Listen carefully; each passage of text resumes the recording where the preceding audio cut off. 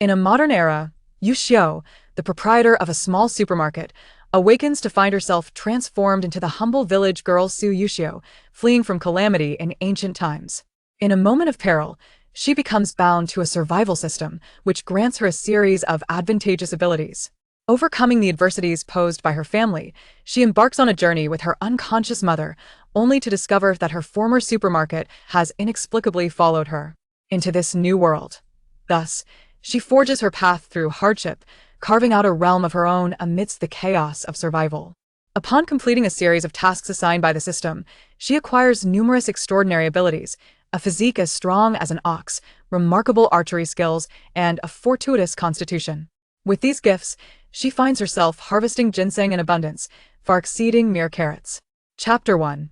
Even if I cannot defeat you, I shall bite you to death. Second sister-in-law, she is merely a girl. We can trade her for some grain, thus ensuring that the Xu family has not wasted the past decade on her upbringing. Why bother discussing this? She has no authority in this household. Mother, please make a decision quickly. If those people leave, we may never encounter such an opportunity again. Indeed, indeed. Mother, your youngest grandson has been starving for half a day. What will we do if we cannot find food? As Xu Yuxiu listens to the incessant clamor around her, her head feels as though it might explode, throbbing painfully to the point where she can scarcely open her eyes. She has a habit of listening to audiobooks on her phone before sleeping. Usually, it doesn't last long, as it stops automatically when an advertisement plays.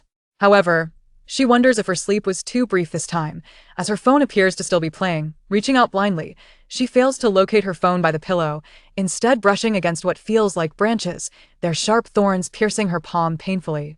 Ah, ow. Startled, Xu Yuxiu sits up abruptly.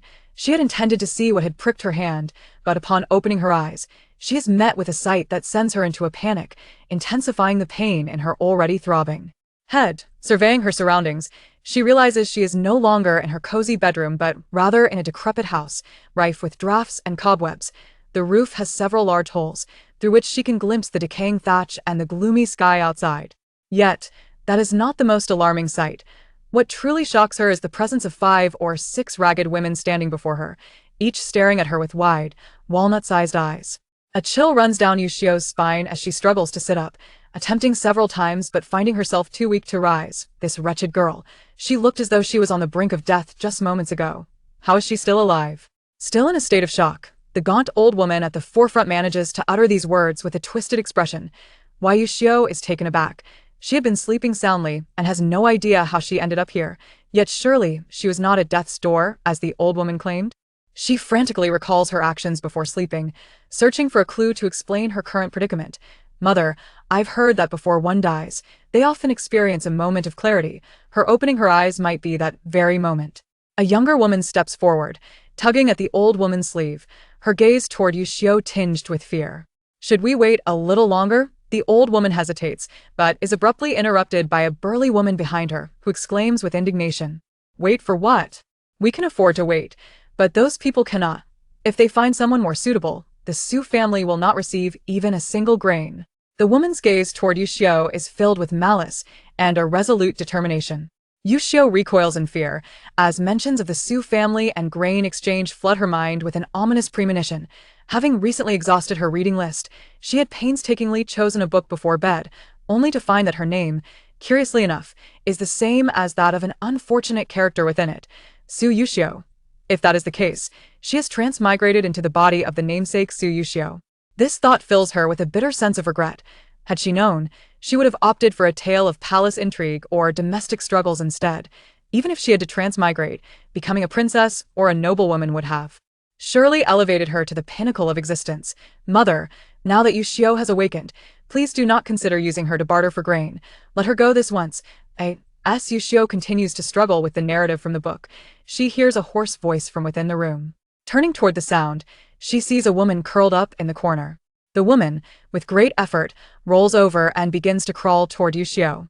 If we do not use her to trade, how will you find food? The old woman glares disdainfully at the woman, seizing her disheveled hair and delivering 2 resounding slaps. It is your fault for obstructing us. Otherwise, we would have sent her off by now. Why must we wait for her to awaken again? Truly, this is infuriating. I'll teach you a lesson, you wretched creature. With that, she raises her hand to strike the woman again. Perhaps it is the lingering emotions of the original owner of this body, but as Yuxiu witnesses the woman being bullied, her heart aches with an overwhelming desire to help, yet her body remains utterly weak. She breaks out in a cold sweat, desperately calling for them to stop, but her pleas fall on deaf ears. The burly woman merely sneers and strides toward Yuxiu. This woman is certainly no benevolent soul. In this moment of crisis, Yuxiu feels a sudden jolt throughout her body, as a voice within her mind emits a series of electronic beeps. Detecting host's intense survival instinct, binding escape system. Binding progress at 10%. Binding progress at 50%. Binding progress at 90%. A surge of joy fills Yuxiu. Having devoured countless novels about transmigration and rebirth, she is well acquainted with systems and their potential. This is indeed a golden opportunity. With it, she can navigate this foreign world with ease. Just as the binding progress nears completion at 99%, the burly woman lunges at her, viciously gripping her throat. Ha! Little brat, it seems you've survived that blow. Let's see if you can rise from the dead this time. The woman's voice echoes in Yuxiu's ears, but she cannot afford to dwell on past grievances. She knows she must not allow herself to be choked to death. In this moment of peril, an extraordinary strength wells up within her, and she grasps the woman's arms tightly, pulling with all her might. Simultaneously, she tilts her head and sinks her teeth into the woman's cheek. You're hurting me. Are you all dead? Come help me. The woman howls in pain, her grip on Yuxiu's throat weakening. Intent on pushing Yuxiu away, she finds herself thwarted as Yuxiu seizes the initiative, wrapping her arms around the woman's head and biting down harder, determined not to relent despite the metallic taste of blood filling her mouth. Heh, even if I cannot defeat you, I shall bite you to death. The woman let out a series of anguished cries, struggling desperately to rise, yet she remained unable to escape Yuxiu's firm grasp. At that moment, the other women in the room finally reacted, rushing over while shouting. Yuxiu, feeling a surge of urgency, suddenly heard the familiar electronic voice of the system resonating in her mind once more. Congratulations, host. The system is now bound at 100%. Please draw from the new player gift pack, as it may yield many unexpected treasures. A wave of joy washed over Yuxiu as she perceived an electronic panel materializing in the void before her, prominently displaying a large, vibrant orange button. Draw. Chapter 2. Unyielding Strength. Congratulations, host, for acquiring the attribute of boundless strength. Do you wish to utilize it? Was there any doubt? Of course she would. Yuxiu was overwhelmed with joy and immediately chose to harness it without hesitation. Regardless of the circumstances, if she did not act now, both she and that woman would meet their demise today. Another series of beeping sounds resonated, and Yuxiu felt a surge of energy coursing through her body, as if a warm essence had materialized within her, erasing all previous aches and fatigue, leaving in its wake a vibrant vitality. If they wished for her demise, they ought to reconsider their capabilities. Now endowed with newfound strength, Yuxiu seized the woman's arm and exerted force, eliciting a chilling crack that echoed in the air, followed by the woman's heart-wrenching screams. With a swift motion, Yuxiu released her grip on the woman's face, only to toss her aside effortlessly, sending her crashing against the wall. Big sister, are you all right? As the woman slumped down along the wall, her cries abruptly ceased, and the other women in the room rushed towards her. Yuxiu casually wiped the blood from her lips, standing up and striding towards the woman who had just been assaulted. Upon being fully bound to the system, she had also received the memories of this body. The original owner shared her name, Xu Yuxiu, and was 14 years of age. The woman before her was her biological mother, whose family resided in the neighboring village, bearing the surname Cui, commonly referred to as Cui Shi. It was noteworthy that all the women present were relatives of the original owner. The frail old woman was her grandmother, while the robust woman was her aunt. There were also 3 other aunts and a few cousins. The absence of men in this gathering was due to the fact that this was no longer the Xu family village where she had grown up. They were now sheltering in a dilapidated house along the route of their flight from calamity. Indeed, they were fleeing from disaster.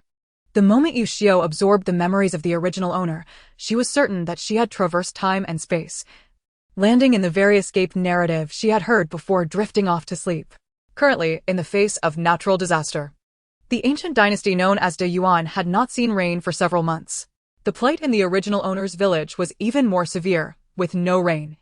Not only had the crops failed, but even wild vegetables from the mountains were scarce. The Xu family had not ventured out alone. They had joined the other villagers in their exodus. They had collectively decided to head southward, crossing the distant Yunwu mountain range to reach a large town on the other side. It had been over 10 days since the people from Xu family village had set out, and their meager provisions were nearly exhausted.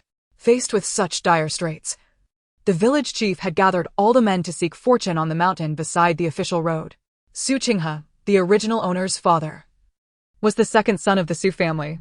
He and the original owner's mother had only one child, Xu Yuxiu. His elder brother, Xu Qinghe, had married Wang Shi and fathered 3 sons, while his younger brother, Xu Qingjiang, had wed Gao Shi, producing a son and a daughter. Xu Qinghe also had 2 sisters, Xu Hohat and Xu Taohua, who were the original owner's aunts. At this moment, the men of the Xu family had been dispatched by the village chief to the mountains, leaving the women behind to search for wild vegetables and roots in the woods along the roadside. However, the extreme drought rendered the trees by the roadside nearly dead, making it impossible to find any wild produce. The women were resting in a small village nearby to conserve their strength. The hunger and thirst were unbearable, and coincidentally, today a wealthy family from the town passed by with their caravan, claiming their son had fallen gravely ill, and they sought a girl whose fate would align with his for a posthumous marriage. Everyone understood that this so-called posthumous marriage was simply a euphemism for sending their daughters to the grave as companions. In such dire times, girls were already undervalued. And with the added hardship of famine, many were eager to offer their daughters' fates. The original owner's aunt, Wang Shi, was also keen to try her luck. But with only 3 sons, she had no choice but to set her sights on Xu Yuxiu. Similarly, her other aunt, Gao Shi, harbored the same intentions, and the two quickly conspired to finalize the arrangement. Thus, they divided their tasks. Gao Shi would negotiate with the wealthy family steward, while Wang Shi managed to persuade the original owner's grandmother, Old Lady Qin, to send the original owner's mother, Cui Shi, away. Their initial plan was to knock out the original owner and deliver her, but unbeknownst to them, Wang Shi's excessive force resulted in the already frail original owner collapsing unconscious. When Gao Shi returned, brimming with excitement to share the news of the original owner's selection, she found the girl lying motionless on the ground. Yet, this was of little concern. After all, whether alive or dead, she was destined for the same fate. And her demise now merely spared the family further trouble. As a handful of women plotted to secretly transport the original owner's body, they encountered Cui Shi, who had just returned with a handful of wild vegetables. In a desperate attempt to prevent them from taking her daughter, she fiercely battled against them. Outnumbered, she was swiftly overpowered and beaten into unconsciousness. Yuxiu reached out to embrace Cui Shi, only then realizing that this frail woman was covered in wounds, her arms marked by several gaping cuts, a sight both alarming and heart-wrenching. No wonder she had struggled to crawl towards her. "How dare you strike my aunt? Has this girl gone mad? Hurry, seize her and teach her a lesson before binding her for delivery." Old Lady Qin's gaze was filled with malice, and with a wave of her hand, the women nearby hastily picked up broken chair legs from the ground and advanced towards Yuxiu with malicious intent. At that moment, Cui Shi remained unconscious, unaware of her surroundings. Yuxiu, eager to find a safe place to inspect her mother, had no desire to engage with these women. Yet their lack of awareness compelled them to attack. With her newfound strength, she felt no fear. Cradling Cui Shi, she calmly observed as the women lunged at her. Swiftly, she raised her legs and dispatched them back to the ground, causing them to clutch their chests and spew blood. As she watched them writhe in agony on the ground, a wave of satisfaction surged within her chest. She was acutely aware that remnants of the original owner's consciousness lingered. With a cold snort, she cradled Cui Shi and strode confidently out of the house. Chapter 3. A surprising starter pack. Upon exiting the house, Yuxiu spotted 2 similarly ragged children in the dilapidated yard, appearing to be around 8 or 9 years old. Upon seeing Yuxiu, they bore a look of hatred yet dared not utter a word, retreating cautiously to the corner while tugging at one another. From the original owner's memories, she recognized them as the children of her third uncle and aunt. The older boy was named Su Wenfeng, while the younger girl was named Xu Yuxiu. They had witnessed the unfolding events from the doorway, observing everything clearly. They could hardly believe that their usually meek elder sister, Xu Yuxiu, had transformed into such a fierce figure, bold enough to strike a relative. The 2 siblings dared not provoke Yuxiu at that moment, fearing her wrath might lead her to unleash her fury upon them. They remained huddled in silence until she had departed, before hastily scrambling to their feet and rushing into the house, where they clung to their mother, weeping uncontrollably. Yuxiu, however, was indifferent to their plight and took hold of Shi, leaving the small village behind, distancing themselves from the other refugees from Xu family village. They sought refuge in a dilapidated mountain shrine at the foot of the hill.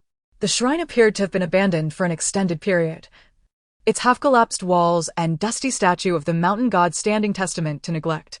With a swift kick, Yuxiu shoved aside the broken door panel and laid Shi down gently. As she carefully parted Shi's disheveled hair, tears welled in Yuxiu's eyes. She gazed intently at the unconscious woman before her, struck by the uncanny resemblance to her mother from her previous life. Regrettably, her father had passed away prematurely, leaving her mother to toil tirelessly to raise her, only to succumb to a grave illness in the end. "Is it truly you, mother?" Yuxiu's eyes brimmed with tears as she trembled, reaching out to caress Shi's face, her voice thick with emotion. She longed to embrace her. Yet the multitude of injuries on Shi's body left her at a loss. Despite being in a state of unconsciousness, Shi's brow was furrowed tight, visibly racked with pain. "System, are you there?" Regardless of whether this woman was indeed her mother from a past life, Yuxiu could not bear to witness her suffering. "Host, I am here." The system's voice, having undergone a transformation since their binding, now resembled that of a sweet, soft-spoken young girl, charmingly endearing. "Is my novice gift merely that of immense strength? Are there no additional benefits?" Yuxiu's eyes sparkled with desire. It was said that some individuals received spatial springs as their golden finger. If she were to acquire such a boon, it could hasten Shi's recovery from her slumber. Of course not. Since it is a gift package, how could there be only one item? There are many more. I simply refrained from disturbing you earlier as you seemed quite busy. As the system's voice faded, Yuxiu noticed a large panel materializing in the air before her, filled with numerous options. The top row displayed bright orange buttons, which likely represented the items recently unlocked from the gift package. Yuxiu scanned the options, her gaze settling on a gray selection. Spiritual spring. It was indeed a spiritual spring, though it appeared inaccessible at this moment. "Dear esteemed host, please claim the options that have been unlocked above. As for the latter ones, they will require you to complete tasks in order to obtain them." The system seemed to sense Yuxiu's thoughts and promptly provided clarification. "As for what those tasks entail, that remains unknown for now. They will trigger automatically when the time is right, and you will be notified immediately." It seemed the spiritual spring was currently unattainable. Yuxiu's previously hopeful expression dimmed, and she reluctantly redirected her attention to the row of unlocked options, her gaze narrowing. Dagger, space, Baiching pill, marvelous archery. The 4 shimmering orange buttons stirred a flicker of hope within her, particularly when she laid eyes on the word space, igniting an urge to shout with excitement. With the possession of space, her confidence in overcoming the challenges of fleeing would be significantly bolstered. No longer hesitating, Yuxiu promptly commanded the system to collect the rewards, feeling a flash before her eyes, and she found herself transported to a very familiar location. In her past life, she had operated a small supermarket, established with her mother's life savings. The first floor stocked daily necessities, fruits, and vegetables, while she and her mother resided on the spacious second floor, which boasted 3 bedrooms, 2 living rooms, and kitchen facilities. Following her mother's passing, she had continued living there alone. Due to the amusement park that had recently opened nearby, her supermarket had seen a surge in business, expanding its inventory to include cigarettes, alcohol, and even the trending Odin and tea eggs. To better serve her customers, she had added shelves stocked with essential medicines. Currently, Yuxiu stood in an open area at the entrance of the supermarket, with the cash register, her usual station, visible not far away.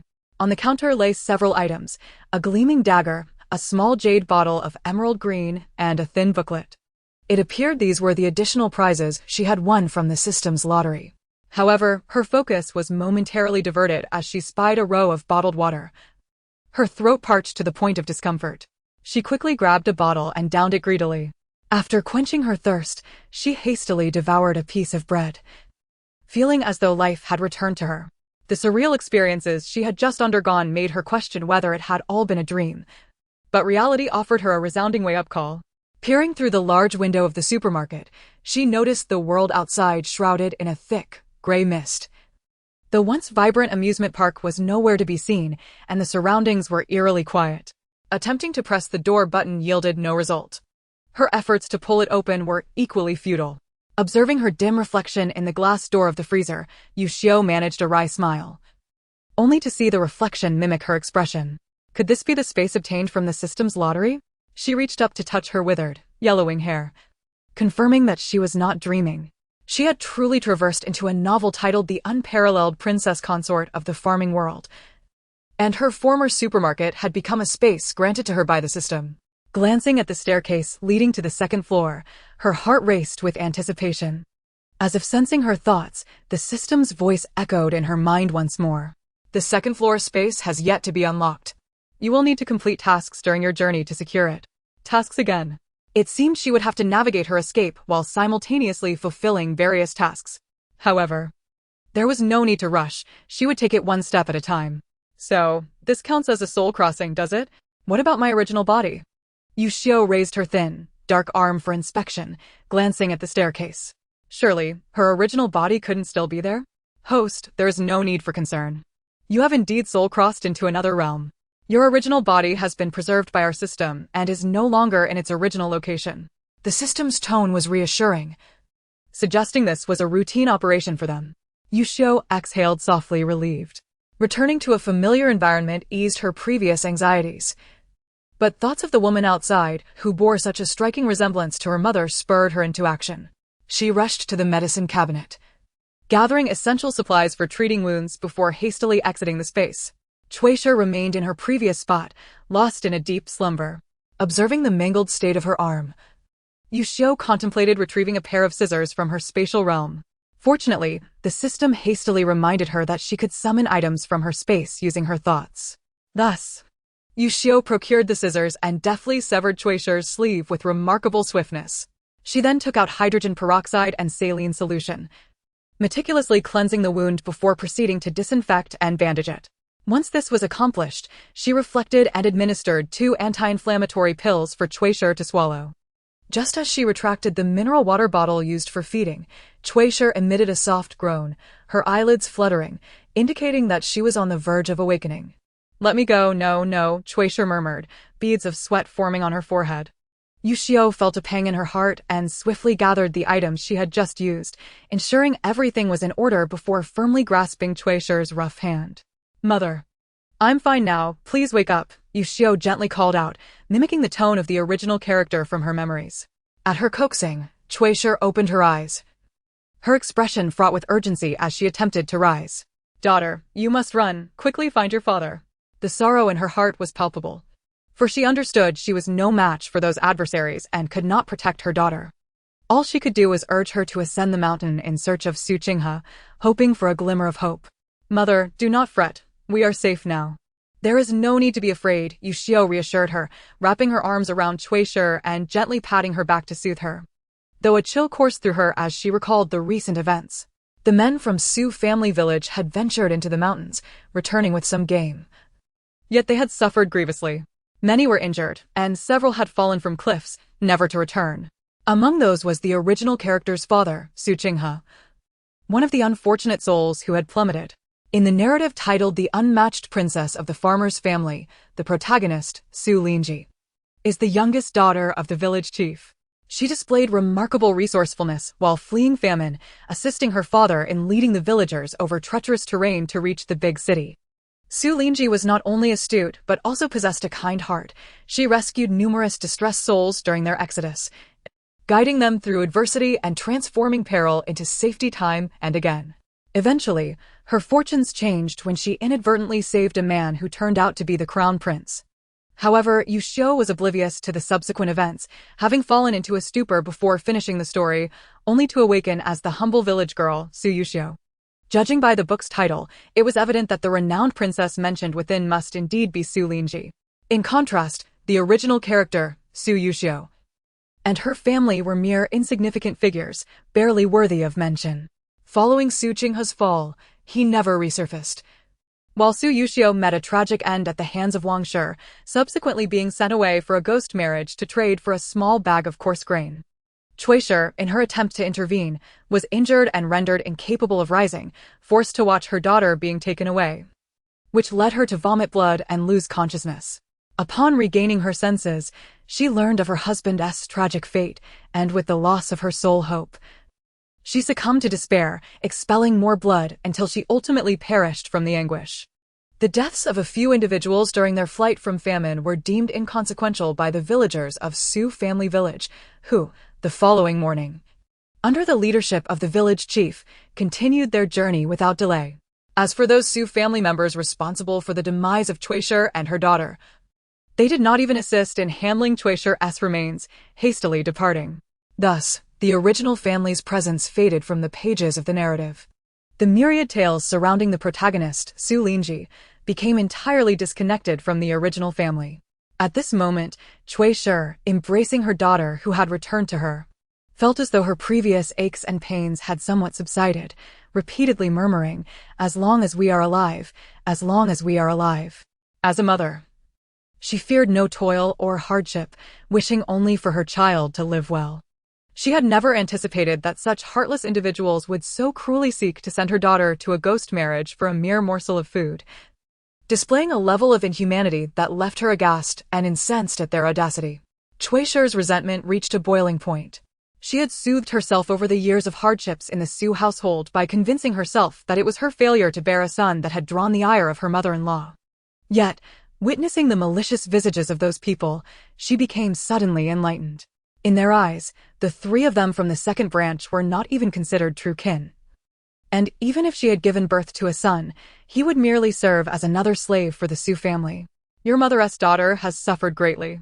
When your father returns, we shall discuss the possibility of separating from those people and forging our own path, otherwise, we will inevitably be harmed by them.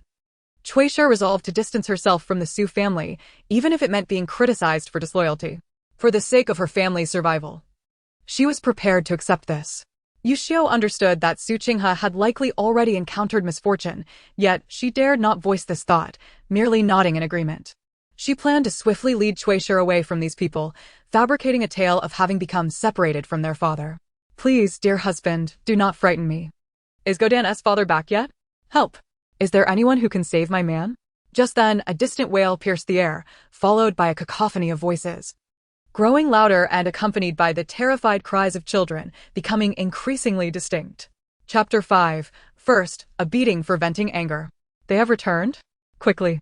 Let us see how your father fares. Shi struggled to rise, and Yuxiu had no choice but to assist her. As they stepped outside, they were met by a throng of people approaching, each bearing varying degrees of injuries and blood, looking particularly disheveled. The women, who had been anxiously awaiting their return, rushed forward, clinging to their loved ones, weeping and wailing. A few women who had not found their husbands had already collapsed onto the ground, crying out in despair. Seeing the scene, Shi felt an inexplicable panic rise within her, her legs weakening. Had Yuxiu not supported her tightly, she would have likely collapsed. Quickly, quickly. Check on your father. Before Shi could finish her sentence, a young man, his face smeared with blood, rushed toward them, presenting a tattered pouch to Shi. Second aunt, my second uncle, he accidentally rolled down the cliff. We searched below but only found this. Mother. Before he could finish his words, Yuxiu felt a weight on her shoulder. Shi had fainted again. Second aunt, thank you for delivering this news. The young man gasped. And Yuxiu hurriedly accepted the pouch, expressing her gratitude before swiftly carrying Shi back to the mountain temple they had previously visited. According to the original character's memories, this youth was a cousin from the Xu clan who had been relatively close to Xu Qinghe. Upon witnessing Yuxiu escorting Mrs. Cui inside, he scratched his head, at a loss for comforting words, and ultimately turned away. For he too had sustained injuries and needed to return swiftly to tend to his wounds. My daughter, your father. Inside the dilapidated temple, Mrs. Cui had gradually regained consciousness. The thought of Xu Qinghe filled her with immeasurable sorrow, and she wept inconsolably. Mother. Yuxiu, seeing her in such distress, felt a pang of sorrow in her own heart, and tears streamed down her cheeks uncontrollably. Reflecting on her inexplicable transformation from a carefree small business owner to a famished peasant girl, she could only imagine the multitude of hardships that awaited them in the days to come, which only deepened her grief. The two women embraced each other and wept bitterly. Yet it was Mrs. Cui who first regained her composure. With the absence of a man, she had become her daughter's pillar of support, if she, as a mother, were to falter. How could her daughter survive in this harsh year? This pouch was made by your father when I first married into the Xu family. He has carried it all these years, and despite its worn edges, he never replaced it. Mrs. Cui's eyes were still red and swollen as she gently opened the pouch, revealing only a few copper coins within. Wiping away her tears, a resolute glimmer sparked in her eyes. Your cousin merely mentioned that he fell from the cliff. But he did not say he was dead. We can no longer remain in the Xu household. It would be better to take a chance and venture into the mountains. What if your father is still alive, merely injured and trapped there? To her surprise, the once timid Mrs. Cui was able to think this way, which brought a measure of comfort to Yuxiu. Just as she was about to agree, a loud commotion erupted outside, accompanied by the sound of approaching footsteps. And both women heard a familiar voice. Cui, you worthless wretch, where have you hidden that little vixen? Get her out here at once. Earlier, Yuxiu had hastily kicked a few of the Xu family members while escorting Mrs. Cui out, and upon seeing them lying on the ground crying out, she had taken her leave. Now, hearing the sharp taunts, she realized she had been rather lenient. Daughter, stay here. I will go out and reason with them. Mrs. Cui instinctively flinched, but thinking of how they no longer had a man to rely on, she firmly pulled Yuxiu behind her, intending to confront the Xu family alone. Mother, now it is just the two of us relying on each other. Whatever happens, we shall face it together. Yuxiu wrapped her arm around Mrs. Cui's, only to notice that despite her mother's brave stance, her body was trembling slightly, whether from anger or fear, she could not tell. Feeling that her daughter's words rang true, Mrs. Cui did not argue, but grasped Yuxiu's arm in return, and together they stepped outside. Upon their exit, they discovered that the area around the dilapidated temple was encircled by a throng of people armed with hoes and wooden sticks, ready for confrontation. You insolent girl! Do you seek to invite more beatings? How dare you lay a hand on my mother? You're simply courting death. A burly youth brandished a hoe and, upon seeing Yuxiu emerge, pointed at her with a fierce glare, as if he were ready to pounce on her and tear her apart. Brother, stop wasting time with her. Let us deal with her first and vent our frustrations on my mother. A taller youth beside him tugged at his sleeve, and they exchanged glances before charging at Yuxiu and her mother. Mrs. Cui rushed to shield Yuxiu, but Yuxiu pulled her back and stepped forward, simultaneously grabbing the hoe and wooden stick aimed at her head. The two youths were taken aback by Yuxiu's unexpected move, momentarily stunned, only to see the usually timid Yuxiu lift her head and grin at them. Then, with a sharp pain in their arms, they realized the weapons they had wielded had been seized by Yuxiu. So you want to take out your frustrations, do you? Very well. Yuxiu sneered, tightening her grip on the stick and delivering a barrage of blows upon the two. Ouch! It hurts. They cried in agony. What are you doing, you wretched girl? Stop now. The scene devolved into chaos, with cries of pain echoing as the Xu family, who had been watching coldly, soon became flustered and began shouting for restraint. Had it not been for the two youths, who were now cowering with their heads in their hands, they would have rushed in to assist. Mrs. Cui, seeing the commotion, quickly picked up a hoe that had been discarded on the ground, standing protectively beside Yuxiu, her swollen eyes glaring at the crowd with an indescribable fury. Didn't you say you wanted to vent your frustrations? Are you satisfied now, dear cousins? Before long, the two youths lay on the ground, clutching their heads and howling in pain. Chapter 6. Bowing and Apologizing. It turned out that these two were not strangers, but rather the original protagonist as cousins, the offspring of Uncles Su Qinghai and Aunt Wang. The burly one was the eldest, Su Wenlin, aged 20, while the other, Su Yuyang, was 18. The third brother, Su Wenshan, was inexplicably absent. Aunt Wang, having been injured by Yuxiu previously, would not let this go easily now that her sons had returned.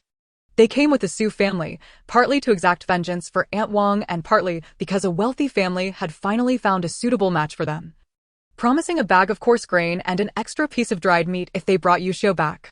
This was a tremendous temptation for the already starving Xu family, so regardless of their motives, they felt compelled to bring her back. You vile girl, what madness has possessed you today to dare strike your own elders? Aren't you afraid of being struck by lightning? Old Lady Jean, supported by Su Hohot and Su Taohua, was both pained and furious upon witnessing her two precious grandsons brought low by Yuxiu, and she immediately began to berate her. You wretched girl. Look at how you've upset your grandmother. How dare you defy your elders in such a manner? A middle-aged man stepped forward, helping Su Wenfeng and his brother to their feet, his gaze toward Yuxiu sharp as a knife, exuding a chilling aura. If you were a sensible child, you would hasten to bow and apologize to your grandmother, and from now on, heed your elders. Otherwise, this Su family may no longer tolerate such an unfilial person. He spoke with an air of false righteousness, nearly causing Yuxiu to burst out laughing in exasperation. Bow and apologize? What have I done wrong? The true culprits are clearly these people. If it comes to that, perhaps the Su family should bow to me and apologize instead. Furthermore, if being a sensible person meant obediently accepting a fate of death to be sent off for a ghostly marriage in exchange for grain, then she would rather spit on that notion. Puh, who would have thought that despite your ugly appearance, your ideas are quite fanciful? Yuxiu hoisted the wooden stick onto her shoulder and mocked the group with a smirk. Stop chattering nonsense. If you have the guts, come at us together. I know you. But this stick doesn't know you. Today, the gathering of individuals was notably organized. In attendance was Su Qinghai, a middle-aged man from the main household, accompanied by the Su and Lin brothers. The third branch, represented by the somewhat frail Su Qingjiang, was discreetly positioned behind the crowd with his wife, Gao, peering curiously inside. They were flanked by the Su Wenfeng and Xu Yuxiu siblings, who, like timid quails, sought refuge beside their parents. Alongside them were the three women from the Qin matriarch's family, creating a sizable assembly of old and young, evidently intent on securing the return of Yuxiu and her mother, as they were determined to take them back in exchange for grain. You wish to take Yuxiu away? You must first seek my consent as her mother. Upon witnessing her usually timid daughter displaying newfound fortitude, Cui stood resolutely beside Yuxiu, wielding a hoe in a protective stance. Previously, she had harbored hopes that Su Qinghe would return to advocate for them, but with that hope now extinguished, she resolved to adopt a more assertive demeanor. She could no longer hide behind her daughter. Ah, indeed. Qin matriarch pointed a trembling finger at Cui, her tone dripping with sarcasm. I have long suspected your discontent, and now that my poor son has just departed, you dare to defy your elders with this wretched girl. Had I known it would come to this, I would have expelled both of you. Letting you starve or thirst to death, it would be of your own making. Su Hohot and Su Taohua echoed the sentiment, chastising Cui for her apparent lack of filial piety and urging her to apologize to the Qin matriarch for her transgressions. Then, if that is the case, please proceed to separate us from this household. Cui seethed internally, her heart aching at the nonchalant mention of Su Qinghe's departure. It felt as though her heart was being gradually sliced, leaving her breathless with sorrow. Once separated from this family, our lives or deaths shall be of no concern to you.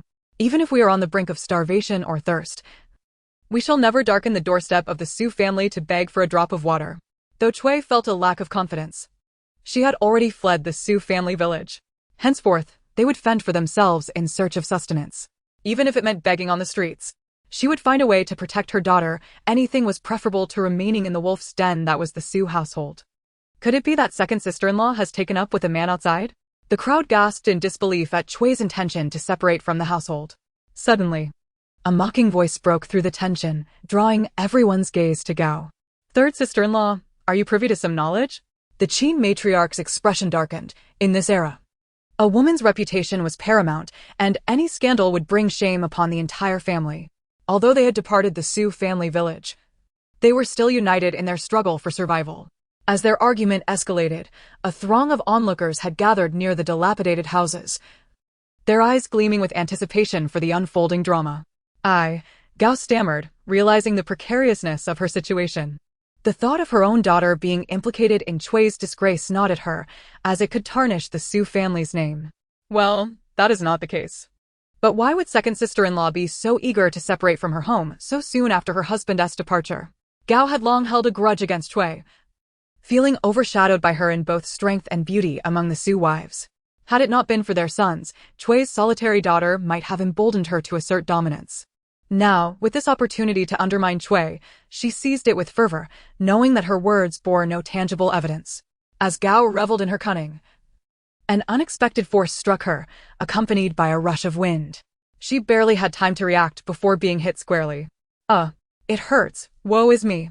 She fell to the ground, clutching her face and wailing in agony, startling the onlookers who instinctively recoiled a few steps back.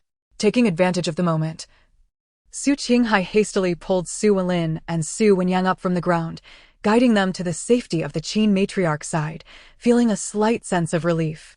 Third aunt, I merely aim to remedy your foul mouth, and look. The results are immediate. No longer do you reek.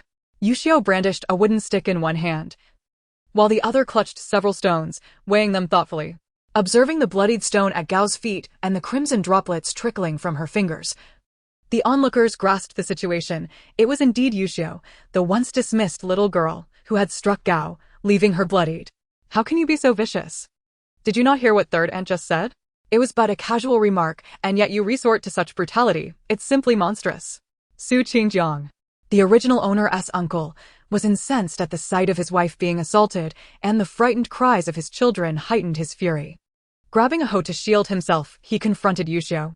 His outrage only grew as he noticed Chui's silence in the face of Yuxiu's actions. Second sister-in-law. Witnessing this girl attack her elder with such ferocity is alarming. What family would dare accept her as a bride if her reputation is marred by such violence? You, as her mother, should be better at guiding her. Before he could finish his righteous reprimand, a sharp pain struck his mouth, and he spat out 2 bloodied front teeth. His face contorted in shock as he stared at Yuxiu, rendered speechless. It seemed that the affliction of foul speech was indeed contagious. Not long ago, it had been third aunt who suffered, and now even the uncle had succumbed. Yet, Yuxiu was confident in her ability to cure this ailment. She had perfected the art. Casting a disdainful glance at the pained expressions of the third branch, Yuxiu rolled her eyes and smirked at the Qin matriarch and her daughters, who trembled in fear. Now too intimidated to speak. I forgot to ask if any of you have been infected. Should you find yourselves unwell, do not hesitate to voice it. I'm more than capable of assisting. It's a simple task, really. Please do not feel embarrassed. Her words dripped with malice, and the crowd, sensing the danger, averted their gazes and began to retreat, shoving one another in their haste. Today, this audacious girl seemed impervious to retribution, leaving them no choice but to abandon the rewards offered by the wealthy family. After all, even if they possessed lives, they could not afford to squander them. Since you have arrived, do not think to depart. Hand over our family's household registration and draft a severance letter. Otherwise, none of you shall leave this place. Yuxiu declared, unwilling to let the raucous assembly leave without consequence. She boldly advanced, driving them back against the crumbling wall of the mountain god's temple. Oh, the injustice of it all.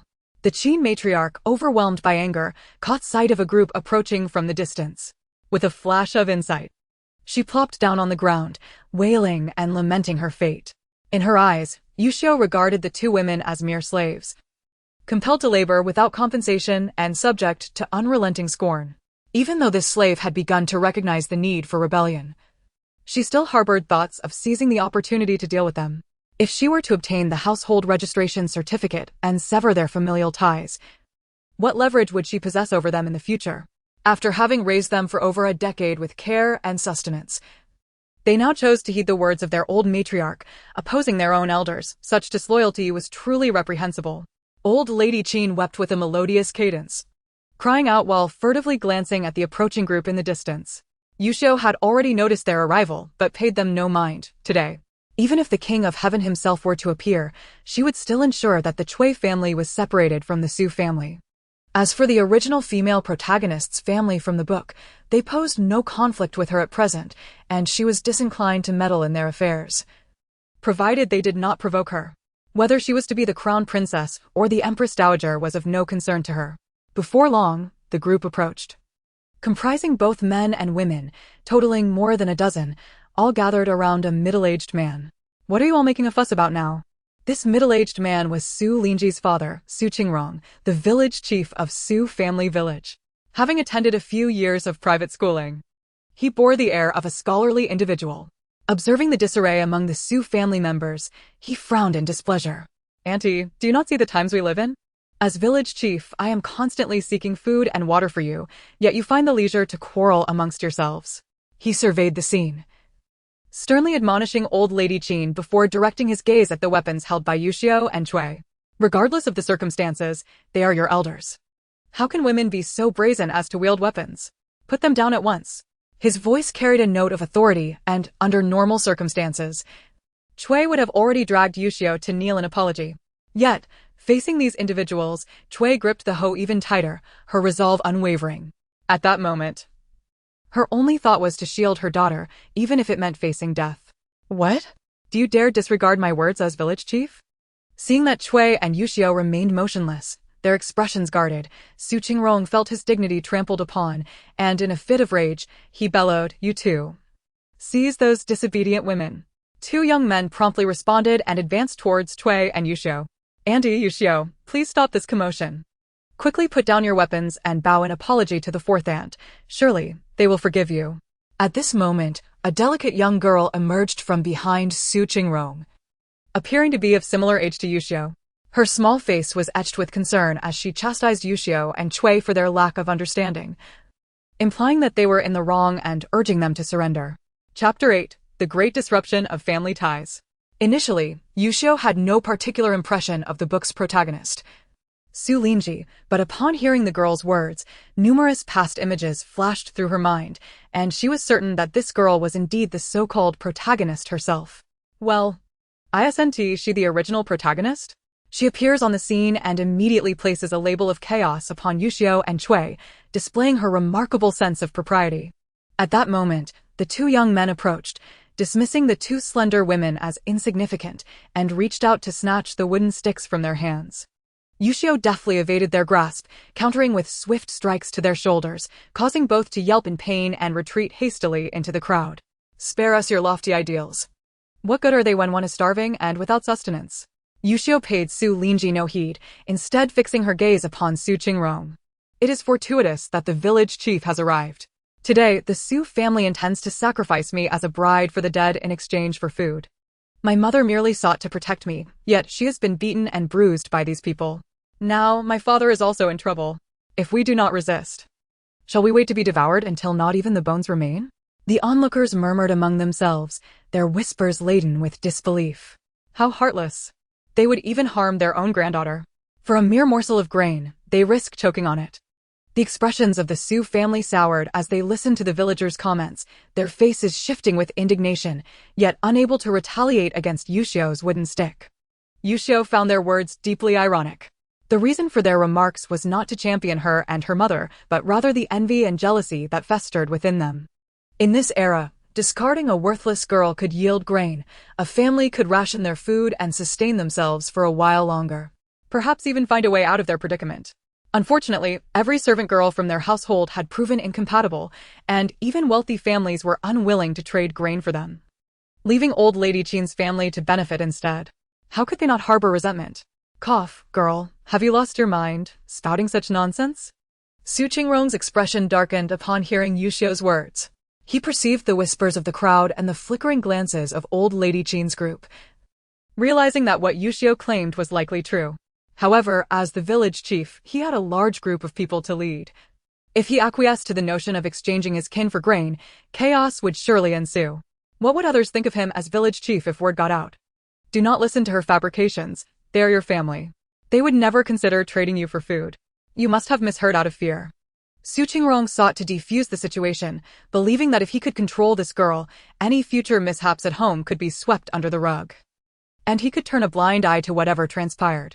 Cui, growing anxious, saw that the village chief had taken the side of the Xu family, making it evident that obtaining the household registration certificate today would be futile. She contemplated whether to secretly flee with her daughter when a sudden scream pierced the air. "Help! Save me!" The crowd gasped in shock, and upon closer inspection, they saw that Su Alin from the main house of the Xu family had been seized by Yuxiu, her grip firm upon his collar, the wooden stick pressing tightly against his throat as he struggled and rolled his eyes in pain. "Release him at once, you wretched girl." As the Xu family stirred restlessly, preparing to rush forward, Cui, with a flash of inspiration, aimed the hoe at Su Wenlin's vital area. "I dare you to move. Be careful, I might just make it so he can never be a man again." Her fierce words stunned the Xu family, who were helplessly floundering, unable to act against Yuxiu while their eldest grandson was in her grasp. What do you intend to do? When his own son was held captive, Su Qinghai could no longer hide in the shadows and had to step forward, gritting his teeth to utter a single phrase. He had already stated that first, they must surrender the household registration papers of their family of 3, and second, from this day forth, the Xu family's second branch would sever all ties with them. To prevent any accusations of falsehood, since the village chief and everyone were present, he insisted that they draft a formal statement of disownment, with witnesses to sign and seal it. Xu Yuxiu, seeing that the Chui matriarch was also looking at her with support, promptly articulated these two conditions. Old Lady Qin attempted to throw a fit, but Su Qinghai quickly tugged at her sleeve, pulling her away from the crowd to whisper a few urgent words. Severing ties was one thing. With the second son gone, the two women would likely not escape 2 miles before being cornered. The priority was to save your eldest grandson. If that venomous woman became enraged and harmed him, how would they ever find a daughter-in-law for him? After much persuasion, Old Lady Qin begrudgingly retrieved an oil paper package from her waist, revealing the household registration documents of the entire Xu family. Dear girl, please loosen your grip. Your elder brother can hardly breathe.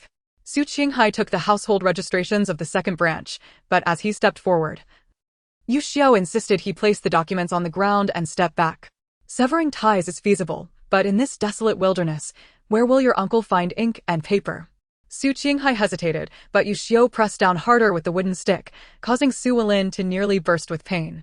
In desperation, he tore a strip from his inner garment and, with a steely resolve, bit his finger, rapidly inscribing the disownment document with his own blood, disregarding any care for precision, and hastily handed it to village chief Su Qingrong, pleading for his seal.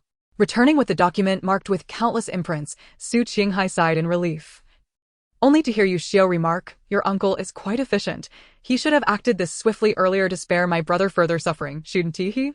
Su Qinghai dared not argue and offered a sheepish smile, gazing at Xu Yuxiu with anticipation. There remains one final request. Fulfill it, and I shall release him immediately. Chapter 9. The remarkable nature of the original female lead. Initially, Su Qinghai thought he could exchange the document for his son's release, but unexpectedly, Xu Yuxiu changed her mind, leaving him furious yet speechless, forced to comply.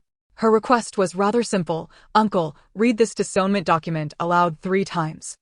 Xu Yuxiu was in no rush. After all, Su Yulin's face was turning a deep shade of purple, and she felt no remorse for delaying. Su Qinghai, anxious to avoid further delay, took the disownment document and, in front of the villagers, read it aloud 3 times with haste. Xu Yuxiu then insisted that all members of the Xu family place their blood handprints upon it before allowing Chui to collect the document. "You insolent girl!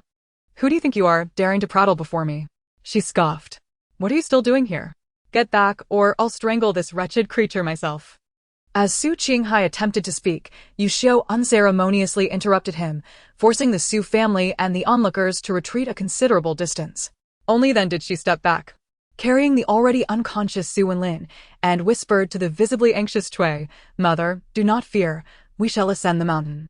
Chui, now entirely obedient to her daughter, promptly acquiesced and followed Xu Yuxiu, leaving Su Yulin behind like a discarded dog, both wielding their hoes as they hastily made their way uphill. The Xu family dared not intervene, and Su Qinghai and Su Wenyang hurried to Su Yulin's side, pinching his pressure point and slapping his cheeks. Meanwhile, Old Lady Qin disregarded her daughter's protests and plopped down on the ground, wailing dramatically. Even as Xu Yuxiu and her mother climbed halfway up the hill, they could still hear her heart-wrenching cries, lamenting her own misfortunes and the unfilial nature of Chui and Su Qinghai, whom she had raised with great toil. Yet they had shown her no gratitude before abandoning her. Unbeknownst to them, as Xu Yuxiu and Chui hastened their escape, village chief Su Qingrong was engaged in conversation with Su Linji. He hadn't anticipated that the girl's years of feigned meekness would reveal her true nature now that her father was gone. If they allowed her to continue wielding such control, who among the 200 to 300 residents of Su family village would respect his authority as village chief? Su Qingrong had previously thought to send for more help, but he no longer doubted that they had managed to dispatch a wild boar from that vast mountain. How could this little girl possibly turn the tide? "Father, do not let your temper get the better of you," Su Linji said, a smirk gracing her lips as she observed the 2 figures laboriously climbing the mountain, a condescending chuckle escaping her. To her, their ascent was merely a quest for death. Earlier, groups of villagers had returned with numerous game. The mountain's wildlife had certainly been alarmed, and even the blood left behind could attract dangerous predators. Xu Yuxiu and Chui were essentially walking into a lion's den with no hope for survival. Su Qingrong snapped back to reality and nodded approvingly at Su Linji. My daughter possesses a clear understanding of the situation. Let them ascend the mountain. This way, they can perish together. The villagers believed that Su Qinghe had accidentally fallen off a cliff while chasing game, but the village chief, observing from the crowd, knew the truth. Su Walin had been pushed off by his very own brother. He had no interest in the details of their fracas. As long as it did not escalate to his level as village chief, he would not involve himself in their disputes, thus avoiding the murky waters of their conflicts. While Su Lingji appeared gentle and smiling on the surface, inwardly, she was berating Xu Yuxiu. She had long been plagued by a multitude of dreams, which often materialized in reality, regardless of how bizarre or mundane they were. As a child, she had dreamt of her mother stepping on a snake while washing clothes by the river, and, fearing for her mother's safety, she had rushed to warn her. Initially, her mother had dismissed her concern, but just days later, she indeed encountered a snake while washing, allowing her to react swiftly and kick it away before it could harm her. Unfortunately, the snake then bit another woman, who collapsed into the water, only to be retrieved lifeless by the villagers later. The villagers were astounded by these uncanny happenings, and several other incidents followed, confirming Su Lingji's uncanny ability to foresee events. Even the recent drought had been foretold in her dreams. She had envisioned it persisting for 2 years, with only a few rains that did little to alleviate the parched land, leaving the people in dire straits, suffering immensely. Fortunately, the villagers enjoyed a stroke of luck during their arduous journey. Just when they seemed to be on the brink of despair, they would invariably come across edible provisions. Thus, they stumbled their way out of the Linjo territory. Although her dreams were often fragmented and incomplete, relying heavily on her intuition and guesswork to connect the dots, she distinctly remembered the matter of Yuxiu being matched for a posthumous marriage, for this dream had only occurred a few days prior, making it impossible for her to forget. However, the turmoil of her waking life did not intrude upon her dreams. She dreamt of Yuxiu being carried away in exchange for a sack of coarse grains and of those hunters tumbling down a cliff. As for the Cui family, she had never dreamt of them, yet, during the subsequent flight from disaster, that woman had ceased to appear. For the first time in many years, Su Lingji encountered a reality that diverged from her dreams. Previously, she had intended to counsel Yuxiu to be sensible and heed the advice of her elders, believing that would lead her to a fate akin to what she had envisioned in her dreams. Nevertheless, it was perhaps for the best. Even if she could not comprehend the changes that had transpired, the fact that the mother and daughter had ascended the mountain meant their return was unlikely, and they would no longer impede her own endeavors. Father, let them go as they please. We cannot linger here any longer. We must swiftly ascertain whether they have processed their game and prepare to set off, she urged. Chapter 10, Divine Protection. To prevent the possibility of prolonged misfortune, Su Lingji hastened Su Qingrong to lead the others on their way, while regarding the Qin matriarch's household, they were welcome to follow if they wished. If not, they could fend for themselves. When Yuxiu and Chuishi climbed to a high vantage point, they could behold the throng below, all preparing to embark on their journey. The Su family village was substantial, with a population numbering in the hundreds. Even amidst their flight from disaster, many had diverged from the group to seek refuge with relatives, leaving approximately 200 individuals still traveling together. Some were managing ox carts, others pushing flatbed carts, and still others bearing burdens on their shoulders or in their arms. Yet all shared a commonality. They clung to every possession they could carry, from bedding and water jars to pots and pans, unwilling to abandon even a single item. Daughter, they have left. We have nothing to eat or wear. How shall we manage from here on? Chuishi lamented, regretting the decision to part so hastily from the Su family without taking anything with them. Though their household's belongings were modest, they included some change of clothing. Even if they were severing ties, it would have been prudent to take those items along, rather than leaving them for others to claim. Mother, do not fret. I shall ensure that you are not left hungry or cold, Yuxiu reassured as she guided Chuishi to sit on a large stone, soothing her with gentle words to calm her agitation before carefully unwrapping the bandages from her arm. After their scuffle with the Su family, Chuishi's arm had been strained, causing the previously bandaged wounds to reopen, now stained with crimson. Do not concern yourself with me. I do not feel pain, Chuishi insisted, retreating her arm as Yuxiu began to unwrap the gauze. We must find your father. We need to locate him swiftly to give him hope, she added, attempting to rise but nearly tumbling from the stone, only to be saved by Yuxiu's quick grasp. Mother, your wounds are bleeding anew. The wilderness is fraught with dangers. If predators catch the scent of your blood, we will be in peril, Yuxiu cautioned. You are right, dear daughter, Chuishi conceded, suppressing her anxiousness as she watched Yuxiu tend to her wounds. Where's the little system? Are you present? Yuxiu inquired, while deftly continuing her ministrations. Host? I am here, the system responded promptly. Upon hearing Yuxiu request it to locate Xu Yuxiu, it readily agreed, though fell silent afterward. Realizing that the so-called escape system was likely in search of someone, Yuxiu felt a measure of calm wash over her. She retrieved supplies from her spatial inventory that she had previously used to cleanse wounds, swiftly applying medicine to Chuishi's injuries and rewrapping them with fresh gauze. Chuishi's eyes widened in astonishment as she beheld the miraculous appearance of these items, remaining transfixed by Yuxiu's swift actions, her gaze unblinking for an extended moment. Who are you?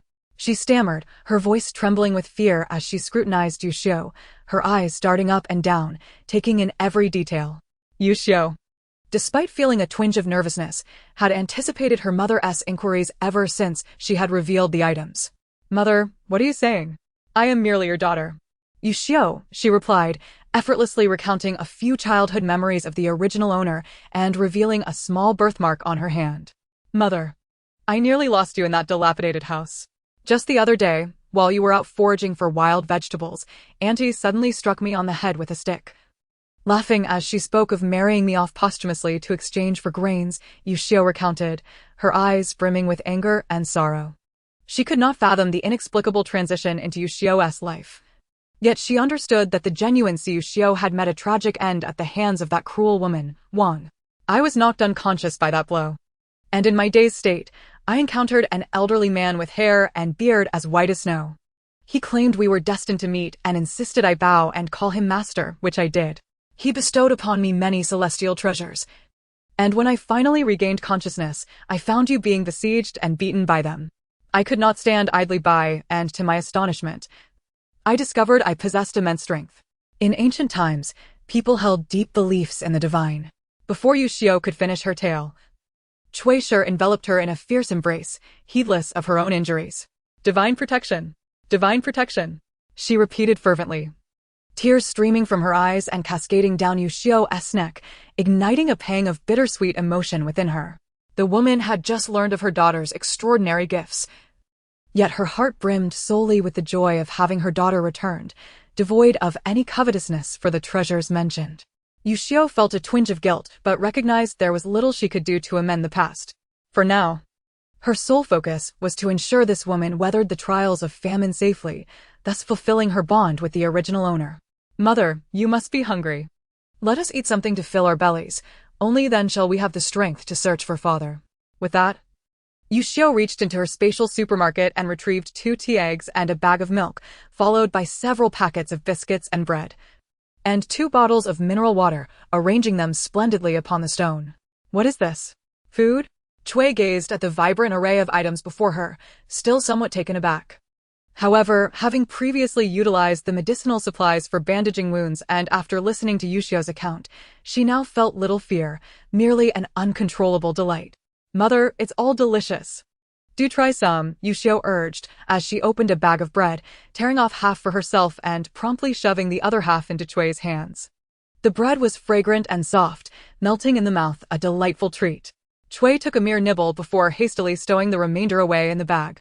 Chapter 11. The Divine Treasure Bestowed. Their group had been on the road for several days since leaving Shujia village. Back home, they barely had enough to eat, and outside, food and water were tightly controlled by the old matriarch Qin, reserved only for her favored son and a few grandchildren. Yuxiu, the girl Chui had little fondness for, was not even afforded the luxury of a glance without incurring scorn. The only reason they had not succumbed to starvation was due to Xu Yuxiu, who, with a father's heart, scraped together meager rations daily from his own provisions to keep his wife and daughter alive. After all, among the 3 brothers of the Xu family, only Xu Yuxiu, the second son, appeared robust and unyielding, diligently working without resorting to underhanded tactics. He relied on his strength to pull the cart. Without sustenance, he would lack the energy to labor. Now, as Chui savored the exquisite bread, she was reluctant to let it merely fill her stomach. Seizing the opportunity while Yuxiu was distracted, she carefully tucked the bread away, intending to save it for when her daughter grew hungry later. Yuxiu, noticing the slight swelling in her mother's eyes, said nothing, feigning ignorance as she peeled open a tea egg and handed it to Cui. Mother, this egg is still warm. Let us each have one. Quickly, eat up. Cui felt the warmth of the egg in her hands, a rare treasure. She couldn't recall the last time she had. A sentiment of reluctance washed over her as she contemplated saving it for later. But upon seeing her daughter's eager gaze, she had no choice but to smile sheepishly and cautiously crack the egg, taking small bites. My dear, you say this divine treasure includes eggs? Could it be that celestial beings also tend to hens? Cui pondered aloud as she ate, her curiosity piqued. Meanwhile, Yuxiu inserted a straw into her milk, responding casually, I'm unsure if the heavens have hens, but I have entrusted my master to help search for my father. I don't know if you'll be able to enter that place, but once we've eaten our fill, I'll take you to try. Hearing that her daughter had asked for assistance from her divine master eased some of Cui's fears. The abode of the divine was a place her daughter had the fortune to access, a blessing she felt unworthy of as an uneducated peasant woman. Cui did not refuse. Simply smiling in agreement, and upon seeing her daughter with a drink, she promptly consumed the milk. Once they were sufficiently nourished, Yuxiu gathered the leftover food, took her mother's arm, and silently invoked entry into the space.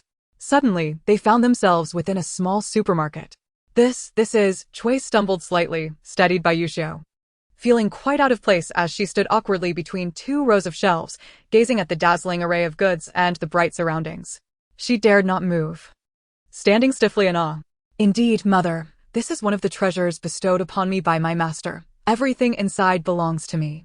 Should you find something appealing, feel free to take it, Yuxiu assured, stepping forward to the checkout counter to inspect the items she had previously won in a lottery.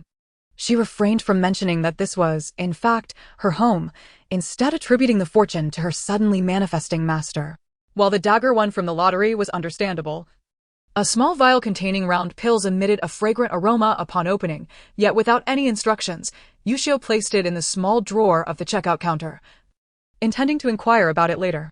The so-called miraculous archery manual appeared to be an ordinary booklet, and as she opened it, the words and images were indecipherable. However, as Yuxiu hesitated, the incomprehensible symbols transformed into beams of white light, swiftly darting toward her and penetrating her mind. Overwhelmed by the sudden occurrence, Yuxiu felt a sharp pain in her head, a momentary blankness, and then it was as if a wealth of knowledge had been bestowed upon her. Upon realizing this possibility, a mix of surprise and joy washed over her. When she looked at the booklet again, she was astonished to find that the characters and images had vanished, leaving it entirely blank. After assimilating the extraordinary archery skills, Yuxiu abruptly remembered her mother, who had been brought into this space and had remained silent for quite some time. Mother! Yuxiu exclaimed, shaking her head as she hurried toward Cui's position. As a native of ancient times, Cui had never encountered such modern wonders, and in her mind, this was undoubtedly the realm of the divine. The shelves displayed a cornucopia of goods, edibles, beverages, and daily necessities, all of which fascinated her, yet she dared only to gaze, too intimidated to touch anything. When Yuxiu approached, she found Cui standing before a row of exquisite tableware, the delicate bowls and plates reflecting a dazzling sheen under the lights, making Cui cautious, fearful of causing any damage. Dear, are these perhaps the dining ware used by the divine beings? Cui whispered conspiratorially, tugging at Yuxiu's sleeve.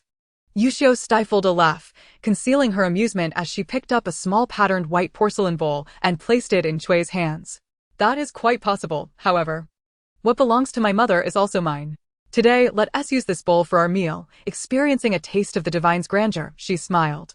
Cui playfully slapped Yuxiu's hand, carefully cradling the bowl, treating it with great affection.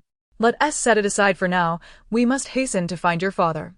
Regardless of whether we succeed, we need to cross this mountain quickly, lest the darkness of night brings forth lurking beasts like tigers and wolves in search of prey. Cui reluctantly returned the bowl to its place, her expression a blend of longing and complexity. Yuxiu sighed, grasping her hand as they ventured back into the forest. She had absorbed all of the original owner's memories and understood Cui's deep attachment to such an ordinary object as a bowl. In the Xu household, the matriarch Qin wielded absolute control over all resources, food, drink, and daily living, all dictated by her authority. Even though the second household, Xu Qinghe and Cui, undertook the majority of the domestic labor. The absence of a son to carry on the family name was deemed their original sin. In the rural household, coarse earthenware bowls were the norm. With a large family like the Xus, it was inevitable that there would be occasional mishaps. Each time, old Lady Qin would take the opportunity to mock Mrs. Cui for failing to bear a male heir, casually tossing her a bowl with a considerable crack for her meals. One could say that since Mrs. Cui married into the Xu family, she had never dined from a fine bowl, which inevitably tugged at her heartstrings. Chapter 12. The first task host. I have scoured the entirety of this mountain, yet have found no trace of Xu Qinghe. I have only come across a few other villagers from Xu family village who have unfortunately been entirely devoured by wild wolves. At that moment, the system relayed a message back, leaving Yuxiu quite astonished. She had prepared herself for the worst, assuming her ungrateful father had perished, for in the original text, Xu Qinghe vanished on this very day and never reappeared. However, even if he had met his demise, there should still be a body left behind. What could this living absence and lack of a corpse signify? Previously, while traversing to the other side of the mountain S-base, she encountered a large group of refugees, even more numerous than the villagers of Xu family. Could they have taken him away? The system's voice was soft and syrupy, surprising Yuxiu, who promptly inquired, "Why not follow them? Perhaps my father is among them." She glanced at Mrs. Cui, who was forging ahead into the depths of the forest, wielding a hoe to clear away branches. Due to her chronic fatigue and the recent loss of blood, Mrs. Cui was already panting heavily after only a short distance. The system also wished to accompany her, but having just formed a bond with the host, it could not stray too far lest it risk losing the connection. The little system's voice was tinged with urgency. This was the first instance the host had entrusted it with a task, and it yearned to perform admirably and showcase its capabilities. Yuxiu recognized that this was not the system's fault. Her own impatience was to blame. In retrospect, the absence of Xu Qinghe's information could be viewed as a positive sign, for at least it indicated he had not fallen to his death from the cliff, but rather might have been rescued. "Thank you, Tong Tong. You have truly exerted yourself today." Yuxiu smiled, treating the little system as if it were a child. "Mother, wait," she said, stepping forward to support Mrs. Cui, whispering in her ear the recent news relayed by the system. "So, does this mean your father is very likely still alive?" Mrs. Cui was overwhelmed with shock and joy. In her heart, she believed that divine intervention was omnipotent. If the gods said he was not on the mountain, then he was indeed not there. As for whether he had been rescued by those individuals, Mrs. Cui felt confident, regardless of whose father he was. Her daughter had such good fortune to catch the eye of a deity, which surely meant her husband was safe. "Let us hasten down the mountain to find him." Her reasoning was sound, leaving Yuxiu momentarily speechless. She could only assist Mrs. Cui as they struggled to ascend to the mountain peak. "Daughter, in all my years, the farthest I have traveled is to Qingyou town," Mrs. Cui remarked, gazing at the vast expanse before her, a sense of dread rising within her heart. The prolonged drought had rendered the fields a desolate yellow, and the weary travelers, undoubtedly akin to the villagers of Xu family, were also fleeing from hardship. All were moving in the same direction, toward a cluster of towering mountains, where a road resembling an official path wound along the undulating terrain. The throng on the official road was considerable. It remained uncertain which individuals had taken her father away. Mrs. Cui felt anxious. Considering the peril of his fall from such a height, even if he had been rescued, she worried whether he would receive adequate care. "Daughter, since my father is not on the mountain, let us prepare to descend swiftly." Yuxiu pondered what provisions they should gather, for once they reached the bottom. Encountering many people, they could not casually extract items from their spatial storage. Suddenly, a chilling howl reverberated through the mountain forest, startling both Yuxiu and Mrs. Cui. They looked up to see two grayish-white wolves emerging from behind a distant tree, their cold, piercing eyes fixated upon them. "Run!" Without a moment to spare, Yuxiu grasped Mrs. Cui's hand, swiftly pulling her into the spatial realm. These were ravenous wolves, and even hunters who ventured into the mountains often returned with grim tales of their encounters. Mrs. Cui had never seen such creatures and couldn't help but recall the villagers' warnings, her complexion paling. Though they had been fleeing for several days, they had always remained within the safety of a large group, hundreds strong, and even the most famished of beasts dared not approach. Host, a task has arrived." Just as Yuxiu was strategizing on how to leverage the advantages of her spatial storage to evade the two wolves, the system's voice chimed in, instantly invigorating her. The task at hand was to devise a method to eliminate the two wild wolves, with a reward of 10 pounds of cornmeal and a bamboo-woven backpack. Upon hearing this task, Yuxiu felt a twinge of disappointment. Her little supermarket was modest yet well-stocked. It boasted not only cornmeal, but also an array of rice, flour, and grains. To risk her life for a mere few pounds of cornmeal seemed hardly worthwhile. However, this task was progressive, without completing the current task. Subsequent ones could not be unlocked. Thus, regardless of how ferocious the wolves might be, she had no choice but to confront them. Moreover, the bamboo backpack was urgently needed for storing food and provisions, allowing them to remain inconspicuous. Having accepted the task, Yuxiu and Mrs. Cui began rummaging through the shelves. Even if it was not for the wolves, as two frail women on the road, they needed to prepare some suitable weapons. Fortunately, the supermarket contained various everyday utensils. Yuxiu retrieved a sharp bone cleaver for Mrs. Cui, while she herself, endowed with the strength of a bull, opted to wield the hoe directly. The dagger she had obtained from a previous lottery remained on the counter. She could summon it at will with a mere thought, ensuring ease of use. Once they were adequately prepared, they exited the spatial realm to find the two wolves circling, searching for them. With a fierce glint in her eyes, Yuxiu raised the hoe and swung it toward one of the wolves' heads.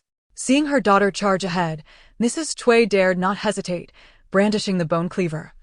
She aimed fiercely at the other wolf's neck. Faced with two ravenous wolves, Yuxiu struck with all her might, delivering a devastating blow that shattered the wolf's skull. Chapter 13. A moment of retreat. Mrs. Cui's encounter was far less fortuitous.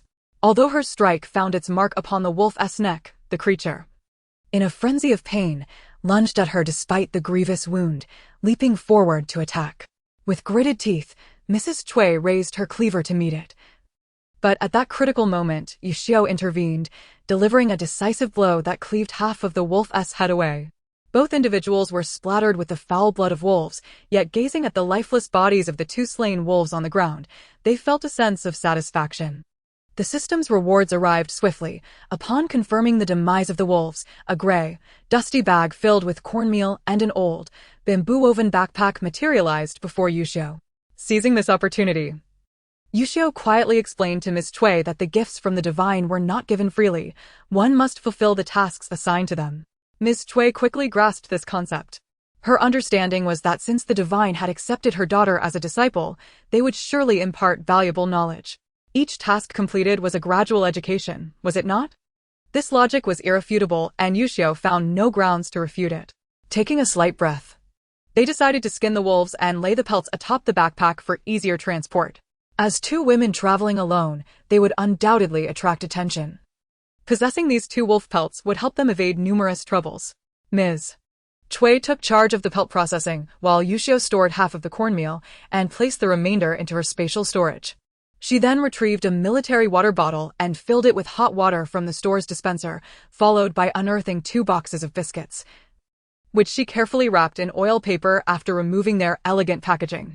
To prevent another wolf from approaching unnoticed, Yuxiu had the system assist in monitoring the surroundings as she swiftly organized the bulk of the items into the backpack, covering the food with a piece of somewhat dull floral fabric. Ms. Cui worked efficiently, using the dagger that Yuxiu had provided to quickly skin the wolves and scrape off the fat. Although she possessed the skills for tanning hides, the current conditions were insufficient for thorough processing, so she made do with a hasty job. The air was heavy with the stench of blood, and they dared not linger. Soon, they shouldered the prepared backpack and descended the mountain. It is often said that ascending a mountain is easier than descending it. And given that this forest had not seen human passage for a long time, there were no paths to follow. The two women supported each other as they stumbled down, encountering various wild creatures along the way. They first captured 2 wild rabbits, which Yuxiu tied together with a grass rope. Shortly thereafter, they spotted a flapping wild chicken, which Ms. Cui swiftly dispatched with a decisive blow of her knife, severing its head cleanly. Just as they exchanged triumphant glances, a putrid odor wafted towards them, accompanied by the system's stammering voice, a snake, a very large snake. Yuxiu looked up to behold a massive python, as thick as an adult's arm, rearing its head with ominous golden eyes fixed upon them. This was dire. They could not hope to confront such a creature. They decided to take cover. Yuxiu grasped Ms. Chui's hand, abandoning the wild chicken on the ground, and hurriedly retreated into the spatial realm. In the moment they vanished, the enormous python lunged at the spot where they had stood, pausing in confusion before circling the area twice. Ultimately, it coiled around the headless wild chicken on the ground, swiftly slithering away with its prize. Inside the spatial realm, Yuxiu and Ms. Chui were drenched in cold sweat, still trembling from the scare. To calm their nerves, Yuxiu decided to use the store's electric rice cooker to prepare a pot of rice. The small supermarket was well stocked with vegetables and fruits, and the large freezer was filled to the brim with various meats. Yuxiu, who usually managed the store, was well equipped for cooking. Ms. Chui followed closely behind her daughter, marveling at the sights while mentally noting how to replicate these tasks in the future, hoping to give Yuxiu a chance to rest. Yuxiu worked with agility, and with Ms. Chui assisting, they soon prepared 2 dishes and a soup, arranging them beautifully on the table. The rich, soy-sauced braised pork, vibrant stir-fried bok choy, and fragrant tomato and egg soup were sights that Ms. Chui had never encountered before. As she held a full bowl of white rice handed to her by Yuxiu, tears of joy streamed down her face. "My daughter, am I dreaming?" Yuxiu handed her a tissue to wipe her tears and gently added 2 pieces of meat to her bowl, softly encouraging her, "Mother, please do not cry. We shall eat our fill before venturing out, then we will have the strength to pursue those groups passing by the mountain." Ms. Chui reflected on this and, drying her tears, added a piece of meat to Yuxiu's bowl as well. "Daughter, you must eat too. For years, your father and I lacked the means to provide you with such delicacies. Now, it seems we are enjoying the fruits of your labor." Having gone hungry for days, the meal was a true delight, and they found themselves wanting more after finishing. Yuxiu casually grabbed 2 bottles of yogurt, sharing one with Ms. Chui. After a brief respite, Yuxiu asked the system to check if the danger outside had passed.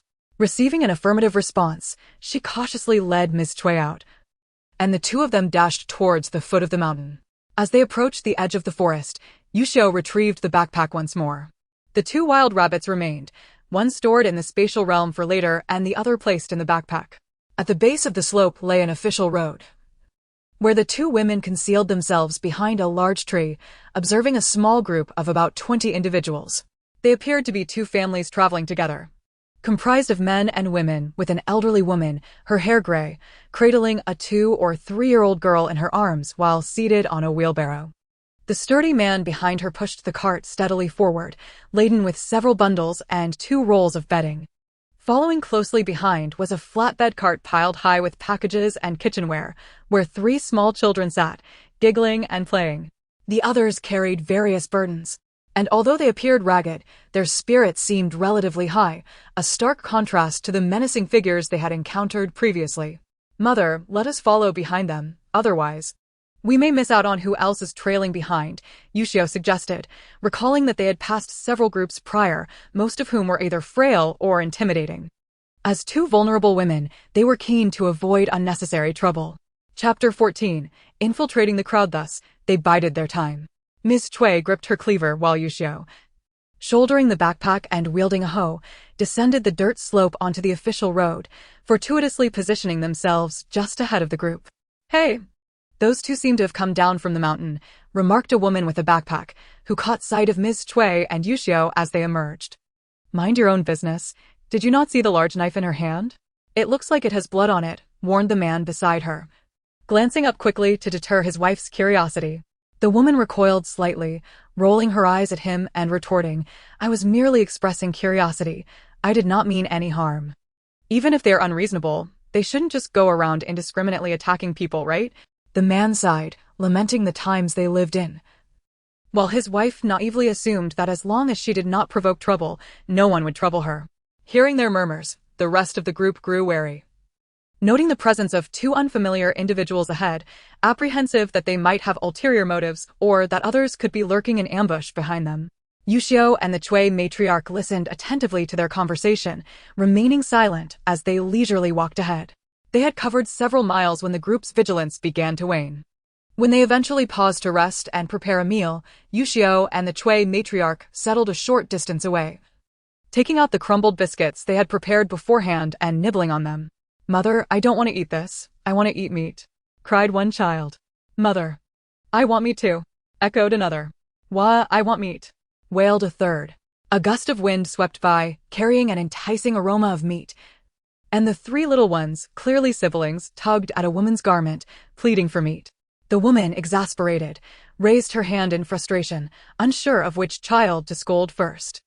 "If you want meat so badly, you might as well just eat your mother." Reluctant to strike her children, she hastily urged her husband to start a fire for cooking. Watching her children cry, she felt a pang of sorrow. It was not just the little ones yearning for meat. She, as an adult, longed for it too. An elderly woman in a wheelbarrow was helped down, and several women gathered around her, seemingly engaged in discussion. The little one, who had been cradled in her arms, was now placed on the ground, drooling at the delicious scent of roasting meat, but not crying for it. Soon, everyone busied themselves with purpose. Some dug pits to cook. Others gathered firewood, while others scoured the grass for edible wild vegetables. "It seems you two are also fleeing from the famine?" The elderly lady, leaning on a wooden stick, stepped a few paces closer to Yuxiu and cheerfully inquired. Yuxiu glanced up. The child had been taken by her mother to gather firewood, leaving the old woman standing alone, which pleased her greatly. It would have been quite awkward if the old woman had brought a child demanding food. "Indeed, madam. Which area do you hail from?" Yuxiu smiled and nodded, while Cui quickly rose to speak, gesturing toward a large stone nearby. "Please, have a seat and rest for a moment while we chat." Both parties harbored a curiosity to inquire further, and the elderly woman readily sat down, glancing at the busy individuals behind her. "We come from Huangshe County. We've been on the road for over 10 days and are utterly exhausted," she shared. Cui, familiar with Huangshe County, knew it was not far from their own town of Qingyou, just over a mountain. "It's all the same. Fleeing from famine is wearisome. Who knows when the heavens will bestow rain?"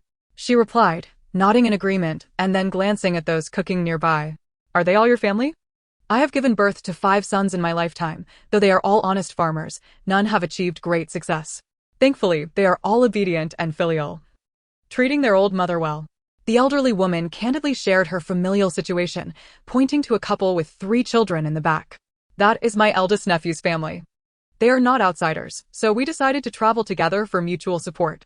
Please, take your time resting. I shall check if my daughters-in-law have prepared the meal." The elderly woman, adept at reading the room, engaged in light conversation before politely rising, leaning on her stick as she made her way back. Yuxiu and her companion did not insist on detaining her, quickly consuming their meal before packing their belongings into their backpacks to continue their journey. The mother and daughter were eager to find Xu Yuxiu, hastening their pace and overtaking several groups along the way. They inquired as they walked, but everyone they met merely shook their heads, none having seen Xu Yuxiu. With no other options, they pressed forward, seeking further information. As dusk approached, many were searching for a place to spend the night. Though the villages they passed were deserted as the inhabitants fled, Yuxiu noticed that even the dilapidated houses and half-collapsed courtyards were teeming with people. Not wishing to compete for space, they continued onward, traversing a village nestled against the mountains. Though night had fallen, the hillside still revealed patches of withered yellow. "Look over there, daughter." As they neared the foot of the mountain, Cui's keen eyes spotted a small cave, its entrance covered with dry branches and leaves, easily overlooked unless one was attentive. Following Cui's pointing finger, Yuxiu saw that the cave was elevated above the ground, requiring a stone to step up and enter. Concerned about any lurking animals, Yuxiu summoned her small system for assistance and, upon receiving confirmation, used her hoe to carve out a makeshift step in the stone wall. "Mother, come up quickly," Yuxiu called, climbing in first. The cave was dry, showcasing signs of previous habitation, with remnants of firewood and straw still present. Deciding to rest there for the night, the small cave proved to be an excellent refuge for the two of them. Chapter 15. Accepting a new task once inside the cave. Yuxiu retrieved an emergency lamp filled with electricity from her space and illuminated the interior.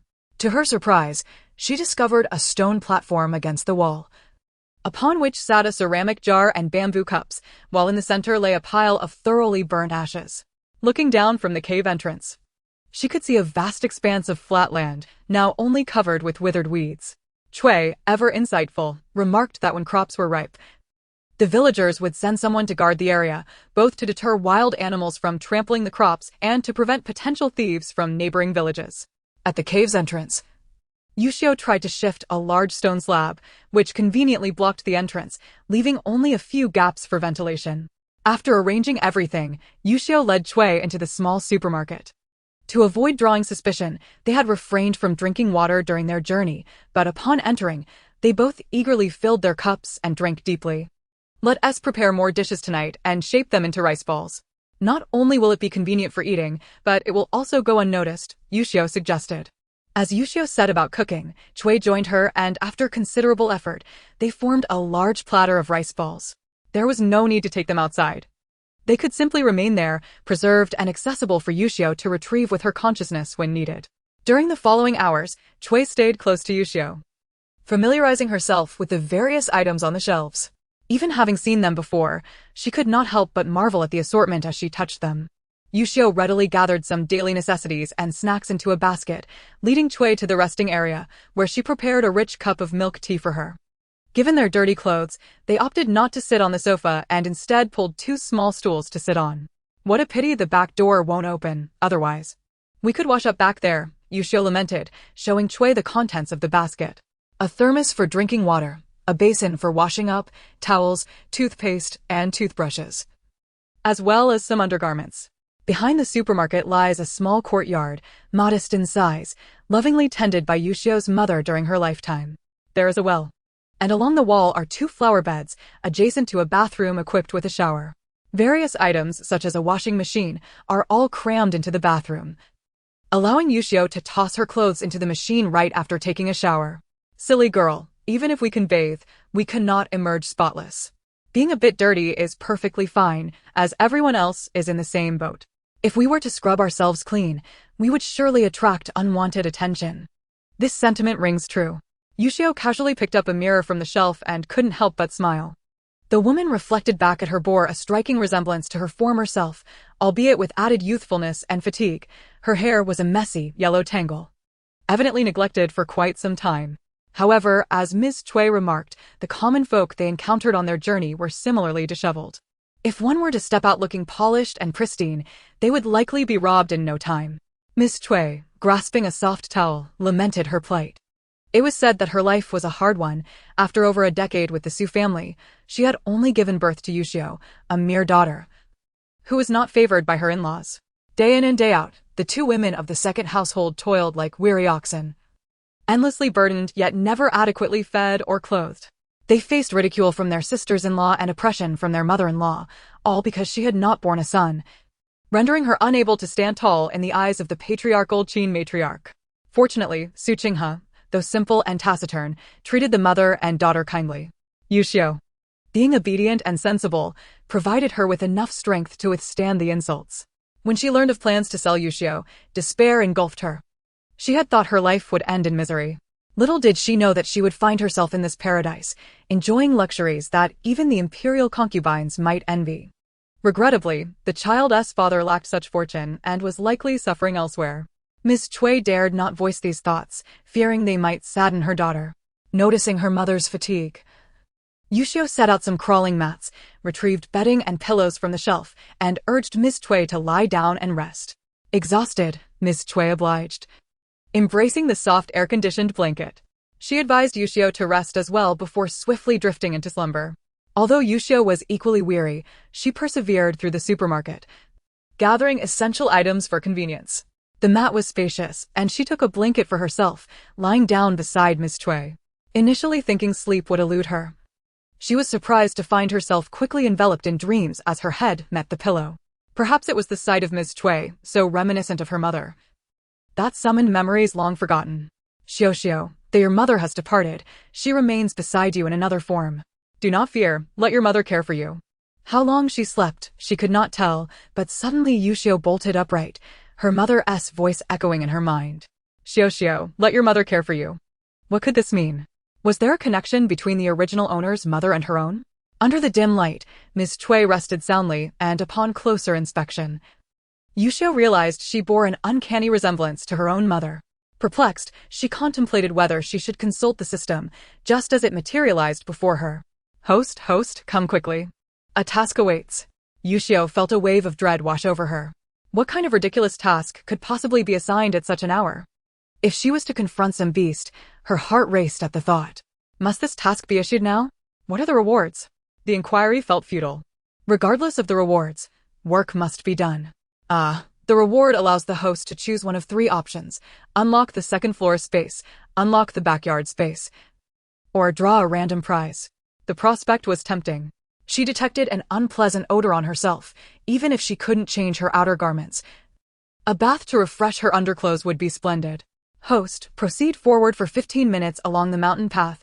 Beneath the gnarled tree, you will find an injured person. Bring him back. Chapter 16. The True Poison. In this pitch-black place, the system had a peculiar sense of timing. Yuxiu muttered to herself as she walked, the darkness enveloping her. She dared not use a lantern, but fortunately it wasn't far.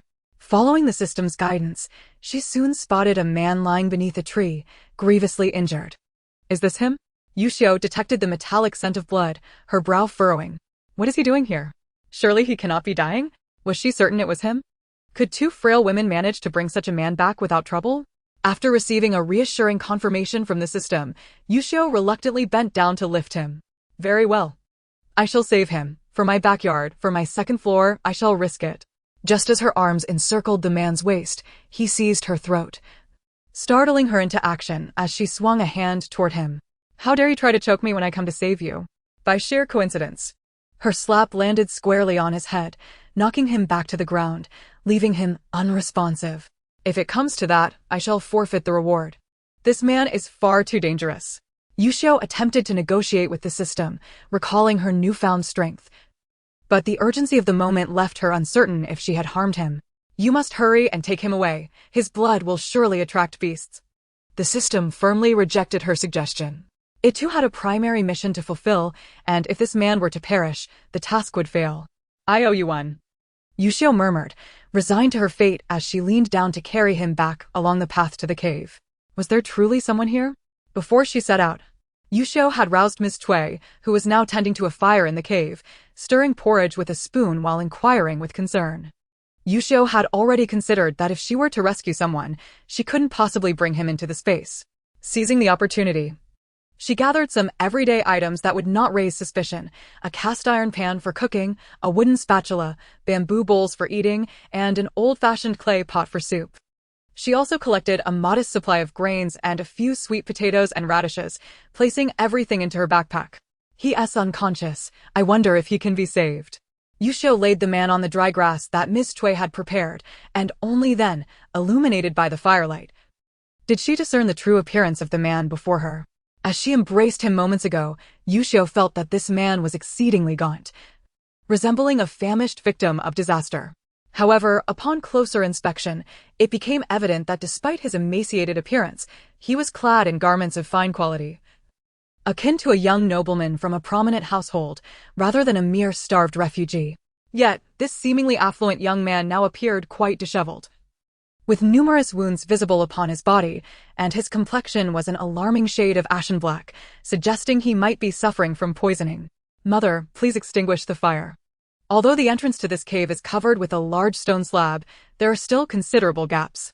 The outside is shrouded in darkness, and the flickering light could easily reveal our presence to anyone approaching, Yuxiu instructed. As she spoke, she tore several strips of fabric from the hem of the man's robe to securely bind his hands and affixed a thicker cloth over his eyes. Cui Shi promptly extinguished the fire, plunging the cave into darkness once more. Yuxiu retrieved a flashlight from her space, adjusting it to a dim setting to avoid detection from outside, while still allowing for easy concealment. Let us attempt to save his life. Your father is outside. Perhaps others are similarly endeavoring to rescue him, Yuxiu suggested. Cui Shi gazed at the unfortunate man before her, her thoughts drifting to Su Qinghe. Her eyes welled with tears, which she fought to suppress as she spoke softly. Previously, Yuxiu had merely mentioned that it was a task assigned by her master, prompting Cui Shi to urge her to act swiftly in saving him while she busied herself within the cave. Now, witnessing the man's dire state, Cui Shi felt a surge of empathy. Yuxiu nodded in agreement, refraining from mentioning the man's earlier attempt to harm her. If the roles were reversed, she would surely devise a means to retaliate upon being approached unexpectedly. However, having already struck him once, she felt that they were even. His current role was solely to assist in accessing the backyard space. Let us first provide him with some water to soothe his throat. Yuxiu carefully poured a small amount of water into a bamboo cup, instructing Xu to administer it slowly to him. Meanwhile, she entered her space with her consciousness, rummaging through the medicine cabinet to retrieve supplies for treating his wounds. He has been poisoned. Quickly, retrieve the Baiqing pills you won from the lottery and give him one. If we delay, even a deity may be unable to save him. The system's voice, previously calm, now bore a note of urgency. Yuxiu contemplated whether to administer an anti-inflammatory medication as well, recalling her diligent study of dosage and application when she had procured those medicines from the supermarket. However, upon hearing the system's voice, she recognized the urgency of the situation, hastily extracted a pill, and placed it in the man's mouth, followed by a sip of water to ensure he swallowed it. Only when she confirmed that the pill had indeed been ingested did she breathe a sigh of relief. Will he survive? The pill has been administered. Now it is a matter of his fate, Xu remarked, her tension palpable.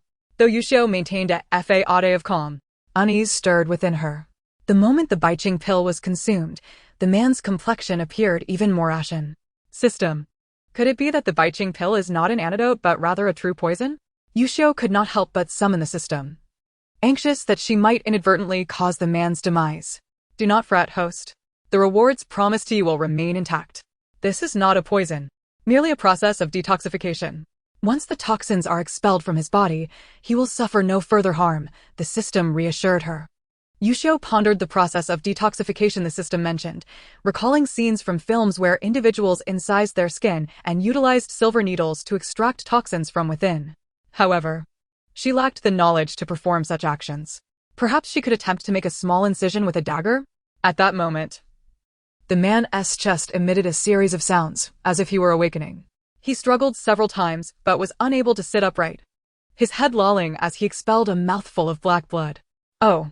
Yuxiu gasped, instinctively stepping aside as the foul-smelling black blood narrowly missed her face, splattering onto the ground nearby.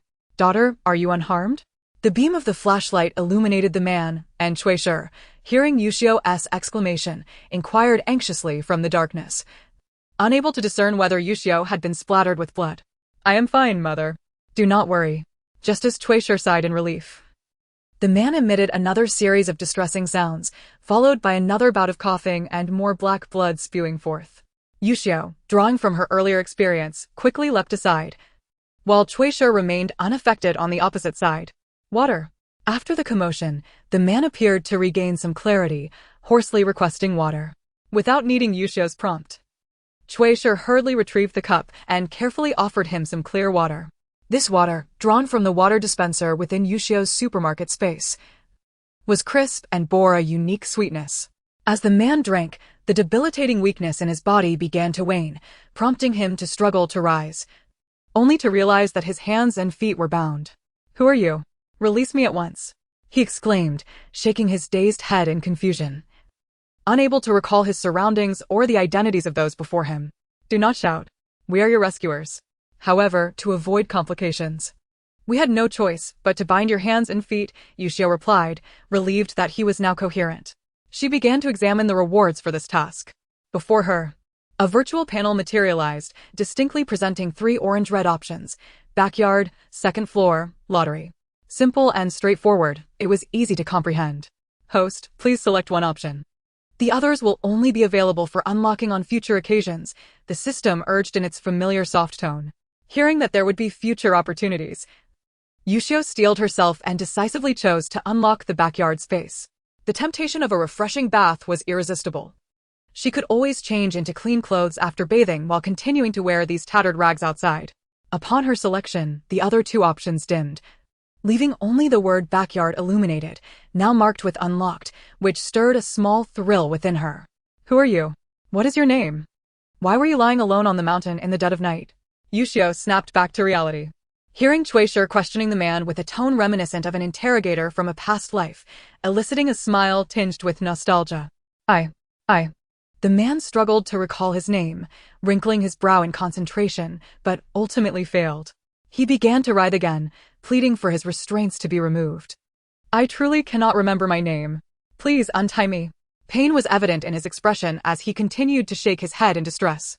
Daughter, Xu approached Yuxiu, pulling her aside slightly and whispered, "This man is either a fool or has forgotten his previous identity.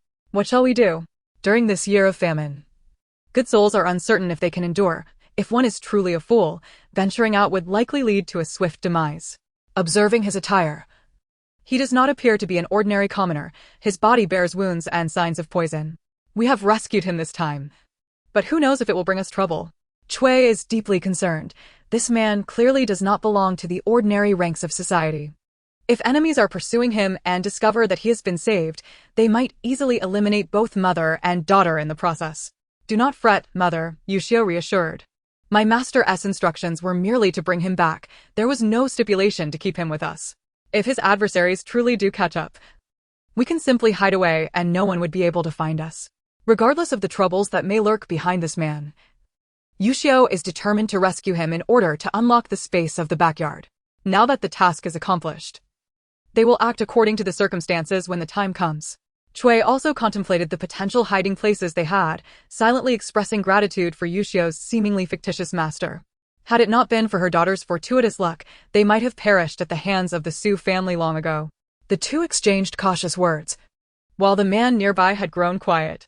In the faint light of the flashlight, Yuxiu noticed his head had tilted to one side, accompanied by the sound of soft breathing. Had he succumbed to slumber?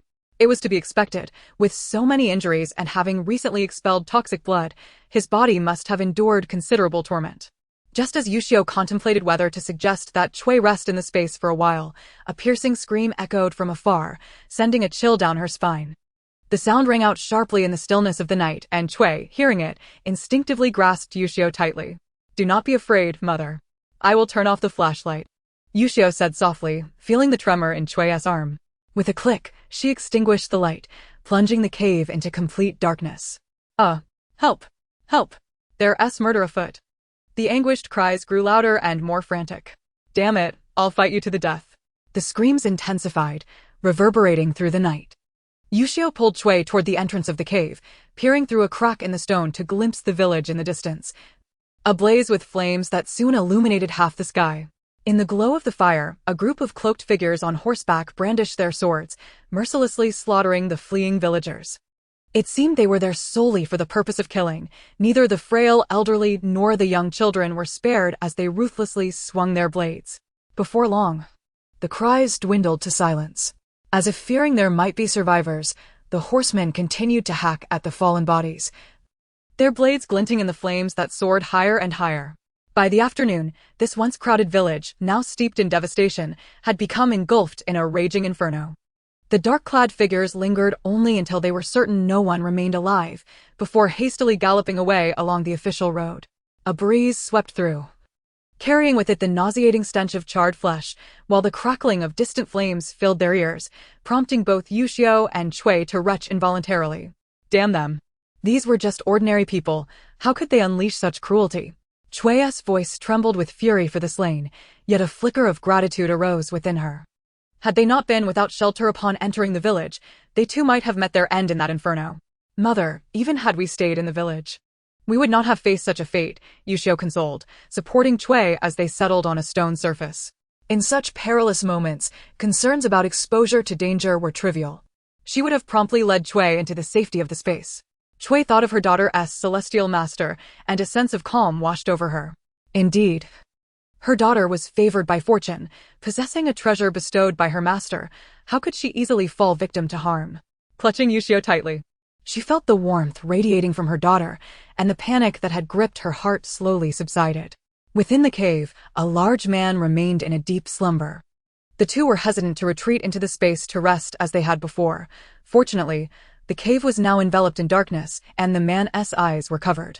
Yuxiu quickly entered the space to confirm that the door to the backyard could indeed be opened, before returning with 2 blankets. To avoid arousing the man's suspicion, Yuxiu first gathered some dry grass and placed it over him before draping the blankets atop. As he was blind and unable to feel, even should he recall the events of the following day, he would assume he was merely covered in straw. Yuxiu then nestled beside Chui, wrapping herself in another blanket for warmth. Under such conditions, Yuxiu initially thought she would find it difficult to sleep. However, listening to the rhythmic sound of Chui's breathing, Her eyelids grew heavier, and soon she succumbed to slumber. Time passed, and suddenly a sharp noise jolted Yuxiu awake, startling Cui as well. They rose to find that the outside world had grown cool, with sunlight streaming through the crevices of the cave. The sound had come from the cup used to offer water to the man the previous night. Considering it had been touched by outsiders, Yuxiu did not wish to retrieve it. After all, it was merely a bamboo cup, and, even if discovered, it bore no significant consequence. Thus, she left it beside the man, not far from where he lay. At that moment, the cup had rolled some distance away, and the marks on the ground indicated it had been disturbed during his struggles, causing the noise. Yuxiu swiftly returned the blankets to the space before approaching the man, whispering, "Do you remember who you are?" The man paused in his struggles, but continued to shake his head. Yuxiu regarded him skeptically. It seemed implausible that someone could simply forget their identity as if in a television drama. "If you do not wish to share, that is your choice. However, know that many are pursuing you. Last night, the villagers below were slaughtered without mercy." Her tone remained calm, yet it effectively stilled the man's breathing, prompting Yuxiu to smirk slightly. How audacious. This wretch was pretending to be amnesiac. Yuxiu felt an absurd mixture of irritation and amusement. She had risked her life to save him, only for him to play games with her. I only remember that my name is Xu Yuxiu," he replied, his voice still hoarse. Shaking his head, he continued, "I seem to have had a few guards with me, and we were being pursued. Then. A piercing pain shot through his head, as if something was just out of reach, but the discomfort was suffocating, causing him to emit a muffled groan of agony. In truth, Yuxiu had misjudged him. The identities of those wielding swords remained elusive to his memory. Upon hearing her mention the villagers' slaughter, an ominous premonition stirred within him. Those attackers might have been seeking him, and the villagers had suffered an undeserved calamity. Yuxiu observed intently for a while, uncertain whether he truly could not remember or was merely feigning forgetfulness. Ultimately, she decided to disregard it. After all, he was awake now, and soon they would depart from this place, perhaps never to encounter one another again. She approached the mouth of the cave and glanced down, discovering that the village below had been reduced to a desolate ruin. The flames had long since extinguished, leaving only wisps of black smoke rising from a few remnants. In the distance, the official road lay eerily quiet, devoid of any fleeing survivors. "Please let me go. There may still be those searching for me. If I leave, you will be safe," he implored.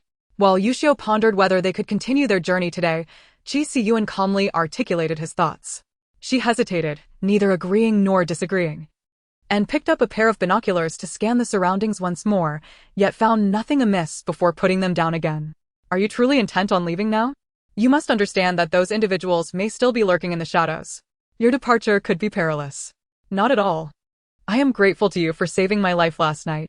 If we have the chance to meet again, I shall express my gratitude with a generous gift." Yuxiu was indifferent to the notion of a generous gift. After confirming with her small system that he posed no danger, she approached and untied the strips of cloth binding his hands and feet. "The act of saving you was but a matter of convenience. There is no need for any extravagant gifts." Xu Yuxiu stretched his somewhat numb limbs. Noticing that Yuxiu did not stop him, he removed the blindfold from his eyes. As he had imagined, he was met with the sight of two seemingly kind-hearted ordinary women, appearing to be refugees. However, the young girl before him appeared rather frail, her gaunt face adorned with a pair of clear, large eyes that lent her an ethereal charm. "Currently, we dare not light a fire to cook. Let us make do with some cold porridge." Cui served the white rice porridge she had prepared the previous night, though it had cooled completely. A fragrant aroma still wafted from it. It was rare for them to enjoy white rice porridge, even during their time in Xu family village, as they seldom had the luxury throughout the year. With so many members in the Xu family, most meals consisted of a thin gruel made from various grains, accompanied by a fist-sized dark cornmeal bun. While it sounded passable, the reality was that girls like Yuxiu and women like Cui, who could not bear sons, were not entitled to the cornmeal buns. During the busy farming season, old Lady Qin would occasionally serve them a thicker gruel, while at other times, they were left with a bowl of thin broth to suffice. Fortunately, Yuxiu had prepared bowls and chopsticks beforehand, and Cui served each of the three a bowl. Xu Yuxiu, not one to decline, took a bowl and sipped the porridge. Chapter 19. A lead obtained. After the three finished their porridge, Shi wiped the bowls and chopsticks with dry grass before stowing them in her backpack. With Xu now among them, they could not afford to wash them with water, so they had to make do for the time being. Yuxiu continued to observe from the cave entrance. In the brief span of time, the official road had finally begun to bustle once more. Individuals were seen carrying loads on their backs, shouldering burdens, and pushing wheelbarrows. The refugees dragged their families, laden with their possessions, trudging along with great difficulty. Could it be that those people had already departed? Yuxiu contemplated this possibility and felt a sense of relief, resolving to seize the moment to join the throng of refugees. As for Xu, he would have to rest here for another day, venturing out under the cover of night. "Miss, I have something for you. Please take it with you. And when you reach a larger town, you may exchange it for some food." Xu, still somewhat weak, found a stone to sit upon. He retrieved a pouch from his waist. Yuxiu glanced at the contents, which were 7 or 8 gleaming golden peanuts, looking particularly exquisite in his pale, slender hands. Regardless of the circumstances, he had indeed saved her life, and Yuxiu felt no hesitation as she reached out to accept them. "Thank you, sir. We have saved a life. And you have given us these golden peanuts. Let this be a token of our gratitude." Xu smiled, saying nothing further. Although he could not recall much, fragments of memory hinted at a life of luxury where he had grown up, suggesting that his life was worth far more than just these few peanuts. Contemplating the weighty golden peanuts in her hand, Yuxiu instructed Shi to fetch the military canteen she had prepared. The canteen was covered with a floral cloth sewn by Shi, obscuring the metallic material within. "Yesterday, we arrived early and drew some water from the old well in the village. I see your water pouch is empty, so allow me to share some with you." She took Xu water pouch and filled it halfway.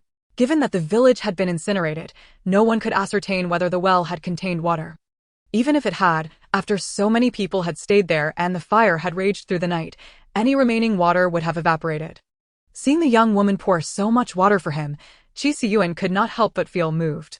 The drought had affected a vast area, and finding a source of water was exceedingly difficult. "Thank you. Please take care on your journey." Xu accepted the water pouch, and Yuxiu rummaged through her backpack once more, producing an oil paper package and handing it to him. "Our meeting is serendipitous. Inside are some snacks we purchased before our departure. Please keep them to stave off hunger." "Absolutely not," Xu exclaimed in surprise, attempting to decline. However, Yuxiu waved her hand dismissively. Shouldering her backpack and moving towards the cave entrance, where she pushed aside a heavy stone slab and swiftly exited with Shi. "Ensure you block the stone slab again," Yuxiu casually instructed, leaving behind those words as she and Shi hurried down the mountain, seamlessly blending into the throng of refugees on the official road. "Until we meet again," Xu murmured, clutching the oil paper package in one hand while extending the other to lift the stone slab. To his surprise, the slab did not budge. He distinctly remembered how effortlessly the girl had pushed it aside, yet now, even with his own martial prowess, he found it impossible to move the slab with such ease. A sense of alarm surged within him as he assessed the thickness of the stone slab, a myriad of thoughts swirling in his mind. Reluctantly, he set down the oil paper package, took a deep breath, and exerted considerable effort to finally block the entrance with the stone slab. It became evident that the mother and daughter were far from ordinary, which was fortuitous. In such dire times, possessing even a modicum of skill increased the hope of survival. He chose not to venture further into the cave, but instead gathered some dry grass to lay at the entrance, leaning against the stone slab as he settled down. Yuxiu and her mother followed closely behind a large group of nearly 100 people. This group comprised many able-bodied individuals, with 2 mule carts positioned at the center. Although the mules appeared gaunt, they still bore substantial strength, carrying an assortment of packages and several buckets of water, suggesting they still possessed some provisions. Walking alongside the mule carts were several women, some with younger children strapped to their backs, while older ones held hands. Behind them trudged elderly individuals, each leaning on a stick and panting heavily. The able-bodied men formed a protective perimeter around the vulnerable and the supplies. Soon, some people noticed the 2 women, Yuxiu and Shi, following behind. However, seeing that they neither caused trouble nor engaged in idle chatter, they allowed them to continue on their way. After all, the road was wide enough for everyone to walk separately. Could one truly deny someone passage? The group ambled along, stopping intermittently, and after a considerable time, they arrived at the bank of a dried-up riverbed. The river was devoid of water, its banks littered with parched silt and the remains of fish and shrimp that had succumbed to the sun's merciless heat. In the shade of the trees, several weary travelers were resting. Yuxiu, accompanied by Xu, inquired if anyone had seen Xu Yuxiu or knew of someone who had rescued him. After canvassing the area, their voices grew hoarse, and amidst the throng, they hesitated to take out their water, mindful of the collective thirst and hunger that surrounded them. At that moment, a woman wearing a floral headscarf approached them and quietly asked Xu, "Are you searching for your man? Has the elder sister seen him?" Xu's heart leapt with hope as she grasped the woman's hand, her voice brimming with urgency. "I cannot say for certain," the woman replied hesitantly. She had intended to share her thoughts earlier when Xu first inquired, but her mother-in-law had advised her to avoid unnecessary trouble. Now, with her mother-in-law and two sisters-in-law conveniently occupied in the woods, she felt increasingly uneasy and seized the opportunity to come forth. "Just tell us what you know. Whether it's true or not, we are grateful," Yuxiu urged, her mind drifting into the space within, where she selected a somewhat shriveled cucumber and tucked it into her sleeve. "There are those from our village who have fallen ill, and we have been resting here for a day. Earlier, we saw a group taking a break here. They appeared quite affluent, with carriages and guards. When we passed, the curtains of one carriage were lifted, revealing a bloodied peasant man lying within. In that moment, she had merely cast a casual glance, even commenting to her husband on the peculiar attire of the peasant, who had such an entourage. But I cannot ascertain if that man is your husband. Perhaps you should move swiftly. You may yet catch up with them." Though she spoke encouragingly, she was acutely aware that the fine horses had 4 legs, far outpacing the two women. Having relayed her information, the woman felt a pang of fear that her mother-in-law might reprimand her upon return, prompting her to hurry away. However, having gleaned a sliver of hope, Xu urgently grasped the woman's hand, pressing for details about the man's clothing. Upon learning that he wore a dark blue short coat and black trousers, tears streamed down her face as she murmured, "It is him. It must be him." Yuxiu, equally stirred, felt her soul further integrate with her new body, allowing her to vividly recall many memories of the original owner, including the image of that honest man secretly slipping her a small piece of cornbread and standing protectively in front of her when faced with Qin Laotai's wrath. Such memories reinforced her belief that this man was a good father and husband, albeit one not favored by Qin Laotai. Relegated to the status of a mere laborer within the Xu household, much like Xu. In her modern life, Yuxiu had never met her father. Her mother often told her he worked far away to earn a living. As she grew older, she understood the implications of those words and ceased to inquire further about him. However, the memories of Xu Yuxiu, as gleaned from the original owner's recollections, left a favorable impression on Yuxiu, and she was determined to locate him swiftly. Seeing Xu in tears, the woman's own eyes began to glisten with sympathy. After offering a few comforting words, she turned to leave. Yuxiu quickly reached out, pressing a package into the woman's sleeve. "Please don't refuse this. We are grateful for your information. We have little to offer, so please hide it from prying eyes." The woman was taken aback, wanting to decline, but Yuxiu's firm grip and meaningful glance made her comply, and she hurriedly concealed the items within her clothing, murmuring her thanks as she rushed back. The package contained not only the dried cucumber but also 3 boiled tea eggs.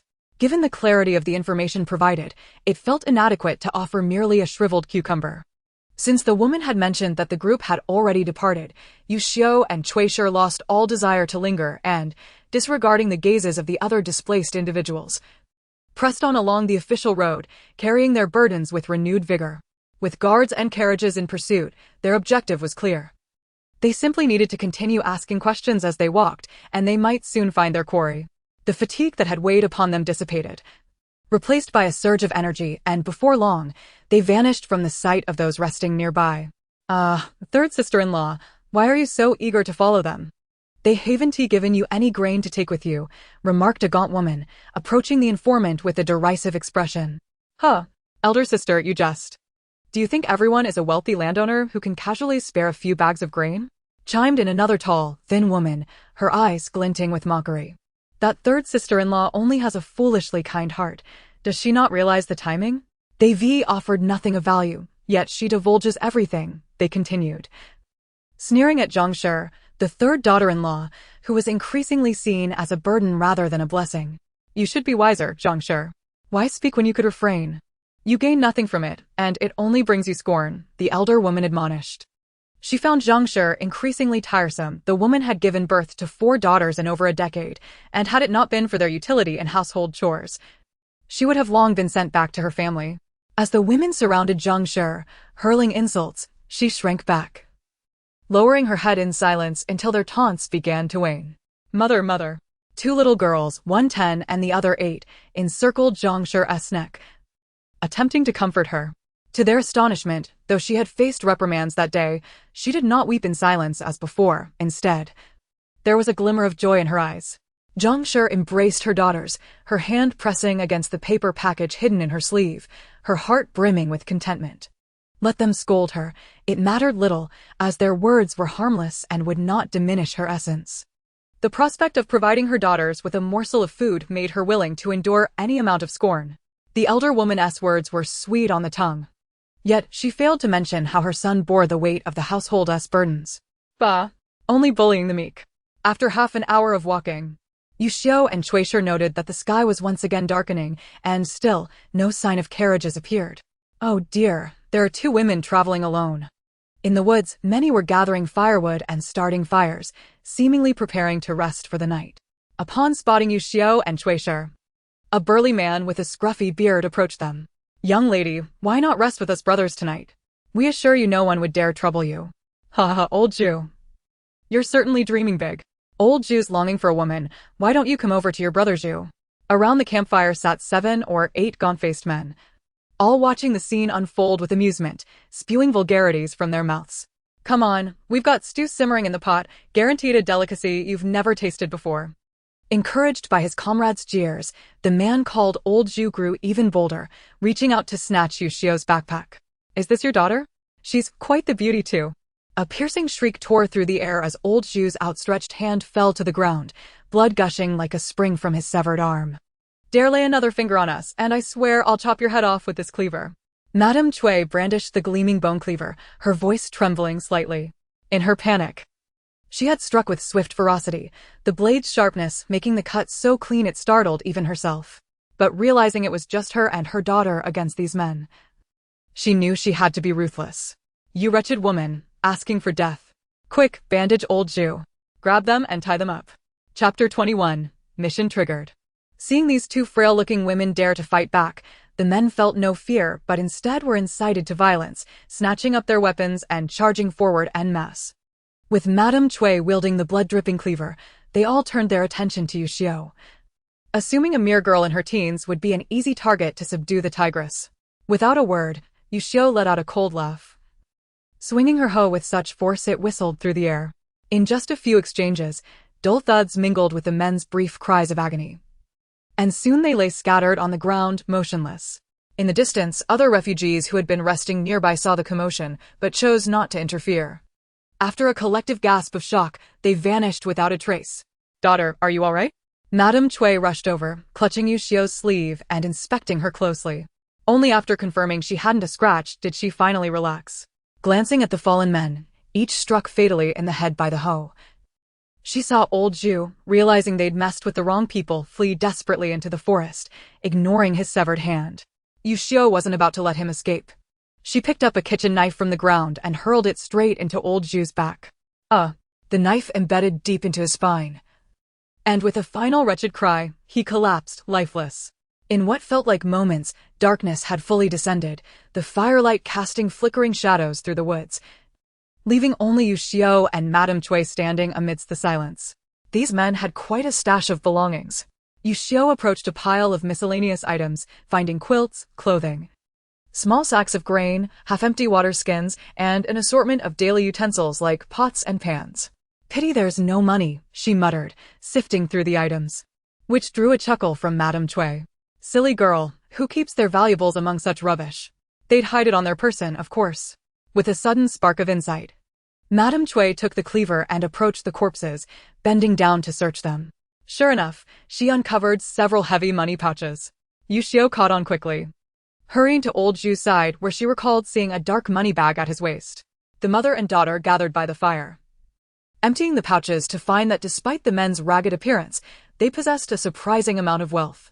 Madame Cui estimated over 50 taels of silver in various sized ingots, along with a 50-tael silver note and another 10 or so taels in loose silver, plus a considerable sum in copper coins. These men even had women's jewelry on them? Yuxiu picked up a shimmering object, a silver hairpin shaped like a butterfly, adorned with 2 pearl beads the size of rice grains, elegant yet playful. Clearly meant for a young woman. Daughter, do you think they might have stolen these from others? Madame Cui's face paled at the thought. Like them. If ordinary women had been cornered by these brutes, there'd have been no chance of escape, only a grim fate of being devoured. Such is the way of the world. Everyone has their own destiny. We're not bodhisattvas, we can't save others, only do our best to protect ourselves from harm. Over the past few days, they had kept to themselves, hurrying along their journey, with Madame Cui always clutching that gleaming cleaver, deterring most from making a move. They gathered all the silver and hid it in the backpack, using it as a cover to secretly store the items in their spatial storage. Mother, the smell of blood here is too strong. Let's move further ahead and see if we can find a suitable spot to rest. Yuxiu rummaged through the pile once more, taking only 2 empty water skins to place in the backpack, not for their own use, but to maintain appearances. As for the grain and other water skins, they'd leave them for whoever might be fortunate enough to find them, perhaps helping them survive a few more days on this desperate journey. You're right, daughter, let's go. Madame Cui stood up, cleaver in hand, ready to depart. But for some reason, she glanced back at the large pot and froze, trembling uncontrollably. Daughter, that. She pointed at the pot, her face ashen. Yuxiu hurried to support her, following her gaze, and staggered slightly upon seeing its contents, her eyes reddening with fury. Damned beasts. Beating them to death was too merciful. They should have been sliced alive. If they were starving to death, it might be understandable. But these men had food yet committed such heinous acts. How could anyone not be enraged? Ding. Host, congratulations on triggering the desolate escape system mission. Come and accept your task. Just then, the little system, silent for so long, suddenly piped up. Yuxiu felt a heaviness in her heart, her spirits low. What's the mission this time? She asked listlessly. Having lived in a peaceful era in her previous life, she had never witnessed such horrors firsthand. Though mentally prepared, it still took her a moment to recover. Innocent child boiled alive, since you've encountered this, help bury them properly. Reward, 1 lottery draw. The system's soft voice delivered the task and fell silent.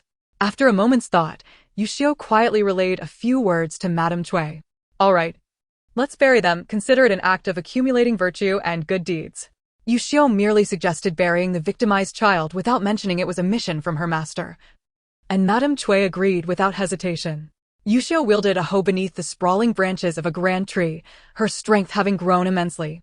With little effort, she excavated a deep pit, while Mrs. Cui silently recited a prayer to Amitabha, pouring the contents of the pot into the hole. May the Bodhisattva bless you with a favorable rebirth, far removed from this year of calamity. After Yuxiu filled the pit, Mrs. Cui joined her in a fervent prayer, their hands clasped together in devotion. They gathered their belongings and, shrouded in the cloak of night, continued their journey. Congratulations, host, on completing the task. Shall we proceed with the lottery now? Initially, Yuxiu had planned to wait until a moment of rest to partake in the lottery. However, given the system's inquiry, she decided to indulge in it now as it would not cause any delay. Chapter 22. The Mysterious Iron Bow and Arrows. As the virtual panel reappeared before Yuxiu, it displayed a vibrant spinning wheel, with all options obscured, save for the phrase 1 lottery draw. Let us go ahead. With a thought, Yuxiu pressed the lottery button, and the wheel began to whirl wildly, gaining momentum with each rotation. Dazed by the rapid spinning, she lost track of her thoughts, and by the time she regained her senses, the wheel had come to a halt. Congratulations, host, you have won a set of mysterious iron bow and arrows. Please claim your prize. Upon hearing the words bow and arrows, Yuxiu's previously despondent mood transformed into excitement. In her beginner's gift package, she had drawn the magical archery skill, which had become deeply embedded in her memory. Sadly, without the ability to craft bows and arrows, she had been unable to utilize it. Fortunately, she had now drawn the bow and arrows, allowing her to part with the worn hoe she had relied upon until now. Having traveled for quite some time, the surroundings had plunged into darkness. Seizing the cover of night, Yuxiu promptly clicked to receive her prize. Instantly, A chilling bow and arrows materialized in her hands. Perhaps due to the magical archery skill, an innate familiarity surged within her, even in the darkness.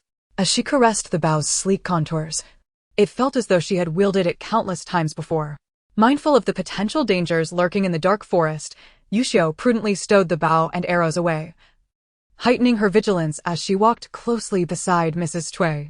Before long, a glimmer of light appeared at the edge of the woods, revealing a gathering of several refugees resting nearby, their campfires dotting the ground like stars.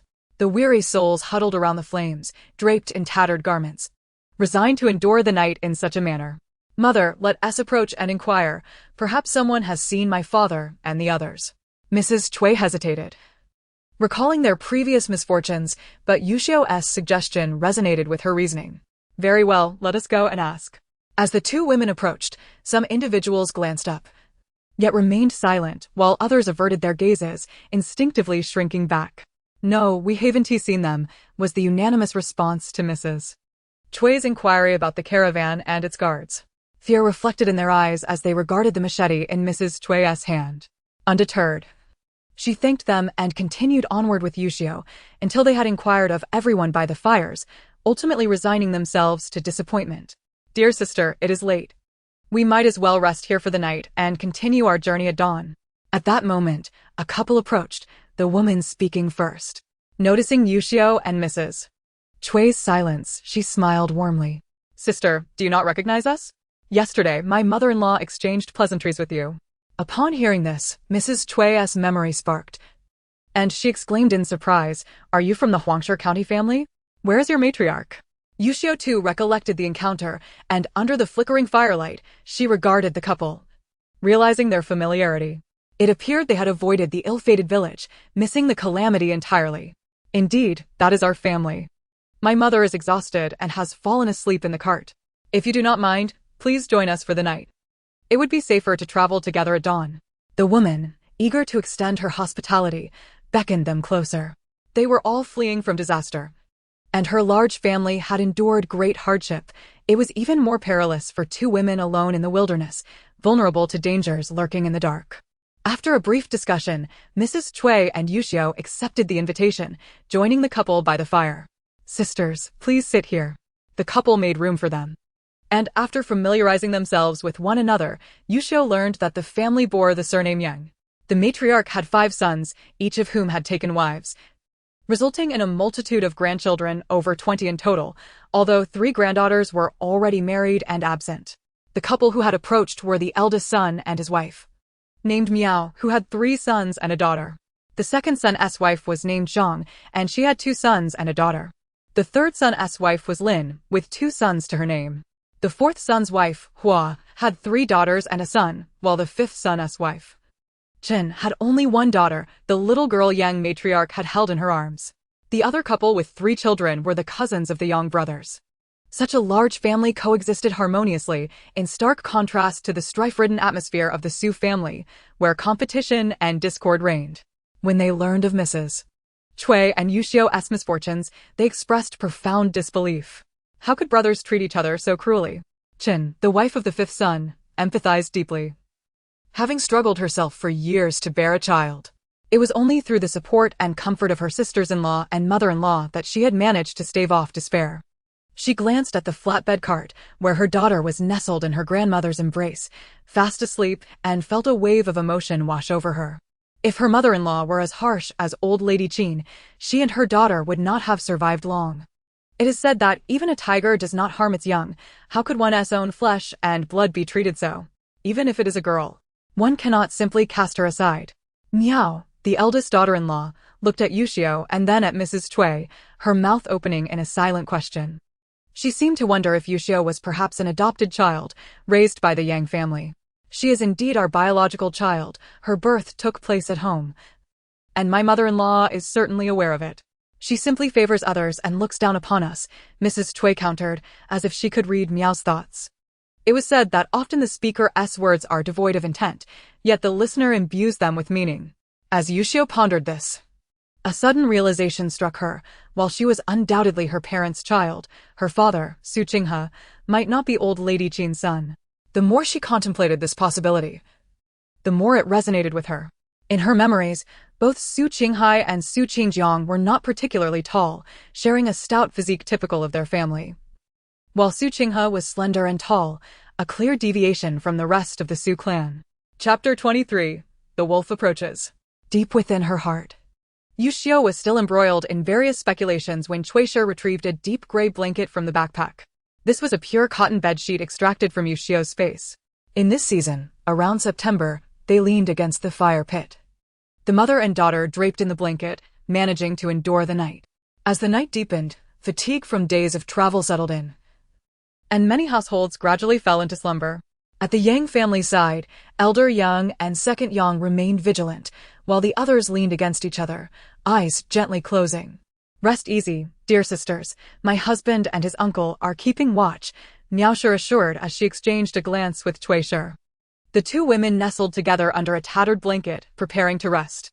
"Thank you for your vigilance," Chuishi smiled at the Yang family, gently pulling Yuxiu into her embrace, whispering in her ear, "You sleep first, my dear.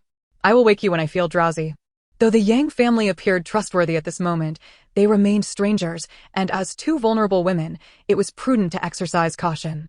The fire crackled and popped, while Yuxiu nestled against Chuishi, tightly gripping the blood-stained hoe, obediently closing her eyes. Uncertain of how long she had been in a hazy slumber, Yuxiu suddenly awoke to the distant roar of an animal. She opened her eyes wide to find a profound silence enveloping the surroundings. The Yang brothers, who had promised to keep watch, were huddled together, half asleep, and even Chuishi was nodding off, only to be roused by Yuxiu's movement as she lightly tapped her shoulder. "Sleep a little longer," Chuishi murmured. Host, I must urgently inform you. A pack of wolves is approaching." The system's soft, melodic voice resonated in Yuxiu's mind. Realizing her instincts had not betrayed her, she quickly nudged Chuishi. "Mother, wake up. Wolves are coming." "Wolves? Where?" Chuishi gasped, immediately grasping her knife and scanning the surroundings. The Yang brothers, now alert, began to search the area, but saw no signs of wolves. Listening intently, their hearts, which had been suspended in anxiety, gradually settled back into their chests. "Little girl, are you dreaming? Go back to sleep. We have uncles to protect us. If the wolves do come, we shall slay them for meat," Elder Yang chuckled, trying to reassure her as he tossed a branch into the dwindling fire. Second Yang, armed with a hoe, circled the edge of the woods and found nothing, urging everyone to take advantage of the moment to rest a bit longer. The fire pit of the Yang family was situated at a slight distance from the others, and upon hearing the commotion, the other families stirred, grumbling discontentedly before adding more firewood and settling back into slumber. Even if one might mishear, the system would not be mistaken. "Mother, can you climb trees?" "We should ascend a large tree," Yuxiu insisted, pulling a worried Chuishi as she gathered the blanket draped across her shoulders. "Dear, I will protect you." "You go up first," Chuishi said, witnessing her daughter's anxious demeanor, quickly rising to her feet but stumbling a few steps as she did so. "Believe me or not, there are indeed wolves approaching. And there are many," Yuxiu stated earnestly, detecting a flicker of fear in the brothers' eyes. "Everyone, rise quickly. Wolves are coming." Inexplicably, at that moment, both Yang brothers chose to trust the frail girl, raising their voices to rouse everyone. "Those who can climb trees, hurry up. Those who cannot, grab your weapons and prepare to fight the wolves." The Yang family sprang into action. The elderly and several children were unable to climb trees, so the group armed themselves, forming a protective circle around the vulnerable. Others, now in a frenzy, swiftly ascended the numerous trees in the forest, while those with families clustered with the Yangs, their expressions filled with terror as they gazed into the dark woods. "Dear, give me the backpack. You ascend the tree first." Chuishi decisively took the backpack and urged Yuxiu toward a nearby tree. She understood that although Yuxiu possessed a magical artifact bestowed by her celestial master, it was not something she could reveal in front of so many people, which heightened her anxiety. "I will pull you up later." Time was of the essence, and Yuxiu wasted no more words. She quickly embraced the tree, swiftly climbing to a sturdy branch. "Mother, hurry up." She was aware that Chuishi could climb trees, as every winter, Granny Qin would send the family to gather firewood in the back mountains. Chuishi and Su Qinghe would often climb to pick fruits for Yuxiu to eat. "Just hold onto the trunk. I will ascend by myself."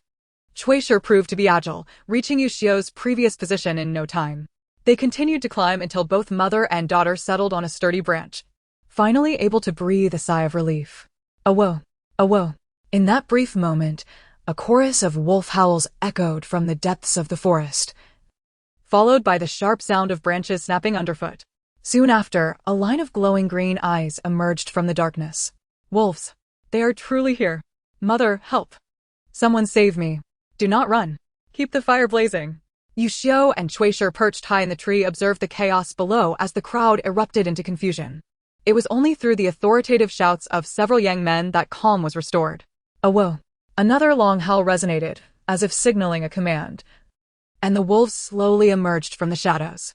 Once fully illuminated by the firelight, all present, including Yuxiu and her mother, collectively inhaled sharply.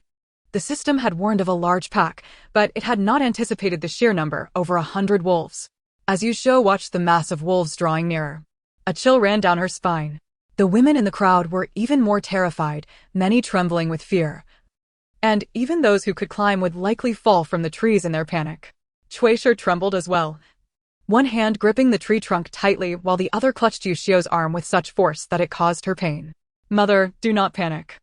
We can tie ourselves to the tree to prevent falling, Yuxiu suggested, rummaging through her space to retrieve 2 bundles of clothesline, securing both herself and Chuishi to the trunk. This way, we will be safe. Even if we slip, we will not fall. After reassuring Chuishi, Yuxiu produced the bow and arrows she had won from a previous lottery, preparing to lend the Yang family a helping hand when the moment arose. After all, they had shown kindness to her and her mother, and Yuxiu could not stand idly by in their time of need. For now, she and her mother were not in immediate danger, so she would assist them as best as she could. In the brief span of moments, the wolves had encircled the humans in a tightening formation. Though they had yet to launch an assault, the pungent stench emanating from their bodies had already driven the people to the brink of tears. Stay calm, everyone. Wield your torches and strike at them, roared Elder Yang, gripping his hoe tightly as he vigilantly monitored the wolves' movements.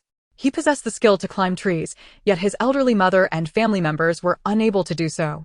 As men, no matter how terrified they were, they had no choice but to muster their courage and confront these beasts in a desperate struggle. Awo, with another resonant howl echoing through the air, the wolf pack erupted into a chorus of snarls, baring their ferocious fangs as they lunged toward the crowd. The men swung their hoes and cleavers in a frenzied onslaught, while the women seized half-burned, flaming branches from the fire and joined the fray. In an instant, the forest reverberated with the cacophony of wolf howls, agonized screams, and the terrified cries of children. Yuxiu took aim at a wild wolf charging toward the Yang family, released her bowstring, and sent an arrow piercing straight into the beast's skull. Ding! Congratulations, host, for triggering the desolate escape system mission.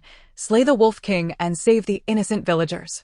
Just as Yuxiu loosed her first arrow, the diminutive system reappeared. But this mission caused her to frown in consternation. She hastily interjected, wait. Both the original host and I are ordinary women. What do you mean by saving innocent villagers? I am an innocent villager myself. Yuxiu had no desire to play the role of a savior on this desperate journey. She knew she wasn't cut out for such grand heroics. Her sole ambition was to protect Lady Cui, find Su Qinghe, and settle down with her family in a small village, leading a simple life of humble fare. I refuse. The Wolf King sounds incredibly formidable. Are you certain you want a delicate woman like me to slay it? Yuxiu found the notion utterly absurd. While she was willing to assist those who had shown her kindness, provided her own safety was assured, she would never risk her life in a deadly confrontation with the Wolf King. Impossible, she declared firmly. Host, do not be so quick to decline. Perhaps you should first examine the rewards for this mission, the system replied calmly, undeterred by her refusal, and displayed the panel before her. Good heavens! A spiritual spring. The moment the words appeared, Yuxiu's mind surged with elation, and she couldn't help but exclaim aloud, startling Lady Cui beside her. Daughter, what did you say? What grass? What spring? Lady Cui inquired, bewildered. Nothing at all. I was merely contemplating where to aim my next arrow, Yuxiu replied sheepishly. Only then did Lady Cui notice the bow in her grasp, recognizing it as another treasure gifted by her master, and she refrained from further questions, returning her anxious gaze to the chaotic scene below. Well, if the Wolf King emerges, I might consider attempting it. But if you expect me to descend and engage it in combat, even 10 spiritual springs wouldn't persuade me, Yuxiu conceded. her composure thoroughly shaken by the prospect of this spiritual spring. After a moment's reflection, she added, "You need not descend. The Wolf King lurks in the forest, directing its pack. By disrupting its plans, you will inevitably draw it out." Reassured by this, Yuxiu promptly accepted the mission, her arrows flying relentlessly into the wolves' bodies. Elder Yang's face was drenched in wolf blood after smashing a beast's skull with his hoe. Yet he had no time to wipe it away as he continued to swing his weapon with desperate fervor. Amid the struggle, he glimpsed a dark shadow lunging toward his mother. Startled, he twisted to intervene, but the opposing wolf seized the opportunity, leaping upon him and pinning him to the ground. Sharp claws dug into his shoulders, and the foul drool from the wolf's maw sprayed across his face. A wave of despair washed over him. He believed his end was near. Groping the ground, he resolved to drag the beast down with him in death when a distinct thud echoed in his ears. Before he could comprehend what had occurred, he felt a heavy weight upon him. The wolf lay motionless on his chest. With a surge of effort, Elder Yang shoved the carcass aside and scrambled to his feet, his eyes falling upon a dull gray arrow embedded in the wolf's body, its fletching still quivering slightly. Someone of remarkable skill had saved him from the shadows. Without pausing to savor this narrow escape, he snatched up his hoe and rejoined the battle. Amid the recurring thuds of arrows and the latent strength unleashed by the refugees in their struggle, the group united in purpose, swiftly reducing the wolf pack to a mere dozen survivors. Another howl resonated from the woods, seemingly conveying a command.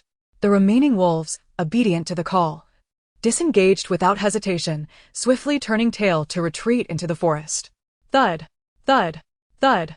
Seizing this rare opportunity, Yuxiu knocked and released her arrows in rapid succession, sending them piercing into the fleeing wolves. The Wolf King has emerged, host. Give it your all. Before Yuxiu could catch her breath, the system urged her on. Forcing her eyes wide, she indeed spotted a gray-white wolf emerging beside the fallen bodies, larger and more imposing than the others, its coat gleaming with a healthy sheen. Gritting her teeth, Yuxiu drew 3 arrows at once and launched them simultaneously toward the Wolf King. Direct hits. Brilliant, host. The system's voice brimmed with excitement, soothing Yuxiu's frayed nerves. Peering intently, she confirmed the Wolf King lay lifeless on the ground, the 3 arrows embedded in its head and torso. Attend to the wounded first. Stop the bleeding and bandage their injuries, the young brothers directed amidst the crowd. Many who had been clawed or bitten, initially wailing in pain, were now assisted to the side for treatment. Chapter 25. We shall not bear this blame after such a harrowing ordeal. The horizon began to glow with the first light of dawn, casting a faint illumination through the trees.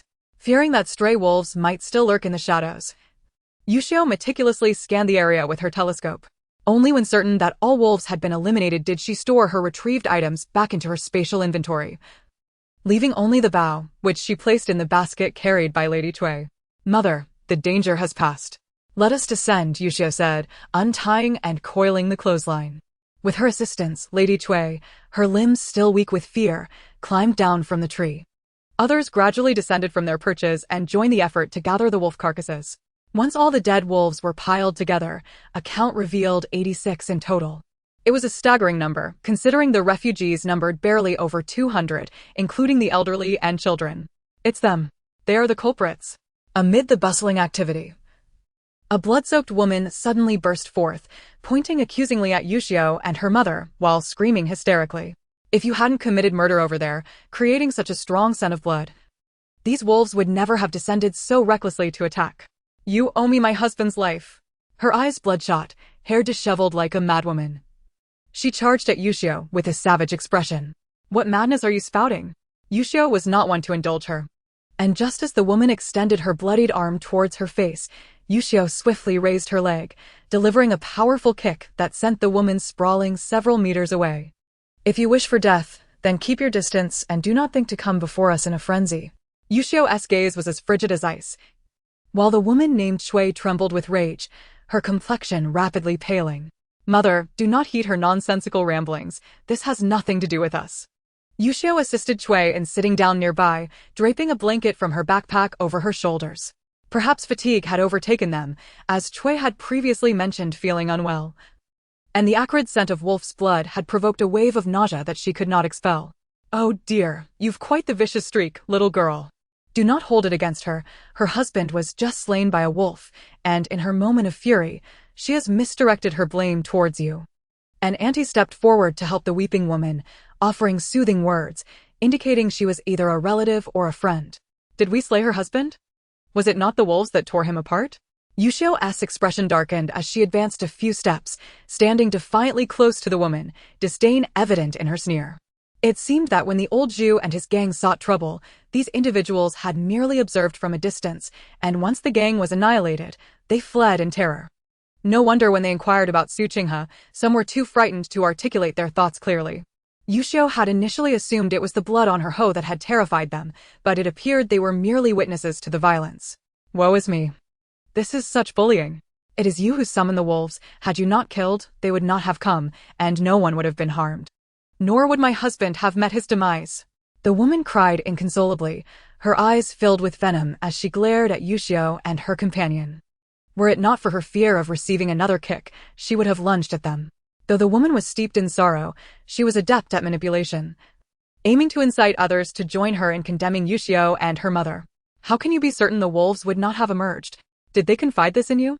Yuxiu surveyed the crowd, noting the grim expressions that indicated many had fallen for the woman's tale, unjustly placing the blame on Yuxiu and her mother.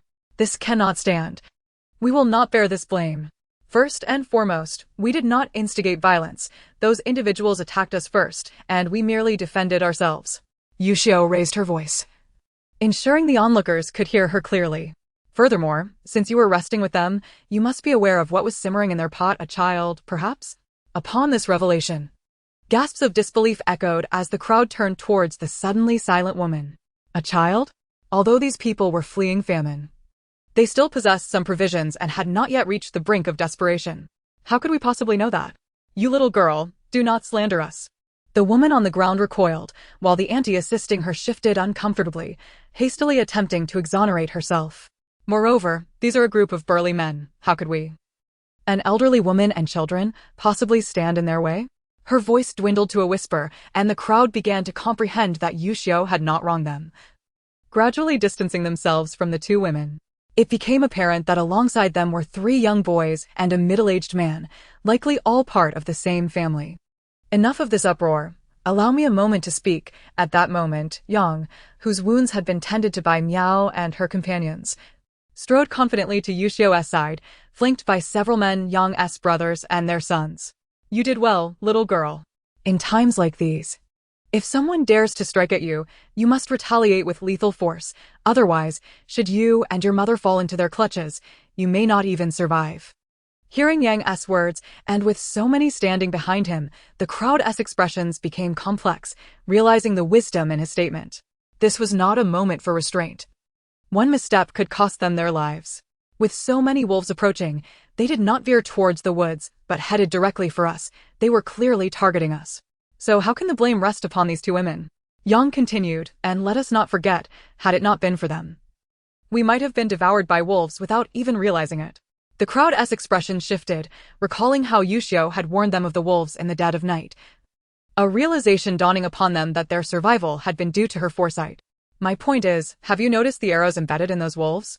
Yang shot a glance at his son, who promptly stepped forward, retrieving an arrow and presenting it to Yang.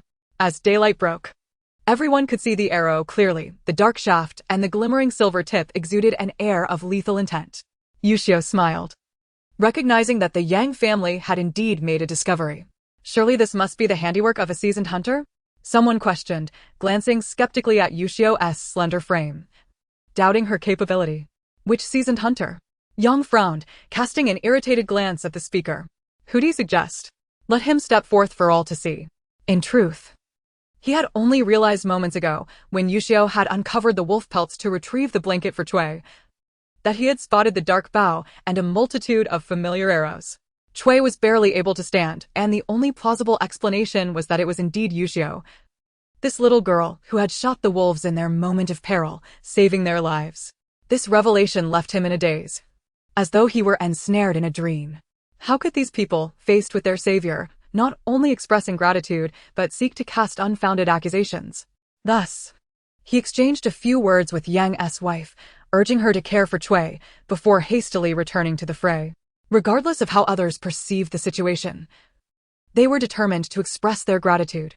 Since childhood, his father had instilled in them the values of gratitude and reciprocity, and even after his father's passing, their mother often reminded them to act in accordance with their conscience.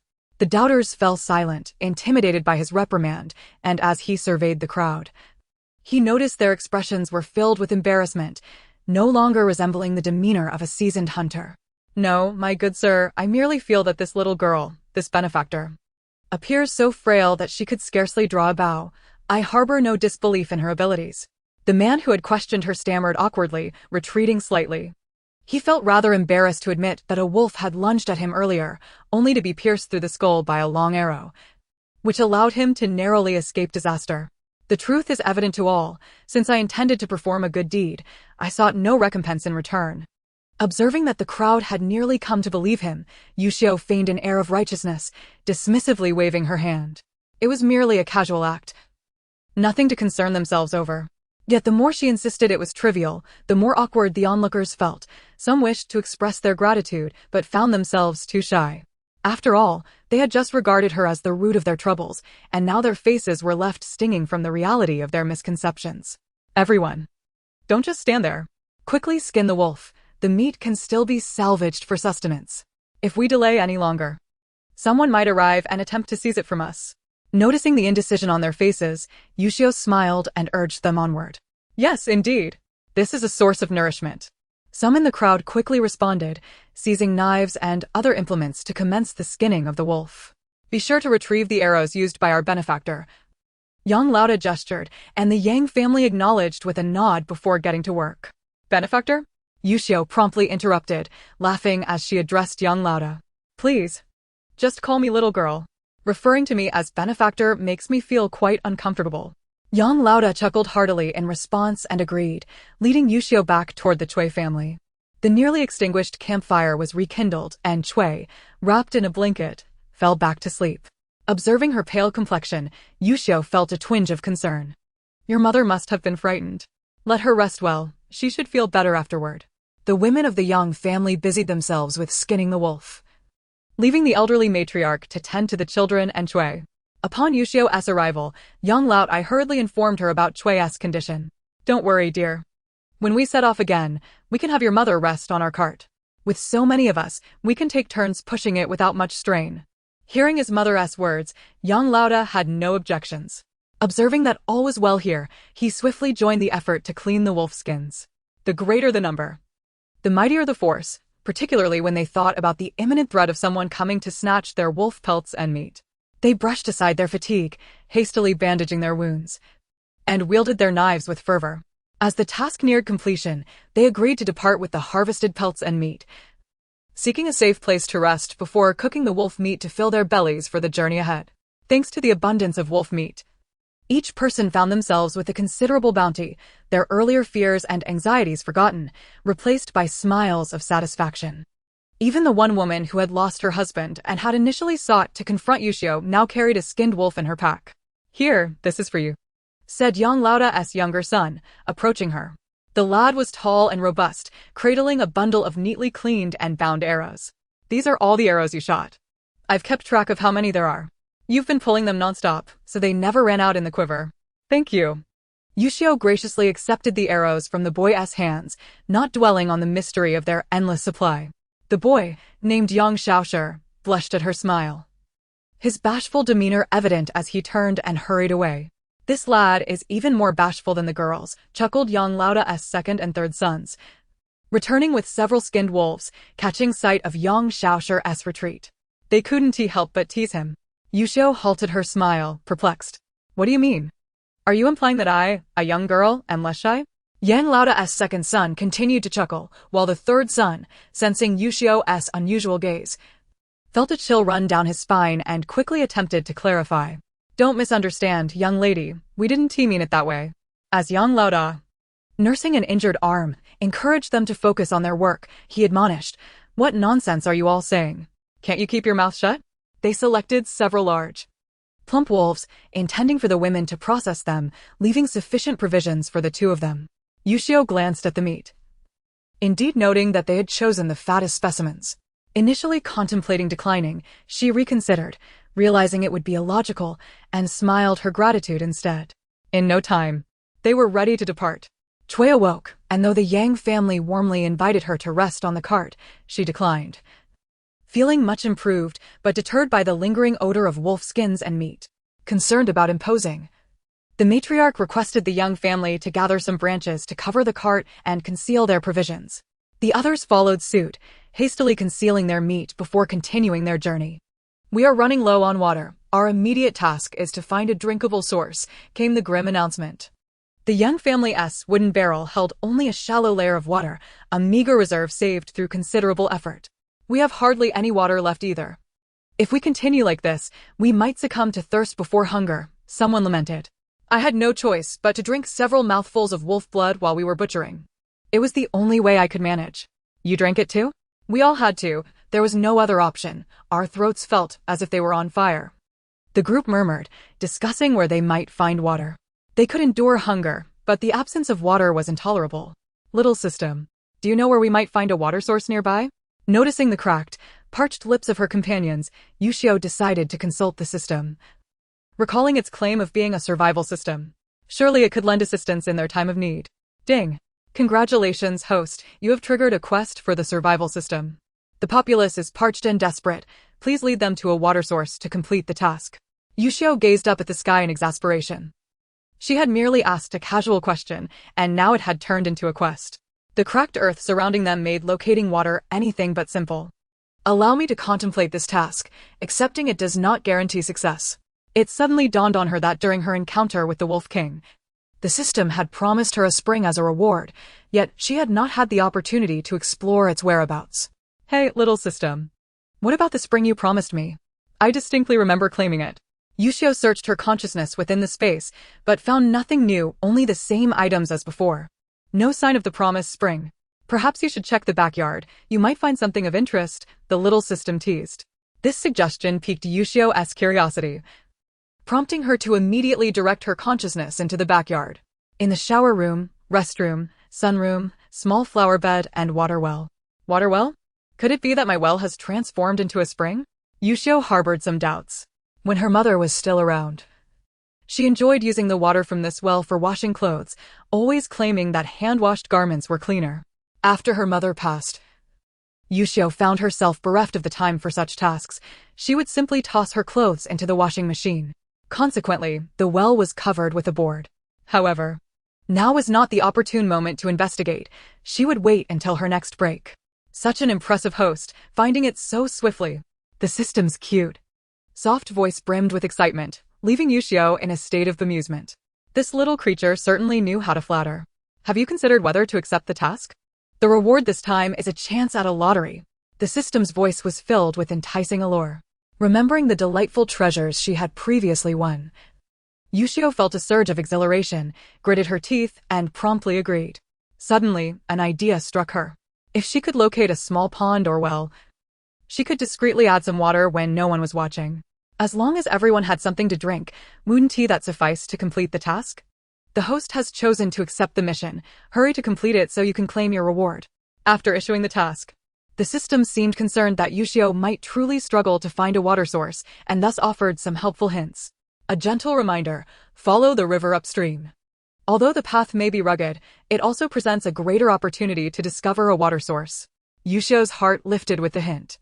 She eagerly stretched her neck to survey the surroundings, but found no river in sight. She recalled the river they had encountered the previous day and pondered whether they should turn back. Just then, she overheard the leader Yang speaking with a few others nearby. "Let us hold on a bit longer. We passed through here last year, and there was a ravine ahead where the river appeared quite broad. Let us go take a look. Let us move quickly. Even if there's less water than before, we can manage." Upon hearing the possibility of water ahead, everyone licked their parched lips and rallied their strength to surge forward. "Come on, daughter, let us hurry," Chui urged Yuxiu, and together they blended into the crowd, rushing ahead. Noticing the joy on Chui's face, Yuxiu knew, however, that the river ahead was unlikely to contain any water. Otherwise, the system would not have suggested such a thing. Indeed, as they approached, the sun-baked, grayish mud of the riverbed lay exposed before them, and the weary group could no longer bear the strain, collapsing onto the dry land beside the river. "Heavens! Are we to be denied any chance of survival? A river this vast has dried up, even if we continue. We are unlikely to find water. Rather than perish from thirst, I might as well end it all right now. The men's faces were etched with anguish and despair, while the women wept uncontrollably on the ground. The sight of their mothers crying, coupled with their own hunger and thirst, drove the children to join in the wailing. In that moment, the air was thick with sorrow, their already grimy forms further soiled by tears. Everyone, cease your crying. We are not yet at our last resort. Let us keep searching, there may still be hope. Since Xu Yuxiu had accepted the task, she was determined to find a way to fulfill it. Look over there. The river once flowed down from the mountains. If we follow the river upstream, even if we don't find water, we can at least find a shaded spot to roast the wolf meat. The commotion quieted, and though some were inclined to question her, they recalled the bow and arrows slung across her back and chose silence. Chapter 28. Entering the mountains to roast meat. Regardless of your decision, we, the Yang family, will follow you. As uncertainty gripped the crowd, the elderly matriarch of the Yang family spoke first. There is a water shortage everywhere. Why not venture upstream? We may be fortunate enough to find a water source. The Yang family, known for their loyalty to the matriarch, wasted no time in pushing their cart forward. Mother, we should go too. Xu Yuxiu refrained from further objections. As long as she led them to a water source, that was sufficient. The system had not stated that everyone had to go after all. Wait for us, we are going too. We never said we wouldn't go. Count me in. Seeing the Yang family and Xu Yuxiu's mother and daughter duo stride ahead without looking back, the others grew anxious and called out, rushing to catch up. Ultimately, only the widow and another family remained behind. This other family had previously supported the widow, and they had chosen to stick together during their flight. The unfortunate man had climbed a tree the previous night, only to fall when fear seized him, leading to his demise at the jaws of a wolf that had been startled by his fall. Now, the widow was left alone, compelled to closely follow her neighbors to avoid being victimized. Sister-in-law, are we not going with them? I refuse. We have 3 wolf carcasses and some water and food left in the basket. Let us head down the main road to the town to sell the meat and perhaps find someone who can sell us some water. The neighbor woman cast a disdainful glance at the departing group and turned to walk to the other side of the riverbank. Your sister-in-law is right. If there were truly water in the mountains, it would have been claimed long ago. There's no point in going. The man urged her on, leading the 3 half-grown children to follow the woman, while the widow gritted her teeth and hurried after them. Xu Yuxiu, eager to avoid the fate that befell the widow, preferred to travel with familiar companions. After all, they could not simply watch one another perish from hunger and thirst. With no time to spare for others, Xu Yuxiu led her group along the mountain path. Yang, the elder, heeded her advice and selected a dozen sturdy young men from the crowd, each wielding machetes and hoes to carve a path ahead. With their combined strength, they quickly cleared a route through branches and stones, and even steep slopes, creating a passage that could be traversed. After about an hour of trekking, they began to see a hint of greenery ahead. The trees appeared lush and vibrant, suggesting that they were near a water source. This discovery invigorated the group, and they surged forward with newfound vigor, despite the heavy wolf meat and belongings they carried. Mother, here. Xu Yuxiu, walking alongside Cui, discreetly offered her a piece of preserved plum candy when no one was watching. The sweet and sour candy melted in Cui's mouth, instantly brightening her spirits. The nauseating feeling she had felt earlier dissipated, and suddenly, she realized she was hungry. Gurgle. Her stomach emitted a familiar sound, causing Xu Yuxiu to pause. Why was it familiar? Because at that moment, everyone's stomachs seemed to be competing in a chorus of growls. Mother, it's nothing. Cui was somewhat embarrassed, primarily because over the past couple of days, Xu Yuxiu had treated her to a considerable amount of food, and it was only that very morning that she had yet to eat. In the past, going without a meal or two was simply a common occurrence for her. Mother, please don't speak, just eat, Xu Yuxiu said, having not given it much thought. She promptly retrieved a piece of milk candy from her space and fed it to Cui. There were many edibles in her space, but it was inappropriate to bring them out at this time, so she had to settle for small items like beef jerky, occasionally slipping one into Cui's mouth. Thus, they walked and ate, soon arriving at a hollow in the mountains. Shall we take a break and eat something? I truly can't walk anymore. I can't walk anymore either. Let us roast some wolf meat, another chimed in. I want to eat meat too. I could almost gnaw on it raw, came the eager response. Seeing everyone clamoring to rest, Yang Laoda pondered for a moment before suggesting that they all set down their belongings, gather some firewood, and roast the meat, eating their fill before continuing on. Yuxiu did not go to collect firewood, but instead led Cui to a large tree nearby, finding a stone for her to sit on. "Mother, have some water." Yuxiu took out a tattered water pouch, which contained half a bag of water, and also retrieved a wooden bowl from her backpack, discreetly pulling out another bowl of water from her space, shielded by her body. Most of the items in her backpack were merely for show, so it was best to avoid using them if possible. The two quickly drank the water, and Yuxiu continued to feed Cui, alternating between cherries, cherry tomatoes, and pieces of biscuit bread, occasionally tossing one into her own mouth. By the time the others began to take out the wolf meat to roast, both Yuxiu and Cui were nearly full. Burp. As Cui enjoyed her meal, she let out a satisfied belch and quickly waved her hand, signaling that she had had enough. "Daughter, I can't eat anymore. Please stop feeding me." Yuxiu had also eaten her fill and glanced around to see that young Laoda had assigned a few young men to keep watch. The mother and daughter then leaned against the large tree, comfortably closing their eyes to rest.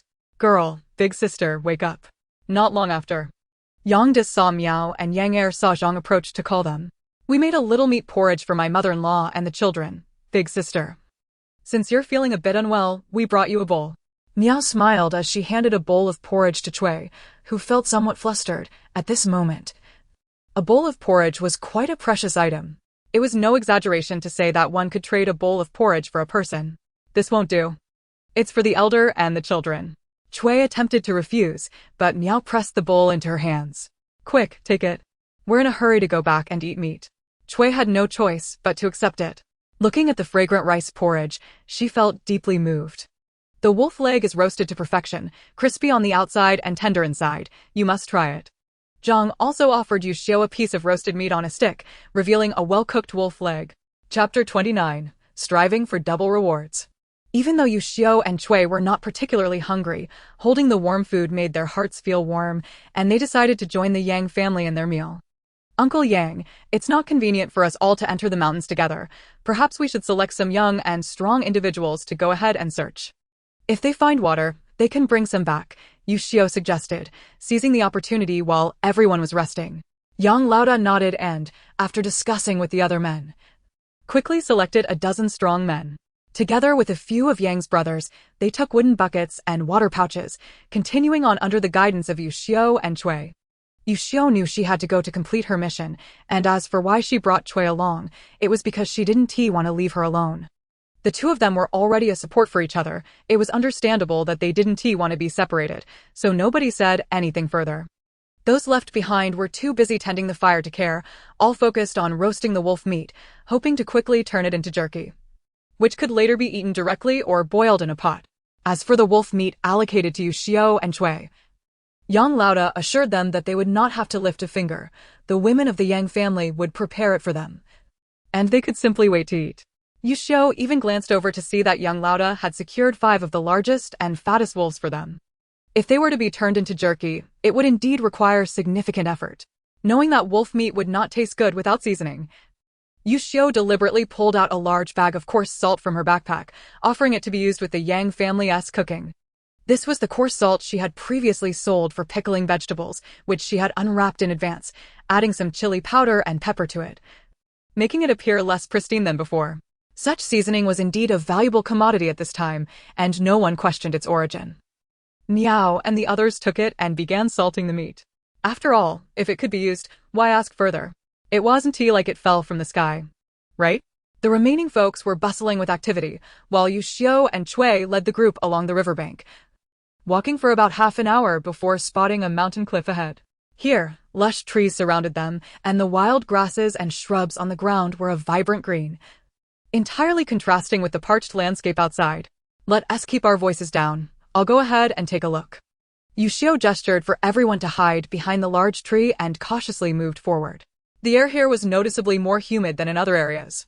Regardless of whether there was a water source, animals would surely favor the spot. Indeed, as Yuxiu peered into the ravine, she spotted a pool of water. Though the water level had decreased significantly, there was still a considerable amount remaining. At that moment, a large, grayish-black bear lay nearby basking in the sun, emitting a consistent, rhythmic snoring.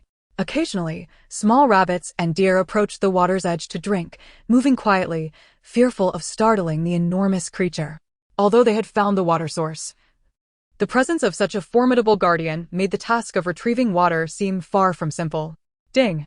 Congratulations to the host for successfully triggering the system task. The common folk are parched and in dire need, yet a black bear obstructs access to the water. Please, host, slay the black bear to resolve the populace's plight. Just as Xu Yuxiu pondered retreating, the little system suddenly reappeared, issuing her a task. I really can't do this, Xu Yuxiu exclaimed, her frustration boiling over. That creature is many times larger than me. If I miss my shot and anger it, that would be disastrous. Moreover, little system, are you trying to set me up? How can you give me a new task before I've even completed the last one? Do you think I'm a fool? Though Xu Yuxiu had gained some courage over the past few days, the sight of the bear, as massive as a mountain, still intimidated her. Completion achieved. Host has found the water source. The previous task is considered complete. The little system's soft voice chimed in again, mysteriously adding, completing the task of hunting the black bear will also yield a reward draw. Whispering to the host, you can also combine your 2 lottery chances, effectively doubling the outcome. And there is a strong possibility of winning something exceedingly rare. Xu Yuxiu couldn't help but exclaim that this escape system resembles a sales pitch from her past life. No matter how resistant she had been previously, with just a few enticing words, she found herself utterly captivated. Very well. For the sake of that doubled lottery chance and the immensely precious mysterious gift, I, Xu Yuxiu, shall grit my teeth and make this endeavor. Little system. You are quite cunning. This task I shall accept, so prepare the rewards well. Returning to the side of the Cui family, Xu Yuxiu relayed the encounter with the bear to them. Cui immediately grasped her hand tightly. My daughter, you mustn't go if it is too dangerous. Cui was filled with trepidation. After all, there had been hunters in Xu family village who, when they ventured into the mountains, were said to have been struck on the head by bears. She had witnessed the aftermath when they carried the unfortunate man down, and the sight had been utterly heartbreaking. They had plenty of water now and truly had no need to risk their lives, if it came to that. They could part ways with the others and avoid confronting the bear. Child, stay here and rest with your mother. Yang, the eldest, conferred with the men and then approached Xu Yuxiu. Such matters are not for a young lady like you to witness. Allow us men to take the lead. If anything should happen, he hesitated, steeling himself to add, please inform your family of our intentions. The men all bowed to Xu Yuxiu, clutching their tools as they turned to make their way toward the watering hole. Mother, this is a mission assigned by my master. Rest assured, if things go awry, I have my master's talisman. There is no way I will face any mortal danger. Xu Yuxiu reassured Cui before stepping forward to halt Yang and the others, instructing him to assign a few men to keep watch over Cui so that she could feel at ease. With her bow and arrows in hand, she led the remaining group toward the watering hole. In that brief moment, the bear had awakened, having unexpectedly caught a half-grown wild boar that had come to drink, pinning it beneath its massive weight, blood pooling around the creature. All present gasped in horror, momentarily imagining themselves in the boar's position, causing them to shiver collectively. Chapter 30. Slaying the Bear. Fear notwithstanding, they were already present and were all towering men. It would be unbecoming to flee at such a moment. They gritted their teeth, preparing to fight. I'll take a few shots first. Once it's injured, we can all rush in. Perhaps I might even kill it outright. Xu Yuxiu smiled, deftly knocking an arrow. In that instant, everyone distinctly felt the transformation in the young girl's demeanor. Her eyes radiated a fierce determination. A stark contrast to the little girl who had previously been playfully clinging to her mother. She resembled a general ready for battle. Whoosh! Whoosh! Whoosh! Xu Yuxiu's movements were as swift as lightning, arrows flying in rapid succession, striking the bear's head and body. Yet, its tough hide and thick flesh meant it was not mortally wounded. Despite its massive size, the bear was surprisingly agile, flipping over and darting back into the forest.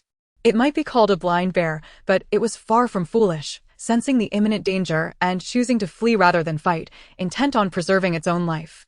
Attempting to escape. Seeing her chance for a double reward slipping away, Xu Yuxiu panicked, grabbing 3 arrows and releasing them all at once. Whoosh! Whoosh! Whoosh! All 3 arrows struck the bear's head simultaneously, their force so powerful that they embedded deep into its brain. Yang and his companions stared in astonishment, their eyes wide in disbelief at the scene unfolding before them. Glancing back at the petite Xu Yuxiu and then at the bear collapsing to the ground, Their minds echoed with two words, incredible. Wow. Host, you are truly formidable. You've completed the task. When do we begin the lottery? The little system popped up again, voicing what Yang and the others were thinking, though they could not hear it. Is there a time limit? Yuxiu initially intended to casually say there was no rush, but she decided it was prudent to clarify, to avoid any mishaps. No. The host can draw the lottery at any time. Everything is already bound to you and cannot simply escape. The little system was now quite responsive, hearing that there was no urgency for the lottery. Yuxiu felt relieved and resolved to deal with the current situation first. The bear was not yet dead, merely struggling in vain, and Yang led the men down, armed with hoes and poles. The cries of the bear had scared away all the animals from the nearby mountains. Yuxiu, how do you plan to handle the bear and the wild boar? The boar, previously crushed by the bear, was long dead, presenting a fortunate opportunity for them. Yang had instructed some men to begin fetching water and had personally come to inquire Yuxiu's thoughts. Moving such a large creature is troublesome, since there's water here. Let us butcher it on the spot and take it away. The hide can be treated for sale. I'll keep the bear bile and paws, and you can divide the rest among yourselves. Yuxiu frowned in contemplation. Given the sweltering heat, if they transported the meat whole, it would likely spoil before they found a place to sell it. It was better to share some for everyone to eat. Very well. Old Uncle Qiao can tan the hides. I'll have him process it for you when we return. Yang was pleased to see Yuxiu, a young girl, so decisive, willing to share such a large bear with everyone. After all, at this time, food was scarce, and who would readily share what they found? With the danger past, Yuxiu called Cui over, with her mother by her side. The rest of the group was divided by Yang into two teams, one to fetch water and fill every available container, including buckets and water skins, and the other armed with sharp knives to butcher the bear on the spot. By the time everything was processed, the water-fetching team had made several trips, filling all the containers. When they returned to their encampment, everyone was astonished by the sight of the baskets filled with bear and boar meat, along with a large wolf pelt spread out. The way the others looked at Yuxiu was filled with admiration. Goodness, this girl is truly remarkable. Although some had doubted her prowess when she killed the wolf, they now firmly believed that this slender girl was indeed a concealed master, a veritable sharpshooter. Today, they had both water and meat, with a fragrant stew simmering in a large pot and skewers of glistening roasted meat sizzling over the fire. The addition of some leftover marinade from the cured meat heightened the aroma, making both adults and children salivate as they eagerly anticipated when they could feast. After this meal, we shall depart. Whether to stay here a few more days or leave is up to everyone. By the fire, Yuxiu addressed Yang's family, for she had overheard discussions about not lacking water and having ample meat, suggesting they rest for a few days before moving on. These individuals may impede Yuxiu and the Cui family, yet they cannot delay the current situation regarding Su Qinghe. It remains uncertain what his condition truly is. Perhaps if we pursue a bit further, there lies the possibility of finding him. Listening to the young lady's words, since the Su brothers were rescued and placed in the carriage, it stands to reason that they would see their rescue through to the end. Young Lauda pondered for a moment and remarked that this was indeed a year of calamity, with countless people fleeing from disaster. Those who possess carriages and guards clearly belong to affluent families, having already taken the people aboard as long as they are alive. It is unlikely they would abandon them midway. Let us hope this is the case. Regardless, until I locate my father, neither my mother nor I can find peace. Shueisha nodded in agreement. After a period of rest, her complexion had improved significantly. Apart from still appearing somewhat pale, she no longer felt nauseous. Fortunately, the women of the Yang family were quite efficient in their tasks. A large quantity of wolf meat had already been cured and dried. Young Laodai retrieved a piece of pail, washed wrapping cloth and wrapped the wolf jerky, placing it atop Yuxiu's backpack. As for the bear paws and bear bile, Yuxiu gathered several large leaves to wrap them up and place them in the backpack. In truth, taking advantage of the backpack's cover, she directly concealed them within her spatial storage. Once old lame uncle has finished processing the bear skin, you may take it and leave. Although the Yang family wished to travel alongside Yuxiu and her companion, their primary goal was to search for loved ones. Having them accompany would only be a burden, adding to their troubles. Never mind, the weight of that item is too much. We shall forego it and simply gift it to the old lady for use as bedding or something similar. If by chance you encounter someone discerning, you could trade it for some money. Yuxiu glanced at the large bare skin and felt a twinge of reluctance to abandon it. However, in the presence of so many people, it would not be appropriate to store it in her spatial area. The backpack, while appearing sizable, was already filled with various items, plus the substantial package of wolf jerky resting on top. As for the initial 2 wolf pelts, young Lauda had already removed them and replaced them with 2 large, smooth tanned wolf skins, one of which belonged to the Wolf King. Chapter 31. Slaying the Bandits. The children, having eaten their fill, were bursting with energy and were playing together, climbing up and down. The women prepared to continue roasting the dried meat. Some had brought tools, while the men contemplated chopping wood to construct a wheelbarrow for transporting the leftover bones. Farewell, my friends. May we meet again someday if fate allows. Yuxiu, with her backpack secured, and Chuishi, carrying the substantial bundle of wolf jerky, bid farewell to the group and prepared to continue their journey in search of Su Qinghe. The others were also reluctant to part ways. Some felt that separating was unwise, as 2 women might easily attract the attention of wrongdoers. Most, however, were drawn to Yuxiu's formidable prowess, hoping she would remain with their temporary group for mutual protection. Since you are so reluctant to part, then everyone should stay. At that moment, a large group of ragged, burly men suddenly emerged from the hillside. Though their clothing was tattered, they bore a stark contrast to the other refugees, appearing well-fed and robust, as if they had never known hunger. Very good, very good. You lot are wise to recognize that we are coming. Prepare the roast meat for us. Big brother, I have my eye on that woman with the baby. Let her bear me a fine son to play with. You scoundrel, you never change. Since you are obedient, I shall grant your request. This group numbered around 30 men, each wielding large knives, and they regarded the couple of 100 individuals in the valley with utter disdain, brazenly exchanging lewd remarks. Good sirs, we implore you to spare us. At this juncture, Yang Lauda stepped forward. He had no choice, as his entire family depended on him. We are all refugees, impoverished souls, fortunate enough to have found a water source just ahead beneath the stone wall. You may proceed there. Yang Lauda hoped to placate these men with the precious water source, but they were far from amenable. Who do you think you are to bargain with me? Hurry, leave your food and women behind. The rest of you can go. If you delay any longer, our leader may change his mind, and then no one will escape. A man with shifty eyes sprang forward, scanning for something, and his gaze lit up upon landing on Chuishi and Yuxiu. Boss, they're indeed the ones we were told about. The leader beckoned his companions, who seized the 2 women as if they were mere chicks, their heads drooping, showing no reaction. Their garments were torn to shreds, revealing bruised arms and legs. The horrors they had endured were evident without elaboration. The people in the valley were taken aback. The women recoiled, clutching their children tightly, while the men, filled with rage, gripped their weapons more firmly. These brutes. Even if it means fighting them, we cannot allow our women to fall into their hands. Is it them? The leader grasped one woman's chin, tilting her head to ensure she saw clearly. It is her. She is the one who killed many wolves. The woman glared at Yuxiu, her eyes filled with resentment and unwillingness, yet more so with a malicious glee. Yuxiu cast her a fleeting glance, recognizing her as the same individual who had previously refused to enter the mountains and had taken another path. Little girl, now that you have come, follow me back to my lair. Though we too are fleeing disaster, you shall partake in a life of luxury.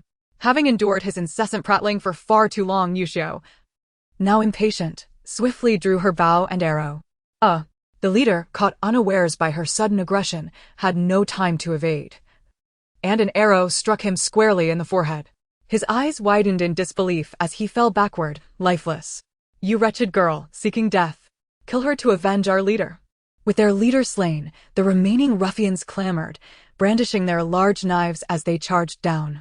Yuxiu, unflinching, drew her bow and swiftly dispatched another 7 or 8 of them.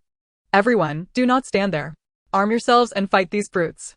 Young Lauda shouted fiercely, and the men promptly raised their weapons, while the women clung to their children, brandishing kitchen knives, glaring at the marauders. Let us fight. Kill them.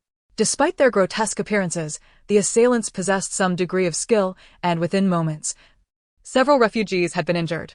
Cries of agony echoed through the air, accompanied by the terrified screams of women and children.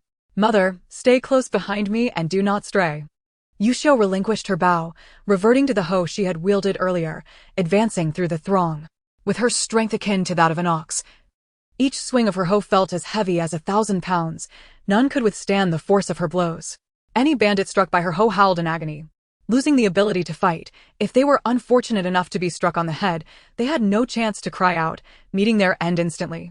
Fortunately, the assailants were not numerous, and with Yuxiu, a veritable human weapon, among the refugees, it was not long before the bandits lay defeated, sprawled across the ground. Ha ha!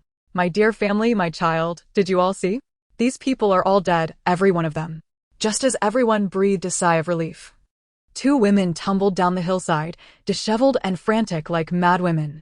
One of them kept picking up stones from the ground and hurling them at the bandits, weeping and shouting one moment, then bursting into hysterical laughter the next. It seemed the immense shock had driven her to madness. As they drew closer, everyone recognized them. One of the women was the one whose husband had been killed by wolves the previous night, and the other was the woman who had spoken up in her defense. Everyone remembered that she had been accompanied by her husband and 3 adolescent boys, who now appeared to have perished as well. The women felt a profound sorrow, and some had already begun to wipe away tears. In these turbulent times, it is truly arduous for ordinary folk to simply survive. By now, Yan Lauda had unwittingly become the group's leader, directing others to tend to the wounded and clear the battlefield, gathering the slain bandits together to devise a method for their disposal. Yuxiu had no desire to involve herself further in these matters. After informing Yang Lauda, she shouldered her basket and departed with Cui Shi. Little system. I wish to draw a prize now. Chapter 32. Koi Fish Constitution. After walking some distance and ensuring they were far from the others, Yuxiu led Cui Shi to a large roadside rock where they sat down. Handing the basket to Cui Shi to organize, she noted that some items, like the hastily processed bear gallbladder and paws, were both heavy and conspicuous. Leaving them in the basket for a couple of days would likely render them putrid and unbearable, so it was necessary to store them in her spatial inventory to preserve their freshness. Host, the system is fully prepared. You have accumulated 2 prize draws this time. You may combine them for a single draw or use them separately. The choice is yours, chimed the system's voice. As it spoke, the familiar virtual panel materialized before Yuxiu, displaying the prominent prize wheel. Given that combined draws supposedly increased the chances of obtaining something valuable, Yuxiu seized this rare opportunity without hesitation, opting for the merged draw. Watching the wheel spin rapidly, her heart raced with exhilaration, eager to discover her fortune and what treasures she might acquire. Ding! Congratulations, host, for obtaining the Koi Fish Attribute Constitution, a premium item not even available in the system mall. As the wheel gradually halted, the system's cheerful voice echoed in Yuxiu's mind. Before she could inquire about this so-called Koi Fish Constitution, a dazzling, multicolored light suddenly enveloped her. Startled, Yuxiu instinctively tried to evade it, but it was too late. The light swiftly merged into her body, instantly suffusing her with a warm, soothing sensation, as if she were immersed in a hot spring. Every pore seemed to breathe freely, bringing immense comfort. When she reopened her eyes, Cui Shi had finished organizing the items and was watching her with concern. My dear, are you exhausted from these past couple of days? Your complexion looked rather pale just now. Mother, I'm fine. Let me put these things away and we can continue.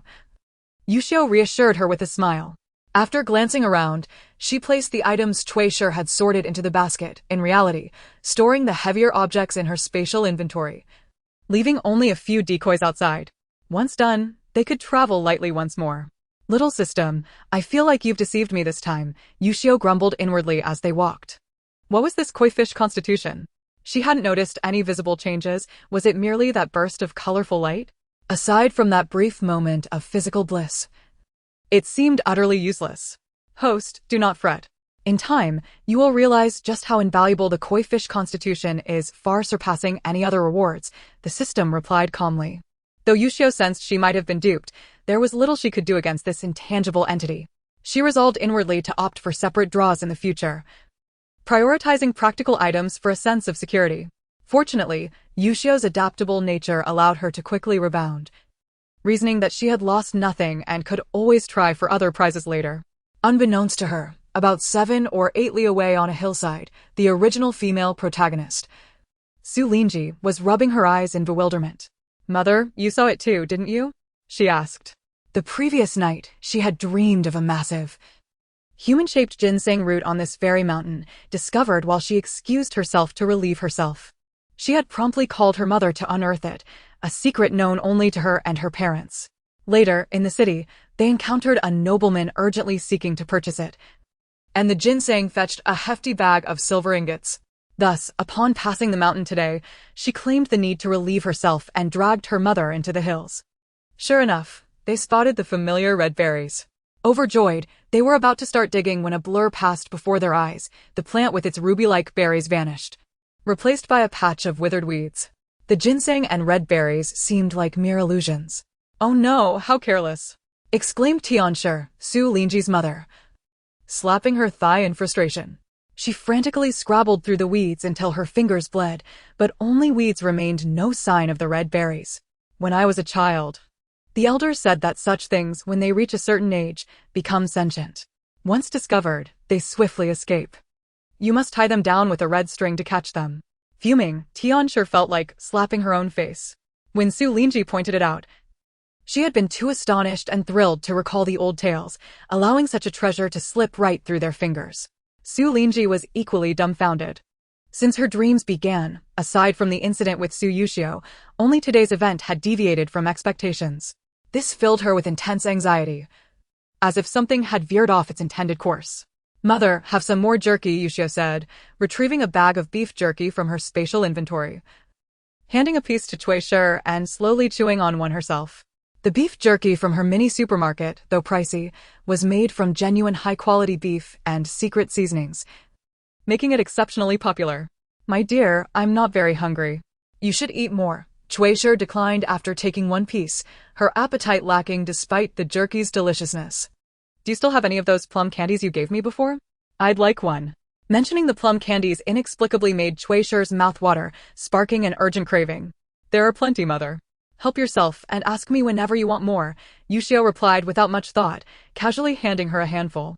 The sweet and sour plum candies were indeed delightful. While managing her mini supermarket, she often snacked on them to curb her appetite without worrying about weight gain. As the two individuals strolled along, unburdened by any encumbrances, they swiftly reached the fork in the path where they had initially entered the mountains. From a distance, one could see that the other direction of the fork led to the official road, where a few weary disaster victims meandered by, much like young Lauda and his group, pushing and carrying their entire possessions, dragging their fatigued feet onward. "Look, mother, over there on the hillside, a cluster of small red fruits has sprouted, glimmering enticingly." "I shall go and pluck some for you," exclaimed Yuxiu. Chapter 33, Indeed, Ginseng. In the brief moment spent gazing around, Yuxiu spotted a patch of withered, yellowed grass, where numerous small red fruits shimmered, each one crystal clear and exceedingly beautiful. "Mother, you should join me. It seems peculiar, but upon seeing these fruits, my mouth has begun to water." "I wonder if it is due to the chill," replied her mother, Shi, who promptly followed Yuxiu up the slope until they reached the cluster of red fruits. "Ugh, ugh," Yuxiu exclaimed, grabbing one and hastily popping it into her mouth, only to spit it out almost immediately. "Mother, do not eat this. Although it looks so appealing, it is unexpectedly bitter and difficult to swallow. What a waste of our effort to climb up here. This child, if it cannot be eaten, then it cannot be eaten. We are not lacking in provisions, after all." Shi chuckled, gently patting Yuxiu's head to soothe her feelings. Amidst the desolation surrounding them, it was indeed a feat for such a plant to flourish in this manner. "Let us rest here a while before heading down," she suggested, reflecting on her mother's earlier comment about salivating at the sight of the fruit. Yuxiu rummaged through her space and produced two bright, golden oranges, handing one to her mother. "Here, mother, eat this. It is both sour and sweet, quite appetizing." Shi accepted it without hesitation, and, even before peeling it, the enticing aroma made her mouth water. With a few swift motions, she peeled away the skin, and as the juicy pulp met her lips, she could not help but squint in satisfaction.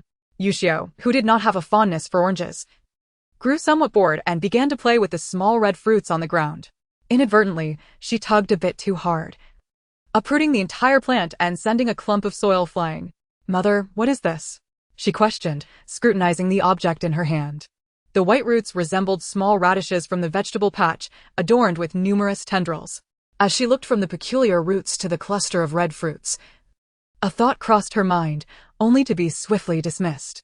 Could it possibly be ginseng? No way. If it were just one or two, I might believe it. But so many? It is simply unfathomable.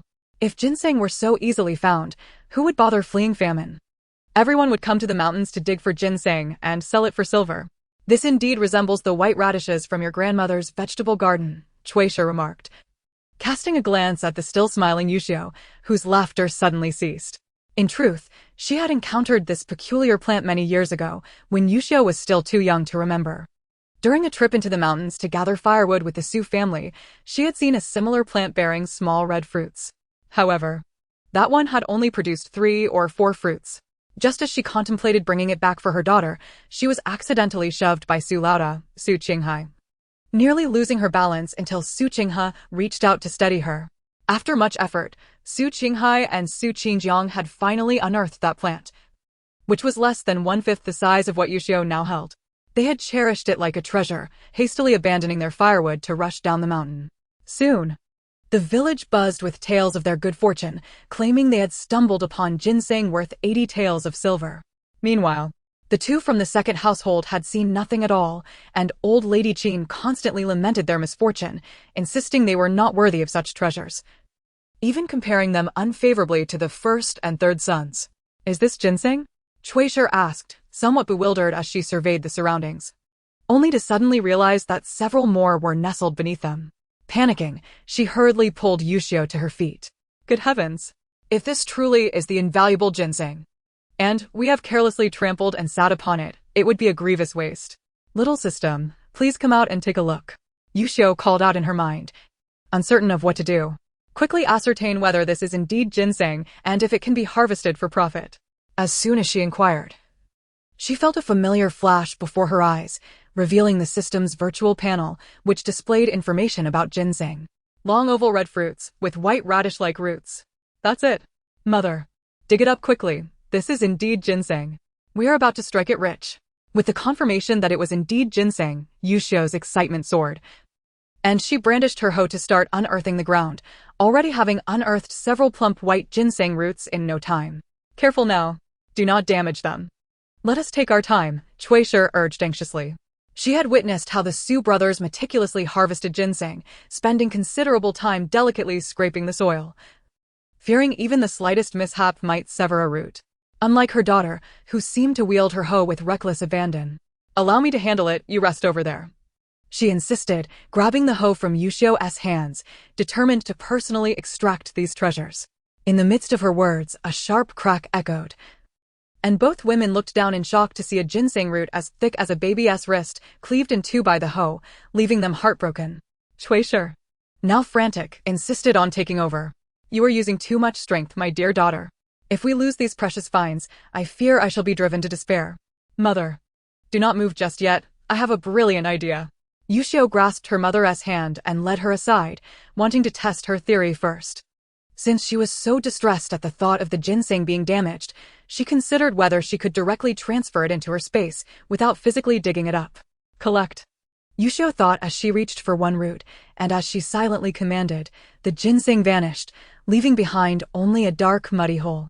When she entered her space to check, she found the recently collected ginseng thriving in the flower bed of her backyard. Yuxiu felt a surge of joy. She had merely intended to test whether it could be collected, never anticipating that it would take root in her space. With newfound confidence, she swiftly touched the remaining plants, and in little time, all that remained were numerous small holes in the ground, as every last ginseng had been successfully transferred into her space. As for the ones she had clumsily uprooted, those that were still intact were replanted in the flower bed, while the damaged ones were placed in the water basin, with plans to make a nourishing chicken soup when time permitted. Chapter 34. Outside Phoenix City. With a plan in mind, Yuxiu proceeded to the fresh produce section of her supermarket, where a large freezer housed various chicken breeds. She selected a hen, quickly prepared it, and placed it in a pot to simmer gently. "My dear daughter, do indulge in some more soup. Do not think that even ginseng chicken soup is a luxury we can frequently savor in the Xu family. Even a simple radish soup is a rarity for us to enjoy." During our meal, Mrs. Cui lamented, causing Yuxiu's heart to ache profoundly. It is no wonder that the original owner has such a frail appearance. At 14, she appears no older than 11 or 12, with no signs of physical development. One wonders if it is still possible to nourish her body at this late stage. As for Mrs. Cui, it goes without saying that her gaunt face is etched with fine wrinkles, and her hands, accustomed to labor, are calloused and cracked, even in this season of warmth. Despite having a daughter as grown as Yuxiu, she is but 31, nearly the same age Yuxiu was in her previous life, yet standing together. They seem to belong to two different generations. Thankfully, the hardships of the past shall not revisit them. Yuxiu vows to care for Mrs. Cui diligently. She rummaged through the shelves for a plethora of skincare products, only to realize that they now hesitated to cleanse their faces too thoroughly, let alone apply fragrant creams. With a resigned sigh, she concluded they would have to wait until they were settled to address such matters.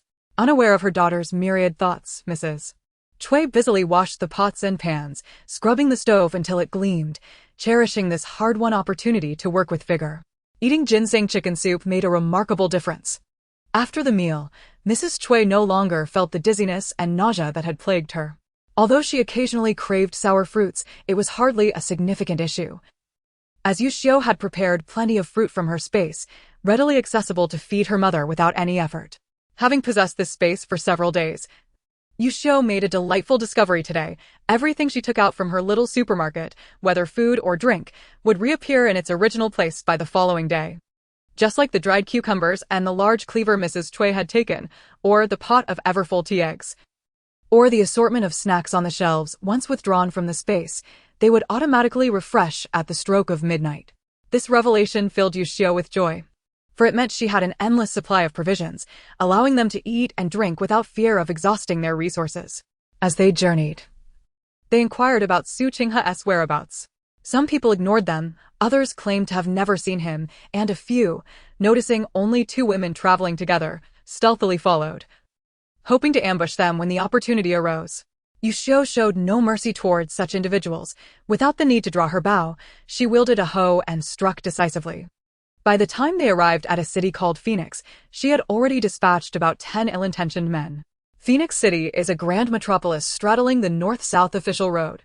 Outside its gates, a throng of refugees had gathered, some sitting, others lying down, all with vacant eyes and weary breaths, fixated on the tightly shut city gates, their hearts yearning for entry. Numerous soldiers guarded the gates, and a long row of tents had been erected at the base of the city wall, where officials were busy attending to matters within. Yuxiu and Mrs. Cui were puzzled until they overheard the crowd explaining the situation. It turned out that Phoenix City housed many dignitaries, and the lord of the city forbade the refugees from entering, instead setting up a porridge station outside the gates, where food was dispensed at specific times each day. Occasionally, charitable ladies from affluent families would bring steamed buns or millet cakes to distribute. However, Yuxiu and her mother had arrived too late, and all the charitable acts had concluded for the day. The soldiers at the gate bore long knives, the gleaming blades serving to intimidate many refugees. Moreover, as long as they remained peaceful, they would receive some food daily, a better fate than wandering aimlessly outside. Consequently, many chose to stay, especially since the weather was hot and rainless. Yuxiu pulled Mrs. Cui away from the crowd to a secluded grove. Seeing no one around, she took out her telescope, wrapped in floral cloth, and began to carefully search the throng. As anticipated, she found only common folk among the crowd, with no sign of those traveling with carriages and guards. After scanning for a while, she suddenly froze. She recognized several individuals from Xu family village among the crowd. Compared to when they last parted, the villagers appeared even more haggard. Even Xu Lingji, once brimming with good fortune, now looked utterly dispirited. Devoid of the vivacity and confidence she had displayed previously, huddled like the rest, with no spark in her eyes. At that moment, Yuxiu realized with a start that in just a few short days, she had nearly forgotten all the plot details from the original story. Now, when she thought back to the unparalleled princess of the farmer family, aside from Xu Lingji, the original female lead, she could scarcely recall any other names. Dear daughter, please take a moment to see if your maternal grandfather and uncle's family are here, Mrs. Cui urged. The mention of Yuxiu's maternal family brought tears to her eyes. If the Xu family had not been wary of the Cui family over the years, their lives would have been even more challenging. The Cui family had prepared to flee the famine 2 days earlier, and her uncle had even come to inquire whether they wished to join him. However, the Xu family could not possibly let these free laborers depart with the Cui family and promptly refused. Though her uncle was furious, he was powerless. as his sister had already married into the Xu family. It is often said that a married daughter is like spilled water. The elders of the Xu family were unwilling to let them go, leaving their maternal family without recourse. It was only because the Cui family had left early that the Xu family's nefarious individuals dared to create trouble on the road. Otherwise, even if old Lady Qin favored her own kin excessively, she would not have dared to openly barter Yuxiu for grain. Chapter 35. A Narrow Path for Enemies. I cannot ascertain whether grandmother and uncle's family are here. I have looked around and seen no sign of them. Reminded by Mrs. Cui, Yuxiu recalled the Cui family, who had been quite kind to the original owner's family. However, since the Xu family had not yet divided their assets, even whatever the Cui family offered could not benefit them directly, but would instead advantage the other branches of the Xu family. Therefore, despite their goodwill, they were powerless to assist. Your uncle mentioned that they left 2 days earlier than us, and given our delays, they may have already gone elsewhere. Mrs. Cui felt a pang of anxiety, yet tried to reassure herself. Yuxiu, sensing her mother's concern for the Cui family, resolved to inquire further when they had the opportunity. Mother, the city gates have opened. People are entering the city. Let us go and ask, Yuxiu exclaimed, her spirits lifting at the sight of newcomers. The woman from that day had mentioned the person who rescued Su Qinghe had a carriage and guards, indicating wealth. Perhaps they were affluent residents of Phoenix City? Let us hasten and inquire. Upon hearing the news, Chuishi was filled with excitement, grasping Yuxiu's hand, her own trembling with anticipation. The two women hurriedly traversed through the debris of the disaster victims, and while some among them initially regarded the two women as troublemakers, they quickly reconsidered upon noticing the formidable blades and hoes in their hands. Mother, Su Taohua called out from atop a cart. She had heard that the city gates had been opened and wished to elevate her vantage point to discern the situation. Her loud exclamations proved irksome to old Lady Qin. What are you shouting for? You're parched and yet waste your breath. Old Lady Qin, sitting ungracefully on the ground, merely scolded Su Taohua at the sound of her voice. Mother, I saw that wretched girl Yuxiu and her mother. Su Taohua exclaimed, her excitement palpable, prompting Su Qinghai to nimbly scramble up onto the cart. Indeed, he spotted Yuxiu and Chuishi pushing their way through the crowd towards the city gates. The two had departed empty-handed, yet now they bore a large basket on their backs, filled to the brim with unknown contents. Could it be those two wretched souls? Old Lady Qin, as if invigorated by some unseen stimulant, swiftly rose from the ground, her eyes wide and fierce, instilling a shiver of fear in Su Taohua. Yes, it's them. You all follow me. The other day, those two scoundrels managed to escape. Today, we must capture them and give them a proper reckoning. Without allowing Su Taohua to finish, old Lady Qin smote her thigh and instructed those from Xu family village nearby to keep an eye on their belongings before charging towards the city gates with an air of intimidation. It was essential to note that soldiers were stationed at the gates, strictly prohibiting any brawling. Should anyone cause a ruckus, they would find themselves at the back of the queue for the gruel distribution, with their chance of receiving any food left to fate. Mother, let us inquire about the conditions for entering the city. If suitable, we should proceed inside, Yuxiu suggested, supporting Chuishi's arm. The sudden surge of agitation caused Chuishi's complexion to pale considerably, prompting Yuxiu to slow their pace, contemplating finding a clinic once they entered the city for her mother's ailment. Whether they would locate their father remained uncertain, but she was determined to ensure nothing would happen to her mother in the meantime. She had considered giving Chuishi some spring water, yet was unsure of its effects. If it caused an unexpected transformation, it might raise suspicions. It would be prudent to test it first before offering it to her mother. Mother, you're all right. Perhaps just a bit anxious. You'll feel better after a moment. Chuishi lamented her role as a burden to her daughter, reflecting on how she had seldom suffered from colds in recent years. Even when discomfort arose, it would pass after a few days, unlike the current agony that she could scarcely endure. Mother, if a fight breaks out, stand behind me, Yuxiu suddenly declared, halting in her tracks, causing Chuishi to gasp in alarm. She looked up to see a group of familiar faces approaching, members of the Xu family who had been separated for several days. Daughter, let me handle them, Chuishi urged, fearing that her daughter, being a young girl, might be manipulated by their elders, instinctively wanting to shield Yuxiu. Puh, who do you think you're confronting? Old Lady Qin, leading the group, overheard Chuishi's words and spat disdainfully on the ground. You foolish girl, Yuxiu, cease this nonsense. For the past few days you've been gone, your mother, and all of us have lost sleep worrying. Be sensible and return with us. Xu Qinghai placed a hand on old lady Qin's arm, signaling her to temper her words. This was a public matter, and if the soldiers were alerted, it would spell trouble. It was better to coax them back first before addressing the issues at hand. The surrounding disaster victims, initially intrigued by what seemed to be a commotion, lost interest upon realizing it was merely a family dispute. What delusions are you all laboring under? We have severed ties. We are no longer family. If you know what's good for you, step aside and don't vex me. Yuxiu, unperturbed by Xu Qinghai's presence, pointedly berated them, openly declaring their estrangement. You truly are a thoughtless child, Xu Qinghai retorted, his expression momentarily shifting before regaining composure. Severed ties? We are all of the same bloodline.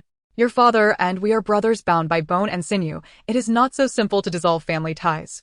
Moreover, had it not been for your stubbornness, we would never have been compelled to compromise rather than watch you perish. Hearing his outrageous claims, the bystanders began to murmur among themselves, casting judgment upon Yuxiu and her mother, noting that during these years of famine, being among family would surely be safer than venturing alone. Little girl, heed your uncle's advice and return home, they urged. It's one thing to be unruly, but have you considered the times we're in? You're not a child anymore. It's time to act with maturity. Listen to your aunt and apologize to your uncles and elders. They will surely take good care of you. As the crowd rallied to support him, Xu Qinghai brimmed with satisfaction, his gaze toward Yuxiu softening as if he were a benevolent elder cherishing his niece. Yet Yuxiu, with a discerning eye, caught the glint of malevolence lurking beneath his facade. You needn't concern yourselves.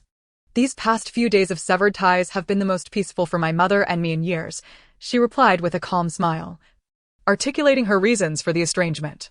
After all, we are no longer family, and no one is wielding their elder status to coerce us into submission for food. My mother no longer has to carry burdens heavier than those of men on her journey. The crowd exchanged puzzled glances, unable to fathom the notion of sacrificing a child for food. As for Chuishi, her frail form leaned against Yuxiu, her pallid face a stark contrast to her daughter's resolve. A woman in such a weakened state could hardly manage without assistance. The thought of her carrying burdens would surely lead to her demise on the road. Why waste your breath on those ungrateful wretches? We are family. How could we harm her? She has enjoyed plenty of good things at home over the years, and now she turns against us elders, old Lady Qin lamented, beating her thigh and sobbing, recounting her hardships as if she were prepared to sacrifice her very soul for her granddaughter, only to be met with rejection. What is this ruckus? Do you wish to court death by causing a scene here? At that moment, a troop of soldiers approached, their leader towering and rugged, his beard lending him an air of menace. The fierce demeanor terrified the Xu family, prompting old Lady Qin to clamp her mouth shut in fear. Xu Qinghai hastily stepped forward, bowing in greeting before meticulously recounting the entangled matters involving Yuxiu and her mother. However, once the words left his lips, they transformed into allegations of Yuxiu's immaturity, claiming that she could not bear to see her mother toil, and thus resorted to threats of severing familial ties. Although they did not wish to see their family disintegrate, they could not stand idly by while Yuxiu threatened to take her own life. Reluctantly, they found themselves compelled to compromise. Such circumstances truly highlighted the child's lack of understanding. The bearded man, upon hearing this account, nodded in agreement. And as he followed Xu Qinghai's gaze towards Yuxiu and her companion, he momentarily froze, his eyes widening in astonishment. Surround those two and prevent their escape. I shall summon the authorities. With that, he hastily departed, leaving the remaining guards with little time to ponder, as they swiftly converged upon Yuxiu and Chuishi, encircling them entirely. Darling, Chuishi exclaimed in alarm, her already troubled mind now spinning with dizziness, nearly succumbing to the fright. Do not fear, mother. Nothing will happen to us. Yuxiu gently patted her hand and, seizing the opportunity to wipe her face, discreetly slipped a piece of preserved plum candy into her mouth. Consider who my master is. If any trouble were to arise, no one could possibly restrain me. Although Chuishi was still dazed from the fright, thoughts of the wondrous artifacts bestowed upon Yuxiu by her celestial mentor reassured her somewhat. Though anxiety lingered in her heart, it was not as palpable as before. Yet, Yuxiu remained acutely aware of the fear surrounding them. Unbeknownst to her and Chuishi, the Xu family had been in Phoenix City for the better part of the day. They had arrived just in time to witness a scuffle during a porridge distribution. where the burly bearded man had brutally severed an arm of one of the combatants with a single stroke of his blade. I think we should return. Old Madame Qin stammered, feeling her legs tremble uncontrollably and tugging at Xu Qinghai's sleeve in an attempt to leave. No one is permitted to leave.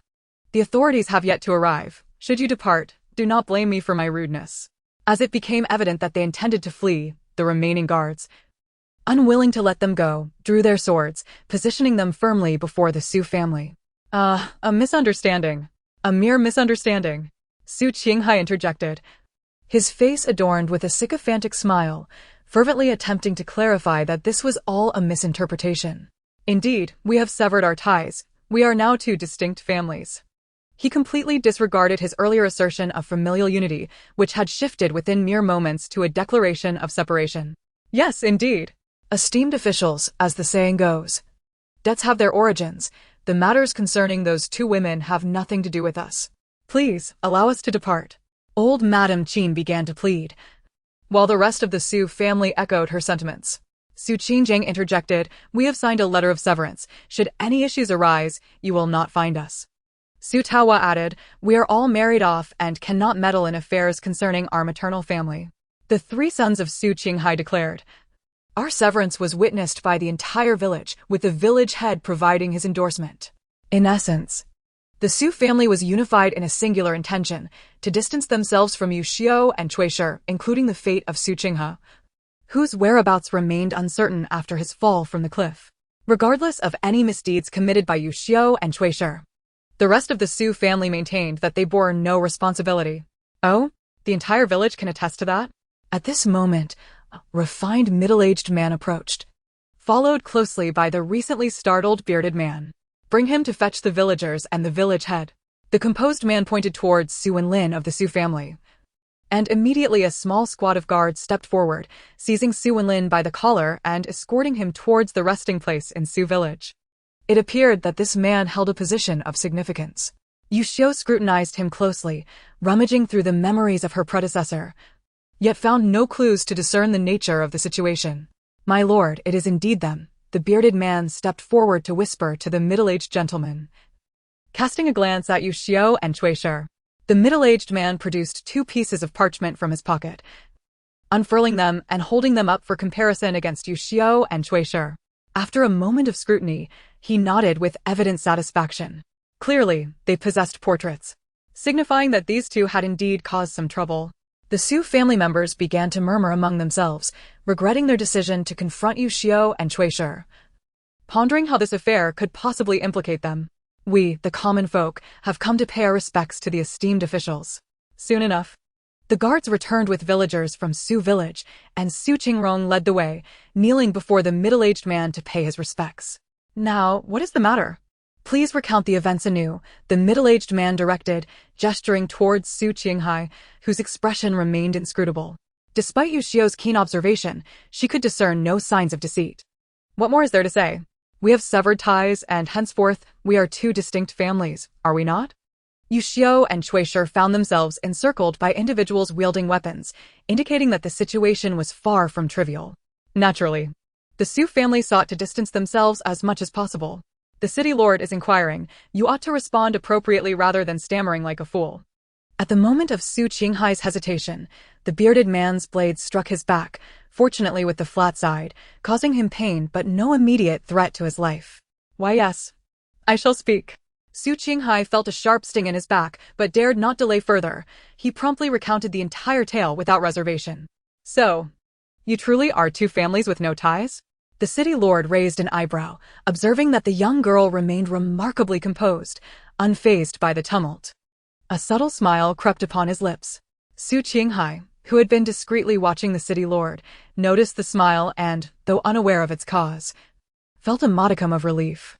He pointed towards the village head and the villagers, stating, Your Excellency, every word I speak is the truth. There is not an ounce of falsehood. You may inquire of our village head and the villagers. They can attest to our claims. The city lord turned his gaze to the villagers, who all nodded in affirmation. Very well. The city lord smirked mockingly, then waved his hand with a sense of magnanimity, declaring coldly, Bring these 2 into the city. As for those who have severed ties with them, let them go. Understood. The guards responded in unison, leading Yuxiu and Chuishi into the city. What a fright! Thank heavens we severed ties. The Xu family members collectively exhaled in relief, grateful that they had avoided entanglement in this affair, when suddenly a commotion arose from the outskirts of the crowd, followed by a throng rushing towards them. Xiu girl! Little sister! The calls grew louder and clearer, and the previously composed Yuxiu was taken aback, while Chuishi, reacting more swiftly, turned to shout, Mother! Elder brother! Yuxiu turned her gaze towards the raucous crowd and, indeed, she spotted several familiar faces, all members of the Chui family. Their expressions fraught with anxiety as they hurried towards her. Who are you? The city lord inquired, evidently intrigued, instructing the soldiers blocking the way to step aside, thereby allowing the Chui family to approach him unimpeded. In response to your excellency, the elder of the group stated, this woman is my younger sister, and the young girl is my niece. May I ask what offense they have committed? I beseech you to show leniency, considering they are but two sheltered girls. Chui Dejio, though merely 3 years older than the Chui clan's matriarch, was of modest stature and bore a resemblance to them. He remained composed as he greeted the officials, undeterred by the soldiers surrounding them. Behind him stood 2 teenage boys and a woman of around 50. Yuxiu recognized from the original owner's memories that these were her 2 cousins and her grandmother. Perhaps we may overlook their minor transgressions. However, I do have a condition. The city lord declared with brisk clarity. Why not allow your family to accompany them into the city? Let us share the burden of whatever may arise. What say you? The city lord's proposition was straightforward, yet Chui Deiji's countenance reflected a mixture of pain and hesitation as he glanced at his elderly mother and his 2 sons. Tentatively, he suggested, the women are but children who do not understand the gravity of the situation. Let them be spared. I shall bear all the blame. Do not presume to negotiate. The city lord barked, his face darkening. I shall count to 3. Make your decision. 1, 2. We are willing. The Chui family exclaimed in unison, stepping forward anxiously. Yuxiu closed her eyes, sensing that the city lord was perhaps testing their resolve, though she remained unaware of his true intentions. Mother, elder brother, Bo, Wen, Chuishi sobbed, her tears flowing freely. How can you be so unseemly at your age? Crying like this? Even Yuxiu shows more composure. Despite her reprimands, tears welled in her eyes, and seeing this, Chuishi could no longer contain her emotions, tears cascading down her cheeks. Enough of this, there is no need for such weeping. No harm has been decreed upon you, the elder lady interjected, her own eyes glistening with unshed tears, causing the city lord to appear somewhat awkward. He waved his hand dismissively, commanding, ensure they are treated well and escorted back home. You shall be responsible for their company. His final words were directed at a bearded soldier before he and his retinue strode into the city. Please, everyone, come inside. The crowd that had gathered to witness the spectacle had long been dispersed by the soldiers, particularly the Xu family, who had been roughly handled, with Su Qinghai and Su Qingjiang knocked to the ground, bloodied and battered. Even the village elder Su, brought in as a witness, stumbled under the soldiers' rough treatment, twisting his ankle in the chaos, rendering him unable to walk for the time being. Faced with such brutality from the soldiers, the Xu family could not help but speculate that Yuxiu and her companions were likely doomed, as they had been assaulted despite their innocence. Yet, contrary to their expectations, Yuxiu and her party were led into the city by the bearded soldier and settled into a small courtyard. Mother, elder brother, did you not set out 2 days before us? Why have you only just arrived? Once inside, Chuishi eagerly grasped her grandmother's hand, her excitement palpable. Yuxiu, too, was curious and followed closely to listen. How dare you ask? The elder lady scolded, tapping Chuishi on the head in frustration. You parents should have shown more resolve, sparing my Yuxiu from suffering. Upon hearing the news, we rushed back and searched for 2 days without success. Finally, we heard a rumor that resembled your plight, so we came to investigate. Chapter 38. A Grateful Rescue. It turned out that the Chui family had departed alongside others from Chui village. Along the way, they encountered a familiar villager from Xu village who informed them of an incident involving Chuishi's family, which had escalated to the brink of severing ties. This villager had witnessed the uproar at the Xu household, but, in a hurry to tend to his own affairs, had not traveled with the others, instead finding the Chui family resting by the roadside and conveying the alarming news.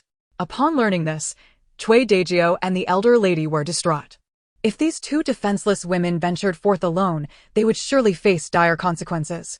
As family, the CUIS could not rest easy and retraced their steps to search for them, ultimately arriving at the city gates of Phoenix after much inquiry. Yet what do these people truly intend? Xu Yuxiu mused skeptically. Surely, two young women could not have committed any serious offense? Nevertheless, he resolved to accept the situation as it was. After taking a stroll around the courtyard with his sons, they discovered a well in the backyard. Though the water level was low, it brought them considerable joy, and they quickly filled a bucket to quench their thirst. Thinking the women might also be parched, Xu Yuxiu instructed his sons to fetch some water for them, while he continued to explore the courtyard, growing increasingly concerned. It appeared that the dwelling had been uninhabited for some time, yet it was remarkably clean, with provisions like rice and flour neatly stored in the kitchen. And even a few eggs, likely prepared for their arrival. Puzzled by the circumstances, the family dared not disturb the items, eventually settling at the large table in the main room. Grandmother, uncle, and my older cousins, are you not hungry? I have some wolf jerky.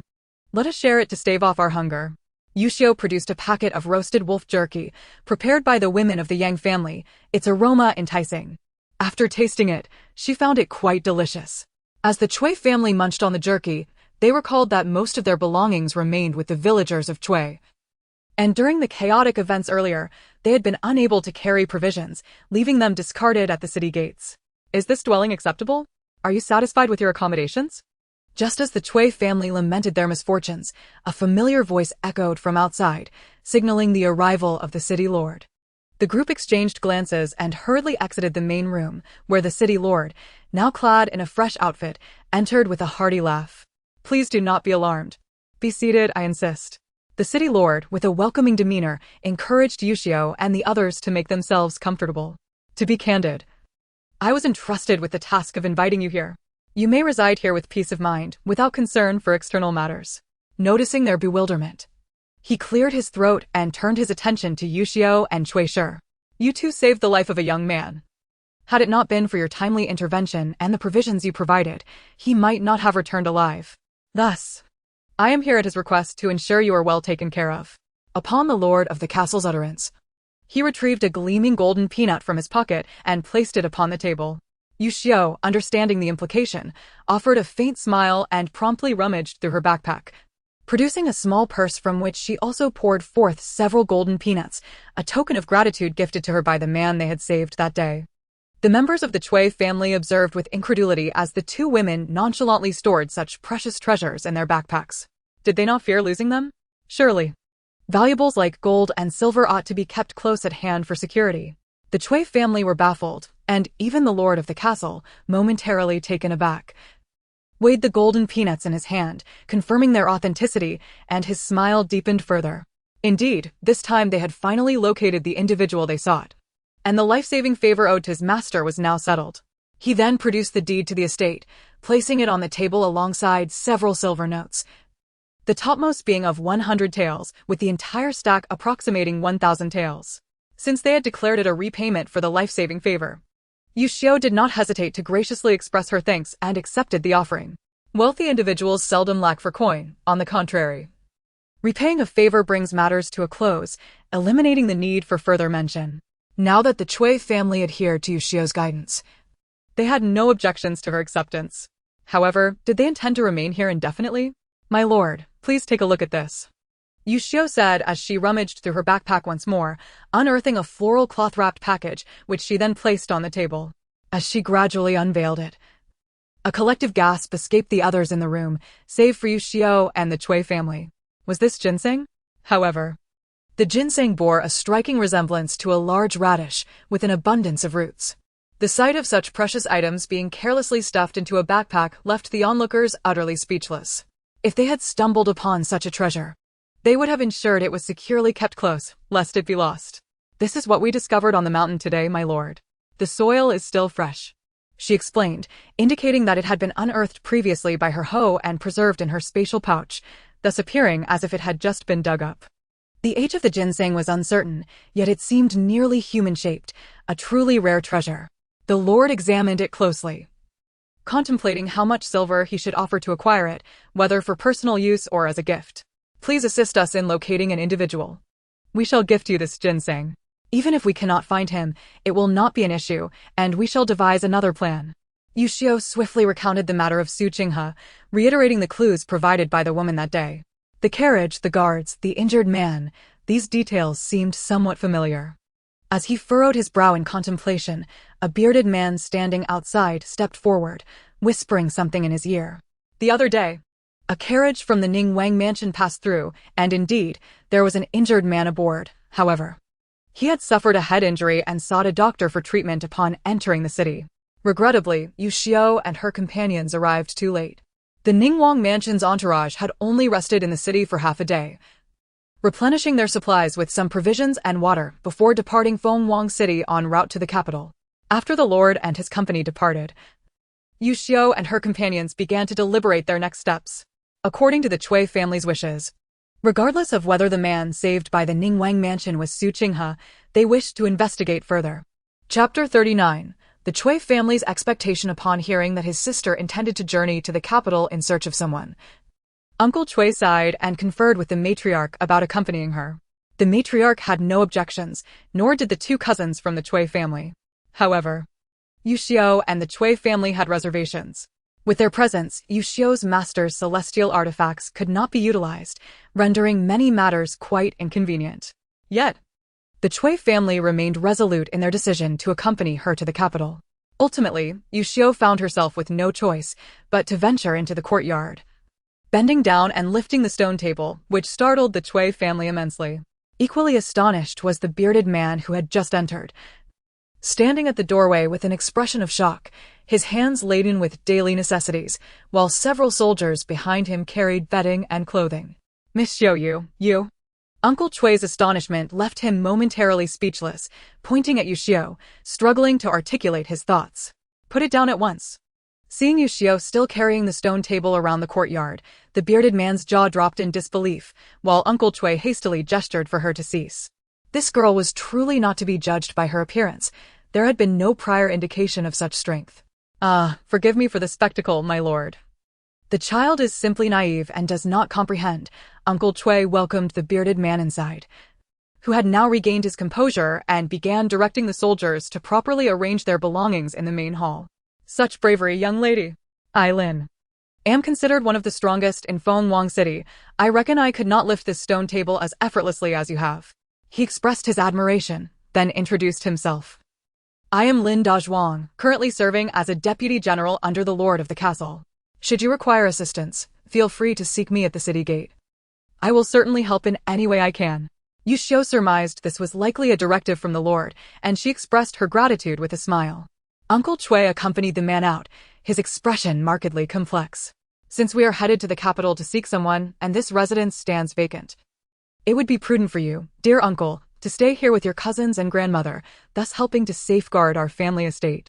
Yuxiu reached for the stack of silver notes, flipping through them and confirming it was indeed 1,000 taels.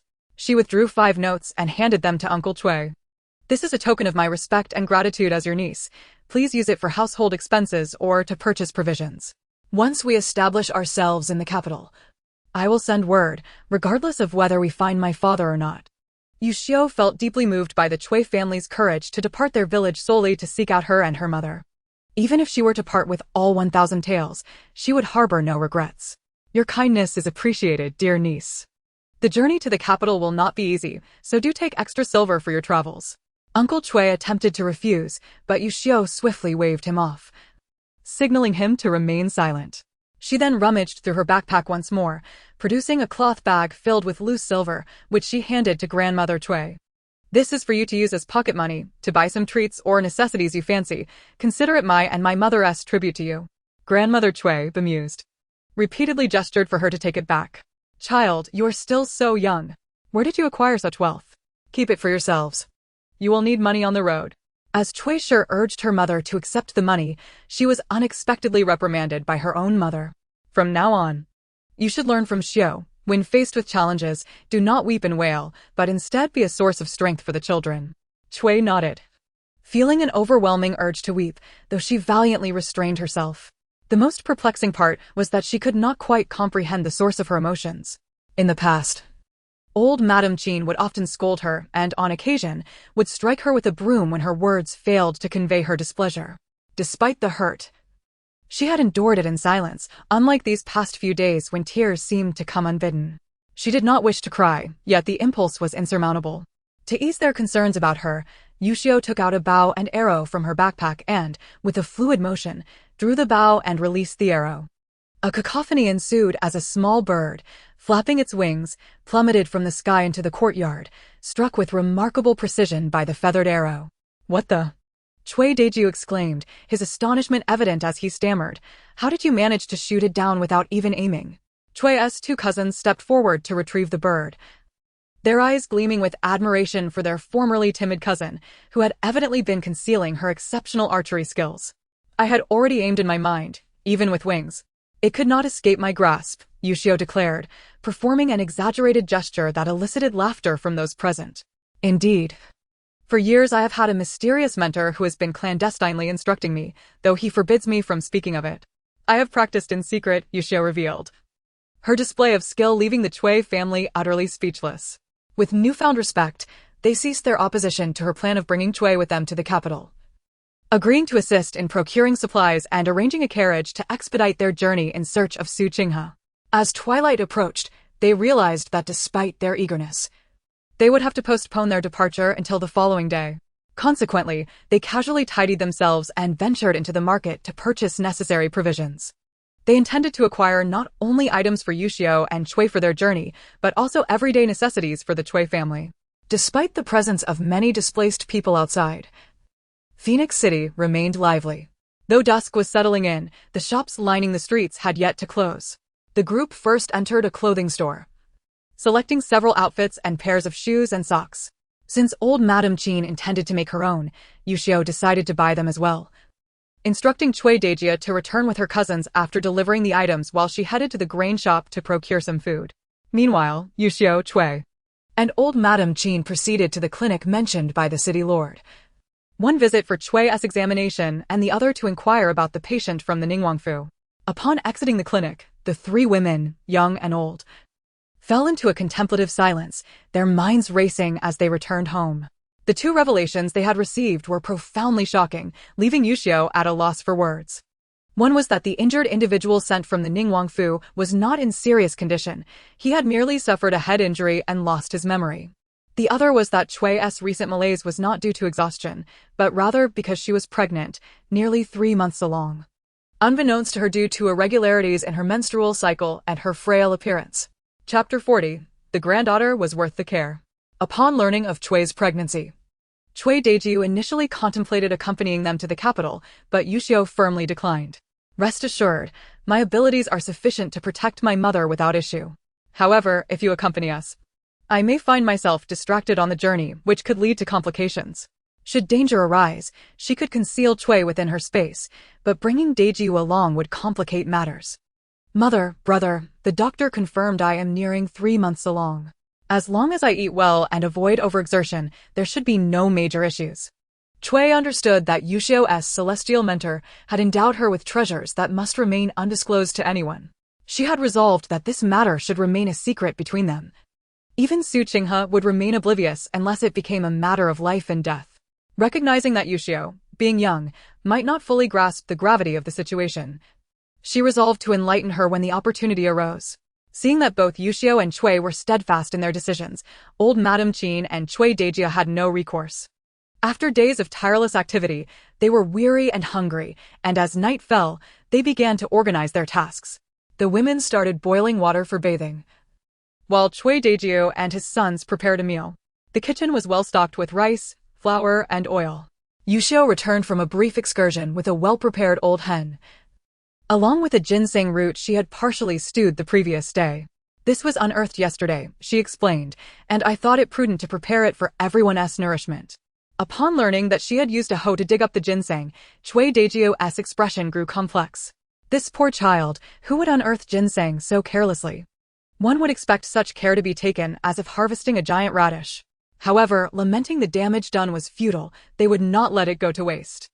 Dejiu directed his sons to bring the hot water inside while he began to stew the chicken in another pot. Inside, Yuxiu unpacked several small porcelain bottles, neatly arranging them on the table. This is for bathing, this for washing hair, and this for brushing teeth. She also produced several solid-colored cotton towels, one for each person, along with a large cotton bath towel for the women. Though these items were simple and not particularly luxurious, they brought great joy to old Madame Qin. Such fine things are perfect for you young girls. As for me, an old woman with one foot in the grave, I would not dare waste such treasures. Put them away quickly, she urged, fondling the soft fabric of the bath towel and praising it profusely, suggesting that Yuxiu keep it for her dowry to bring to her future home, as it would surely impress. It was no wonder the old lady was so enchanted. They had spent their lives in tattered hemp garments. This soft material was a novelty she assumed Yuxiu had purchased in the city. I heard the shopkeeper brought these from the capital. We can buy more when we arrive. After Yuxiu dismissed the matter nonchalantly, she used the bathing supplies she had procured from her space to help Cui and old Madame Qin wash their hair, quickly creating a frothy lather. It feels wonderful. And the fragrance is delightful. I have never used such fine products, old Madame Qin exclaimed, savoring the delightful scent wafting from her skin. Having toiled in the fields all their lives, they had never encountered such luxuries. Your granddaughter is truly a blessing. It is only right that she honors you. Enjoy these fine things, Cui remarked, though she understood that these treasures were indeed gifts from the celestial realm, meant for the gods themselves. Once they had finished washing, Yuxiu discreetly slipped into her space to cleanse herself of the dirt. Fortunately, the sunroom still harbored several sets of clothing she had previously washed. Although she dared not wear her outer garments outside, she donned her inner garments from her past life and covered herself with a cotton outfit purchased from the clothing store earlier that day. These garments are merely temporary. The original owner's physique is exceedingly frail, rendering these clothes quite oversized for her. Yuxiu promptly selected several well-fitting outfits from the shelves and chose multiple sets for Cui Shi, washing them together with tap water before hanging them up to dry. By the time she re-emerged into the courtyard, Uncle Cui and the others had already prepared the meal, and everyone was seated in the main room, awaiting Yuxiu to join them for dinner. Xiu girl, come and eat. We must set out early tomorrow, so let us finish our meal and retire early, called out Grandma Cui. Yuxiu approached and, despite Uncle Cui being a robust man, was pleasantly surprised by his culinary skills. The simple dishes, ginseng stewed chicken, stir-fried radishes, and sauteed pork, were a feast for the senses, beautifully presented and tantalizingly fragrant, igniting appetites all around. Of course, a contributing factor to their hearty appetites was their hunger, leading them to abandon any pretense of politeness as they eagerly began to eat. Grandma Cui, having finally reunited with her daughter, surely felt reluctant to part ways again the next day. She grasped Cui Shi's hand and spoke at length. So Yuxiu suggested they rest together in one room while she took herself to a side chamber, finally granted her own moment of solitude in this secure environment. Yuxiu cleverly concealed a pillow within her blanket as a disguise and directly entered her space. First, she inspected the inventory in her supermarket, a place she had been intimately familiar with in her previous life, knowing the precise arrangement of every item. Today, she had intentionally purchased some oil paper for wrapping food. She retrieved an assortment of snacks from the shelves, including biscuits, bread, peach crisps, milk candies, and peanut candy. After wrapping up several packages, she set aside the easily digestible treats for Grandma Cui, who, despite having the means, would likely hesitate to spend her silver on food. Yuxiu resolved to provide her with fresh provisions, allowing Grandma Cui to savor them leisurely after they had departed. For Uncle Cui, she prepared 2 jars of high-proof liquor from the supermarket, no need for repackaging, as they were already in jars. She merely needed to remove the labels. Additionally, she packaged various appetizers like crispy peanuts, spicy kelp strips, and spicy beef jerky for Uncle Cui and her 2 cousins. Once she had organized everything, the table was laden with numerous oil paper packages. Concerned that having too much might arouse suspicion, she deemed her preparation sufficient. Upon visiting the backyard, she observed that the ginseng in the flower bed thrived vibrantly, both the leaves and the oval-shaped red berries appearing more radiant than those on the mountain. Remembering the spiritual spring she had longed for, Yuxiu gathered her courage and gently lifted the wooden cover of the well, peering inside. The water looked unchanged at first glance, seemingly indistinguishable from what she had previously seen. After some contemplation, she filled a bucket with water. Is this truly the water from the spiritual spring? How does it differ from the well water my mother used for laundry? Yuxiu questioned. harboring doubts that she might have been deceived by this little system. Absolutely not. The system is trustworthy and would never lie. If you doubt it, just take a sip. But do keep it limited to just one sip. Upon detecting her skepticism, the system grew somewhat anxious, employing a bit of provocation in its response. Fine. I shall drink it. I'm eager to discover how this spiritual spring water contrasts with ordinary well water. The water in the bucket was crystal clear, and without hesitation, she scooped some up with a ladle and took a generous gulp. It's quite all right. The taste is comparable to that of the water from my purifier. Yuxiu smacked her lips, finding little distinction. Noticing a small amount of water remaining in the ladle, she casually splashed it into the flower bed. Disappointed by her experience, she replaced the wooden cover and prepared to exit. Suddenly, a gurgling sound emanated from her stomach, followed by a sharp pain that rendered her unable to stand, forcing her to squat down. Goodness, is this the reward for my hard work? Has the system poisoned me or what? Does it wish to eliminate its host? She realized she was on the verge of an urgent need to relieve herself. Although there was a restroom in the backyard, Yuxiu, driven by psychological aversion, hurriedly exited the space and dashed to the outhouse in the dark. Once she had resolved her predicament, she did feel a semblance of relief. But the overwhelming stench nearly knocked her unconscious. The odor was reminiscent of seafood that had spoiled for days, so foul it made her feel as if she could scarcely breathe. She quickly fled the scene, feeling as though she had acquired the foul scent of the outhouse. Yuxiu lamented the futility of her earlier bath, prompting her to rush back into her space to wash again. Outside, it was pitch black, and she noticed nothing amiss.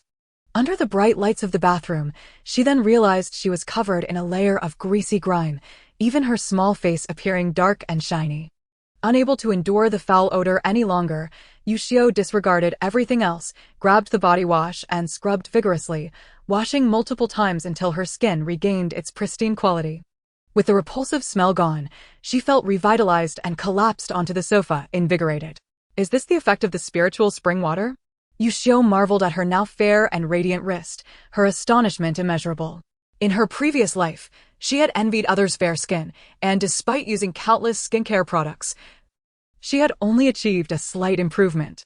Yet now, after just a single sip of the so-called spiritual spring water, she had transformed from a frail girl into a luminous fairy, an unexpected delight. As for whether she would be discovered, she decided to try using some cosmetics to conceal her transformation. Rest assured, the system has always been honest and will never deceive you. The system's voice brimmed with pride, having successfully proven its integrity, ensuring that the host would perform even better on future tasks. Indeed, the bond between them was palpable, and Yuxiu contemplated how she might be able to do more good deeds in the future and procure more treasures from the system. Having experienced such a fortuitous outcome today, sleep eluded her, so she exited the space and lay in her quilt, lost in thought. If the Xu family were to learn of her good fortune upon entering the city, they would surely rue their decisions. Alas, she was to depart tomorrow, otherwise she would have joined the soup dispensing teams to show those with dark hearts what true kindness looked like.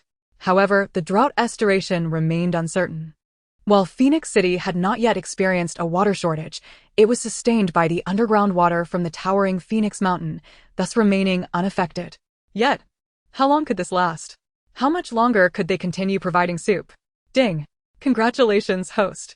You have triggered a system task. As the populace faces water and food shortages, please embody the virtue of charity and assist the citizens in overcoming this hardship. The sound of the system echoed, prompting Yuxiu to roll her eyes dramatically. She had merely contemplated the future lives of the common people, yet somehow, she had triggered a new task. What was particularly irksome was that this time, it required her to be charitable, essentially demanding that she relinquish her own possessions to others. Such an endeavor seemed fit only for fools. And Yuxiu prided herself on not being one of them. She had no desire to engage in such folly. The meager supplies in her space, even if entirely given away, would scarcely suffice to feed the disaster-stricken for long. Moreover, if they consumed it, what would she have left for herself? Suddenly, she recalled how the wealthy routinely distributed food. Was the system suggesting she do the same? However, with her impending departure from the city the following day, she hardly had the time for such an undertaking. Yet, she remembered the silver notes the city lord had bestowed upon her yesterday. She had given half to Uncle Chui and retained 500 taels. Perhaps she could donate that tomorrow instead? The materials belonging to the host could be refreshed continuously. But the system indicated that was not the solution. Instead, the host could purchase coarse grains, such as brown rice, from the system's marketplace and discreetly place them in the granary. Goodness, the little system spoke so casually, suggesting she place them in the granary. As an ordinary individual, how was she to know where such a granary was located? Furthermore, such a significant venue was likely not one a mere woman could approach without scrutiny. What if she were discovered? Surely, they would chase her away. Yet, she was merely doing good deeds, not committing theft. Yuxiu continued to grumble internally while the little system ignored her complaints and promptly summoned the virtual panel, opening the entrance to the system's marketplace. The system marketplace was ready for her, allowing her to select the items needed with system currency or engage in barter. The little system's voice was laced with temptation as Yuxiu gazed upon the myriad of products. Her innate desire to shop ignited, leaving her wanting everything. Abandoning her resistance, she swiftly accepted the task and began searching for grains. To her surprise, there was quite a selection, including sorghum flour, buckwheat flour, and cornmeal, in addition to a plethora of white rice and flour that dazzled her senses. As for the prices, each item displayed its cost beneath it.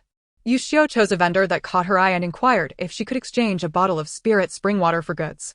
She initially thought it would take longer, wishing to consult other vendors, but was promptly met with a response. Certainly. I will trade 1 bottle for 10,000 jin of grain. Such promptness? It was a deal. After all, her vast well of spirit spring water would not suffer from giving away some. Perhaps fearing a reversal, both parties acted swiftly. Just as Yuxiu cleaned a beverage bottle, a large mound of grain-filled burlap sacks appeared in her backyard. 10,000 jin amounted to this much? Concerned about the vendor's loss, she filled a bottle to the brim, and upon confirming the exchange, the bottle vanished from her grasp, evidently conveyed to the other party. For the disaster-stricken outside the city, this 10,000 jin of grain was but a drop in the bucket. Yuxiu pondered and decided to replicate her efforts, quickly procuring another substantial batch of grain.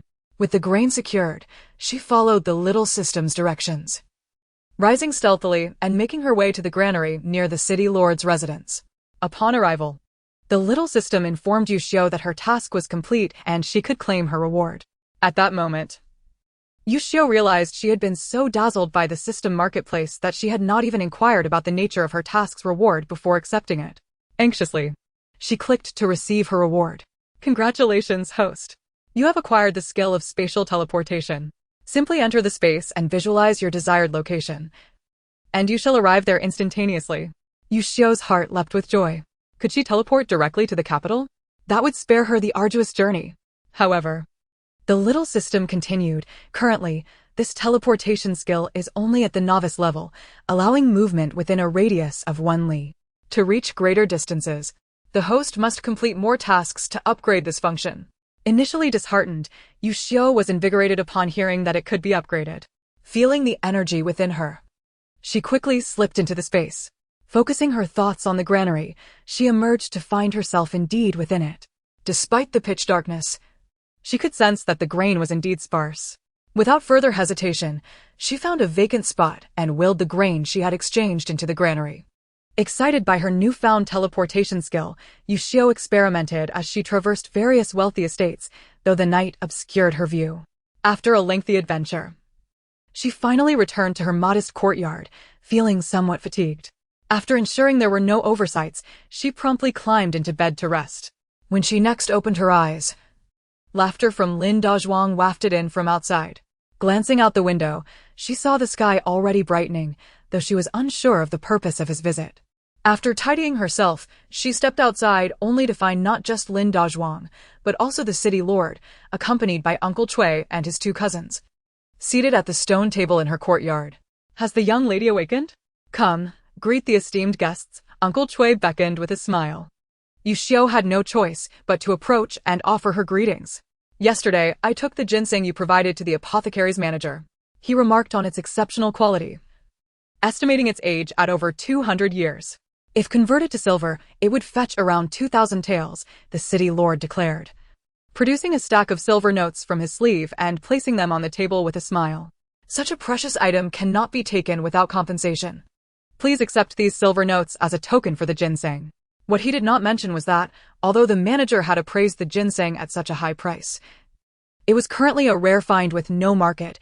Anyone fortunate enough to possess such a treasure would cherish it as a collection for future needs, not sell it openly.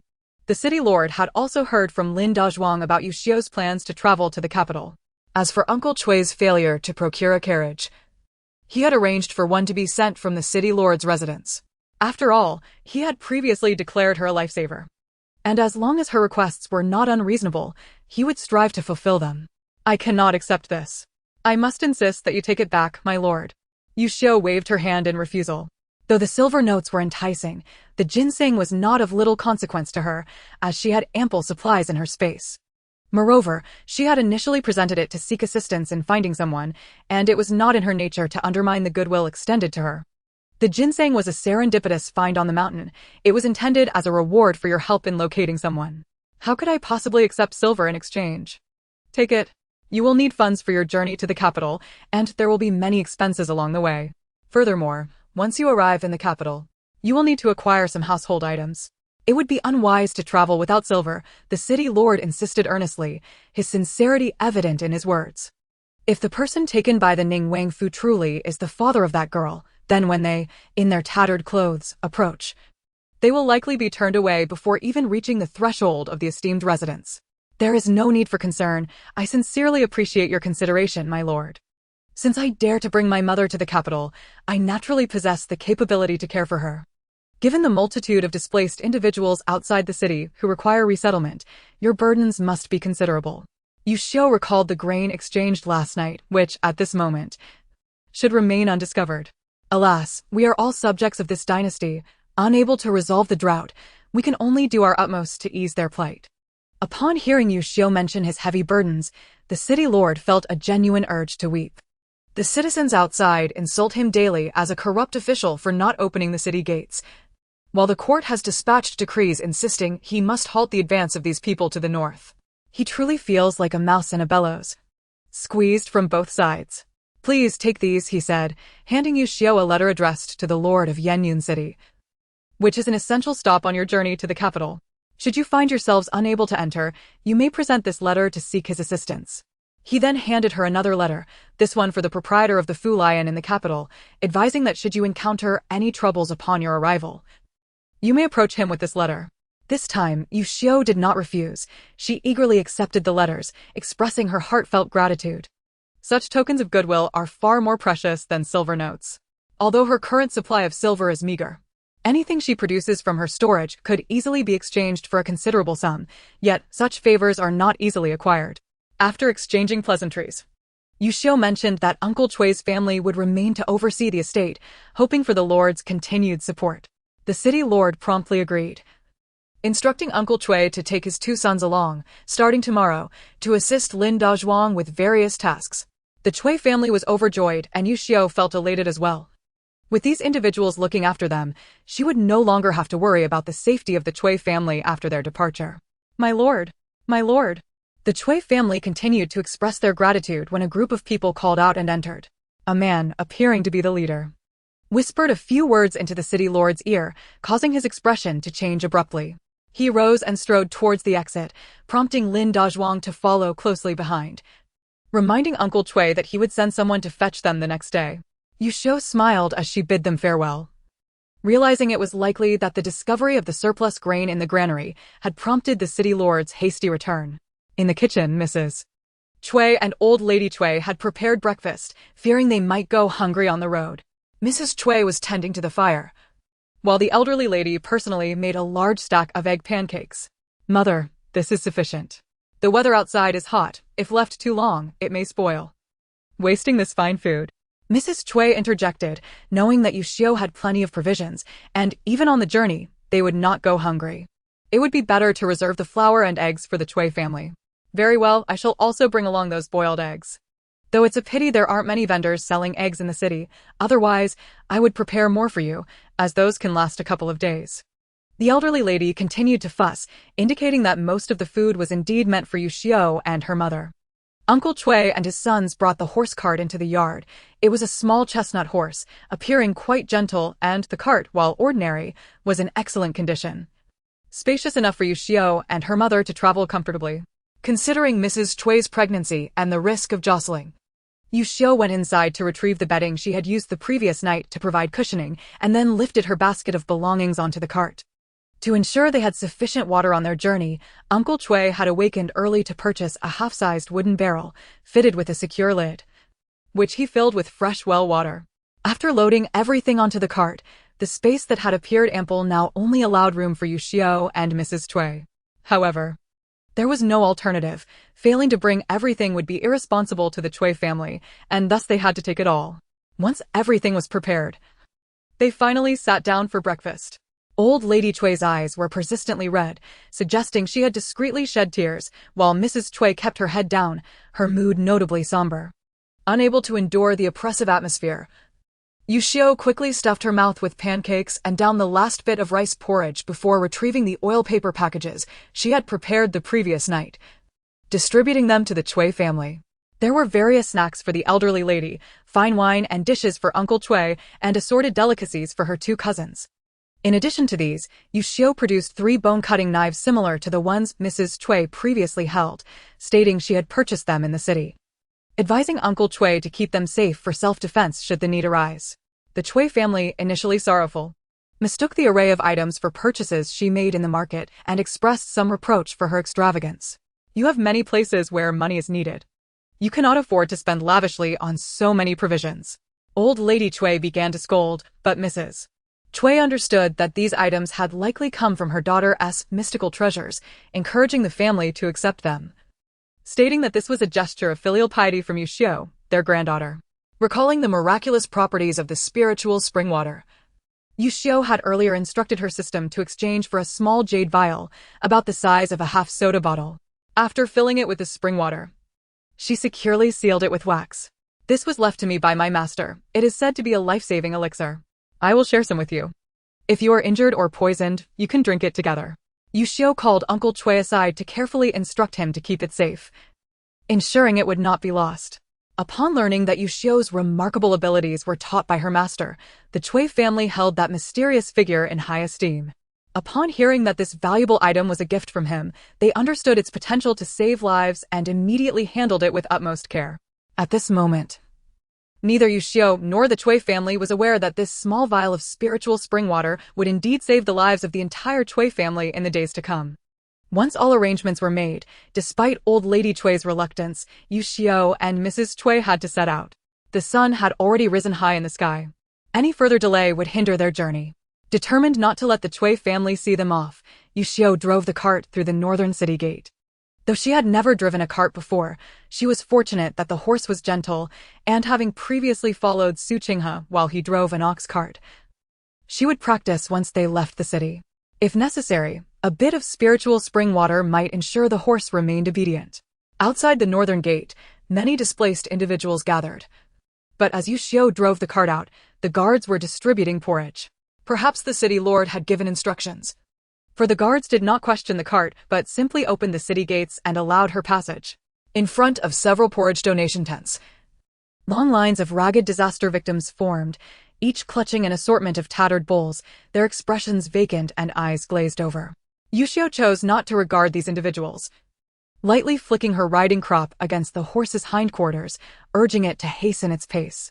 Mrs. Chui reclined on thick bedding, peering through the curtain that fluttered in the wind at the unfortunate souls outside, her heart brimming with gratitude for Yuxiu's celestial master. Had it not been for her daughter's serendipitous fortune, even if they were not tormented to death by the Su family, they would have languished in hopelessness like these people, yearning in vain for a glimmer of hope. The chestnut horse pulling their cart galloped swiftly, and with the weather still mild, Yuxiu urged the carriage along, covering several dozen miles away from Phoenix City in just half an hour. Mother, are you tired? Shall we find a place to rest for a while? Yuxiu, adorned with a sun hat she had retrieved from her spatial storage, a basic model intended for sale in her supermarket, was perfectly suited for the moment. Daughter, let us take a break and share some food. Allow me to take the reins for a bit, and you can rest. Mrs. Chui wiped the sweat from Yuxiu's forehead, her eyes filled with tenderness and concern. She had enjoyed a good night's rest and, buoyed by news of her husband's whereabouts, was in a considerably better mood than the previous day. I'm not fatigued, mother. As long as you are well, I am at ease. However, it is rather warm now. Let us pause for a bite to eat and resume our journey when the heat subsides. Yuxiu steered the cart into a small grove, first stowing away the disarray of luggage into her spatial storage, leaving only a few miscellaneous items in the basket outside. A gentle breeze wafted through the trees, providing a refreshing coolness. Yuxiu retrieved some food to share with Mrs. Cui, ensuring they had their fill, and offered the chestnut horse a basin of water to drink. Remembering her earlier thought, she added a small amount of spiritual spring water to the basin. Though it was but a mere spoonful, the horse seemed to sense a difference, eagerly dipping its head into the bucket and drinking greedily. I can't take it anymore, just let me die. Yuxiu and Mrs. Cui had scarcely finished their meal when a woman's anguished scream echoed from deep within the grove, startling both of them, even causing the chestnut horse to startle. Uncertain of who else might be present in the woods, Yuxiu shook her head, having no intention of intervening. Ding! Congratulations, host, you have triggered a system task. A woman in the wilderness is in labor. Please assist her in delivering the child successfully. The reward for this task is an upgrade of the teleportation skill to level 2. Chapter 44. Learning to assist in childbirth. Is someone about to give birth? Mrs. Cui stood up, anxiously glancing toward the trees. The woman's cries were so chilling that they sent a shiver down the spine of Mrs. Cui, who was also pregnant. She recalled the day Yuxiu was born. She had awoken that morning with intense abdominal pain, yet the matriarch insisted she prepare breakfast for the entire family, claiming that movement would aid in labor. By the time she managed to prepare the meal, she had already begun to bleed. And despite Xu Yuxiu's panic at the sight, the matriarch held him back, insisting that she had delivered numerous children without a doctor, and calling for one would disgrace the Xu family. That day, Mrs. Cui had suffered excruciating screams throughout the house, and it was only when Xu Yuxiu, desperate and with his face scratched by the matriarch's grip, dashed out to fetch a midwife from the neighboring village that the chaos subsided.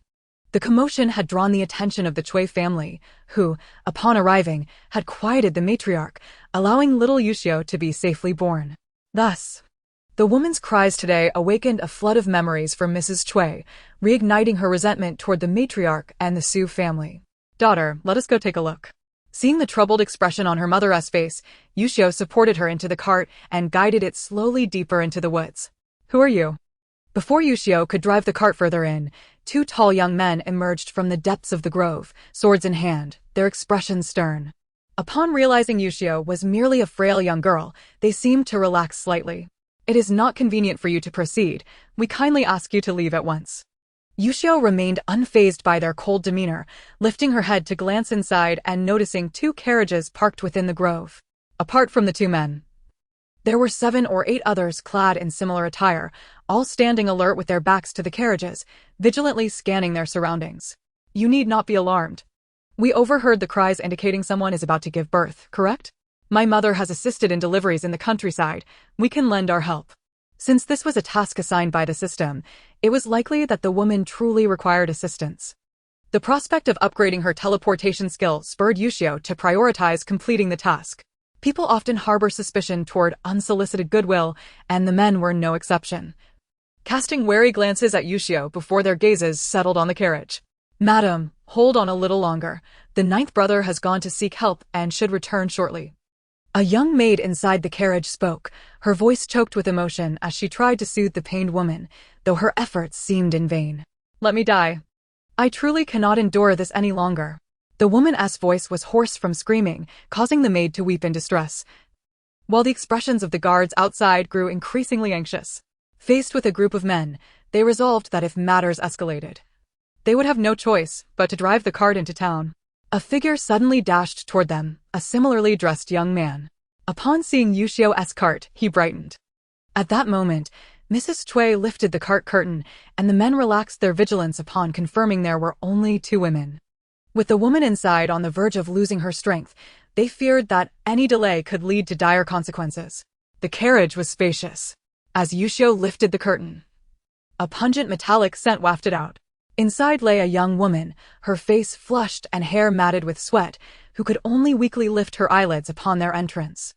Dear sister-in-law, please, we implore you to save Our Lady. The maid, drenched in sweat, grasped Mrs. Cui's arm, pleading desperately.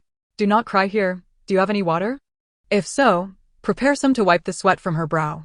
Yuxiu gently pushed the maid out of the carriage and proceeded to examine the woman, discovering that her amniotic fluid had already broken and the baby was nearly crowning. Although Yuxiu had never given birth in either of her past lives, she had gathered considerable knowledge online, and with Mrs. Chui's experience from both birthing her own children and witnessing the delivery of Yuxiu's third aunt, they were somewhat prepared. The two of them busied themselves, while the maid, still sobbing, hurriedly brought a small basin of water, which contained a cloth. You wait outside. We will call for you if we need anything. Yuxiu accepted the water from Mrs. Chui to help the woman wipe her face, while she herself began to call upon the little system. I cannot assist in childbirth. You must think of a way quickly. The little system, feeling helpless yet aware of the urgency, promptly summoned the virtual panel, resembling those instructional videos Yuxiu had seen in her previous life, each step clearly elucidated. At that moment, the woman was utterly exhausted, unable even to cry out, tears streaming from her eyes as she looked at Yuxiu and Mrs. Chui with a pleading gaze, as if imploring them to save her child. Mrs. Chui, deeply empathetic, felt her eyes well up with tears, but quickly remembered not to add to her daughter's distress, and softly comforted the woman, urging her to relax. Madam, since this lady is frightened, perhaps covering her eyes will help. Yuxiu retrieved a handkerchief from her bosom and exchanged a knowing glance with Mrs. Chui, who promptly took it and tied it around the woman's eyes. Only then did Yuxiu cautiously survey their surroundings, taking out a small jade bottle that she had prepared in advance, and dripped 2 drops of spiritual spring water into the woman's mouth. Drink some water, take a breath, and continue to exert yourself. The child will soon arrive. After stowing away the spiritual spring water, Yuxiu donned some sterilized gloves and, following the tutorial provided by the little system, guided the woman step by step on how to push. Now, exert yourself and breathe out forcefully. The woman, who had previously been in a daze, suddenly regained clarity after drinking the spiritual spring water, her fatigue dissipating and her fear slowly fading as Mrs. Chui offered her soothing words. With renewed vigor, she followed Yuxiu's instructions diligently. Before long, a smooth, rosy little babe made his entrance into the world, a baby boy. His wrinkled face was smeared with vernix caseosa, but after a couple of cries, he fell silent. Mrs. Chui knew exactly what to do. Having donned the disposable gloves Yuxiu had provided, she swiftly caught the baby, turned him with his tiny soles facing upward, and gave him a firm pat on the bottom, prompting him to wail once more. Chapter 45. The Generous People of Li Family Village. Once Mrs. Chui had properly dealt with the infant's umbilical cord and wrapped him in a clean cotton cloth, Yuxiu assisted the woman in handling the remaining matters, quickly tidying up the items they had used and ensuring nothing was left behind before gently removing the handkerchief from the woman's eyes. Sister-in-law, is Our Lady well? The cries of the child were distinctly heard by those gathered outside the carriage, yet they had not heard any sounds from the woman for quite some time, causing a stir of anxiety. It's all right now, come in and attend to her, Mrs. Chui reassured, placing the baby in the woman's arms. Yuxiu lifted the curtain and addressed the anxious young girl outside. Everyone felt a wave of relief, murmuring praises for the divine and expressing gratitude to Yuxiu and Mrs. Chui for their timely assistance. Among the guards, someone brought forth a birdcage from one of the carriages, containing 2 pigeons. They inserted 2 messages into a bamboo tube and released the birds, seemingly to send word to someone. Wait, you two. The woman, having regained her composure, called out to Yuxiu and Mrs. Chui as they prepared to disembark. Thank you so much for your help today, otherwise, we would be in dire straits. Tears glimmered in her eyes as she fumbled for a small bundle beside her pillow. The young girl rushed to assist her and soon retrieved a stack of silver notes along with a small box of jewelry. We don't have much to offer on our journey, but please accept these as a token of our gratitude. If you ever visit the capital, do come to the Donghua Duke's residence. We shall surely treat you with the utmost hospitality. Exhausted, the woman could barely manage a few words before she seemed ready to collapse. Yuxiu did not decline the offer, graciously accepting the silver notes with a thank you as she assisted Mrs. Chui in departing. Miss, sister-in-law, this is something Our Lady uses regularly, if you don't mind. Please take it with you. The young girl caught up with them, holding the small box. Yuxiu waved her hand and replied, You should keep this for yourselves. We simple folk have no need for such things, and the silver notes are already more than sufficient for us. Yuxiu had only glanced at the silver notes, all of which were of 100-tael denomination, totaling more than 1,000 taels. Seeing their insistence on refusal, the young girl was at a loss. And since she was mindful of her lady in the carriage, she dared not linger too long and had to relent. Yuxiu assisted Mrs. Cui toward their carriage. When two men approached carrying provisions and dried meat. "I noticed you have little in the way of rations. Please accept these as a gift. The outside world is currently fraught with peril. You two should return home quickly." At this moment, Yuxiu realized they had forgotten to close the carriage curtain when they disembarked. And inside was merely an empty basket with a few items. She said nothing further, accepting the provisions with a smile. "Mother, settle in, we shall leave this place." Yuxiu helped Mrs. Cui into the carriage, flicked the reins, and drove away from the grove without looking back.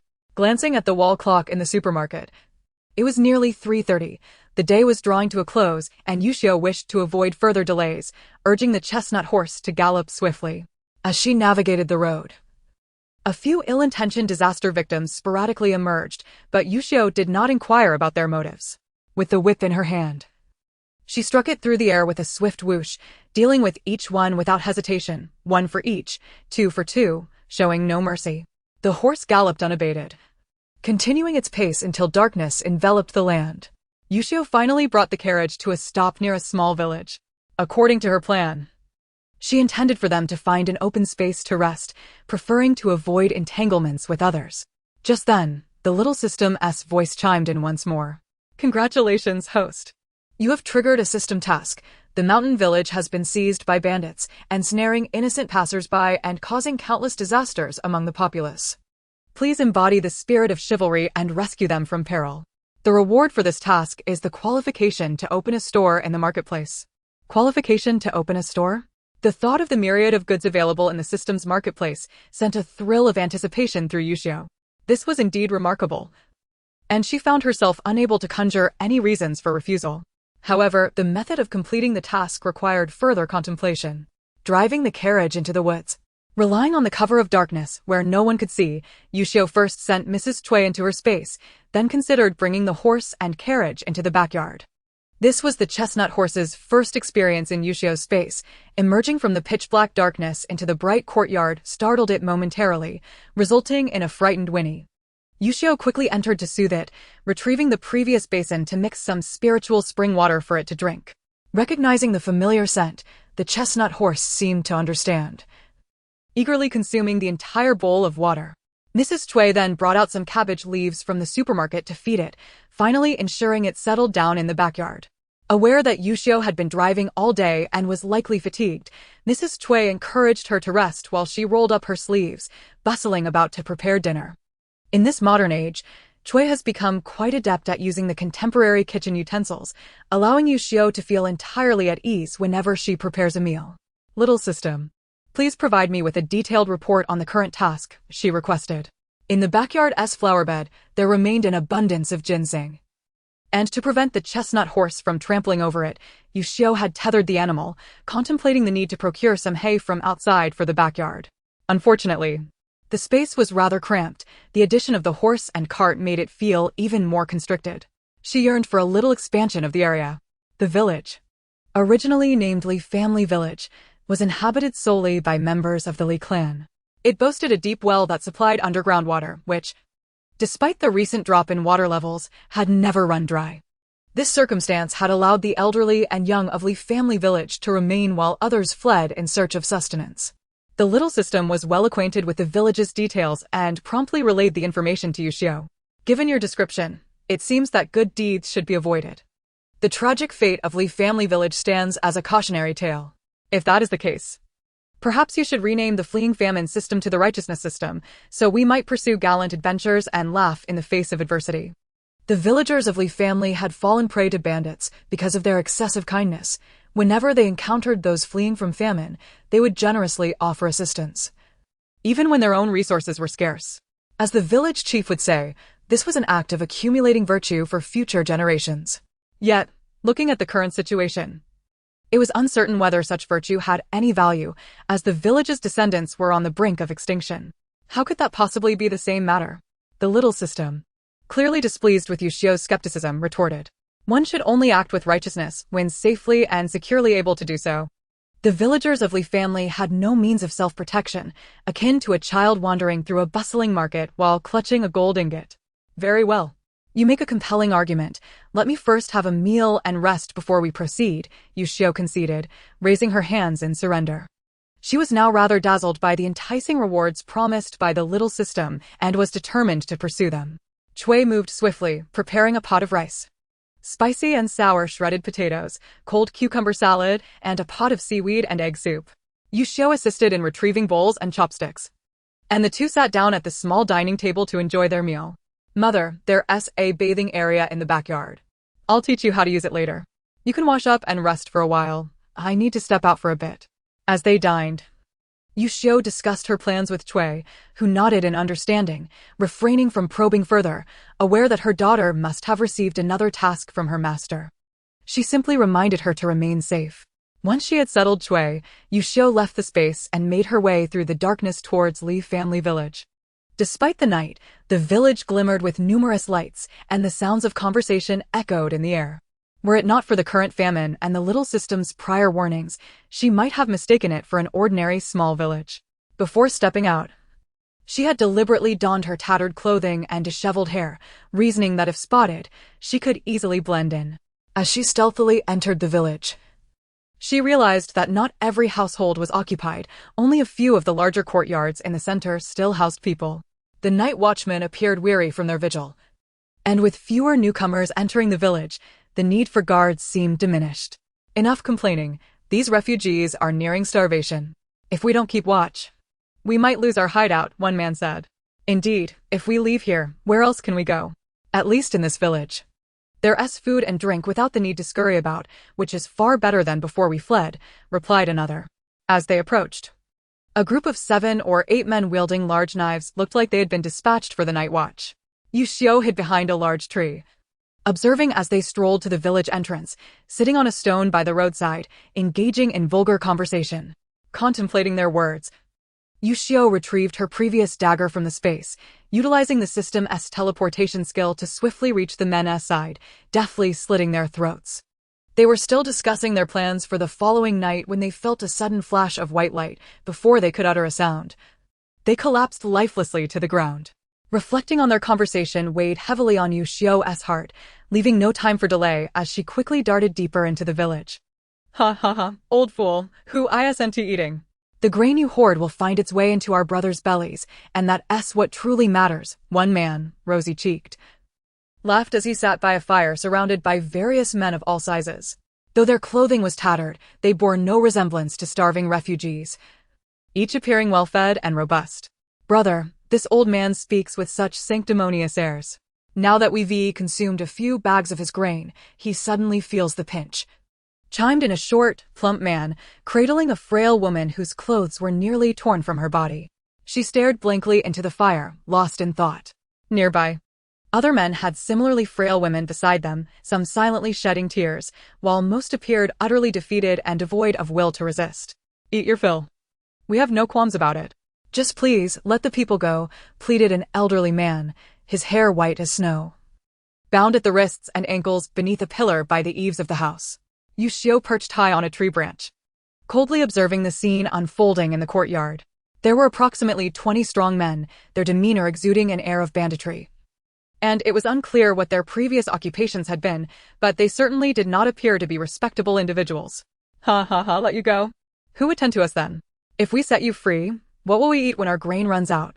The men erupted in laughter, thick with malice and arrogance. The old man, enraged, spat blood, his head drooping in defeat, either from fury or having fainted from the stress. Thinking of the information provided by the little system, it was clear that the village chief's excessive kindness had led to the villagers' plight, and thus Yuxiu felt little pity for him. With a sigh, she quickly drew her bow and arrow, taking aim at the man referred to as the big brother. Ha ha ha, brothers, drink up. The man, completely unaware of the impending danger, held a woman in one arm and a large bowl in the other, calling for everyone to drink, when Yuxiu released the arrow, whistling through the air towards his forehead. With a sickening thud, the big brother fell, and the others, startled, leapt up in panic, scrambling for the weapons on the ground, only to hear the repeated sound of arrows piercing the air. Soon, Everyone was struck by the feathered arrows. The majority had been hit in the head or heart, meeting their demise instantly as they departed to meet the king of hell. A few, however, were wounded in the abdomen yet still clung to life, clutching their injuries and letting out anguished cries. At that moment, a dozen ragged women finally registered the chaos around them. Some realized their salvation had come and immediately began to weep uncontrollably, while others picked up the large knives discarded by the men, trembling as they raised them to strike at the still-breathing men. "You beasts, return my man's life!" Like a deranged lioness, one woman hesitated as she brought down her first blow, but upon recalling the horrific fate of her loved ones, she cast aside her fears and relentlessly swung the knife. Her face soon splattered with the crimson blood that flowed from the men's screams. Chapter 47, Offering the Spirit Spring Water to the Chui family. "I will kill you. I will avenge my parents. How dare you bully us?" Other women were stirred to fierce resolve, each seizing various weapons from the ground, and swiftly brought the last of the remaining men to their end. "Had we possessed such courage earlier, we would not have suffered so much," Yuxiu sighed, lightly descending from the great tree, startling the women below. "Was it you who saved us?" They marveled, incredulous.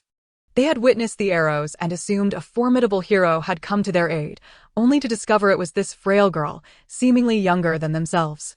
It was merely a disdain for their actions.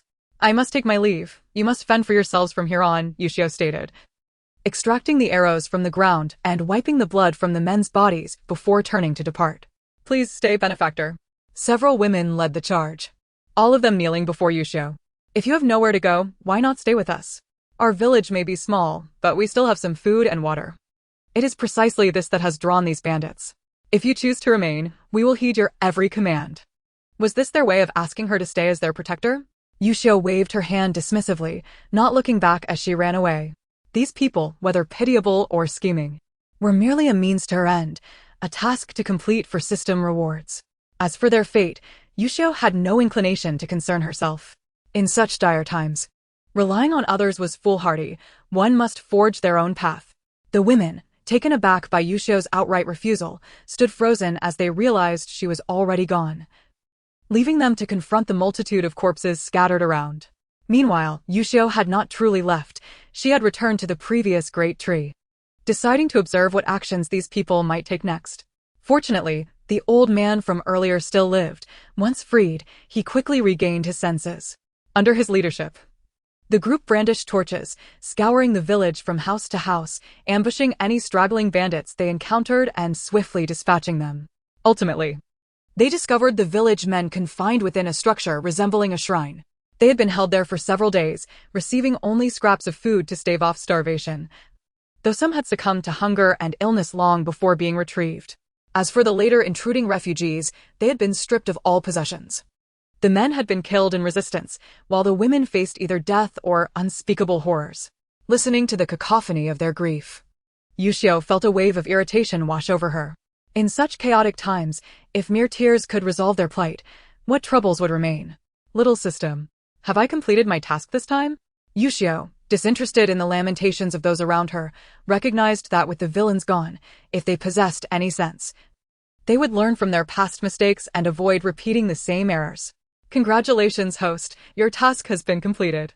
I have successfully applied for your right to open a shop. Please establish your store promptly." A wave of joy surged through Yuxiu's heart, having already left the village.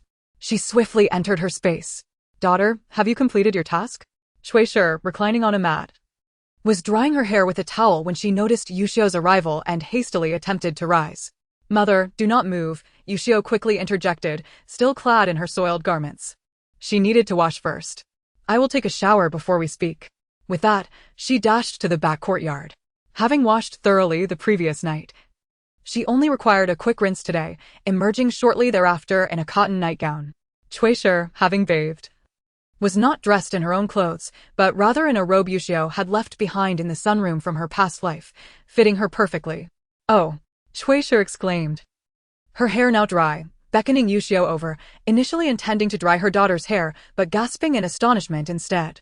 "Daughter, your face, how is this possible?" Her eyes widened in disbelief. Her daughter's skin had always been a dull yellow, yet after bathing, it now appeared radiant and fair. "Look at this dewy complexion. It seems as if one could squeeze water from it." What is there to be surprised about? Have you forgotten who my master is? Yuxiu feigned nonchalance as she sat down, taking the cloth from Cui Shi's hands to dry her own hair. She had previously concealed her complexion with foundation, but now that she was not going out, it was unnecessary. Besides, she knew Cui Shi would understand. Mother, it's just a slight improvement in complexion. A trivial feat for your divine master. Indeed, Yuxiu understood her mother well. Cui Shi quickly grasped the implication, seizing Yuxiu's wrist to inspect her closely, marveling at the transformation. Goodness, if I had not witnessed it with my own eyes, I would never believe such a miraculous change could occur. Mother, I promise to learn diligently from my master. One day, when I possess greater abilities, I will ensure you live a life of comfort that you once dared not even dream of, Yuxiu soothed her, laying the groundwork for her future endeavors, knowing that when the time came, simply attributing her skills to her master would win Cui Shi's unwavering support. You are wonderful, my daughter. But the life we are living now is already something I never even dared to imagine before. Cui Shi, unfazed, affectionately stroked her daughter's now lustrous hair, her heart swelling with satisfaction. These days were beyond anything she had ever dreamt of. Little system, now that my mother is expecting, can she also drink some of the spirit spring water? Yuxiu hesitated to experiment on Cui Shi, feeling it prudent to consult the little system for assurance. Of course. That is entirely possible. Allow me to share a little secret with the host. The small system promptly provided an affirmative response, shrouded in an air of mystery. What little secret could it possibly hold? Oh, do share it with me swiftly. Yuxiu thought with amusement, yet she played along and inquired of the small system, bestowing upon it the emotional validation it craved. Chapter 48, Opening One's Own Shop. Hehe. The small system indeed relished this, grinning widely as it divulged the so-called little secret. Should one drink the spiritual spring water during pregnancy, not only would it enhance physical strength and rejuvenate the body, but it would also bestow remarkable intelligence upon the child in the womb, surpassing that of ordinary children. So that was it, Yuxiu comprehended. And after carefully organizing her thoughts, she conveyed the information to Cui Shi. Can it be given to mother as well? Will your master be displeased if he finds out? Cui Shi inquired, her anxiety evident. She worried that partaking of this remarkable substance might invoke the ire of her celestial master. And if that displeasure were to reflect upon her daughter, it would be catastrophic. She would rather forego it than risk her daughter's well-being. Rest assured, mother. I have already spoken to my master about it, Yuxiu reassured, guiding Cui Shi towards the backyard. It was true, she had inquired, albeit not of a celestial master, but rather of the small system. Is this the well water you speak of? Cui Shi exclaimed, astounded as she scrutinized the cup in her hand, finding nothing amiss. Noticing Yuxiu's unwavering nod, despite her lingering doubts, she tilted her head back and consumed the entire contents in one swift motion. Mother, if your stomach begins to ache, do let me know, and I shall take you outside. Yuxiu recalled her previous experiences and chose not to enter the supermarket, instead engaging in conversation with Cui Shi in the backyard. I can't hold it any longer. I truly have a stomachache, Cui Shi said suddenly, her expression shifting as discomfort overtook her, prompting her to crouch down. Let us hurry outside. Yuxiu was already prepared and led Cui Shi out of the space. After all, it was the dead of night, and they were in the wilderness, surrounded by darkness with not a soul in sight, leaving no need for concern. Mother, perhaps you should wash up again, Yuxiu suggested as they returned to the space, glancing at her mother, who was now reeking and covered in dark, oily grime. Remembering her own past state, she struggled to suppress a laugh. Cui Shi remained speechless throughout, until she had cleansed herself of the filth and donned fresh clothing. Finally comprehending the situation. Is this truly you, my daughter? She asked, taking the mirror from Yuxiu to examine her reflection, filled with skepticism. What kind of life had she endured in the Xu family over the past decade? To put it mildly, she had risen before dawn, labored more than a beast of burden, and eaten less than a dog, while her sister-in-law Wang and her younger sister-in-law Gao merely attended to household matters. She was compelled to toil alongside the men in the fields, and then return home to cook for the entire family. Day in and day out, exposed to the elements. Her face had become rough and weathered. It was no exaggeration to say that even when compared to Gao, who was 2 years her junior, or Wang, who was 5 or 6 years her senior, her wrinkles far outnumbered theirs. Yet, with the simple act of drinking that well water, she now gazed upon her reflection. Astonished to find her previous wrinkles and blemishes vanished, her sun-kissed skin transformed into a fair and delicate complexion. If she claimed to be merely 18, none would doubt her. From ancient times to the present, which woman does not cherish beauty? Xueshi continued to admire herself in the mirror, while Yuxiu, observing her mother's transformation with a pang of bittersweet emotion, refrained from interrupting and instead turned her attention to the system's marketplace to understand how to establish her shop. Soon, the entrance to the marketplace appeared before Yuxiu, and upon entering with her consciousness, she found that the small system had already prepared everything for her. All she needed to do was bind her information. Once all preparations were complete, she stared at the empty product section, pondering the dilemma of what items she could possibly sell.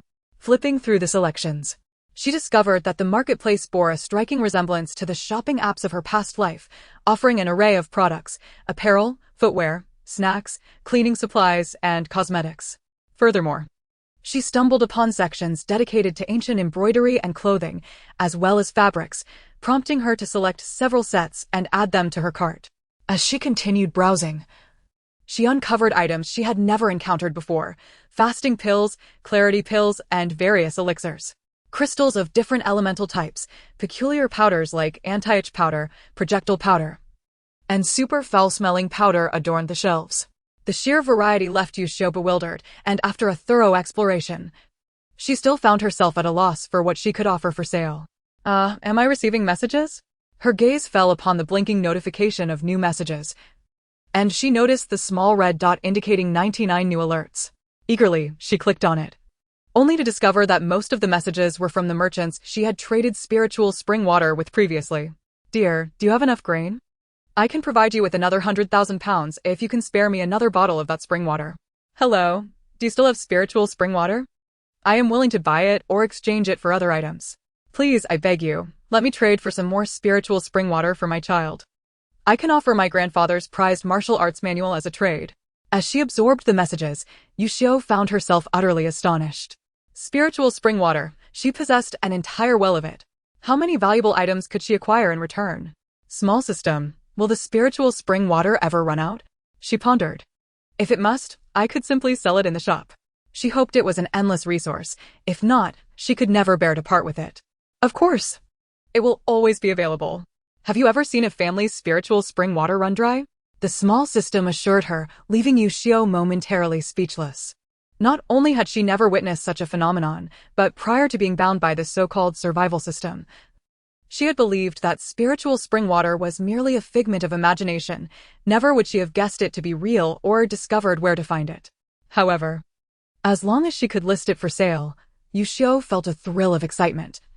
Quickly seeking out a shop where she had previously purchased small jade bottles and ordered 1,000 tiny vials. This time, she specifically requested that they be significantly smaller, akin to the size of foundation bottles from her past life, and the shopkeeper engraved a small character for Xiao at the base for identification. Chapter 49. Innocent Infants. Meanwhile, Xueshi had already succumbed to slumber on the crawling mat, and Yuxiu tiptoed to the backyard. First, she meticulously washed the small jade bottles several times before filling a bucket with spiritual spring water and employing a small funnel to carefully pour the liquid into each vial. Since these were intended for sale, Yuxiu contemplated the need for precision. After sealing each bottle with a wooden cork, she sealed it once more with wax to ensure its integrity. She moved with remarkable speed, and before long, 1,000 small vials were neatly prepared. Summoning the little system to access the interface, she clicked on the option to list the items, causing the vials to vanish from Yuxiu's sight, reportedly stored within the system's warehouse. In determining a price, she referenced the costs of various elixirs and established two options, the first being 999 system coins, which could be utilized for purchases in the system's marketplace. The second allowed for barter, akin to when she previously exchanged spring water for food. Having set everything in order, Yuxiu glanced at the clock and realized it was already past 3 in the morning. Considering the journey that awaited her at dawn, she decided to rest briefly. As she stealthily lay down beside Xueshi, the latter instinctively rolled over and wrapped her arms around Yuxiu, murmuring, "My dear daughter, hurry and sleep."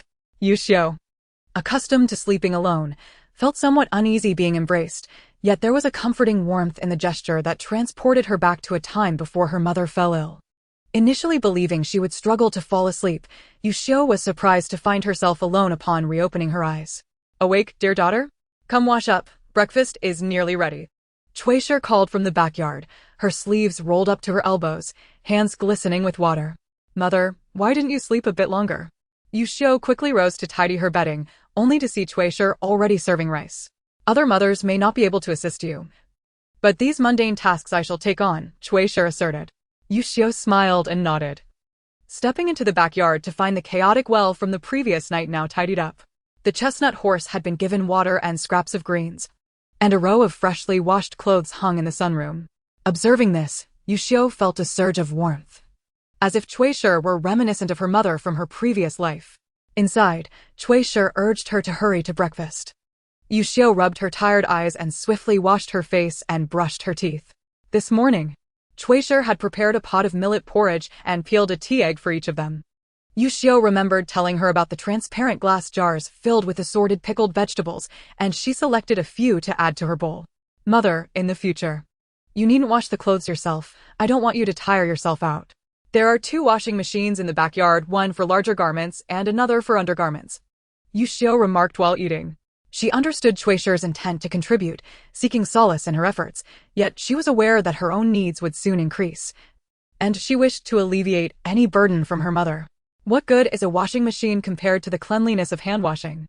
Besides, I'm not tired," Chuishi dismissively replied. "Washing a couple of garments is nothing. Back at the Qi family, old Lady Qin would sometimes burden me with the entire family's laundry, forcing me to wash by the river until I could barely stand." Yuxiu's chopsticks paused mid-meal. Chuishi's words struck a familiar chord, reminiscent of her mother's past reassurances. All right, mother, I hear you," Chuishi said, noticing Yuxiu's silence and the redness in her eyes. Startled, she set down her bowl and hurriedly approached to comfort her. "From now on, I will heed your wishes in all matters. We shall use the washing machine for laundry. Is that acceptable?" Yuxiu was momentarily taken aback, realizing her mother had misconstrued her feelings. With reddened eyes, she nodded, and they finished their breakfast in haste. After changing into the outer garments they had worn the previous day, Yuxiu applied a layer of dark foundation to both herself and Chuishi, concealing their complexions before consulting the little system about their surroundings. "Rest assured, host, there isn't a soul within several miles of this forest," the system confirmed. Yuxiu promptly released the chestnut horse and carriage, but as she prepared to lead Chuishi outside, she noticed the horse was restlessly pawing at the ground. "Be obedient and drive the carriage well. I promise to let you in again when the opportunity arises," she reassured, patting its large head. The chestnut horse, perhaps influenced by the spring water, seemed almost sentient, gazing at Yuxiu with large, glistening eyes and nudging the carriage frame, as if to say, "Understood. Let us be on our way." It was still early, around 6 or 7 in the morning, and the sun had yet to rise. Seizing the coolness of the moment, with their bellies full, Yuxiu quickly harnessed the carriage and set off. Today, the chestnut horse was particularly compliant. Yuxiu barely needed to use her whip, as merely speaking commands for turns or stops sufficed. Pleased with the horse's obedience, she resolved to reward it with more spring water in the future. The crisp sound of hooves echoed along the quiet mountain path as Yuxiu sat atop the carriage, engaging in light conversation with Chuishi. Suddenly, she spotted a small figure lying on the road not far ahead. Upon closer inspection, she realized it was a child, curled up and appearing quite dirty, barely clinging to life in the middle of the road. Noticing movement in the nearby shrubbery, Yuxiu couldn't help but chuckle at the feeble ruse intended to deceive her. How foolish they must think her to fall for such tricks. Ding! Congratulations, host, you have triggered a system task. An innocent child is being controlled and is in grave danger. Please utilize your abilities to aid the weak and assist them in escaping this predicament. The reward for this task will once again be a lottery draw. Having seen through the deception, Yuxiu initially planned to hastily depart with the horse. But upon hearing the system's announcement, she realized the situation was more complex than anticipated. Though reluctantly, she resolved to comply. "Mother, hold on to that item tightly. Follow the method I taught you, and no one will be able to approach you." Chuishi nodded, gripping a dark baton, a self-defense tool Yuxiu had procured for her.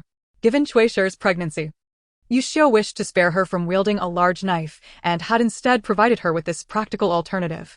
"Hey, little one, move away," Yuxiu called out, feigning ignorance as she maneuvered the carriage closer to the child. Upon closer inspection, she discovered an 8 or 9-year-old boy lying there, eyes tightly shut, breathing faintly. His condition appearing dire. Listening intently to the surrounding noises, Yuxiu narrowed her eyes, having no intention of dismounting from the carriage. Instead, she flicked the reins, pretending to be indifferent and ready to leave. How could you be so heartless, little girl? At that moment, the hidden figures could no longer restrain themselves, bursting forth from the nearby thicket. A group of about 10, both men and women, emerged, armed with various weapons, hoes, sticks, and even kitchen knives, seemingly desperate refugees. Given their plight, you refuse to lend a hand? To think such cruelty could reside in one so young, it is truly a transgression. Hasten to leave behind all provisions and water, for saving a life surpasses the merit of constructing a 7-story pagoda. No, this carriage and horse must also remain. How could a mere young girl possess such a fine carriage? One cannot help but suspect it may have been stolen from some wealthy household. A group of men brandished their weapons, eyes gleaming with exhilaration, hurling verbal assaults at Yuxiu while swiftly encircling the carriage. Leave now while you still can, and you might keep your life intact. Otherwise, do not blame me for showing no mercy. Yuxiu's expression darkened as she reached into the carriage, retrieving the hoe she had earlier and weighing it in her hand. Ha, this little girl truly knows how to jest. Does she not fear the wind might twist her tongue? What could she possibly do to us? In fact, let us not allow her to depart. We should detain her here. I am in need of a wife, after all. It appears there are only women inside the carriage. If there were any men, why would a young girl be the one driving? The group paid no heed to Yuxiu's threats, lunging wildly toward the carriage. The chestnut horse stomped its hooves uneasily on the ground, but Yuxiu patted its back to soothe it before leaping down, hoe held high. You wish for me to become your wife? Perhaps in your next life you may entertain such a fantasy. Yuxiu had already singled out the man roaring with laughter, her hoe striking his skull with precision, sending fluids splattering in an instant. Before the others could even cry out in shock, their own heads were met with the same fate. Had these individuals merely sought to pilfer some belongings, Yuxiu might have settled for giving them a beating. But since they intended to seize both her and the carriage, she could not be blamed for taking their lives. A cacophony of chaotic sounds ensued as those struck by the hoe quickly lay strewn across the ground. The few women on the periphery were terrified by the scene, abandoning their possessions without a second thought and fleeing with desperate wails into the woods by the roadside. Thinking of escaping now? Too late. Yuxiu would not let them off so easily. She swiftly retrieved a bow and arrows from the carriage, and with several swift shots, the fugitives fell to the ground, screaming in agony. Silence reclaimed the mountain path as Yuxiu returned to the carriage, addressing the worried Madame Cui. Mother, it is over. Madame Cui nodded. Yuxiu had repeatedly instructed her not to act on her own, lest she cause unnecessary complications. A devoted mother who heeded her daughter's words. Madame Cui remained still, fearful of distracting Yuxiu during the confrontation. After the skirmish, the child on the road opened his eyes, struggling to prop himself up on his elbows and regarding Yuxiu with a mix of fear. Were they your family? Yuxiu asked impassively, recalling the system's earlier words and sensing the unlikelihood. And no, the boy stammered, shaking his head vigorously. Gazing at the corpses littering the ground, a slow smile crept into his eyes. They killed my mother and captured my younger siblings, forcing me to. His voice trailed off, and from his guilty expression, Yuxiu inferred the unspoken truth. He had been used as bait to lure unsuspecting travelers like her into a trap. Now that they're gone, no one will force you into such deeds anymore. What are your plans?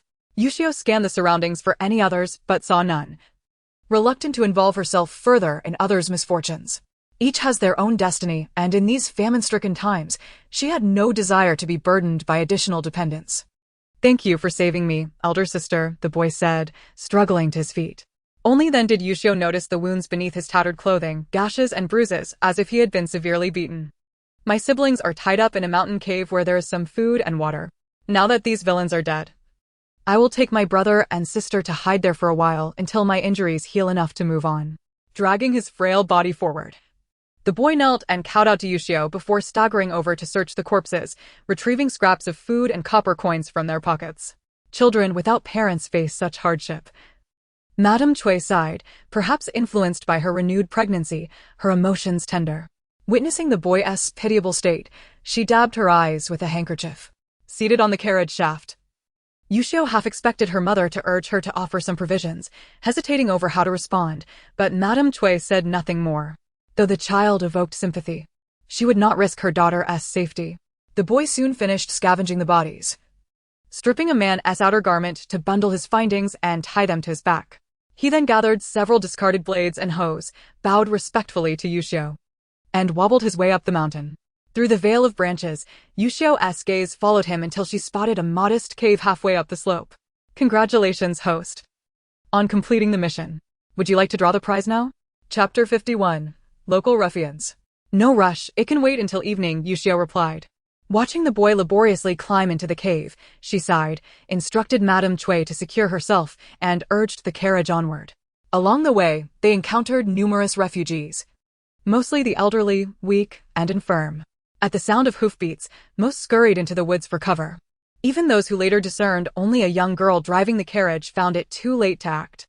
Some, emboldened by their numbers, attempted brazen begging, only to be met with Yuxiu's merciless whip, sending them fleeing with howls of pain. The chestnut horse, perhaps invigorated by the spiritual spring water it had drunk, pulled the carriage swifter than the day before. During breaks, Yuxiu provided it ample fodder and even shared a couple of apples while she and Madame Cui ate. After a brief respite, Yuxiu drove the horse relentlessly until the sun reached its zenith, the hottest part of the day. Mother, let us find a spot ahead to prepare a meal and rest. The midday road lay deserted, likely because the heat had driven everyone to seek shade. Surveying the barren surroundings, Yuxiu had no choice but to press forward. After the time it takes to drink a cup of tea, she finally spotted a derelict mountain temple by the roadside. Dilapidated from years of neglect, part of its roof had collapsed, yet it offered some shelter from the scorching sun, far preferable to enduring the relentless heat. Mother, we shall rest here a while. Inside the temple, she observed a teenage boy and an elderly woman, clad in ragged garments, huddled together on a bed of dry straw in the corner. Are you refugees as well? The boy struggled to rise, while the old woman stared at Yuxiu and Madame Cui with trepidation. Leave. Get out. This is our territory, the boy shouted, reaching for a stick leaning against the wall. Daughter, perhaps we should not enter. Let us continue a bit further, Madame Cui suggested. Seeing the youth's face flushed with urgency, his neck veins visibly throbbing, Mrs. Cui promptly grasped Yuxiu's arm. Ladies, we merely sought refuge from the sweltering heat outside. We mean no disturbance to you, I trust? Yuxiu regarded the fierce-looking duo, sensing an underlying dissonance, yet struggling to pinpoint it. Just moments ago, she had gazed ahead, apart from this dilapidated shrine.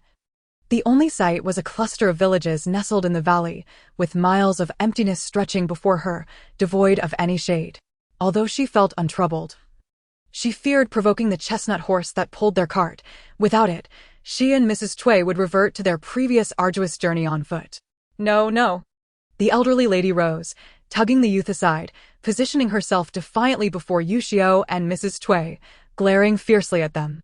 You two, be gone. Depart at once. If you have a cart, you can seek rest in the town ahead. Why fight over this wretched shrine? The youth, supporting the elderly woman's arm, peered longingly towards the cart at the entrance, clearly envious. Huh. Yuxiu nearly laughed in exasperation. They were merely passers-by. Yet these two insisted on denying others a moment's respite. What kind of reason was that? Since you insist, I shall not leave. With a resolute kick, she toppled a stone near the door and cautiously perched herself atop it, declaring, We shall rest here. What will you do about it? Anger flared within Yuxiu as she placed her hands on her hips, striking a fierce pose as she glared at the youth and the elderly woman. Their appearance and demeanor seemed incongruous. They initially appeared benign, yet now resorted to such unreasonable antics. Noticing Yuxiu's fierce demeanor, the elderly woman patted the youth's arm, and they prepared to retreat to their previous corner when suddenly, Mrs. Cui touched her abdomen. My dear, are you with child?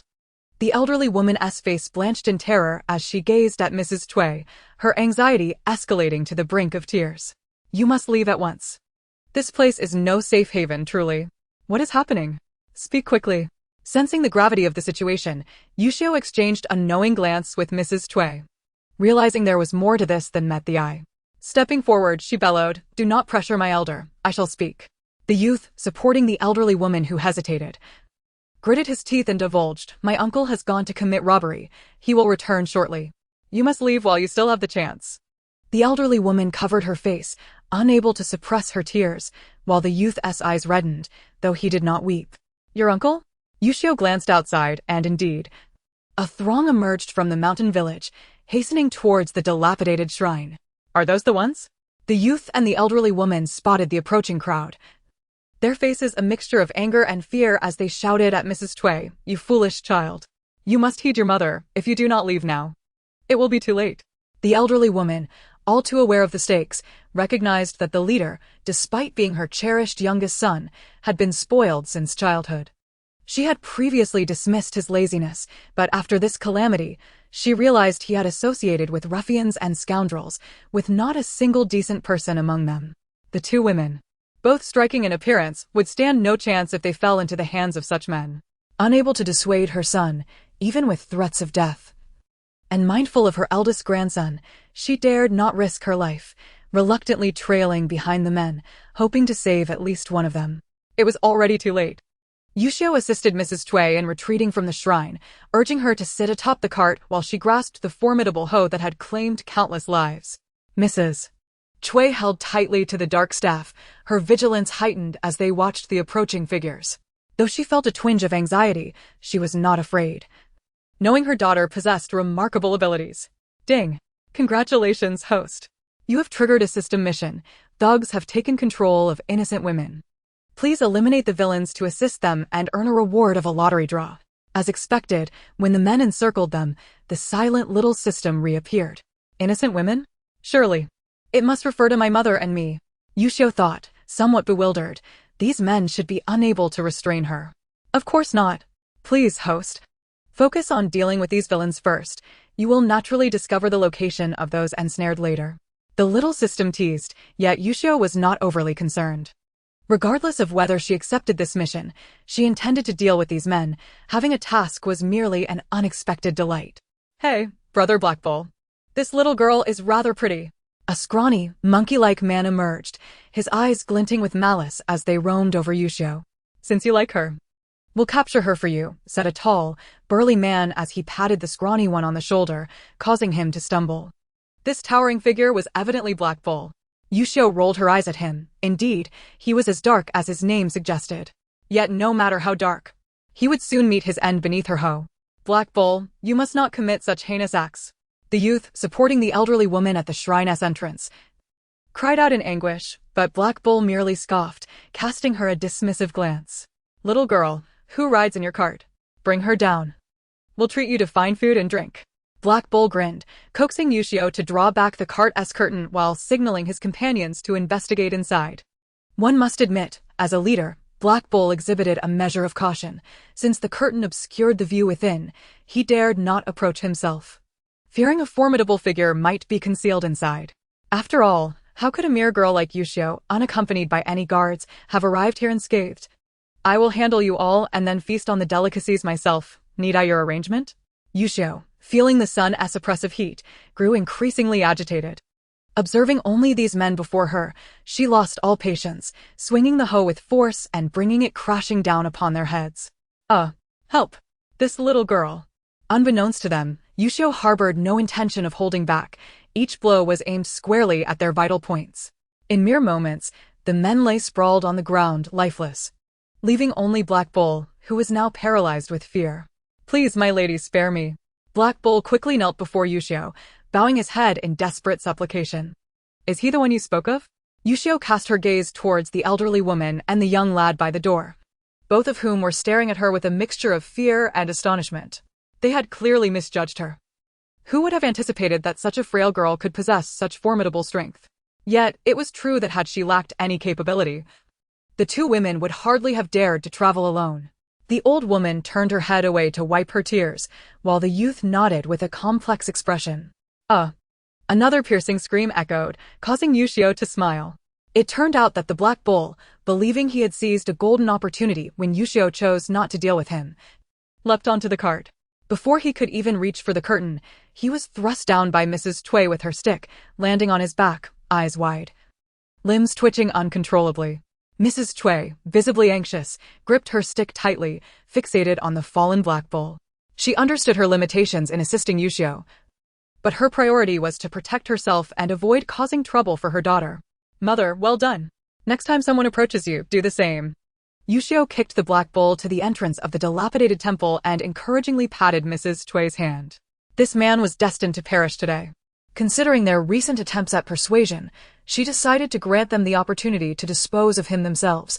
Otherwise, if she had to intervene, he would meet the same fate as the others. Pointing to the bodies on the ground, Yuxiu coldly declared, then turned her back on them. Despite their reluctance to inflict harm, the old woman could not bear to take action against him.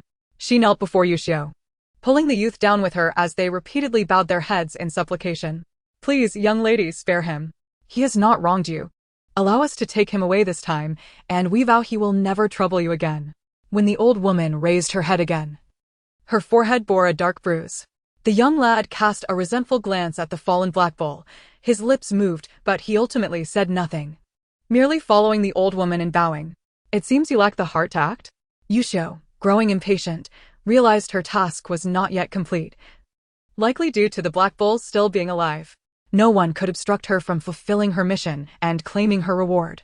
Seeing the old woman still pleading fervently, her patience waned. She stepped forward and delivered a kick that sent the black bull crashing against the wall of the dilapidated temple, eliciting a muffled groan and a spray of blood from his mouth, after which he fell silent. My son, the old woman gasped, crawling to the black bull's side, cradling his head as she wept bitterly. Mother, let us check over there. Yuxiu ignored the old woman's heart-wrenching cries and jumped onto the cart, steering it down a nearby path towards the mountain village. Those people had come from that direction, and perhaps something still lingered within. Considering the mission assigned by the system, which spoke of innocent women being controlled, Yuxiu wondered if those so-called women were imprisoned in that mountain village. Her heart raced at the thought, if it were true. She hoped it was not too late. Mother, be careful. She stopped the cart by a roadside courtyard, assisting Mrs. Cui down as they ventured into the village together. The journey was eerily quiet, indicating that the villagers had likely fled long ago. The doors of the houses stood ajar, revealing overturned furniture scattered about. That courtyard ahead appears to be the largest. Let us take a look. Supporting Mrs. Cui, Yuxiu stepped closer and noticed that the spacious courtyard was built of green bricks, likely the residence of a more affluent family. However, the entrance was barred, secured by a thick branch to prevent anyone from escaping. It seemed highly probable that there were indeed people inside. In a rush, Yuxiu seized the branch and pushed the door open, only to be startled by the sight that greeted her. The courtyard was strewn with disheveled clothing, likely discarded by those who had ransacked the place. In the center curled two women, their garments torn, leaving deep bruises around their necks. Upon seeing Yuxiu and Mrs. Cui, the previously lifeless eyes of the two women sparked with a glimmer of hope, prompting them to struggle frantically. Daughter, let me check on them first. Realizing the gravity of the situation, Mrs. Cui swiftly grasped Yuxiu's arm, positioning herself protectively behind her daughter. As a mother, she wished to shield her daughter from the horrors before them. Mother, I am fine. In these chaotic times, such occurrences are far too common. Yuxiu reassured her, gently patting Mrs. Cui's arm before pulling a piece of clothing from the ground to cover one of the women and deftly untying their restraints, removing the rags stuffed in their mouths. Quick, leave. Thank you for saving us, but you must go now.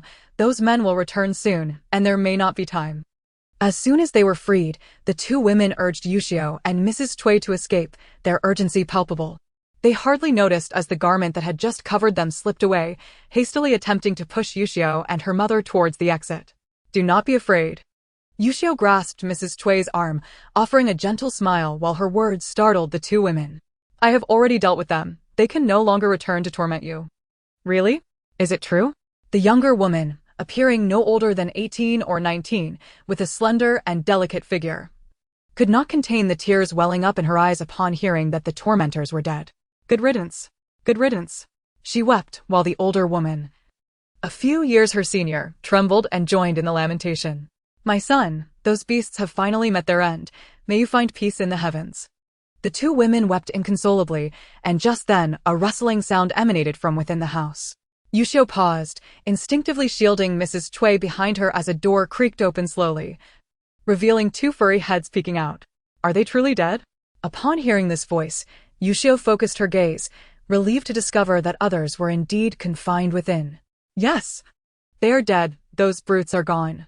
The two women then recalled the presence of others in the house, hastily silencing their sobs as they grabbed a discarded garment from the ground to cover themselves before swiftly moving towards the interior. Mother, please sit and rest. Yuxiu chose not to follow them inside.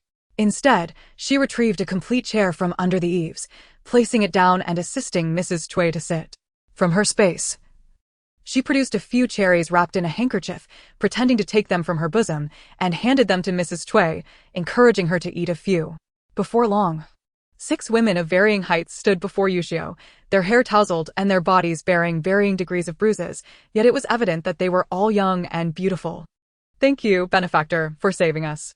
Several individuals knelt before Yuxiu and the Cui matriarch, their words unspoken, yet tears cascaded down their cheeks uncontrollably. Rise. This is not a place for prolonged stay. Search for anything of use, gather what you can, and hasten your escape, Yuxiu urged, waving her hand dismissively, striving to avert her gaze from the myriad of bruises adorning their bodies. Although the system had just informed her that the task was complete, her heart felt as if it were burdened by a colossal stone, rendering her breathless. It was merely a drought. Yet it had unleashed the malevolence lurking within the hearts of these people, devoid of any semblance of restraint.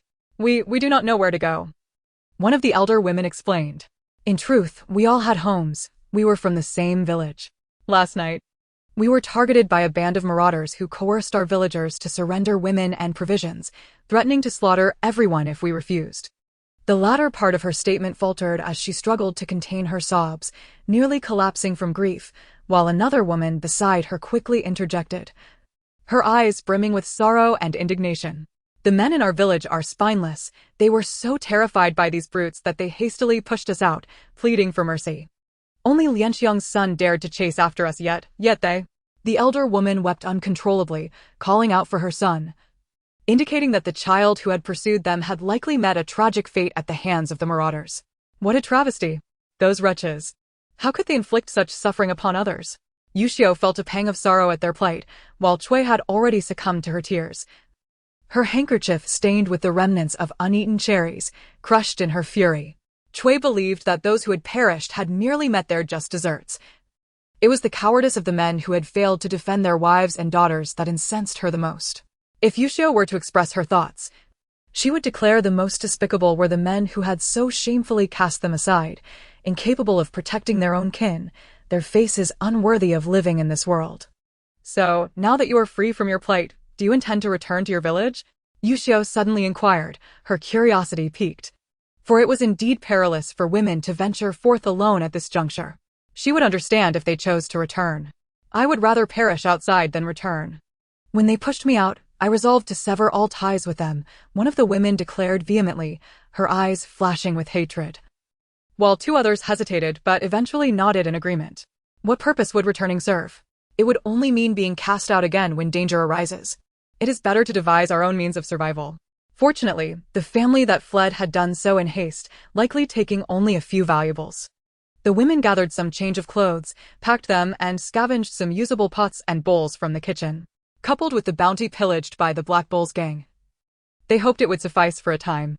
Yuxiu had initially intended to secretly leave them some provisions, but observing that they had water and food, and that the Black Bull S group had even provided them with a cart brimming with stolen goods, she decided against it.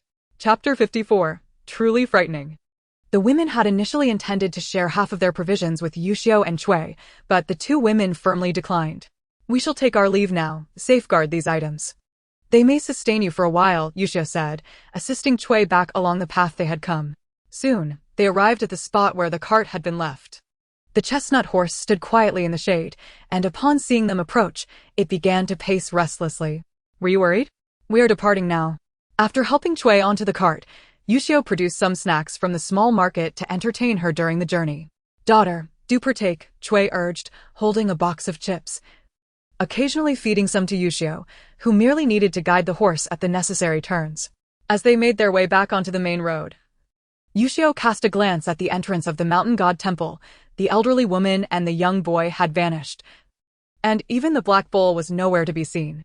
Observing the long drag marks on the ground, She surmised that the elderly woman had likely been unable to bear leaving her son's body to rot in the wilderness, opting instead to drag him away for burial.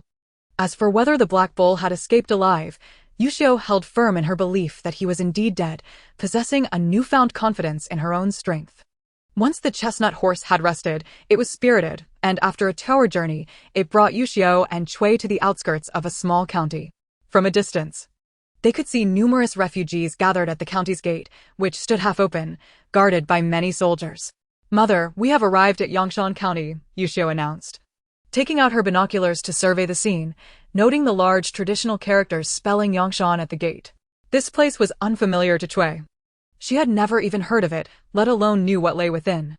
As she pulled back the curtain to look, the sight of so many soldiers instilled a sense of trepidation within her. "Let us inquire further. If we delay any longer, it will soon be dark. If we wish to bypass Yangshan, we must traverse the mountains beside it, which is not feasible with our cart," Yuxiu urged, pulling on the reins, prompting the chestnut horse to advance, drawing the gaze of the surrounding refugees, their eyes glinting with desperation akin to wolves. "Please, we beseech you, spare us some food. Save us," cried several women, grasping their children and collapsing before the cart, pleading for help, their eyes darting toward the supplies behind Yuxiu. "Get away." Yuxiu dared not show any mercy. She was aware of the malice they harbored. Even if they were pitiable, she could not risk exposing her provisions under such scrutiny, inviting unnecessary trouble. "Approach again, and I shall show no mercy with this hoe." The tool in her hand was stained a dark crimson, soaked in blood. And although the crowd hesitated, they were fortified by their numbers, dismissing her as merely a young girl. "How vicious for a mere girl," a woman shouted, stepping forward to confront Yuxiu. "We only seek a bit of food. If you refuse, then so be it. There is no need for such threats." Although she was cautious of Yuxiu's hoe, she dared not approach too closely, opting instead to stir the surrounding crowd from a distance. "Look, everyone. This little girl drives such a fine cart, it surely cannot belong to her. Perhaps she is stolen from a wealthy family. Let us capture her and see what else she may have taken. Indeed, the cart appears to be beyond her means. If it contains grain, we would all be saved." The throng of people encircled Yuxiu, their eyes filled with avarice and malice. Yuxiu harbored no doubt that had she lacked any protective skills, falling into the hands of such individuals would have undoubtedly led to a dire fate, perhaps leaving her with nothing but bones. Indeed, it is often said that those who elicit pity possess their own faults. Thus, Yuxiu retracted her earlier compassion towards these people, a glimmer of sharpness flashing in her eyes as she gripped the hoe and leaped down. Her hesitation to confront them stemmed from a desire to ascertain whether the little system would issue additional tasks, allowing her to achieve dual objectives. However, after a prolonged wait, it seemed the little system had perhaps dozed off, offering no response whatsoever. "I advise you to be wise and leave the cart behind. My aunt has a modicum of face and will plead with them to spare your life," spoke the same woman from before, now wielding a kitchen knife, its edge already dulled from relentless use, indicating that she had been quite busy along the way.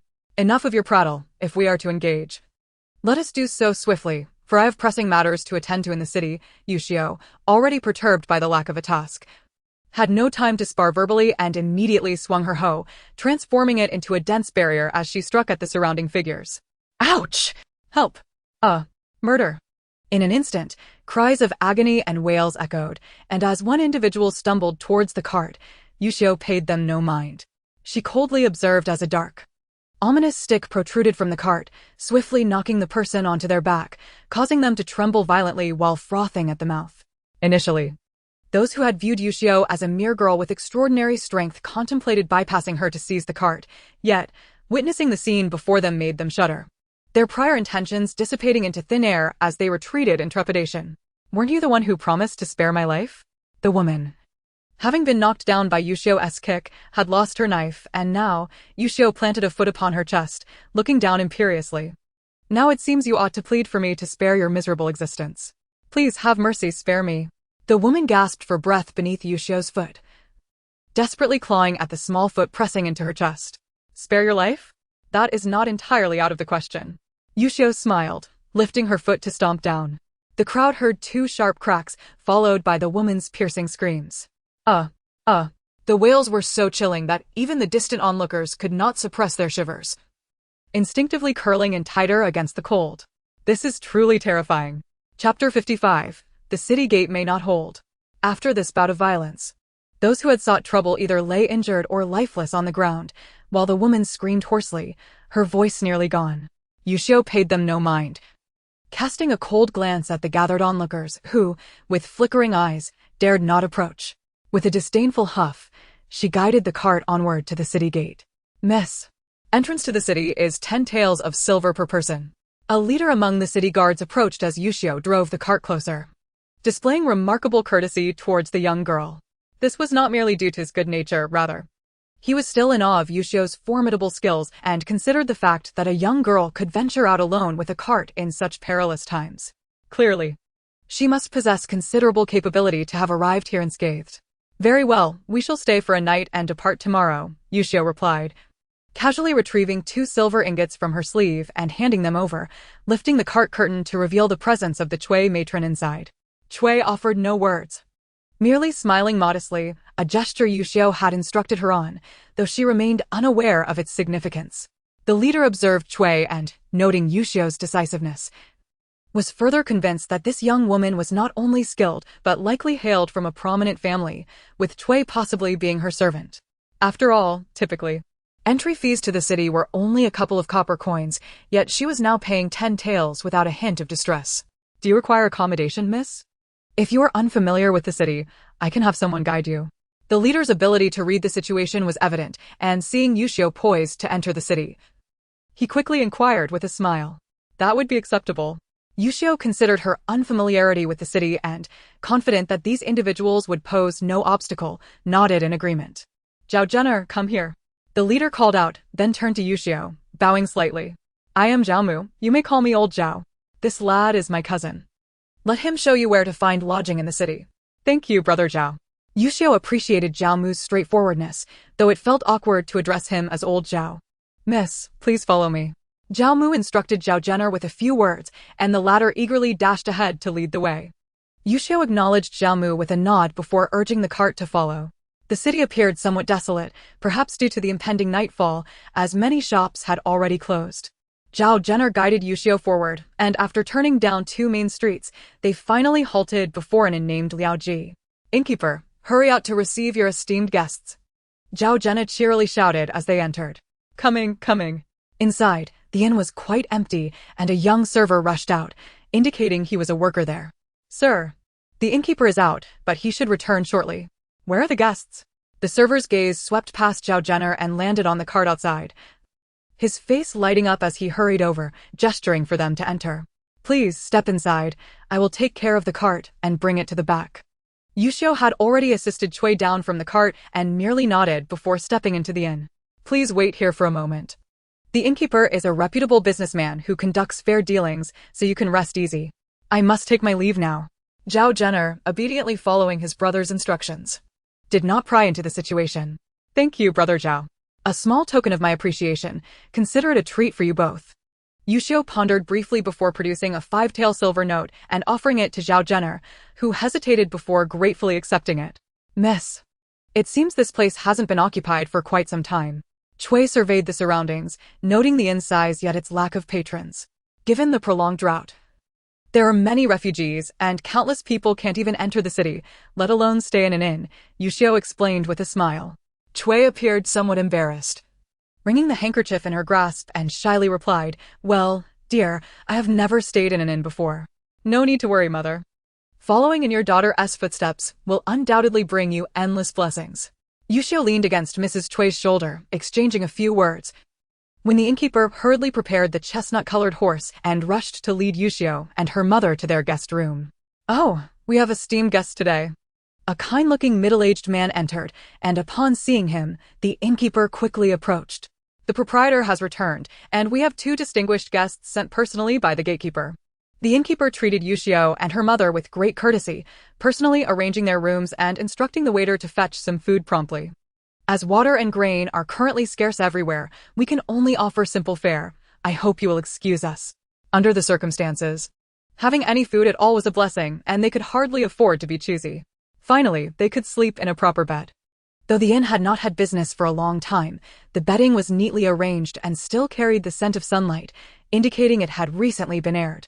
After resting for a while, the waiter brought them a meal and hot water, a small bowl of brown rice, and several simple stir-fried dishes. Yuxiu set aside the food, preserving it in her space, while she cooked a pot of white rice in her electric rice cooker and prepared a few dishes to eat. After all, it was wise to remain vigilant while traveling. Exhausted from the day, Yuxiu did not even take the time to draw her rewards for the 2 tasks. Washing up briefly with the hot water the waiter had brought before falling asleep. Uncertain of how long she had slept, she was jolted awake by the cacophony outside.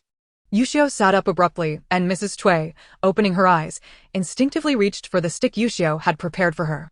There are bandits attacking the city. If you too are awake, hurry and gather your things. The city gate may soon be breached.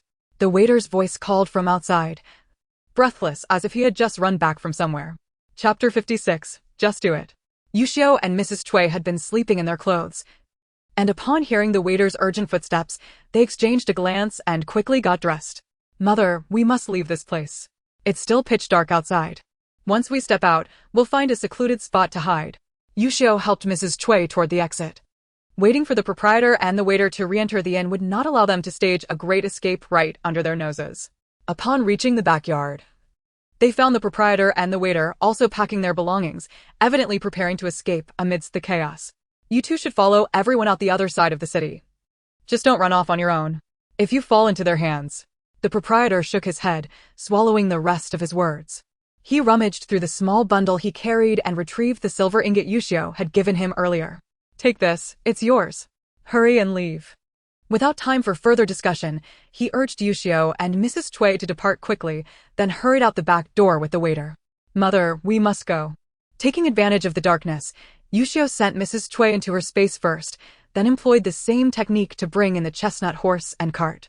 Congratulations, host. You have triggered a system task. The bandits are wreaking havoc.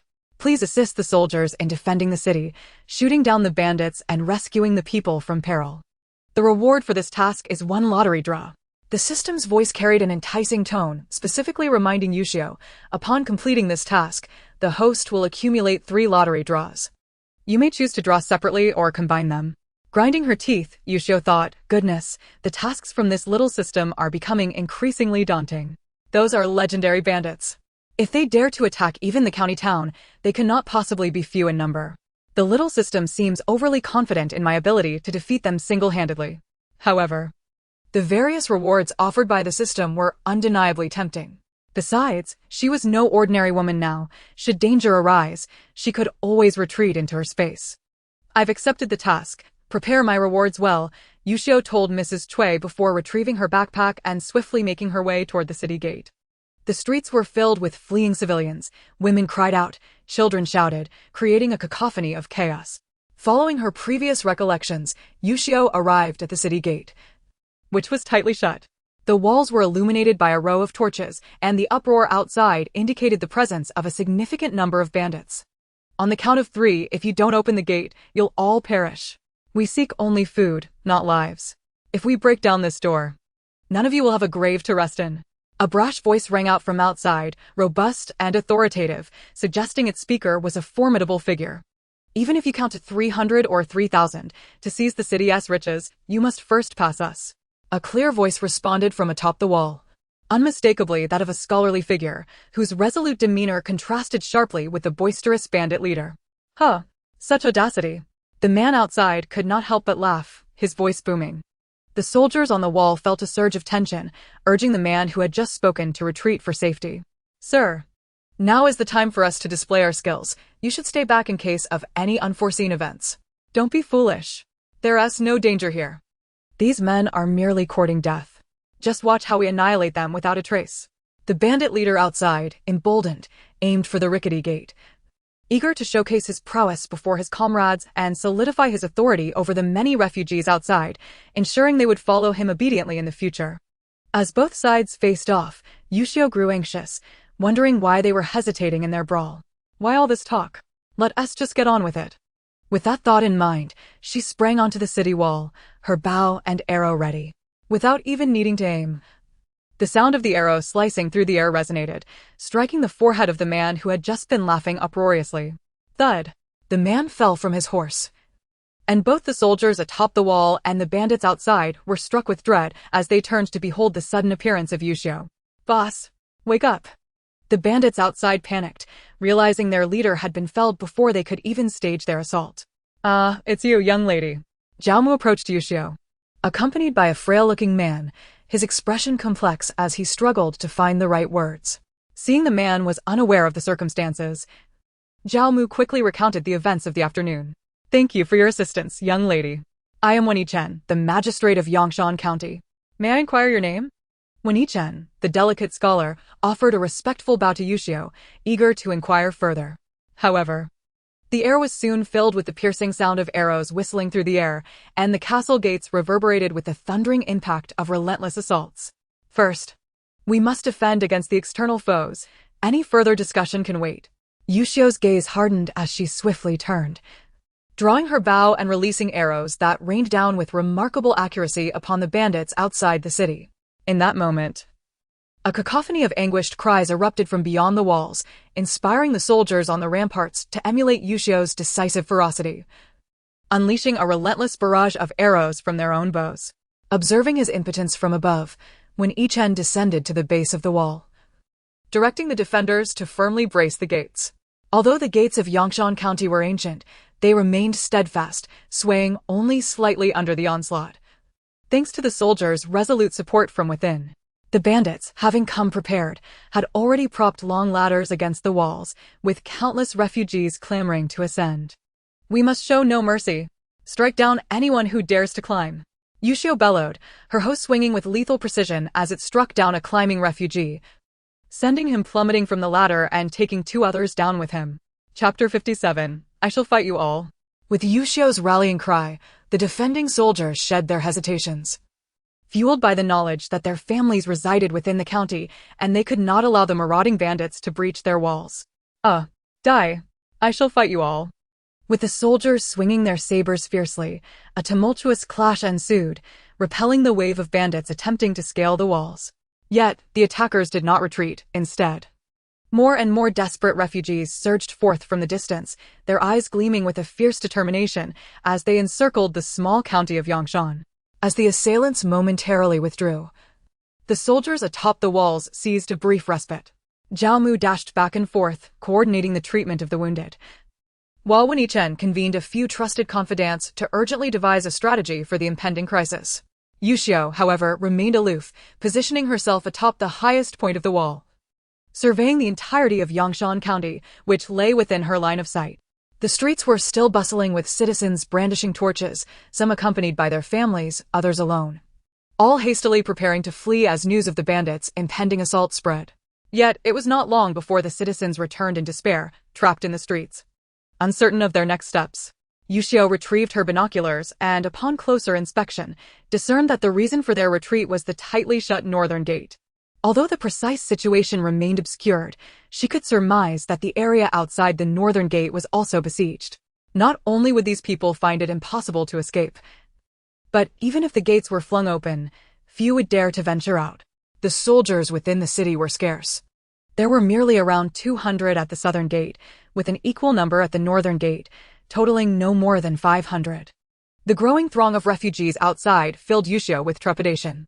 While she herself feared little, knowing she could retreat into her spatial refuge should the city fall, she was acutely aware that the innocent citizens would likely face dire fates at the hands of the marauders.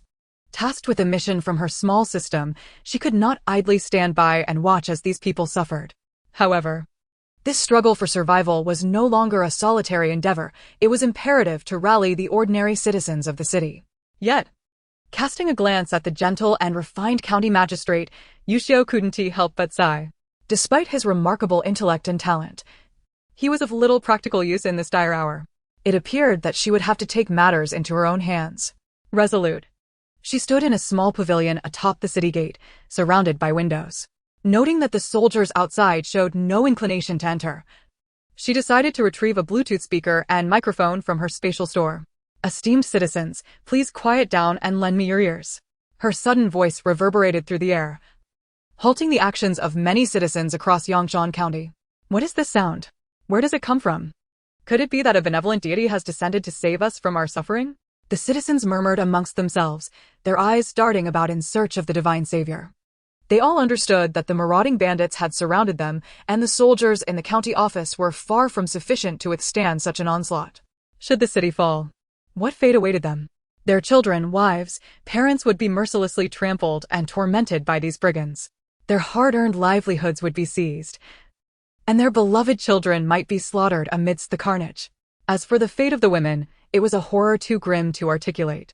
In essence, at this critical juncture of life and death, they could no longer afford to remain as timid turtles. They must rise, arm themselves, and heed the magistrate's command to collectively resist the invaders.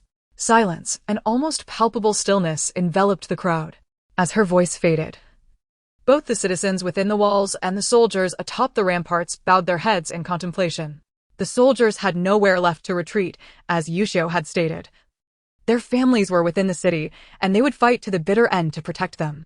The citizens, however, found themselves grappling with profound inner turmoil. If the city were to fall, the merciless bandits would undoubtedly unleash their brutal and sanguinary methods. The starving refugees, too, would be driven to desperate acts of violence. Should these marauders breach the city, Yangshan County would soon be reduced to ruin. It was a truth often spoken. In the midst of chaos, can any egg remain unbroken? The time had come to make a choice. Are you all afraid? Yuxiu challenged. If you are men, then step forward. Noticing the silence and the way the crowd huddled together, Yuxiu felt a pang of disappointment. Very well, I can save you for a moment. But I cannot secure your future. I must find a way to fulfill my mission and continue my journey. She silently returned the Bluetooth speaker to her spatial store, contemplating whether she should procure a sharp blade for ease of use. Let me take charge. Though I am not a man, I possess great strength. At that moment, a robust woman emerged from the crowd. Appearing to be in her 30s, she bore a large bundle on her shoulder, wielding a gleaming machete in one hand while holding the hand of a young girl, approximately 8 or 9 years old, with the other. She is the sole female butcher in Yangshan County, a position marked by both hardship and resilience. Originally, it was her husband who fulfilled the role of butcher until he succumbed to a strange illness several years ago. Since then, she has bravely upheld her household, nurturing their daughter while also tending to the medical needs of her ailing mother-in-law. Tragically, her mother-in-law passed away last year, leaving just the two of them to navigate life together. As Yuxiu turned around, she noticed Wen Yichen standing outside the small loft, seemingly lost in thought. And us. We are coming too. We all want to join. With the butcher leading the way towards the city gates, others felt a stirring within their hearts, rallying to join her cause. Each person had brought along some means of self-defense, so there was no need to return home for weapons. As the street became a surging tide of humanity, only the frail and infirm were left behind. An elderly man stepped forward to utter a few words, after which the remaining stragglers supported each other as they departed. Chapter 58. Thinking of fleeing? Not a chance. Sir, please assign us some tasks. We are all obedient to your commands. Those wishing to enter the city must first pass through our checkpoint. Wen Yichen was soon escorted away by Zhao Mu, while Yuxiu was regarded with a mix of respect and fear, making it impossible for anyone to meet her gaze. The voice they had just heard could not belong to an ordinary person. It could only belong to a celestial being sent from the heavens or a reclusive master of the arts, certainly not a mere mortal. The commotion within the city was not lost on those outside, who had also heard the sound but dismissed it. There were only the townspeople left. And even if they were bound together, they were no match for the multitude outside. Previously, the bandit leader had been slain by Yuxiu's arrow, and now his second-in-command had stepped up to claim leadership. Yesterday afternoon, we witnessed several carts laden with grain being transported into the city, while those inside feast and indulge. Why must we endure such a wretched existence? The new leader, invigorated by the increasing number of refugees, brandished his sword and shouted, igniting a fervor among the crowd, who yearned to breach the city gates and indulge in the good life. Brother is right. We must enter the city for a better life, echoed a young thug. The women in the city are exquisite, each one more pristine than the last, another added, further stirring the refugees' desires. Though they were primarily humble folk, their experiences of starvation and hardship had exposed them to the harshest realities. Thus, they were eager for an opportunity to unleash their pent-up emotions. Let us storm the city. We stand united behind our leader. We demand to enter for a life of abundance. The refugees, roused by the bandits' incitement, transformed into a fervent mob, their eyes gleaming with a predatory hunger akin to wolves lurking in the shadows. Before long, the refugees launched their second assault on the city. This time, the bandits had learned their lesson, hiding behind the refugees and directing them to scale the walls. "Let me see if your heads are harder than that of a pig," the butcher declared, ascending the walls with her daughter in tow, closely observing the long ladder while explaining the technique to her young girl. "When you strike, use finesse. Just as your mother taught you. Do not be afraid. They are not human before you. Envision them as the fat pigs your mother used to butcher." "Yes. Just like that. Apply a little more strength next time." Xu Yuxiu listened intently to the butcher's instructions, meticulously aiming her arrows at the bandits. As soon as she spotted one, she loosed her arrow without hesitation. In mere moments, a significant number of bandits had fallen. The bandit leader, now utterly frustrated, retreated with the remaining 20 men to a distant hillside, no longer daring to advance. The refugees had succumbed to madness, even in the absence of bandit encouragement. They were resolute in their belief that entering the city would grant them a life of warmth, sustenance, and companionship. Driven by this conviction, they summoned tremendous strength, climbing the walls one after another, only to be met with the blades of the soldiers and townsfolk who cast them down. Although the walls were crowded, the defenders maintained an orderly formation, efficiently repelling the assailants. Those with strength and courage, like the butcher, were assigned to assist the soldiers in dispatching the climbers, while those with strength but lacking courage were stationed at the city gates, bracing against potential breaches. Those neither strong nor brave were tasked with tending to the wounded or transporting supplies. Under the leadership of County Magistrate Chen, the townspeople successfully repelled the refugees once more. "They have finally retreated. We have defended our home. We have triumphed." The exhilaration was palpable, many embraced in tears. Initially, they had emerged with a resolve to face death, yet they now found themselves alive, having driven the invaders back. This victory demonstrated that as long as they stood united, unafraid of death, even the most ruthless bandits could not easily claim their lives. By this time, the ground beneath the walls was littered with the fallen, and the blood had stained the bricks crimson. The dawn was breaking on the horizon, heralding the arrival of a new day.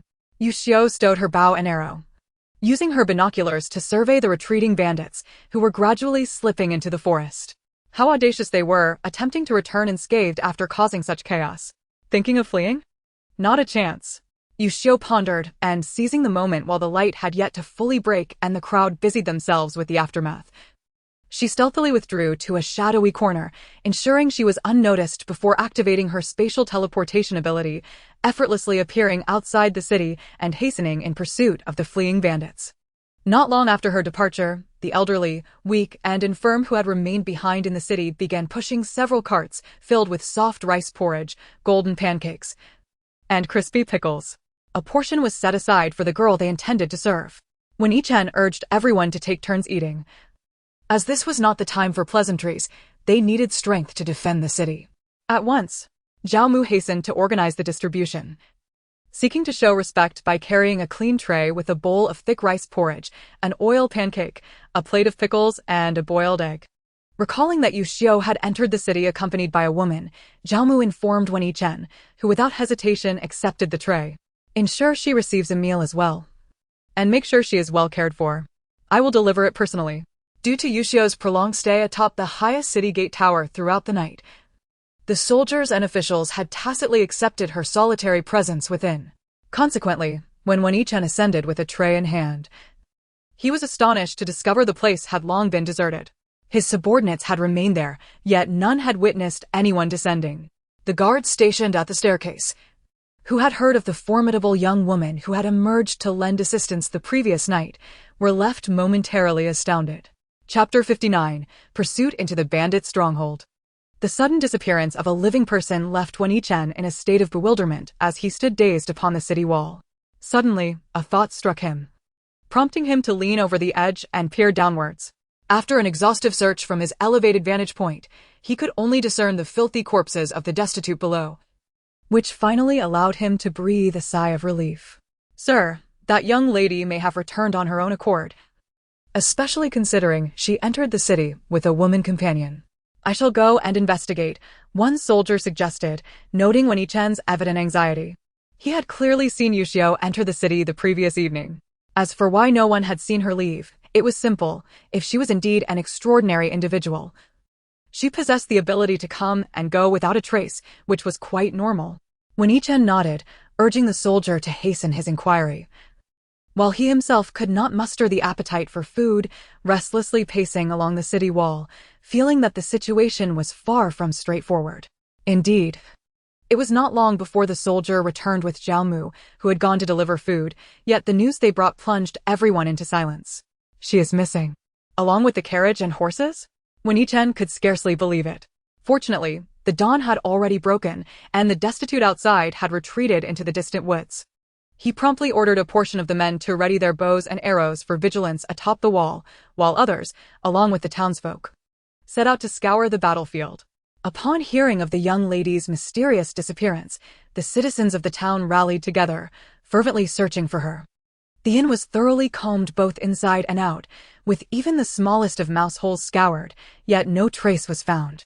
A celestial being has descended. An elder immediately knelt in the street, fervently clasping his hands and murmuring prayers. May the divine protect our homes. May the heavens hasten the end of this drought. The townspeople's resolve was unwavering. The sudden appearance and disappearance of the young woman must have been the intervention of a celestial being, sent to rescue them from their dire plight. At this moment, Yuxiu remained unaware that she had become a figure of divine reverence amongst the people of Yangshan County. As she pursued the fleeing bandits, she discovered they had not arrived on foot, but had stabled their horses in the woods. Realizing the gravity of the situation, they hastily mounted their steeds and fled. Yuxiu observed the traces left by the horses, estimating that at least a dozen had lingered in the forest before departing together. After some contemplation, she decided to release her chestnut horse, which Cui had already well fed in her space, and she supplemented it with some diluted spiritual spring water. Once the horse was nourished, Yuxiu mounted it and followed the trail left by the fleeing individuals. After approximately half an hour of pursuit, Yuxiu successfully arrived at the foot of a mountain. The path was treacherous and winding, although the horse could ascend. Yuxiu feared detection by the bandits and resolved to return the chestnut horse to her space and proceed alone. Despite the challenging ascent, Yuxiu had mastered the art of spatial teleportation, and before long, she had seamlessly infiltrated the bandit stronghold. Inside the meeting hall, a group of bandits sat despondently in their chairs, each bearing various injuries hastily bandaged. Is this how it ends? One of them lamented. What else can we do? A gaunt man perched in a high seat surveyed the forlorn expressions of his compatriots, a glint of satisfaction flickering in his eyes. With the demise of the chief and the second in command, he now stood as the most prominent figure within the bandit enclave.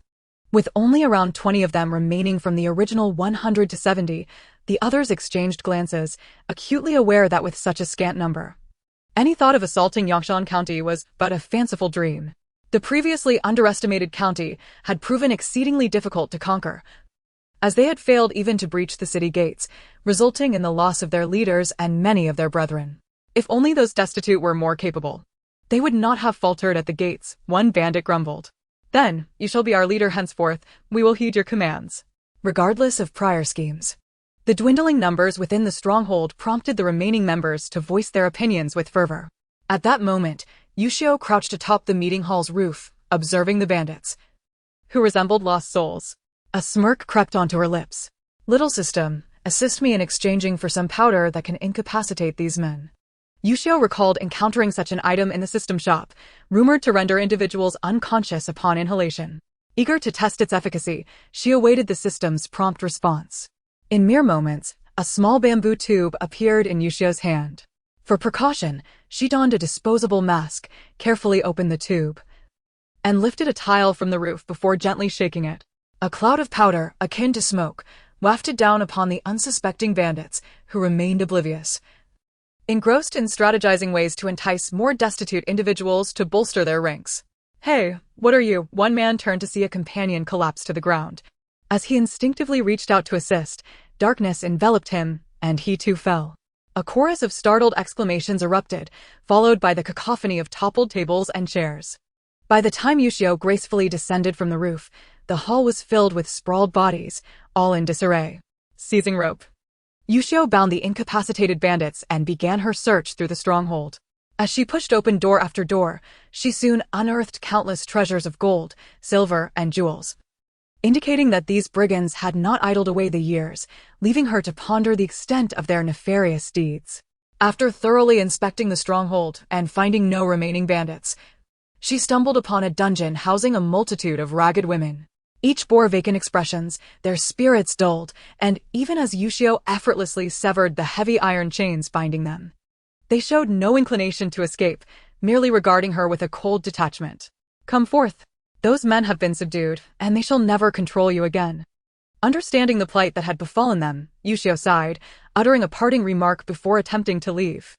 "Wait, can you take us down the mountain?"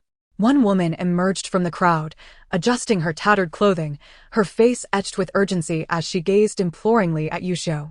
"I am not free, you are many. And you can accompany each other down." Chapter 60. True Cold-Bloodedness. Yuxiu regarded her, yet did not acquiesce to her plea. Realizing that another half-day had been squandered, she knew she must hasten down the mountain and continue her journey. The thought of escorting such a large group of women filled her with dread. Uncertain how long it would take to reach the city, how could this be acceptable? Upon hearing Yuxiu reject her proposal, the woman immediately erupted into hysterical screams. "We are but a group of frail women with no strength to defend ourselves. Since you possess such formidable power, lending us a hand would cost you nothing." The woman glared at Yuxiu with a twisted expression, while the others, jolted from their own reveries by her outburst, gathered around her. They murmured soothing words to calm her while casting resentful glares at Yuxiu. "How can you be so heartless and unfeeling? In our current plight, have you no shred of compassion? Since you've already rescued us, why not see your good deed through to the end? Once we return home, our families will surely reward you for your efforts. As women, we ought to support one another."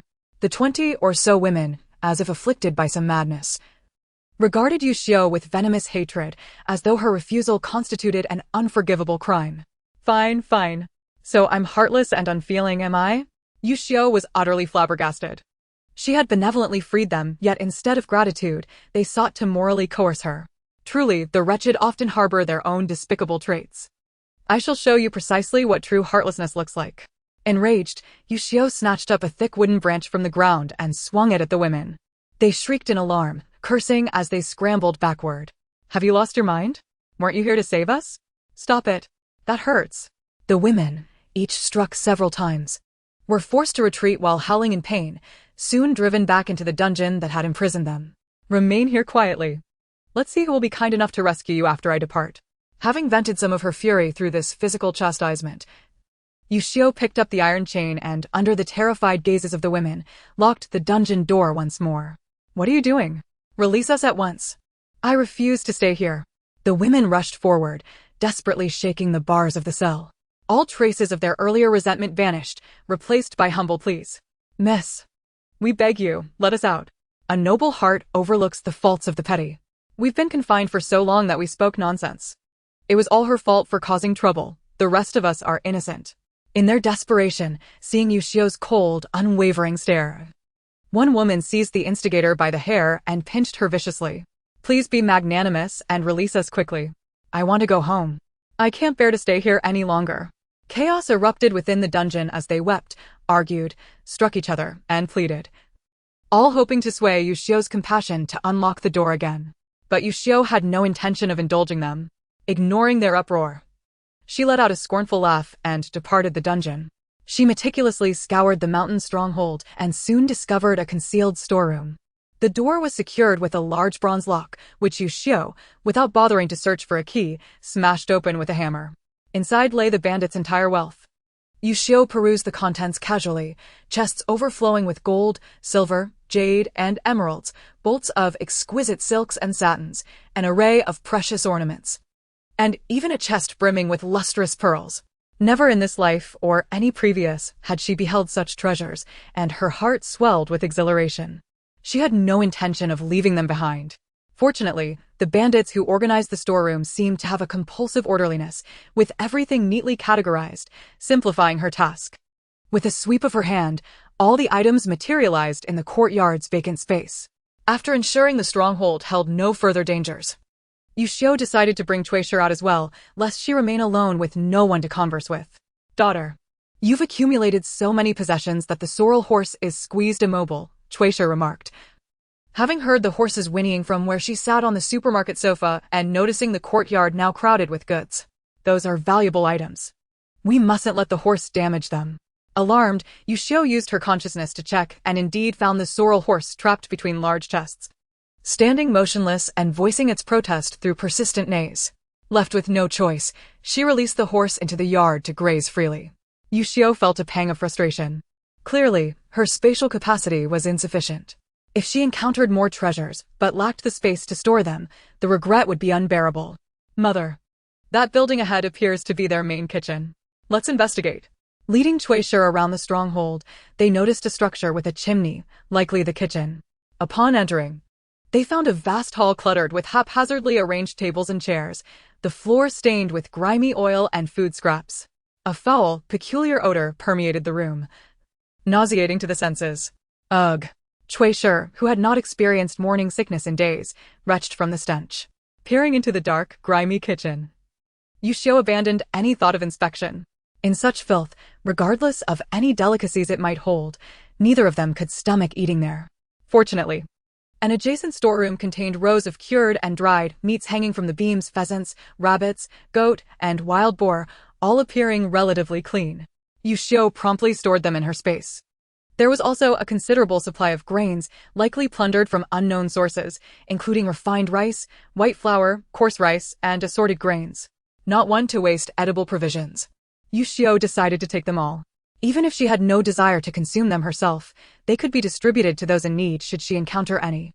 Shueisha remained silent throughout, quietly following Xu Yuxiu as they thoroughly ransacked the entire stronghold until her spatial capacity was completely filled. What a pity about these horses. We cannot take them with us and must abandon them, Xu Yuxiu sighed. The pasture behind the stronghold held nearly 100 robust, well-fed steeds. But with no space to accommodate them, both Xu Yuxiu and Shueisha felt a profound sense of loss. Host, why not try the lottery? With a bit of luck, you might draw something valuable, and your space could potentially upgrade, providing room for all these items. A voice suddenly chimed in the little system, reminding Xu Yuxiu that she had accumulated 3 lottery chances. The possibility of upgrading her space was immensely appealing. Little system, prepare for the lottery. Recalling the koi fish constitution she had drawn last time, Xu Yuxiu felt a surge of excitement and eagerly rubbed her hands together in anticipation. Everything has already been prepared for the host. As the voice of the little system faded, a virtual panel reappeared before Xu Yuxiu, displaying 3 lottery wheels arranged in a straight line, each accompanied by a lottery button beneath it. Little system. Why can't the rewards be merged for a single draw this time? Xu Yuxiu inquired, glancing at the unmerged rewards with curiosity. This is determined by the system itself. The rewards generally appear in the manner most advantageous to the host. Since merging is not an option now, it indicates that drawing separately is more beneficial. Slightly disheartened, Xu Yuxiu had hoped for another grand prize, only to discover that merging was not possible. However, separate draws could also be seen as a silver lining, granting her 3 chances. Even if one did not yield satisfactory results, there remained 2 more opportunities. Resolving to proceed, she focused her consciousness on the first lottery wheel's option. The wheel began to spin wildly, gaining speed, and after several rotations, it gradually slowed down to a stop. With a flash of white light, Xu Yuxiu leaned closer, only to find that the prize revealed was the second floor space. She couldn't contain her excitement and eagerly clicked the option to claim it. Her second floor boasted a layout of 3 bedrooms, 2 living rooms, a kitchen, and a bathroom.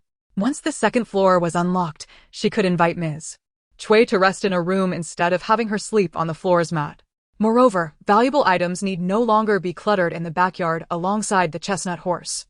They could be neatly stored in the guest room or living room. Buoyed by this gratifying acquisition, Xu Yuxiu felt more confident about the subsequent lottery draws and promptly chose to draw again. The wheel spun rapidly once more, and when it finally came to a halt, bold letters appeared on the panel: 3 generations of medical classics. What on earth is this? Xu Yuxiu pondered, speculating that it might be a medical book. While it would certainly be valuable, she and Miss Cui were not versed in medicine and wondered if they could comprehend it. Forget it, I'll claim it first. Xu Yuxiu decided and confirmed the receipt. Instantly, a thin booklet appeared in her hand, appearing somewhat dull and no thicker than 7 or 8 pages. The thought of having wasted a lottery draw on such a trivial item made Yuxiu feel a pang of regret. She couldn't even muster the energy to flip through it and casually handed it to Ms. Cui. Although a draw had been squandered, there was still another chance left. Refusing to be discouraged, Yuxiu promptly opted for a third draw. As the lottery wheel whirled once again, Yuxiu felt a surge of nervousness. Her hands clasped in prayer as she closed her eyes, silently beseeching, "Please, an upgrade, a space upgrade." Sensing that the draw was nearing its conclusion, she slowly opened her eyes to see bold red letters displayed on the panel, "Square Space." A mixture of disappointment and confusion washed over her. Without an upgrade to her space, she had no idea where this so-called square space was. Yet, adhering to her philosophy that whatever one could grasp was theirs, she quickly clicked the option to claim it. "Little system," she began, intending to call upon the little system for clarification, when suddenly Ms. Cui gasped and slumped to the ground. "Mother." Yuxiu's heart raced. She momentarily forgot about rewards, rushing to support Ms. Cui. After calling her name several times with no response, she had no choice but to carry her into the space, directly appearing in the bedroom on the second floor, laying her on the bed. The room retained its familiar appearance from before Yuxiu's journey through time. Were it not for Ms. Cui's presence, Yuxiu might have doubted whether she had truly traversed into another world or merely experienced a vivid dream. "Little system, quickly come out and see what is wrong with my mother." Yuxiu gently patted Ms. Cui's cheek, noting her steady breathing and unchanged complexion. However, calling her name yielded no response, and pressing the acupoint proved futile. "Your mother should be fine, just look at what she is holding to understand," the little system suggested, without providing a direct answer. "Isn't this the 3 generations of medical classics that I drew earlier? Could it possibly be toxic?" Yuxiu exclaimed in alarm, snatching the small booklet from Ms. Cui's hands and tossing it to the ground. Coincidentally, the pages flipped open. Upon seeing the contents, her anger flared. To think that such a hard-won medical book not only rendered Ms. Cui unconscious, but also contained not a single word. Was this not a pure deception? "Host, please do not be upset. The 3 generations of medical classics is no ordinary medical book. Let's just say that it is the culmination of a physician's life work, compiled over 3 lifetimes. Sensing Yuxiu's escalating fury, the little system hurriedly offered an explanation. "When you drew the prize, you didn't take a moment to glance at it before giving it to your mother." Unaware of its significance, she casually flipped through it, and at that moment, the contents surged into her mind all at once, overwhelming her and causing her to faint. But do not worry, once she fully absorbs the material, she will awaken. After a lengthy explanation from the little system, Yuxiu finally grasped the truth of the situation. As long as Ms. Cui was unharmed, the fact that she had absorbed the medical book was not a dire matter. Covering Ms. Cui with a thin blanket, Yuxiu then sought to inquire about the square space she had just drawn. "Do you remember what lies outside your little supermarket?" The little system seemed to be in good spirits, teasing Yuxiu with a riddle. "Outside the supermarket? The amusement park? Surely, they wouldn't give me the amusement park." Yuxiu exclaimed with delight, for the amusement park adjacent to the supermarket was quite expansive. During various holidays, many parents brought their children to enjoy the attractions, significantly boosting her supermarket's business. "You humans have an old saying, hearing is deceiving, seeing is believing. Perhaps you should go see for yourself." Chapter 62, Space Upgrade begins. Now, Yuxiu could effortlessly utilize the space's teleportation function. Merely contemplating it in her mind, she found herself standing before the supermarket's entrance. Taking a deep breath, she reached for the glass door. She had attempted to push it open on the day she first arrived, only to find it utterly unyielding, and had not dared to touch it since. However, this time, with a gentle push, the glass door slowly swung open. A brilliant light greeted her as a vast, open square unfolded before her eyes, easily the size of several football fields. The familiar concrete ground remained, yet the beloved amusement facilities had vanished, shrouded in a thick mist that enveloped the square's perimeter. The shops adjacent to her little supermarket were likewise nowhere to be found. Yuxiu stepped closer to the edge of the mist, recalling that just beyond it stood a bubble tea shop she adored, where the staff were familiar faces to her. At this moment, as she reached out to touch, she felt as if the mist were an impenetrable wall, solidly dividing the square from the outside world. Alas!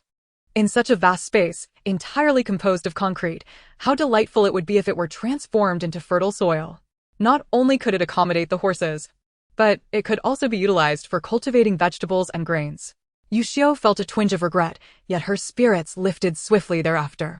Previously troubled by the lack of space for her belongings, she now found herself with such an expansive area. It was no exaggeration to say that even if one were to plunder the emperor's treasury, there would be ample room. After all, one should not be overly greedy. Contentment brings happiness. What difficulty could there be? There are solutions for everything. The next time there's a task, I shall assist the host in organizing it. The little system was quite pleased. It was encouraging to see the host's aspirations. And it would certainly take a more proactive approach in fulfilling system tasks in the future. Hearing that the little system could realize her wishes, Yuxiu was thrilled. With no pressing matters for the Cui family at the moment, she felt at ease and ventured out of the space to the backyard stables. Bringing in the horses along with their feed, and also releasing the chestnut horse she had just settled in. After exchanging some items for horse feeding equipment in the system's shop, she swiftly arranged the stables in an impressive manner. Ding! Congratulations, host! The system space has met the upgrade requirements and will automatically upgrade in 3 minutes. Before the upgrade begins, all living beings must exit the space, and no living beings are allowed to enter until the completion of the upgrade. Only items may be retrieved, but not placed inside. The little system quickly recited the upgrade requirements, indifferent to whether Yuxiu understood, and soon the countdown began. 120, 119, 118. Yuxiu was taken aback, realizing there was scarcely time to react. She hurriedly sought out a room and carried Cui out first, then returned the horses to the stables, followed by gathering a large quantity of food and drinking water. Although the little system stated that items could be retrieved, she preferred to prepare in advance. After all, should any mishap arise, she would need to find a solution herself. The horses, stirred by the commotion, became quite agitated, emitting loud whinnies. Observing the calm chestnut horse, Yuxiu decided to make the most of her remaining time, quickly fetching a bucket of spirit spring water and drawing 2 buckets from the well in the mountain stronghold, mixing it all into the horse's feed trough. Drink up, this is a rare treat. Had it not been for me, you would not enjoy such privileges. From now on, behave yourselves. Yuxiu reached out to stroke the horse's head, but it skillfully evaded her, perhaps having caught a whiff of the spirit spring water, and rushed to the trough to drink eagerly. 3, 2, 1, space upgrade commencing. At last, the countdown concluded, and as the upgrade began, Yuxiu attempted to grasp the situation, discovering she could only retrieve items but not place anything inside. Thus, she resigned herself to waiting patiently. She initially thought that both Cui, who was absorbing the 3 generations medical canon, and the space undergoing upgrades would soon complete their processes. But little did she know that 10 days would slip by in an instant. Cui's breathing remained steady, and the space still barred entry. Unable to do anything, Yuxiu contained her growing impatience, checking on Cui daily while quietly keeping vigil by her bedside. As for the women in the dungeon, their incessant wailing had become unbearable, prompting Yuxiu to release them once more. Before they could beg or protest, she seized a bandit they had previously tied up and, in front of the women, swiftly beheaded him. I will count to 3. Anyone still before my eyes will face my wrath. Yuxiu stood there, bloodied blade in hand, exuding an air of chilling authority. The women were taken aback, abandoning any thoughts of protest as they fled in terror, with only a few injured ones lagging behind. In mere moments, they vanished into the woods. The wounded, too fearful to linger, scrambled away with all their might. Observing their panicked escape into the depths of the forest, Yuxiu merely smirked, uttering no further words. Had those women possessed a sense of gratitude, she might have offered them some provisions and pointed out a safe route down the mountain, but since they chose to court danger, they had only themselves to blame. The other bound bandits had long since awakened and were struggling and cursing on the ground. Yuxiu entered the room, disregarding their furious or fearful gazes, and briskly dealt each of them a shovel blow, ensuring their swift passage to the afterlife.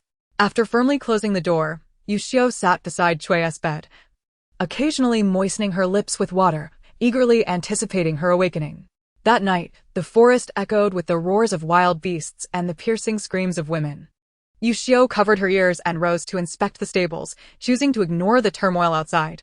Fortunately, she had released the horses earlier, after drinking the spirit spring water.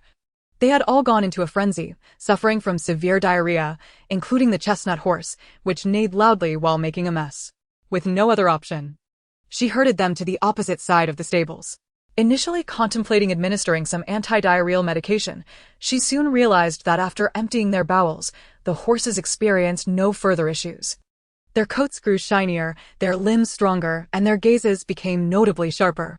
Chapter 63. The Enigmatic Dream of Chui. On the 11th night, Chui awoke while Yuxiu was using a damp cloth to wipe her hands and feet. She felt a twitch in Chui's fingers and, upon closer inspection, noticed that Chui had opened her eyes, staring blankly at the ceiling. "Mother, you have finally awakened," Yuxiu exclaimed joyfully. During her days here, she had seamlessly integrated with her original self and had grown fond of Chui, often finding reflections of her own mother within her. "My dear, it appears I had a dream," Chui began. "In it, there was an elderly physician who insisted on taking me as his apprentice, claiming that we were destined to meet. Without awaiting my consent, he whisked me away into the skies, taking me to many places." Chui scrutinized Yuxiu from head to toe, and upon confirming that she was unharmed, she finally felt reassured enough to recount her dream. "The old doctor took me to the mountains to gather herbs, and then to treat patients. His medical skills were extraordinary, whether commoners or nobles, all revered him. Calling him Divine Physician Yang, it felt as if I spent many years by his side, learning all of his skills." As Chui spoke, she seemed almost incredulous. The dream's events were so fantastical that those days spent alongside her master felt as though they were her own lived experiences, entirely unlike a mere dream. Yuxiu stood by, dumbfounded. She had never anticipated that her offhand fabrication of a celestial master for Chui would resonate so deeply. Yet, she understood fully that there was no divine master, merely a whimsical tale she had conjured. However, the expression on Chui's face did not seem feigned. It appeared that she truly had worshipped a celestial master in her dreams. If her intuition was not misguided, it was indeed the master of the 3 generations medical canon. Yuxiu pondered for a moment and recounted the tale of the 3 generations medical canon, which had been bestowed upon her by her master, only to be inadvertently absorbed by Chui. Filled with guilt, Chui lamented, "It is all my fault as a mother." The urgency of her emotions nearly brought her to tears. As an unlearned woman, how could she possibly utilize such a treasure? It was as if she had robbed her own daughter of a precious opportunity. "Mother, we are family. There is no need for such formalities," Yuxiu remarked with a hint of amusement, promptly taking hold of Chui's trembling hands, offering her gentle reassurances. "My master has already imparted many skills to me. I am not lacking in medical knowledge. Moreover, these matters are governed by fate. Since it was serendipitously encountered by you, it signifies a true connection between us." Chui nodded, and the two, having not spoken in over 10 days, took this moment to share a summary of their recent experiences. Chui spoke of the wondrous encounters she had with her master across various locales, while Yuxiu explained the current upgrade of their space, which they could not yet access. After a brief discussion, they decided to remain in the mountains for a few more days until the space upgrade was complete, intending to bring the horses along when they departed. Early the next morning, Yuxiu and Chui set out into the mountains with their baskets. This had been their plan from the previous night. Since they were not leaving immediately, they might as well explore the mountains for any potential finds. Chui was eager to validate her extensive knowledge of herbs. Remembering the roars of wild beasts from before, Yuxiu deliberately chose a different path for them. One with slightly sparser foliage, but featuring a towering cliff. True to her reputation as a disciple of a divine healer, Chui wielded her small hoe with enthusiasm, collecting common herbs such as plantain, motherwort, and the like, which, to her eyes, had transformed into miraculous remedies. Witnessing her spirited demeanor, Yuxiu found herself even more delighted than Chui as she mimicked her actions, searching for herbs while remaining vigilant against any lurking beasts. As they continued their herb-gathering journey, by the time they reached the cliff, Chui's basket was brimming with various herbs. She wiped the beads of sweat from her forehead and found a clean spot for Yuxiu to rest, sharing a drink of water they had brought along. "Mother, look over there. Mushrooms," Yuxiu exclaimed, spotting a round object amidst the cliff and eager to investigate its edibility. "Stay still. Let me take a look," Chui said, following Yuxiu's finger with wide eyes. In a burst of excitement, she exclaimed, "If I am not mistaken, that is no ordinary mushroom. It is a lingji." She recalled her master having taken her to forage for lingji in her dreams, although none had been as grand as the one before them. Even the smallest ones had made her master beam with delight. Lingji? Yuxiu thought back to the images of Lingji she had seen online in her previous life. And she slapped her forehead, realizing that this specimen, albeit larger, bore an uncanny resemblance to the ones in the pictures. Mother, don't worry, I'll go dig it up. Yuxiu reassured her with a comforting pat on Chui's arm, casting her a reassuring glance as she made her way toward the colossal Lingji. Upon approaching, she discovered that what appeared to be a single mushroom was, in fact, a cluster of several, radiating a golden hue with a hint of purple, suggesting it had aged considerably. Yuxiu tied the root of the Lingji with a rope she had prepared earlier and deftly excavated it with her hoe, triumphantly returning to Chui's side without any incident. Did you really just bring that back? Chui asked, cradling the massive Lingji with a mixture of disbelief and awe. Why not? It didn't have legs to run away, Yuxiu replied, chuckling at Chui's astonishment. With such an unexpected bounty, their desire to forage for more herbs dissipated. Given that their space could not currently accommodate additional items, they decided to descend the mountain and process their valuable find first. Whether it was due to Yuxiu's fortuitous luck, the herbs that were of immense value in Chui's eyes continued to appear before them, despite their lack of intention to seek further. Ah, ginseng. This is Hishouwu. And this is Sanchi, Chui exclaimed, her host striking the ground tirelessly. The ordinary herbs from her basket were soon discarded as she prioritized the rare treasures. Yuxiu, equally exhilarated, found that although they could not store items in their space, they could retrieve them, so she pulled out 2 large plastic containers to temporarily store their newfound treasures. Chapter 64. Space Upgrade Completed.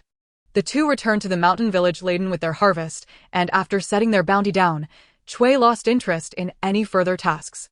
The freshness of these herbs necessitated prompt processing to avoid waste. Remembering the ginseng planted in their backyard garden, Yuxiu selected a few of each herb to plant there for future use. Chui nodded in agreement and gathered several herbs that were typically hard to find for planting, while deciding to process the remaining herbs today, given the favorable weather. Having grown accustomed to such tasks alongside her master in her dreams, she felt transformed. No longer just a simple farmer's wife, but rather a disciple of the esteemed divine Dr. Yang, deserving of reverence wherever she went. Yuxiu chose not to interrupt her, first tending to the horses with fodder and water before inspecting the surroundings of the mountain village. Just as she contemplated hunting for some game, a familiar voice echoed in her mind. Ding! Congratulations, host. The system upgrade has been completed and is currently rebinding. Binding progress. 20%, 40%. Hearing that the upgrade was complete filled Yuxiu with joy and anticipation for what her upgraded space would reveal. 80%, 90%. 100%. Another series of beeps followed, and the system informed Yuxiu that the rebinding was successful, allowing her to re-enter the space for inspection. Containing her racing heart, Yuxiu stepped into the space, finding herself in the small supermarket. After a brief survey, she found nothing amiss. The shelves and goods remained unchanged. Yuxiu's excitement waned, as if doused with cold water, and she, undeterred, ascended to the second floor and checked the backyard again, still finding no alterations. It was not until she pushed open the supermarket's grand doors to the plaza space that her heart soared once more. There, the areas obscured by mist had revealed themselves, showcasing a landscape of mountains and waters, resembling a veritable paradise. Before Yuxiu could fully relish in her exhilaration, the system promptly chimed in with a reminder. The distant places remain inaccessible to the host for the time being. They can only be unlocked through the completion of tasks. It is indeed frustrating for Yuxiu to have finally upgraded to these capabilities, yet find herself unable to utilize them. Do not fret, dear host. The little system chimed in, seemingly aware of Yuxiu's dissatisfaction.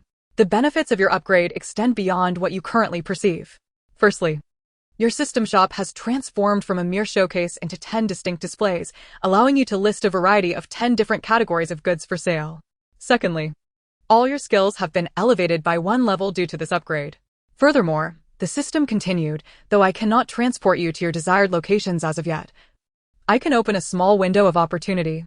Before Yuxiu could voice her questions, the little system promptly revealed a familiar virtual panel.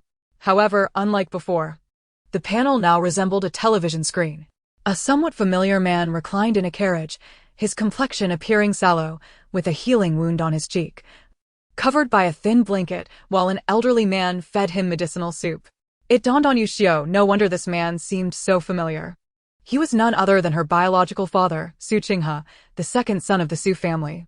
Clearly, they had not mistaken their target. Xu Qinghe had indeed been rescued, though it appeared he had yet to reach the capital and was still en route. Regrettably, Chuishi was unable to see this panel, otherwise, her anxiety would have dissipated. Eager to observe more, Yuxiu found the scene abruptly vanish. According to my current capabilities, the system explained, I can only display for 1 minute at a time. If you wish to see more, you will have to wait until tomorrow. A minute was a small consolation. Yet it was enough to assure her that her estranged father was alive and well. Contemplating her options, Yuxiu decided against lingering any longer. As the upgrade had been completed, she resolved to hasten their journey, hoping to catch up with the group from the Ningwang residence.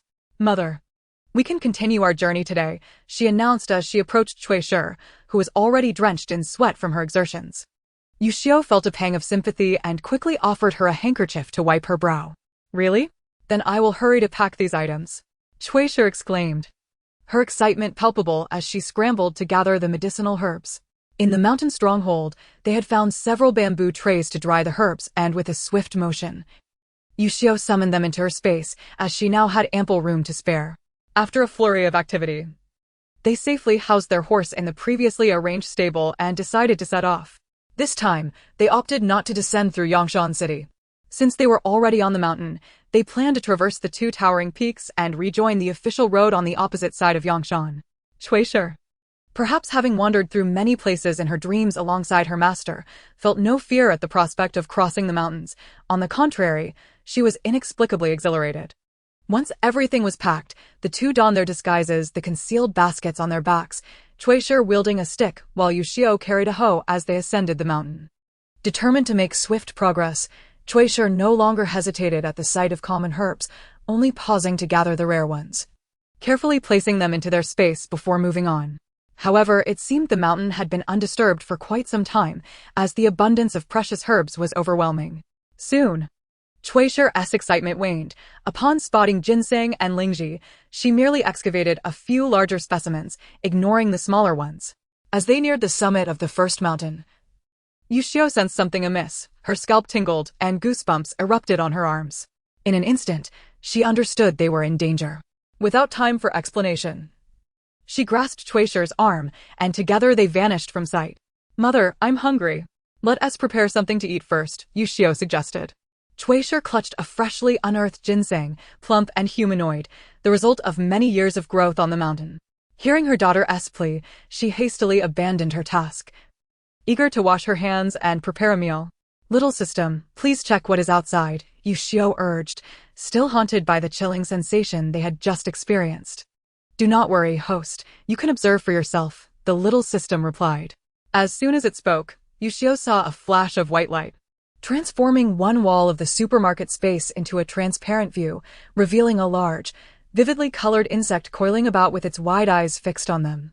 It was Yuxiu's first time observing such a formidable creature up close. The sight sent a shiver down her spine, for it was indeed the king of beasts, exuding immense power.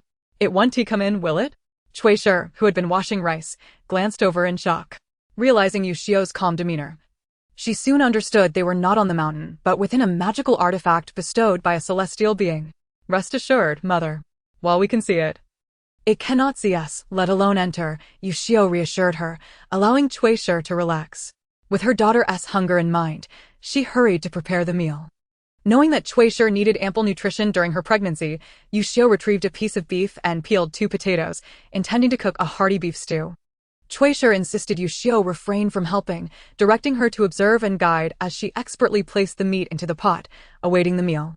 The great insect lingered, seemingly reluctant to depart, settled in place, while Yuxiu dared not challenge its dominance.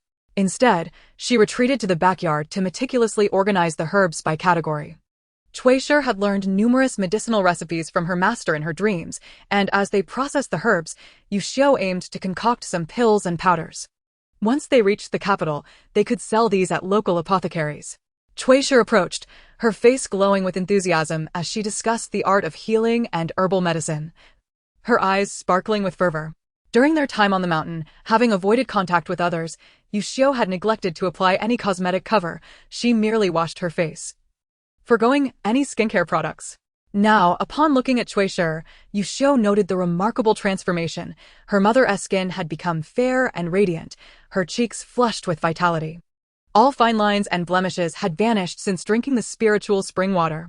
The pregnancy had added some fullness to her figure, and she was no longer the gaunt figure she had once been. In her current state, even in the presence of the Xu family, no one would dare to approach. They would merely assume the two bore a passing resemblance. Yet Yuxiu paid little mind to it, after all. It was not only Xu who had undergone such significant changes, she herself had transformed drastically. Her once dull, yellowing hair now shone with a lustrous black hue. Her pallid face had become delicate and fair, and her limbs had filled out with a few extra pounds. Even her height had increased, rendering the pants she had purchased in Phoenix City considerably shorter than before. Upon hearing that the Xu family intends to venture into the pharmaceutical trade, Yuxiu's eyes sparkled with excitement. She envisioned the newly added display window in her marketplace store, where there would be no need to consign goods elsewhere. They could be directly showcased within her shop, ensuring both convenience and peace of mind. However, as the medicine had yet to be produced, she decided to postpone further discussions for the time being. "Mother, what herbs do you require for your concoctions? We can dig them up if possible, or purchase them if not. I shall assist you in the endeavor." Hearing Yuxiu's words brought great joy to Xu, who was busy organizing her precious medicinal materials, and she nodded in agreement. "Very well, we shall work together. Once we reach the capital, regardless of whether we locate your father, I will find a way to provide for you." Despite her daughter having a formidable and divine mentor as a mother, she yearned to do her utmost to offer the best for her child. Moreover, with another child on the way, she could not simply sit idle, waiting for her daughter to support them both. The backyard garden had already been filled with ginseng, and Yuxiu noticed one particularly large ginseng plant, which was surrounded by numerous smaller ones. Remembering how she had poured the leftover spring water there after her first drink, she understood the reason for their rapid growth. It seemed that the spring water possessed properties that accelerated plant growth. She needed to devise a plan to have her little system exchange some land, allowing her to cultivate even more medicinal herbs. By then, it would not be just century-old ginseng, she could cultivate an abundance of millennia-old varieties. Once they had organized the herbs, dinner was ready. They discovered that the large insect had not moved from its spot, appearing as if it were asleep. Yuxiu and Xu were no longer anxious, taking their time to finish their meal before strolling leisurely in the square to aid digestion. Upon their return, they finally noticed that the large creature had departed. "Mother, remain here and do not venture out. Drink this milk and have some fruit. If you feel tired, go upstairs and rest," Yuxiu instructed with care, leaving Xu both amused and touched. As a mother, it was amusing to see her daughter so concerned for her well-being, while simultaneously feeling deeply moved. "You need not worry about me, just be cautious and return quickly if any danger arises." "Do not be reckless," Xu replied, though she refrained from expressing her intention to accompany Yuxiu, as she was well aware of her own limitations. Going outside would likely hinder her daughter more than help. It was better to stay put and avoid being a burden. Yuxiu appreciated her mother's demeanor and agreed, leaving without carrying the woven basket, instead shouldering only her hoe as she departed the space. To prevent Xu from overthinking, she instructed the little system to close the transparent window, ensuring that Xu could see nothing.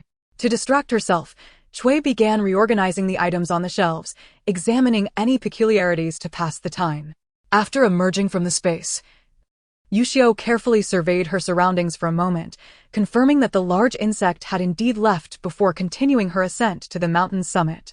This time, she moved swiftly on her own, skillfully utilizing her spatial teleportation to evade any wild beasts she encountered. Before long, she reached the mountaintop with ease.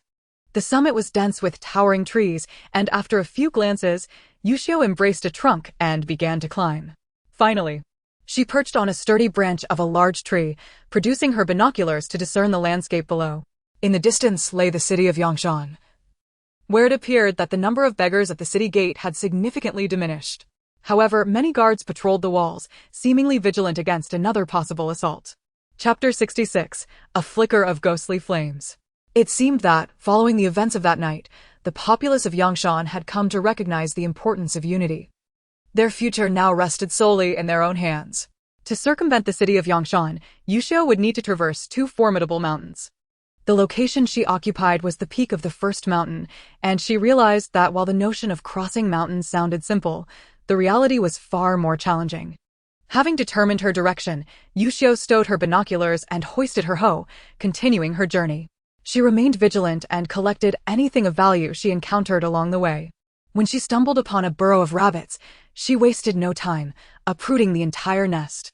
She captured around 10 wild chickens and gathered a large bucket of their eggs. After dispatching 2 wild wolves, dismayed by their unappealing appearance and filth, she dismissed them and turned to confront 2 wild boars with several piglets. Initially intending to retreat into her space, she suddenly remembered that she now had a place to raise them. Climbing swiftly into a nearby tree, she prepared herself. The wild boars, initially alarmed at the sight of a human near their young, charged with fury. However, Yuxiu had already ascended the tree, inciting their anger further as they attempted to knock her down by ramming the trunk. After a precarious moment of wobbling, Yuxiu regained her balance and, recalling how close she had come to falling, quickly retrieved her bow and arrows from her spatial pocket.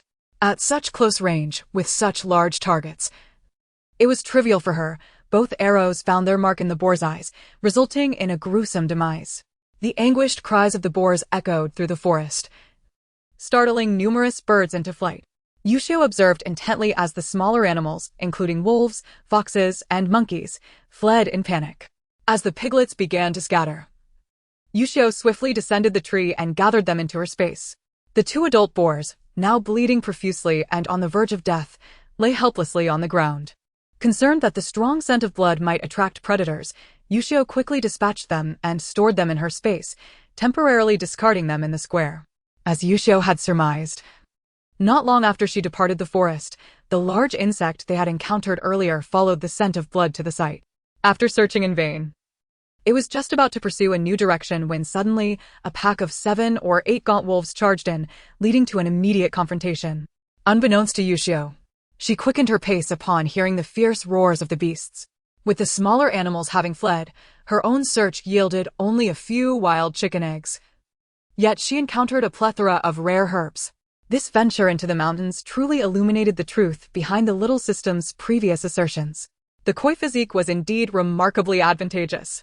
Along her path, ginseng, rasher mushrooms, and hishou appeared as abundantly as common cabbages, easily found at every turn.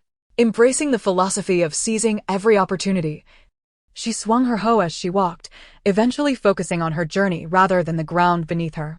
She pressed on, determined to reach her destination. And when Yuxiu finally ascended the peak of the second mountain, dusk had already settled. The forest, shrouded by the towering trees, had succumbed to darkness much earlier.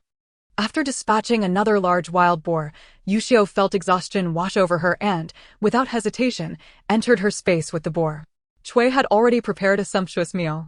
Upon seeing her return, she hurriedly drew water for her to wash up. "You must be exhausted, my dear. Look at all these burdens you've brought back." "I can only imagine how weary you are from the journey," she remarked, gently wiping Yuxiu's face with a cloth, secretly lamenting her own lack of capability. If only she were more able, her daughter would not have to endure such hardships while she remained here in comfort. After resting for a while in the room on the second floor, Yuxiu decided to take a stroll in the square. As soon as she stepped outside, she was greeted by a sight of abundance. There were 7 or 8 wild boars and even a dozen piglets, all enclosed within a pen. Additionally, a considerable number of wild chickens, rabbits, and rare medicinal herbs had been brought in as well. "Mother, I am not tired at all.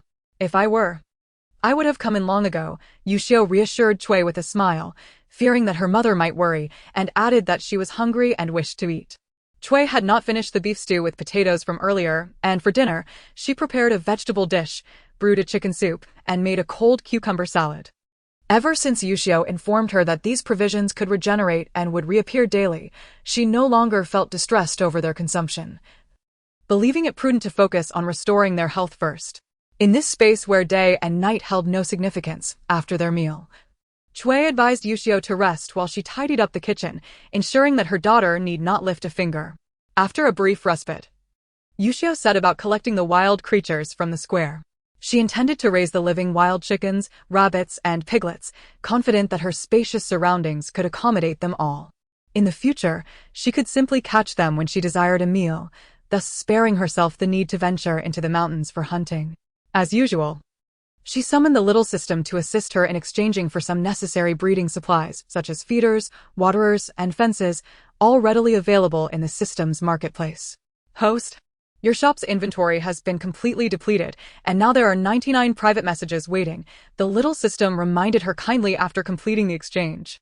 The spring water had been snatched up shortly after it became available, even with her limit of 1 bottle per account, if it had been unrestricted. That well would have been emptied in no time. Very well, once I finish here, I shall replenish the stock and see if there are any additional items to add. Yuxiu replied casually while busying herself with the piglets. Although she planned to sell some of the pills and powders prepared by Cui in the future, it remained merely an idea for now, as those items had yet to be produced. However, she had set a high price for the spring water. It was surprising how generously people were willing to purchase it, indicating they were not lacking in system currency. Meanwhile, she found her shopping cart filled with various items but lacked the currency to buy them. Chapter 67, Daring to Cause Trouble Here. Since the spring water was in such high demand, she surmised that she would not have to worry about lacking system currency in the future. After she returned, she resolved to purchase everything in her shopping cart if funds permitted. There were a total of 13 piglets, now comfortably settled and happily scampering around their pen. Yuxiu filled their troughs with cornmeal and vegetable leaves, initially concerned they might dirty the space, but the system reassured her not to worry. With its upgraded self-cleaning function, waste and refuse would convert into nutrients, ensuring no pollution of the air within. This was a relief, as Yuxiu had been apprehensive about maintaining a pleasant environment. She certainly wished to avoid an unbearable stench. There were approximately 20 rabbits of various sizes, and she prepared some food for them as well, exchanging for carrots and cabbages to feed them.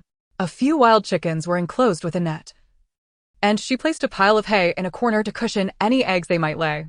With the automatic feeders and waterers in place, there was no need for constant supervision. After filling their food and water, Yuxiu left them to their own devices. Cui was also busy organizing the herbs and requested Yuxiu to fetch some bamboo trays. After considering this, Yuxiu decided to exchange for a complete set of herb drying equipment from the system's marketplace. It consisted of a 3-tiered rack, capable of holding several bamboo trays on each level. Yuxiu procured more than 10 racks and arranged them in a long line in the square, creating a rather impressive display. Mother, once these herbs are processed, I will arrange for a pharmacy for you, complete with rows of shelves and drawers, making it convenient for you to prepare any medicinal powders you need, she proposed. Cui's eyes lit up at the thought. She recalled her master's grand pharmacy in her dreams, with towering cabinets covering 3 walls. Each time she sought herbs from the upper shelves, she needed a ladder to reach them.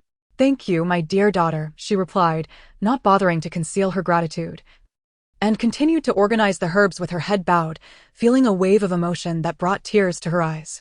How fortunate she must have been in her past life to enjoy such a blessed existence now. If the Xu family were to witness her current fortune, they would surely be green with envy. Meanwhile, as Cui contemplated the Xu family, they were discussing the mother-daughter duo.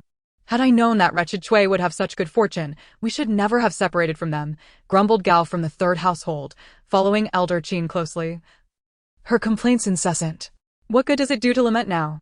If it weren't for you and that troublesome Wang causing all this trouble, our family wouldn't find itself in such dire straits, Elder Qin retorted, her feet battered and bloodied, yet she gritted her teeth and persevered on the road.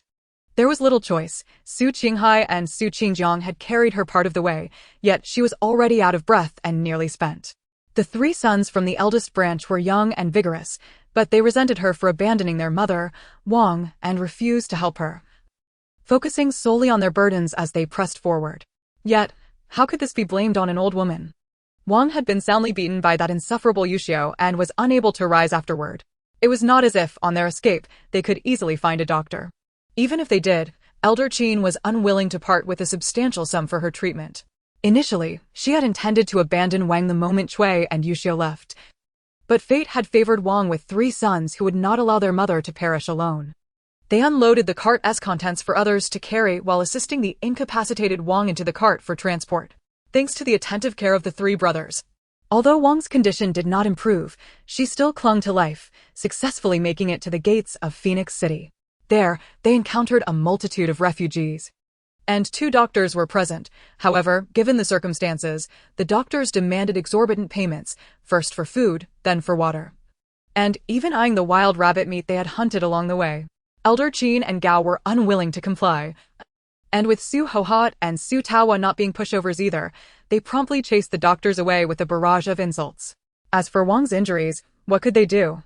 They would simply leave it to fate. On that fateful day when Yuxiu accompanied the Cui family, Wang was suffering from a high fever, teetering on the edge of life. Later, as Yuxiu and her companions were ushered into the city, the Su family initially felt relieved to have severed ties with the 2 women. However, they were taken aback the very next morning when they stood in line for porridge, only to discover that the jovial man serving the gruel was none other than the Cui family's uncle, who had previously accompanied Yuxiu and her companions into the city. The uncle had donned a clean garment, his hair meticulously arranged, wielding a large ladle to dispense bowls of thick, dark porridge to those in line, completing his task with a sense of accomplishment. Meanwhile, the 2 sons of the Cui family busily tended to the fire and stirred the porridge. This scene left the Su family and the villagers utterly astonished, rendering them speechless as they clutched their tattered bowls, hesitant to approach the serving station. "Hey, you lot. If you're not here for porridge, kindly step aside and don't obstruct our path," came a voice from the back of the line, followed by another, exactly. "Standing there like fools, do you even know what you've done wrong? Hurry up and move aside. With fewer people, we might get a larger share of porridge." The disgruntled voices of the villagers echoed, and the Su family, fearing further delay, bravely advanced with their grimy bowls, forcing smiles toward the Cui uncle. "Oh my! Isn't this the esteemed uncle?" Old Lady Qin greeted with a forced cheerfulness, while the other members of the Su family managed to stretch their lips into a semblance of a smile. "Uncle, do you have news of my second daughter-in-law and eldest granddaughter? Please call them out and tell them their grandmother misses them." They pressed on indeed. After they were taken into the city, "Our family has spent 2 sleepless nights in worry, fearing for their well-being. Kindly do us this favor, let us reunite." The Su family encircled the Cui uncle, showering him with insincere pleasantries, with a few women even shedding faux tears. "Bring a few people over. These folks don't wish to partake in the porridge, escort them away," the Cui uncle replied with a constant smile, not casting a glance in their direction. He turned to the soldiers behind him and called out, prompting a squad to rush over swiftly. "Dare to cause a ruckus here? Seeking death, are we?" Chapter 68. The Misfortunes of the Su Family. The soldiers, fierce and intimidating, surged forward and dragged the Su family members, who had finally reached the front of the line, away, gripping their collars and shoving them to the back. A flurry of punches and kicks ensued, leaving the victims wailing on the ground. As for the other villagers from Su village, they had already retreated into the crowd upon sensing trouble, believing themselves unnoticed. Once the soldiers withdrew after administering punishment, they seized the opportunity to join another line for porridge. "My lord, they're in cahoots. My lord, they're cutting in line. They don't wish to eat but are here to stir trouble." Among the onlookers, there were those who relished the chaos, especially a few doctors who had previously failed to negotiate with Wang for treatment. They seized the moment to exact revenge, joining the clamor. Although their ire was not directly aimed at the Su family, it was customary in this era for grievances to be collective, often involving entire villages or clans, where disputes between 2 families could escalate to conflicts between 2 communities. Seeing the Su family daring to join another line, the others were unwilling to let them off lightly and began shouting once more, prompting the soldiers to return. "Is there no end to this nonsense today?" The soldiers, weary of dealing with such trivial matters daily, had already grown tired of the filthy and wretched refugees. The audacity of the Su family to challenge their authority was met with a resolve to make an example of them, using the Su villagers to instill fear in the others.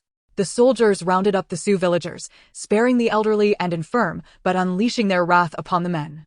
Su Qingrong, the village head, and others faced the blunt sides of swords in a chaotic assault, regardless of where they struck, be it shoulder or head. They were met with brutal blows. When they were finally helped up, they realized that those who had received porridge had long since settled down to consume their meal, while the servers were preoccupied with cleaning pots, leaving no share for them. The Su villagers stood in shock, with over 100 of them, young and old. They had missed out on the day's distribution due to the missteps of the Su family, forced to wait with empty stomachs until the following day. In truth, they still had some grain on hand, But with refugees swarming around, no one dared to reveal their supplies, lest they be robbed in an instant. Furthermore, mere grain was insufficient. Without water, they would perish from thirst. Time slipped away, and as the sun climbed higher in the sky, the shaded spots where the Xu family had once rested were now occupied by others who had seized the opportunity, knowing the Xu family would not dare to contest their claim. Truly unfortunate, they had not only missed the porridge but had also been beaten to near death. Xu Qingrong bore the marks of the blade on his face, now swollen and bruised, a sight both fearsome and pitiable. Father, perhaps we should retreat to the mountains. Beyond the Phoenix Mountain range lies a main road to the capital. If we head north, we will be beneath the Emperor's gaze. Surrounded by the wealthy and powerful, whatever we wish to pursue will be far more feasible there, Su Lingji whispered to Xu Qingrong, her voice laced with urgency. Since the day a precious ginseng slipped from under their noses, she had not experienced those foreboding dreams again, leaving her in a state of constant anxiety. Reflecting on the days gone by and regretting the momentary lapse that allowed Yuxiu and the Cui woman to escape. If not for their sudden awareness and resistance, the ensuing chaos could have been avoided, and she would have continued experiencing those prophetic dreams, guiding her village towards survival. But the mountains are perilous. Many in our village are injured. If we encounter wild beasts, we would surely meet our doom, Xu Qingrong replied. Though he had grown accustomed to listening to Su Lingji's counsel over the years, he hesitated to make a decision on such a significant matter. Look, father. Su Lingji pointed towards the Cui uncle, sighing deeply. That is Yuxiu's uncle. The old Xu family has offended him deeply. Don't expect any grain from them tomorrow. Or even the day after or the day after that. A chill ran down Xu Qingrong's spine as he followed his daughter's gesture, spotting the Cui uncle's insincere smile directed towards them. The realization struck him. This man harbored resentment towards the entire Xu village, lying in wait to exact his revenge. The members of the old Xu family were subjected to a brutal beating. The soldiers, regardless of gender, unleashed a torrent of violence upon them, leaving them prostrate on the ground, unable to rise. Xu Qingrong observed the plight of the Xu family and conferred with several other households in the village. Swiftly, they began to gather their belongings, taking advantage of the Xu family's distraction to hasten towards the foot of Phoenix Mountain nearby. Initially, the Xu family remained oblivious to this, but it was Wang, lying on the flatbed cart, who noticed and began to bang on the cart incessantly. When the Xu family turned to look, she pointed towards the direction in which Xu village had departed. Alarmed, the Xu family called out, eager to follow. But it was the elderly Qin matriarch who urged them to grab their belongings and flee. She had been prepared to abandon Wang, but the three sons of the main house insisted otherwise, leading to a temporary wheeling of Wang on the cart until they reached the foot of Phoenix Mountain. It was here that another predicament arose. Wang had sustained multiple fractures, hastily bound, and was unable to stand, let alone ascend the mountain. In desperation, the three sons of the Xu family took turns carrying her, while Su Qinghe and Su Qingjiang alternated in bearing the elderly Qin matriarch. As they risked lagging behind the others from Xu village, Qin matriarch decisively commanded the three men to leave Wang behind in the mountains to fend for herself. Thus, Wang was forsaken, though little did Qin matriarch know that her own fate would soon mirror Wang's. Unbeknownst to these events, Yuxiu found herself alongside Cui, grappling with the formidable wild boars in the square. Mother, do you know how to slaughter a pig? Chapter 69. Stab him with all your might. While Cui had experience with chickens and ducks, she had never faced the task of slaughtering a pig. Feeling somewhat embarrassed to admit it, she noted her increasing size and the discomfort that accompanied her pregnancy, making bending difficult. It's fine, it won't spoil if we leave it here.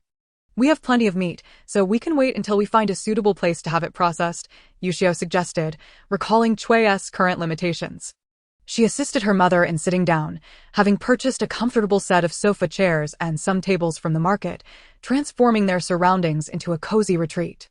With the darkness still enveloping the outside world, Yuxiu felt no urgency to venture forth, instead enjoying a leisurely time in their space, planning to descend the mountain early the next day to retrieve their cart and chestnut horse on the main road. Daughter, last time that doctor mentioned your father had suffered a blow to the head and could not even remember who he was. If we go to him, will he even recognize us? Cui reclined on the sofa, gently stroking her belly, her expression complex. What is there to worry about? Haven't you learned medicine? Worst case, You could give him a few acupuncture needles. If he still doesn't remember, just stab him harder, Yuxiu reassured, understanding Chui's anxiety. Although neither had experience with pregnancy in this life or the previous one, Yuxiu had read extensively on the hormonal changes women undergo during pregnancy, which can lead to emotional instability, necessitating the support and companionship of loved ones. This child, even making light of your mother. Yuxiu's just elicited a smile from Chui, though moments later, she abruptly announced, if he truly cannot recognize us, then your mother will take you all and establish a new household. Yuxiu was taken aback, her mind racing with speculation. Such a statement seemed incongruous coming from a woman of ancient times, resembling the thoughts of a modern individual.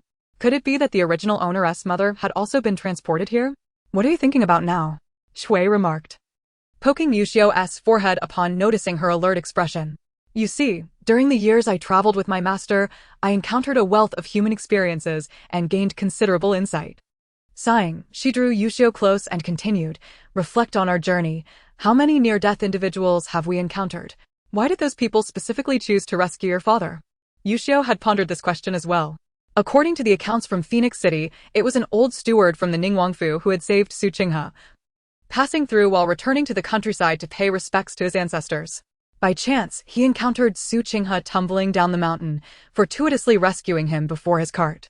Yet, for reasons unknown, the steward had not left Su Qinghe by the roadside, but rather brought him on board and even paid for a physician.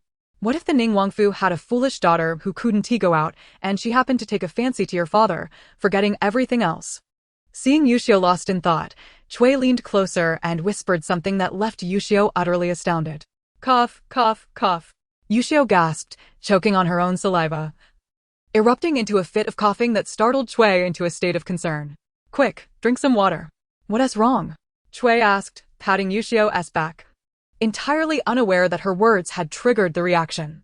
After a prolonged bout of coughing, Yuxiu finally recovered, sipping water to soothe her throat, casting an odd glance at Chui, making her mother feel somewhat uneasy. Mother, even if the Ningguangfu had a foolish daughter, there's no way she would seek out my father. An old man from such a distance. Yuxiu found the notion utterly ridiculous, realizing her mother had expended considerable effort to arrive at such a conclusion.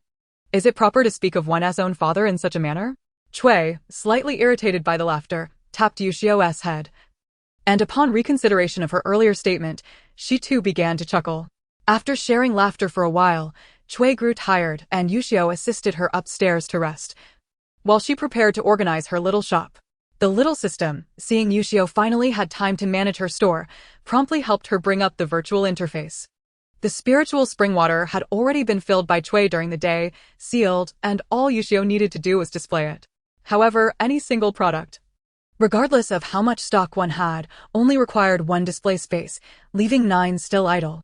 Yuxiu's small supermarket was well stocked with ordinary goods, but given the abundance and low prices in the market, she found little interest in them. Additionally, there were wild chickens, rabbits, wild boars, and a large herd of horses. As for medicinal herbs, while plentiful on the mountain, Yuxiu hesitated to sell them, knowing Chui would require them for future concoctions. Ultimately, she decided to list the wild boars she had hunted, curious to see if anyone would buy them.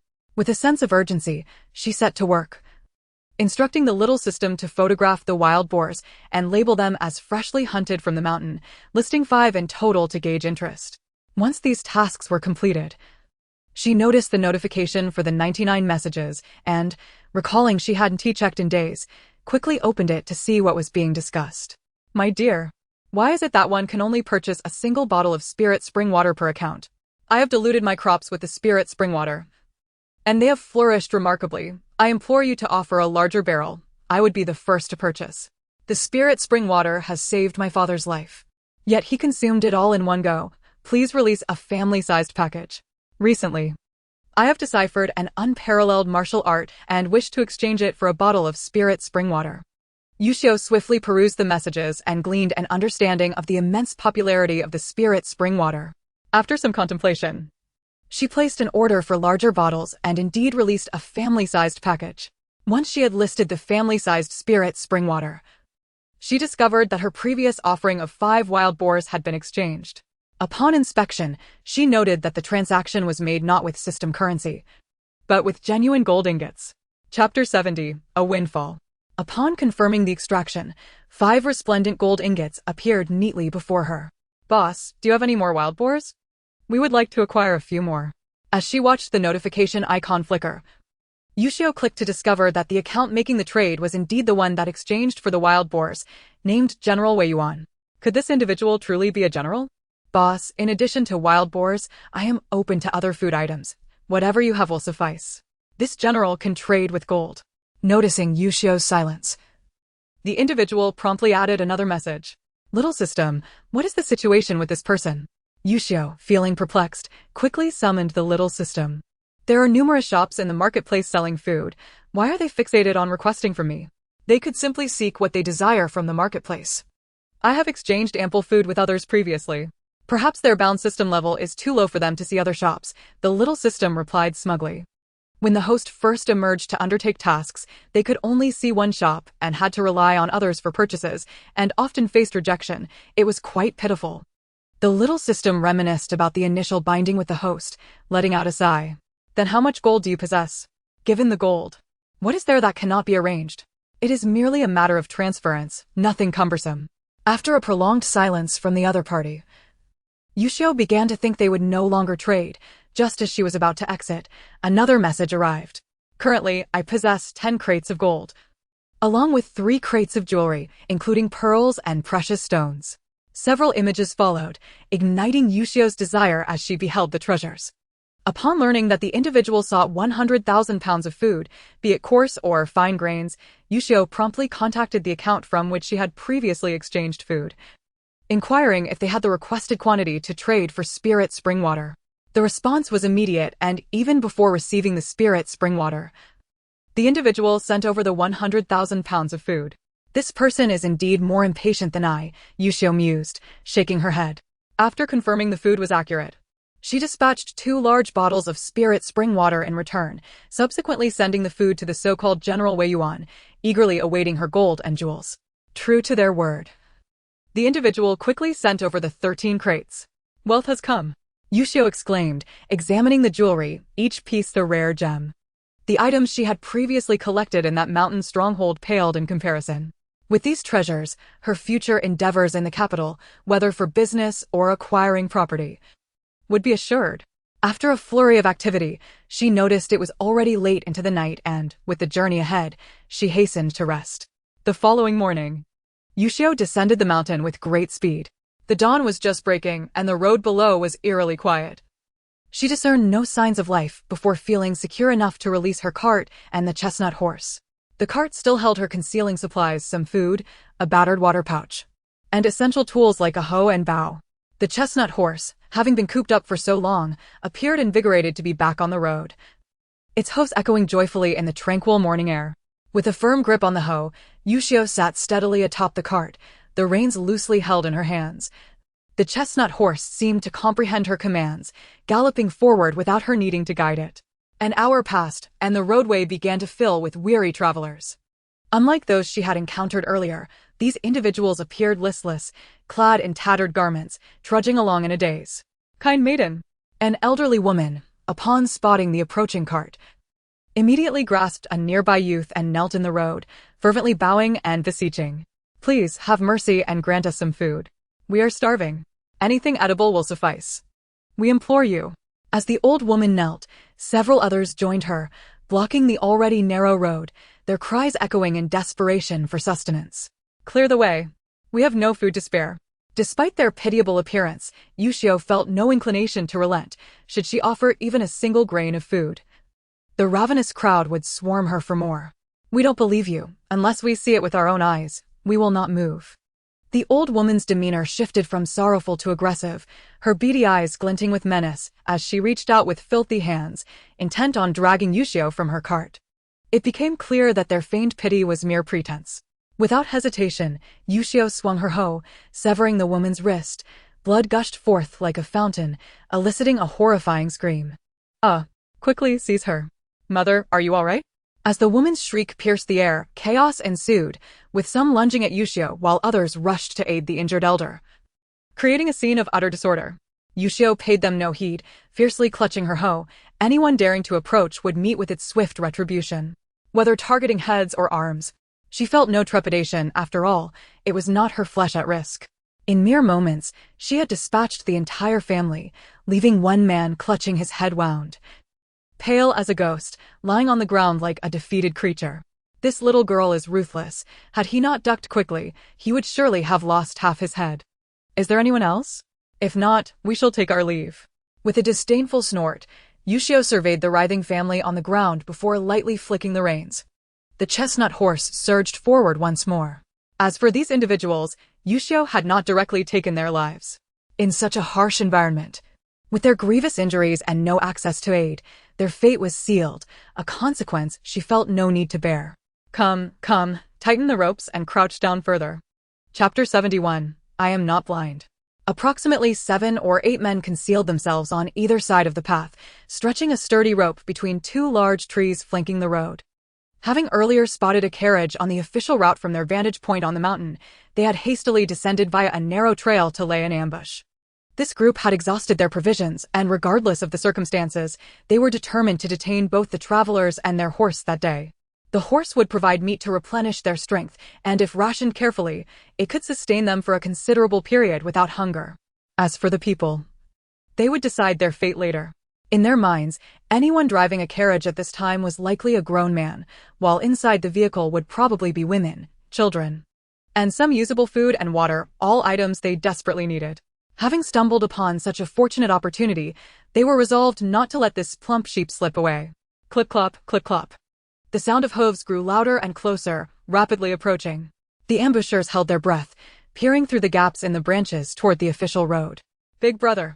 It's a young girl driving the carriage, one man exclaimed excitedly, his tongue stumbling over his words in his agitation.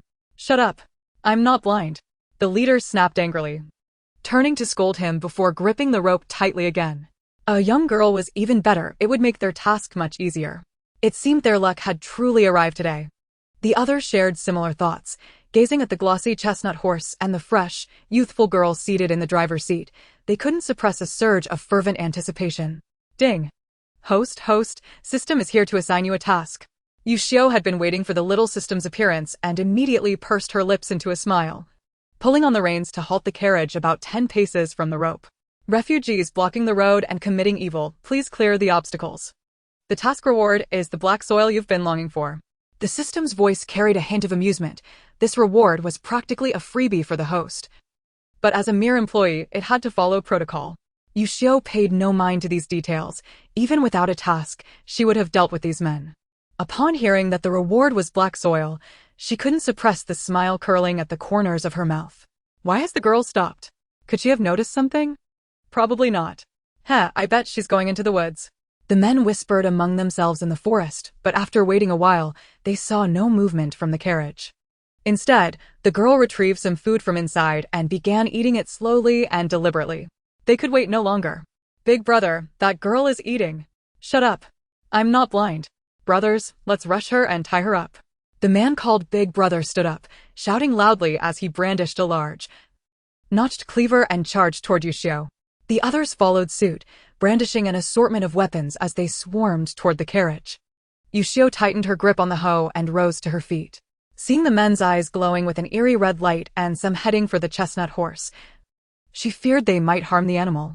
Leaping down from the carriage, she didn't wait for them to get close, but advanced with her hoe raised. As she drew nearer, she wrinkled her nose in disgust. The men emitted a foul, rotting stench. Although she had encountered similar odors on her journey, this was the first time it felt so overpowering, nearly making her retch. Setting aside her revulsion, she focused on incapacitating them first.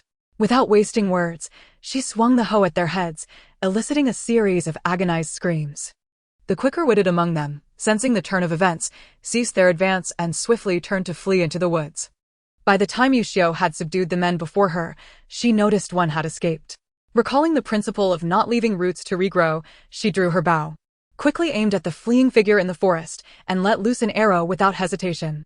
A sharp cry rang out as the arrow pierced the man's chest, sending him collapsing onto his back. Since it wasn't far, Yuxiu instructed Shuishi to wait while she went to retrieve the arrow and check if the man was truly dead. Upon entering the woods, she realized the stench of decay was even more intense. Covering her nose and mouth, she hurried to the man's side. Finding him dead with eyes wide open, she wasted no time, pulling out the arrow and wiping it casually on his clothing before turning to leave. In that instant, her eyes caught sight of something that made her startle violently. Though she had encountered many corpses on her journey and had even dealt with numerous herself, this was the first time she felt genuine fear. Hanging from the trees nearby were several decomposing bodies, evidently dead for some time. There were men and women, their bodies now incomplete, with large chunks of flesh carved away and limbs missing, revealing stark white bones. Gagging, Yuxiu bent over and vomited several times before hastily retreating from the forest, driving the carriage away at full speed. It finally dawned on her why the men had reeked so strongly. They had been surviving by consuming those corpses. No wonder their eyes had glowed with that sinister red light. The horror of the scene was too gruesome to bear, and she decided not to mention it to Cui Shi. There was no need to upset her unnecessarily when she wouldn't ask anyway. After driving for over an hour, the carriage emerged from the woods into open fields, with a meandering river visible in the distance. Crowds had gathered along the riverbanks, and as Yuxiu passed by, she glanced down to see a small amount of water in the riverbed, murky but barely drinkable. The access point to the river was blocked by a group demanding 10 copper coins from anyone wishing to fetch water. A noisy dispute erupted among the crowd, but since Yuxiu had no need for water, she urged the chestnut horse to hurry past while everyone was distracted. "Miss, you can't go that way. There are bandits robbing travelers. We barely escaped. You should turn back and find another route." After traveling for about half an hour, a group of about 10 ragged refugees came rushing down the road, supporting each other as they fled. They appeared to be together.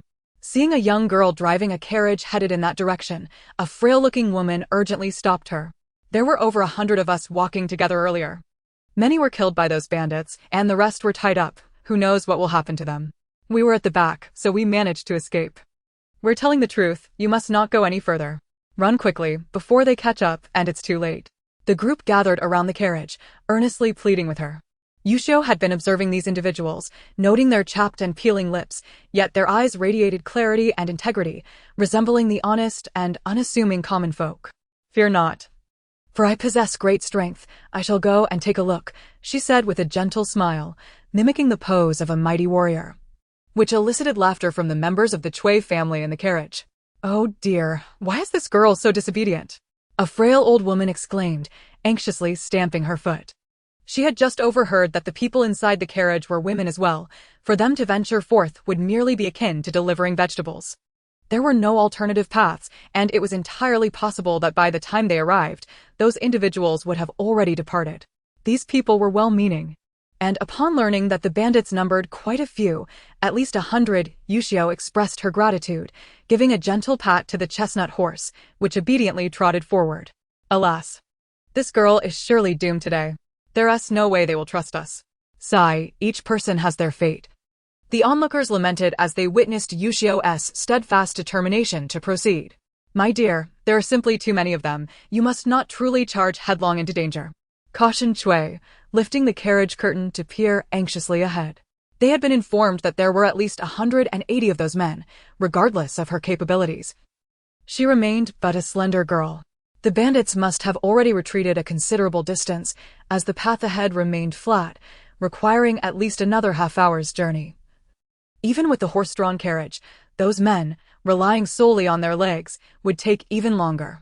It was conceivable that by the time they arrived, the bandits might have truly vacated the area. "Mother, we have been out for quite a while. Let us find a place to rest," Yuxiu suggested. After contemplating, she steered the carriage to a clearing by the roadside. It was midday, yet the sun had yet to emerge, casting a rather gloomy atmosphere, and the air felt less stifling. Was a storm imminent? If it were to rain, it would be a boon. Not only humans, but also the animals and plants on this continent were parched and in dire need of a refreshing drink. With no shelter available, Yuxiu hesitated to simply store the carriage and horse within her space. Instead, she allowed Cui to enter while she remained seated atop the carriage, tending to the chestnut horse with some food and water, and even pulled out 2 large apples, one for herself and one for the horse. "Goodness, your mouth is rather large," she remarked as the chestnut horse swiftly devoured the apple, chewing eagerly before leaning toward Yuxiu, attempting to lick the apple she had bitten. She playfully swatted its nose. There's none left. We each have only one. Once you've finished yours, you'll have to watch me eat mine, she chided, giving the horse a pointed glance. With a few swift bites, she finished her apple, leaving only the core, which she then offered to the horse. Without a hint of disdain, the chestnut horse eagerly rolled its tongue around the core, swallowing it with a few quick chews. Your coat has grown increasingly vibrant. Shall we call you Hongyan from now on? Yuxiu said, retrieving a brush to groom the horse's mane. Hearing her voice, it let out a couple of loud whinnies, which Yuxiu took as an affirmative response. The space was well stocked with ingredients, and accustomed to cooking, Cui soon prepared a meal. After a simple repast, Yuxiu produced some drinks, offering milk to Cui, who found the carbonated beverages unpalatable. After they had eaten and rested for a while, they prepared to resume their journey. Mother, since the carriage curtain is drawn, others cannot see if anyone is inside. Why not take the opportunity to rest inside? Yuxiu proposed, thinking it wise for Cui to enter the space in case they encountered trouble. Cui did not hesitate, merely cautioning Yuxiu to remain safe and not to be reckless, before tidying up the utensils and allowing Yuxiu to usher her inside. With Cui settled, Yuxiu felt unburdened and affectionately patted Hongyun's head. Let us be off, Hongyan. Thus, the carriage continued its journey, and soon after, they encountered a stream of destitute refugees, seemingly oblivious to the bandits lurking in the nearby ravine, trudging onward with heavy steps. Occasionally, others attempted to cast their eyes upon Yuxiu and Hongyun, yet were deterred by Yuxiu's icy gaze and the blood-stained hoe she wielded. Hongyun's pace was swift, and soon those trailing behind were left far behind. As they approached the area described by the others, Yuxiu caught a strong whiff of blood, and the roadside was littered with disheveled remnants, tattered clothing, grimy blankets, shattered pots and pans. These were the possessions of impoverished folk, despite their filthy and worn state. They would never have been casually discarded unless their owners had met with dire fates. The closer they drew to the ravine, the more Yuxiu could see the gruesome stains of blood scattered across the grass, soil, and stones, a harrowing sight. Upon reaching the entrance of the ravine, Yuxiu seized Hongyun's reins, casting a cold stare at the trees lining both sides. The heavy breaths emanating from the underbrush were devoid of any pretense, a clear indication of how little they regarded a solitary girl journeying alone. Haha, we've been discovered, someone exclaimed. So what if we have? Does this girl think she can sprout wings and fly away? Another scoffed, noting her fair complexion, which contrasted starkly with the grimy country girls. A host of individuals emerged from the forest, some brandishing swords, while others wielded hoes and kitchen knives, common tools turned instruments of violence. Chapter 73. The Sinister City. Their eyes gleamed with a red glow, and the stench they exuded was reminiscent of those Yuxiu had encountered earlier in the woods, a scent that revealed they had feasted upon their own kind.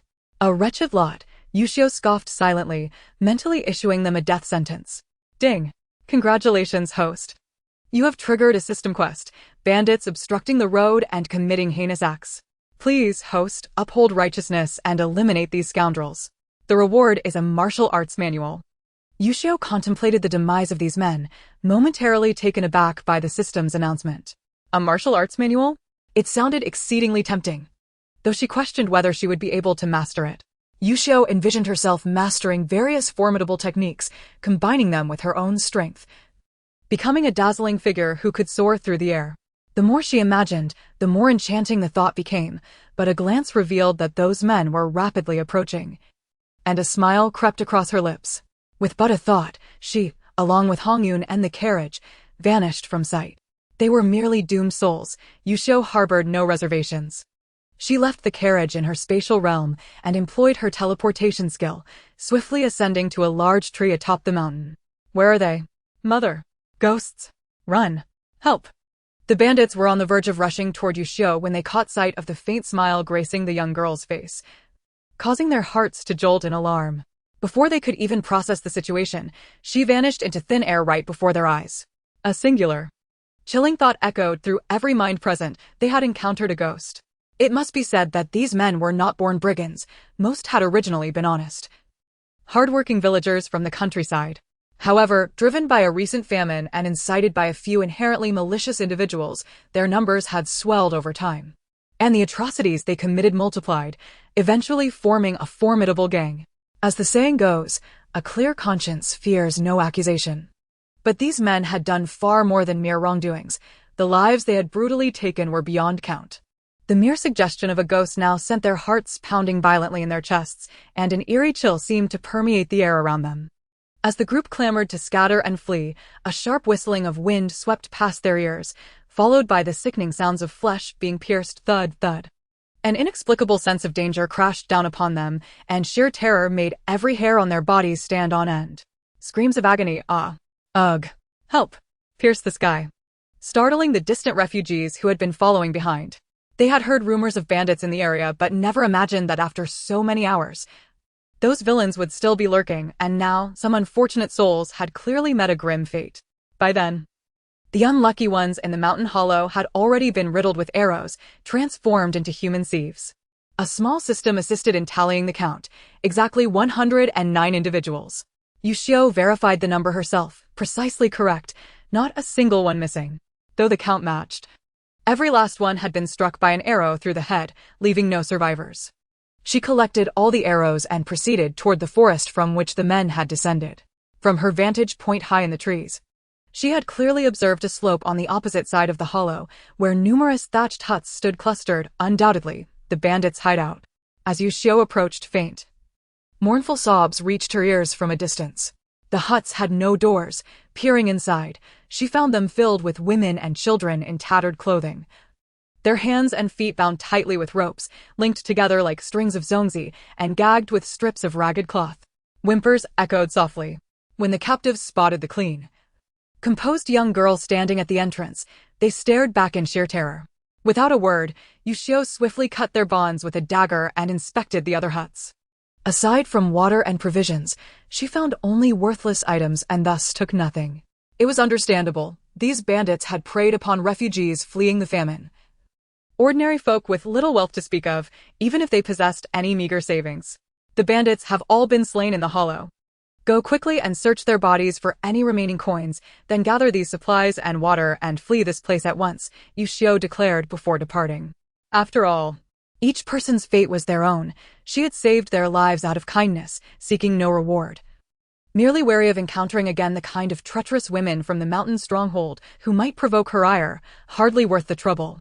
The women, supporting one another, emerged from the huts, intending to kneel and kowtow to their savior. But by the time they stepped outside, the area around the thatched huts lay in utter silence, with no trace of their rescuer. Could it be that a celestial being descended to save us from this sea of suffering? Murmured an elder woman, clutching a 3- or 4-year-old girl in her arms. She muttered prayers of divine protection, then prostrated herself in reverence, urging the child to do the same. Inspired by her, the others followed suit, kneeling in gratitude. Unbeknownst to Yuxiu, from that day forward, the mountain became shrouded in legend, a tale of a goddess descending to eradicate evil and rescue the innocent, earning it the name Goddess Mountain among the people. Meanwhile, Yuxiu descended via another mountain path, retrieved her carriage, and continued onward. After 2 more hours of travel, the sky grew thick with ominous clouds, and the refugees on the road buzzed with excitement, their faces alight with hope, praying for the long-awaited rain to fall. As darkness deepened and the number of refugees swelled, Yuxiu saw no opportunity to perform another miraculous disappearance. Urging her horse, Hong'an, to quicken its pace, she sought shelter before the impending downpour could drench them. Hong'an, seeming to grasp the urgency, galloped swiftly, pulling the carriage along until, within half an hour, a small city came into view ahead. Strangely, this city imposed no restrictions on refugee entry. Guards stationed at the gate allowed passage to those who paid a fee. Yuxiu observed keenly as a guard accepted coins from an entrant, then flashed a peculiar smile before waving them through. Chapter 74. By what right do you demand it? The sky grew ever more oppressive and dusk began to settle. Though Yuxiu had initially intended to hurry into the city for lodging, she reconsidered, unwilling to risk Chuishi's safety. After a moment's thought, she escorted Chuishi back into the hidden space. Alone now, she drove the carriage briskly to the city gate, handed over a string of copper coins, and was permitted entry without issue. Accompanied by a dozen or so refugees, Yuxiu entered the city only to find it guarded by numerous soldiers. The newcomers were immediately confronted with drawn swords, forced to follow the wall toward a side path. Under the soldiers' authority and organized presence, The refugees dared not protest, complying silently without uttering a single extra word. "Step down. Hand over the carriage," commanded a tall, imposing soldier, his tone flat, as if issuing a mere notification. Disregarding Yuxiu's reaction, he reached for Hongyun's reins. "This is my carriage. By what right do you demand it?" Yuxiu shifted her arm slightly, causing the man to miss the reins. At her words, everyone halted and turned to stare. "Lao San, deal with this quickly. We need to get settled. It's about to rain." "Don't hold us up," someone ahead called out impatiently. The others moved on, while the man before Yuxiu, now humiliated, responded meekly before glaring at her with displeasure. "Heh, refusing a toast only to drink a forfeit. It seems you little wretch don't realize whose territory you're on." The man named Lao San, flushed with anger as the group moved ahead, drew the sword from his waist and barked at her, "Get down from there, you brat." Yuxiu maintained a cold, impassive expression, silently observing the man. As he advanced with his sword, irritation welled within her. Rising, she delivered a swift kick, sending Lao San tumbling into a dry ditch by the city wall, now filled only with scattered rubble. As Lao San was kicked by Yuxiu, he immediately felt as though his head had been struck by a massive stone, plunging him into instant unconsciousness. Whether he was alive or dead remained uncertain. With darkness having fully enveloped the sky, Yuxiu could not be bothered to investigate further. Noticing the long sword left behind by the man, she picked it up and casually thrust it into the pit where the man lay. After hearing a muffled groan from within the pit, all fell silent. Without hesitation, Yuxiu quickly stowed away the cart into her spatial storage and hastened after the direction in which the others had departed. She chased for quite a distance before finally spotting those individuals being ushered into a low courtyard. Once Yuxiu skillfully evaded the numerous guards outside and entered the courtyard, she was met with an astonishing sight. The very vagrants who had just been ahead of her in the city now lay sprawled across the ground. Two men dressed as Taoist priests busied themselves within, one wielding a sharp knife to cut open their wrists, while the other held a clay jar to collect the gushing blood. Suddenly, voices emerged from an adjacent building. Yuxiu quickly darted behind a column, straining to listen as it was indeed the very soldiers who had escorted them into the city. They spoke of their extraordinary success in completing the day's task, expressing confidence that their superior would be quite pleased, perhaps even rewarding them. It seemed the impending rain had drawn an unusually large number of people seeking entry into the city. If such plump sheep were to present themselves daily, they would not need to toil so extensively in search of them. A frown creased Yuxiu's brow at the term plump sheep. These were nothing but emaciated vagrants, scarcely possessing an ounce of flesh, much less a few copper coins. To label them as plump sheep was a gross misrepresentation. Contemplating the blood that had just been collected in the jar, she shuddered involuntarily. Could it be that they were so readily admitting these vagrants into the city merely to drain their blood? What could they possibly intend to do with so much blood? The thought of those vagrants, drained of their very lifeblood, stirred a mix of curiosity and frustration within her. After enduring countless hardships on their journey, they had finally reached this place, only to be met with an inexplicable fate just as rain began to loom. As footsteps approached, the two Taoist priests emerged from the building, the jar in hand and a lantern held aloft. "It is time, let us dispose of the contents," one remarked to the soldiers inside. They received a prompt reply, assuring the priests that everything would be handled without a hitch. The tone of the responding soldier was imbued with an unmistakable deference, indicating a palpable fear of the two Taoists. Suddenly, a tremendous clap of thunder, accompanied by a flash of lightning, illuminated the courtyard, inadvertently revealing Yuxiu, who was hidden behind the column. "There! Someone is over there! Capture her!" exclaimed the man holding the jar, his heart racing at the sight. This alarmed the others inside the building, and those stationed outside rushed in. They scoured the courtyard before approaching the Taoist priests with puzzled expressions. "Lin Daozhang, where is the person?" inquired one. The man addressed as Lin Daozhang appeared equally bewildered, pointing to the very column where Yuxiu had stood moments before, hesitatingly stating, was there no one there? He had clearly seen a young girl with a delicate appearance, dressed in immaculate attire, gazing at him with a gentle smile. The recollection drained color from his face, his lips trembling slightly. Having spent over 2 months here, surrounded by filthy and ragged vagrants, even the rare sight of a woman was marred by scars. How could such a pristine girl possibly appear in this place? Had he merely imagined it? Or was this place haunted? After thoroughly inspecting the courtyard, the soldiers confirmed that there was indeed no one present, leading them to conclude that Lin Daozhang had misperceived the situation. Several soldiers, lanterns in hand, circled the column repeatedly but found nothing. Junior brother, you must have been dazzled by the lightning just now. There is nothing to fear. Let us return, suggested another Taoist, urging Lin Daozhang to hurry. Without further ado, the two Taoists turned away from the soldiers and swiftly exited along a narrow path behind the building. The soldiers collectively exhaled in relief. The thunder and lightning were indeed alarming, and it was entirely possible that the two had simply been mistaken. Under such tight security, how could any mishap occur? Once the vagrants had entered, they had all behaved obediently. Captain, it seems Lao San has yet to return. Should we send a few brothers to check on him? Inquired a scrawny soldier, his gaze laden with a hint of lewd suggestion. The captain, who had earlier urged Lao San to hurry, cast a sidelong glance at the lewd man, a smirk playing on his lips. Do you really think Lao San could wrap things up so quickly? Just wait a bit longer. He will undoubtedly bring back the goods. No need to rush. The surrounding men burst into laughter, and the lewd soldier's face brightened with excitement as he rubbed his hands together before retreating back inside to await Lao San's return. Xu Yuxiu, concealed within her spatial storage, observed the entire scene with clarity, mentally noting their actions as she resolved to investigate what the two Taoists were truly up to. The two priests moved swiftly, and Xu Yuxiu trailed behind them, winding her way for quite a distance until they finally entered a secluded courtyard comprising 3 separate buildings. Lin Daozhang remained skeptical about his earlier vision, maintaining a vigilant demeanor as he occasionally glanced back, which irritated the lantern-bearing Taoist. Stop looking around. We are already in the courtyard. If anything were to follow, it would not dare come in here, the lantern-bearer snapped impatiently, casting a disdainful glance at Lin Daozhang before entering the building. Lin Daozhang, unwilling to remain alone in the dark courtyard, hurriedly followed him inside.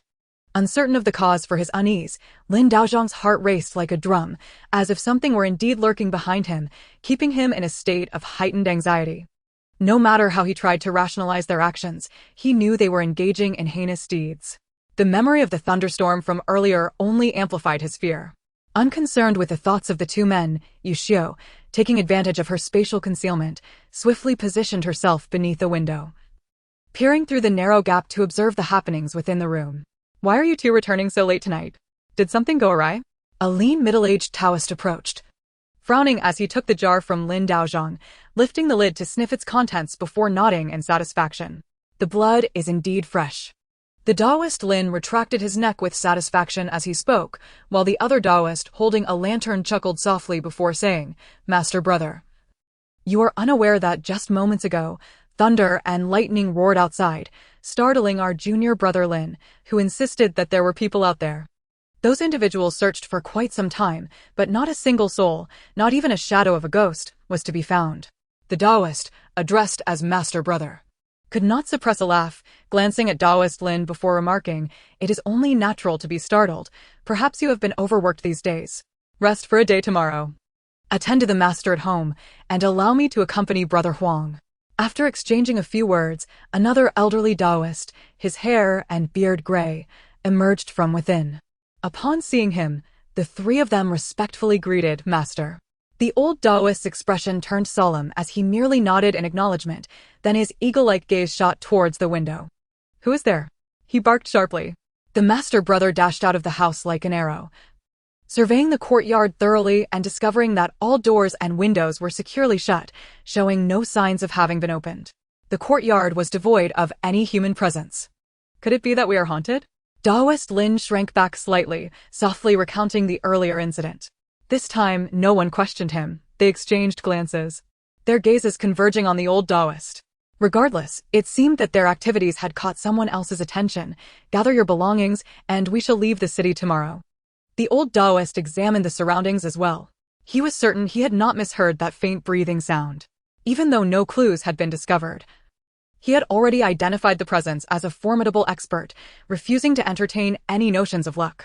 He resolved to depart early the following day. Little did he know, the expert he feared was currently reclining on a small sofa in another realm, taking a moment to rest. "Do have a sip of water and take a break. The meal will be ready shortly," said Cui, adorned with a cartoon-patterned apron, as she placed a cup of warm water before Xu Yuxiu. Noticing Xu Yuxiu's slightly shaken demeanor, she felt a pang of sympathy. However, recalling that Yuxiu's actions were dictated by her celestial master, she hesitated to voice her concerns. "Mother, do not overexert yourself." "I am quite well," Yuxiu reassured Cui several times before summoning the little system. "Little system, why have you not sent me any tasks this time?" She wondered if the little system had fallen asleep and forgotten about her assignments. Sitting on the small sofa in the square, she had already seen the distant concrete ground undergo a transformation, now a vast expanse of darkness. Indeed, it seemed that a considerable area of black soil had been exchanged.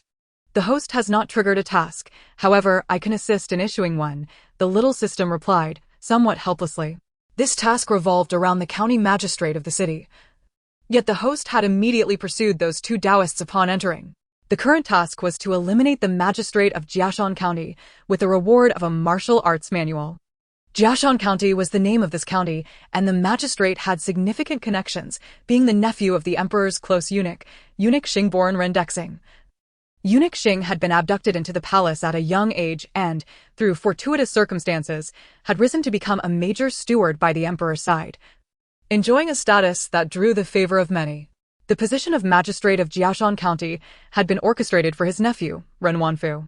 Both the uncle and nephew were unscrupulous, having exploited the populace of Jiashan County for years, leaving the citizens in dire straits with no avenue for redress.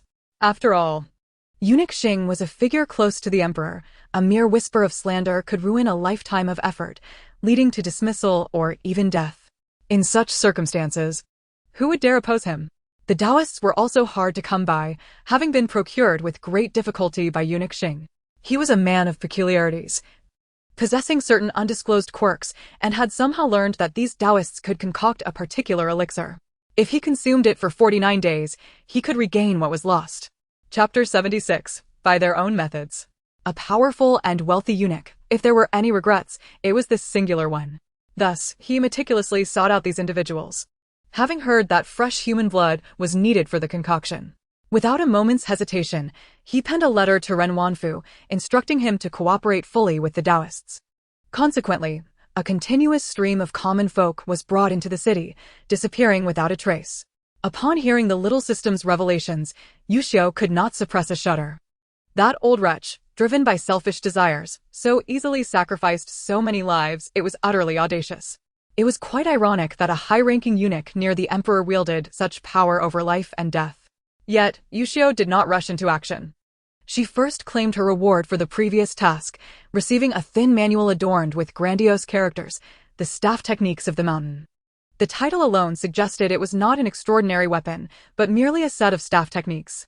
Yuxiu felt a twinge of disappointment, yet accepted it, as she had grown accustomed to wielding her hoe, making the staff techniques a fitting addition. As before, upon merely opening the manual, a burst of white light erupted from within, directly entering her mind. Moments later, she shook her slightly aching head, feeling the influx of newfound knowledge. A smile creeping onto her face.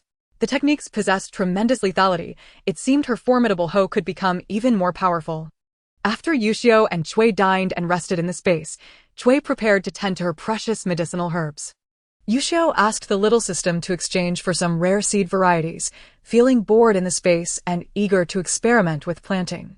Upon exiting the space, Yuxiu was greeted by the raucous sounds of laughter and joy echoing all around. The long-anticipated rain had finally begun to fall. Although the citizens of the city did not lack for drinking water, it was barely sufficient for their daily needs, and with the prolonged drought, food had become unaffordable. Overjoyed, everyone rushed to bring out their pots and bowls to collect the rainwater, ensuring they filled them to the brim. Yuxiu traversed the bustling streets, guided by the little system, and soon arrived before an imposing estate marked prominently with the characters Ren Mansion. A smirk played on her lips as she approached. Ren Wanfu had no real capability to serve as magistrate. For years, he had relied solely on his uncle, Eunuch Xing, to navigate the political landscape with ease. As Yuxiu slipped inside, she found Ren Wanfu in a drunken stupor, sprawled across his bed, his face flushed and glistening with grease, his body ample and well-fed, clearly never having endured hardship. Reflecting on the tragic fates of the vanishing commoners, Yuxiu tore a strip from the bedding, stuffing it into his mouth, and bound his hands and feet. She then procured several large clay jars to place beneath his limbs and, emulating the two Taoists, proceeded to draw his blood. Perhaps this could be seen as a fitting retribution?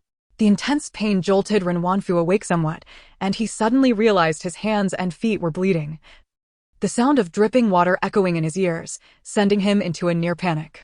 Struggling futilely against his bonds, he was engulfed by a profound sense of pain and fear. To exacerbate his torment, Yuxiu, ever so kindly, placed a large mirror before him, allowing him to fully comprehend his dire predicament. The overwhelming terror surged within him.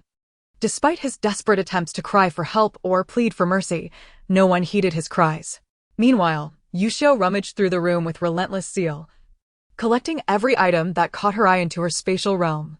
Ren Wanfeng could only watch in astonishment as his possessions vanished before his very eyes, his gaze widening in disbelief.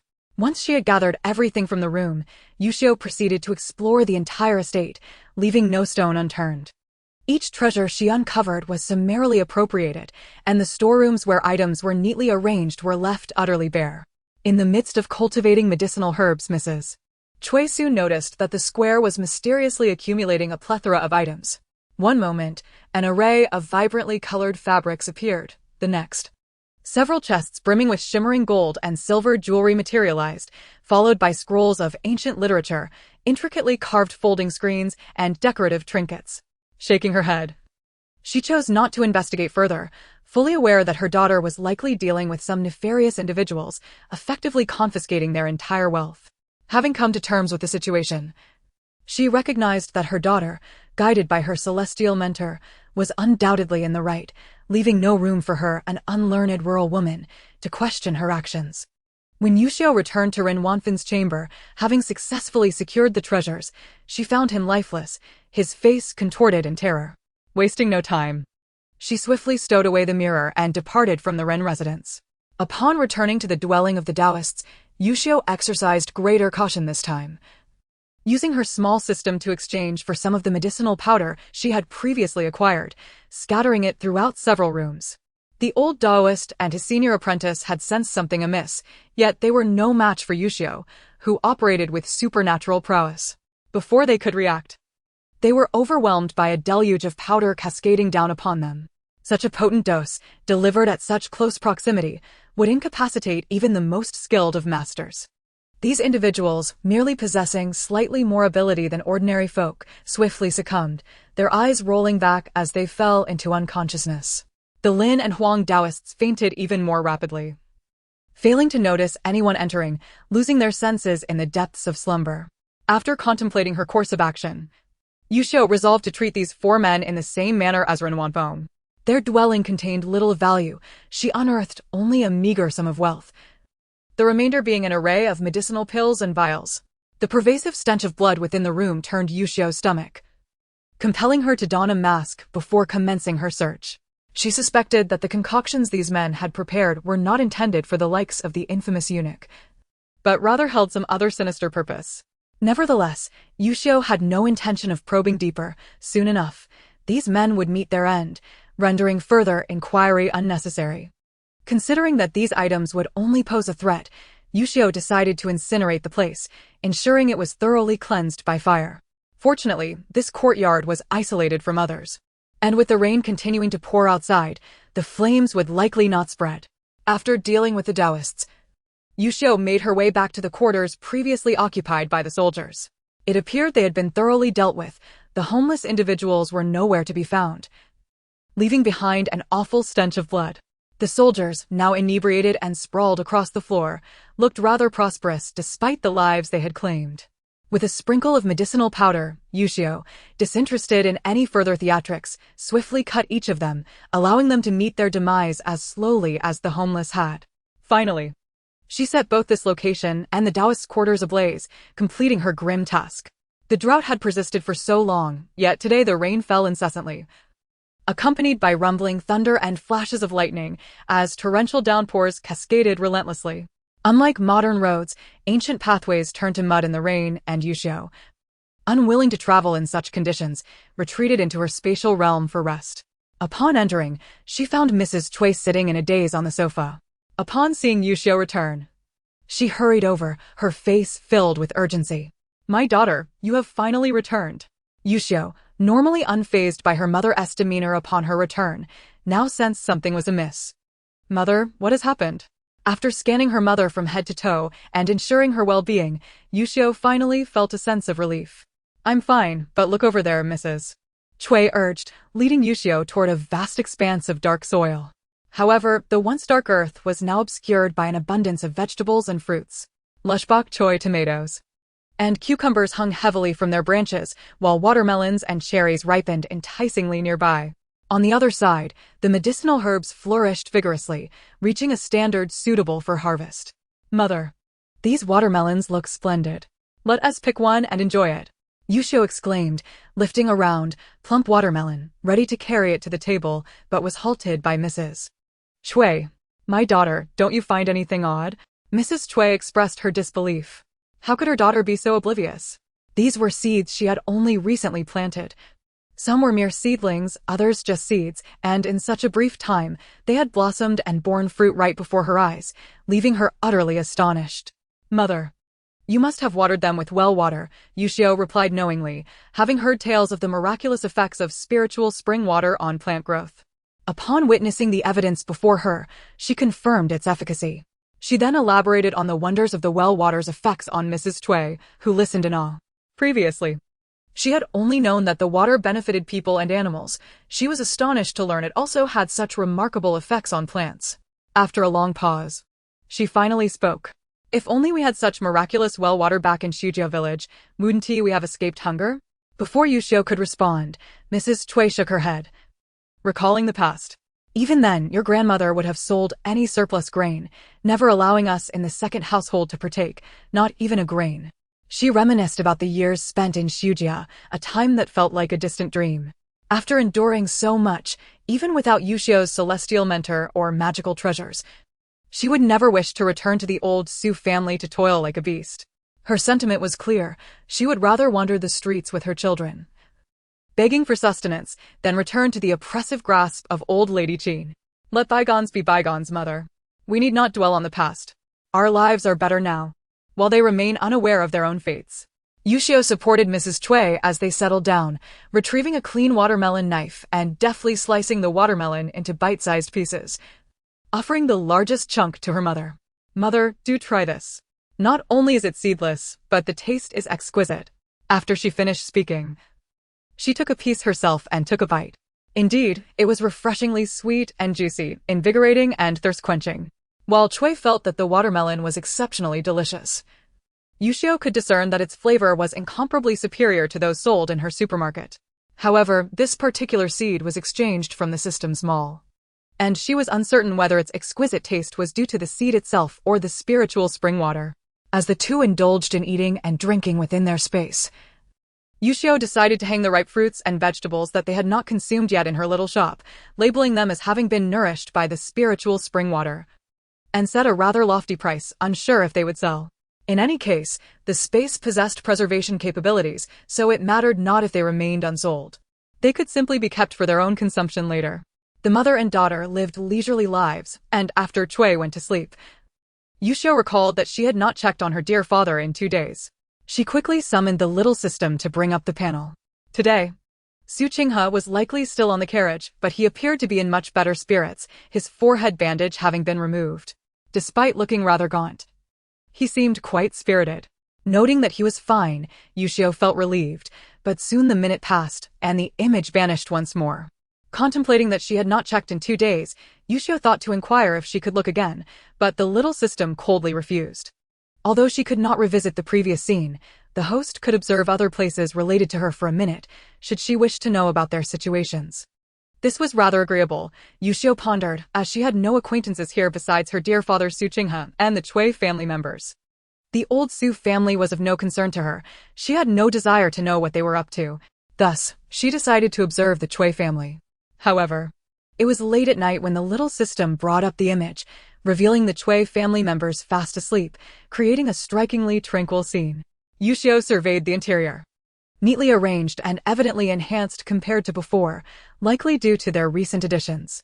Old Lady Chui was adept at managing life, and Uncle Chui was also a man of good sense.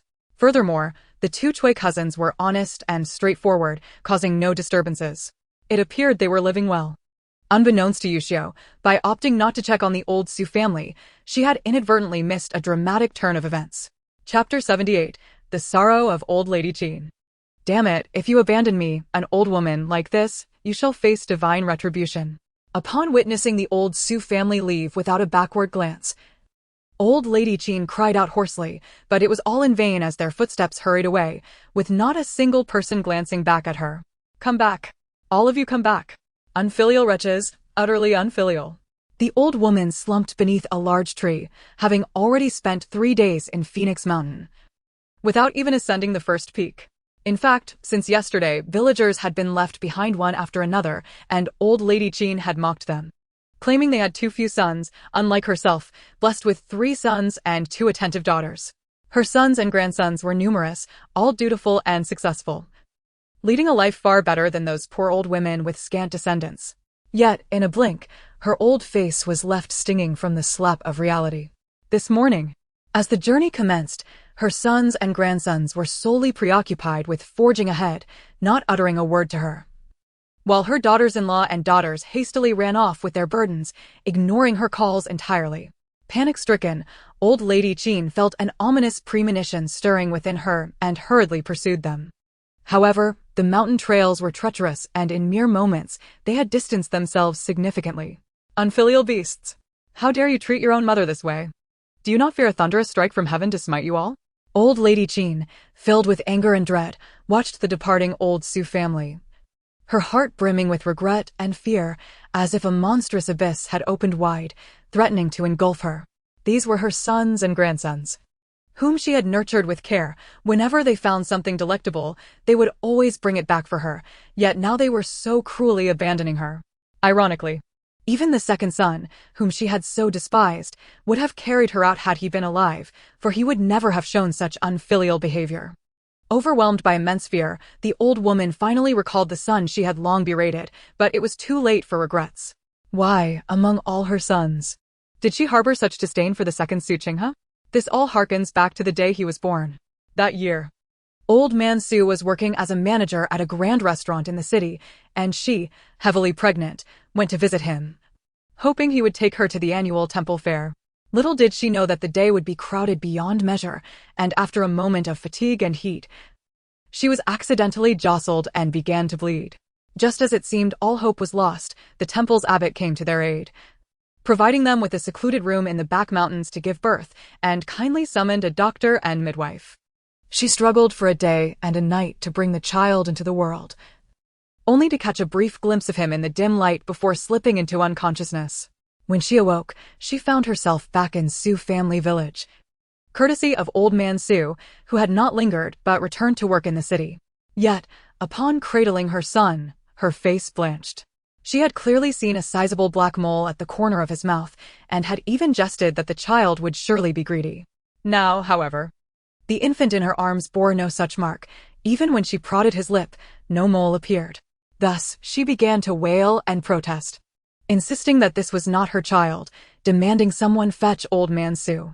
At that time, her in-laws were still alive and believed their daughter-in-law must have been possessed, summoning a shaman to examine her, but to no avail.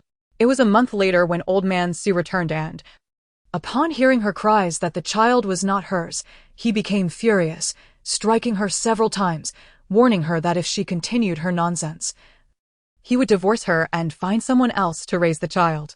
One must understand that old man Xu's position was envied by many. Even if he cast aside his wife, he could easily remarry a young maiden. In that moment, old Lady Qin dared not protest further and begrudgingly raised Xu Qinghe, who became a thorn in her heart, occasionally pricking her with reminders of her disdain. She had convinced herself that this child was likely the offspring of some mistress of old man Xu. Yet, she had no idea how it had come to pass that this child was brought back for her to rear, while her own offspring were either raised by that woman or no longer existed. Although she had only glimpsed him once, she could still vividly remember how frail he appeared, with a cry reminiscent of a kitten, likely not destined to survive. After all, one reason was that she had not yet reached full term, and another was that she had been trapped inside for too long. Were it not for the timely arrival of the midwife, she might have faced the tragic fate of both mother and child. Old Madame Jean did not understand why memories of those past events surfaced at this moment. By the time she regained her composure, the forest was enveloped in silence, save for the sound of her own trembling breaths. As for the members of the old Xu family and the villagers of Xu village, they had long since fled, leaving no trace behind. Howling echoed through the trees. Old Madame Jean had intended to rest for a moment before pursuing the Xu family who had abandoned her, but the distant cries of wolves soon reached her ears, followed by a cacophony of beastly roars that sent her heart racing with terror. Ignoring the pain coursing through her body, she stumbled in the direction the Xu family had taken. Unfortunately, she was no match for those four-legged predators, just a few steps into her flight. She found herself surrounded by a pack of wild wolves, their eyes glinting with a menacing green light as they lunged at her with gaping maws. In an instant, the forest was filled with the sounds of her screams and the howls of the wolves. The distant Xu family shivered upon hearing the commotion, quickening their pace to stay closer to village chief Xu's family. "Brother, do you think mother has encountered wolves?" Xu Qingjiang pondered, a sense of unease settling in his heart. He reflected on how the old lady had always treated him with kindness throughout his childhood. He had seldom lifted a finger to help at home, and even after marrying and having children, he rarely toiled in the fields. He had always been the one to enjoy the best of the household's provisions. Third uncle. Didn't he grandmother say just the other day that those who are useless and cannot move are a danger and should be left in the mountains to feed the wolves? We have merely fulfilled her wishes. She should be pleased, Xu Wenshan, the third son of the Xu family, remarked. He had been raised in the palm of his mother's hand, and the old woman's insistence on abandoning Wangshi had fostered deep resentment within him. Yes, third brother, mother spoke that way for our sake. As long as we survive, her wishes will be fulfilled, Xu Qinghai added, feigning sorrow as he patted Xu Qingjiang on the shoulder. The two continued their quiet conversation as they pressed on. The rest of the Xu family had ceased to dwell on the old lady's plight. One could hardly blame the younger generation, after all. The old lady's words were undeniably logical. Thus, as her descendants, they felt compelled to heed her counsel. At that moment, old Madame Jean could hardly fathom that the words she had carelessly spoken while compelling the eldest branch to abandon Wangshi had now become a source of self-justification for these individuals. "Father, we must hasten our pace. We need to arrive at the foot of the mountain ahead of that person," Su Lingji gasped, yet gritted her teeth to continue onward.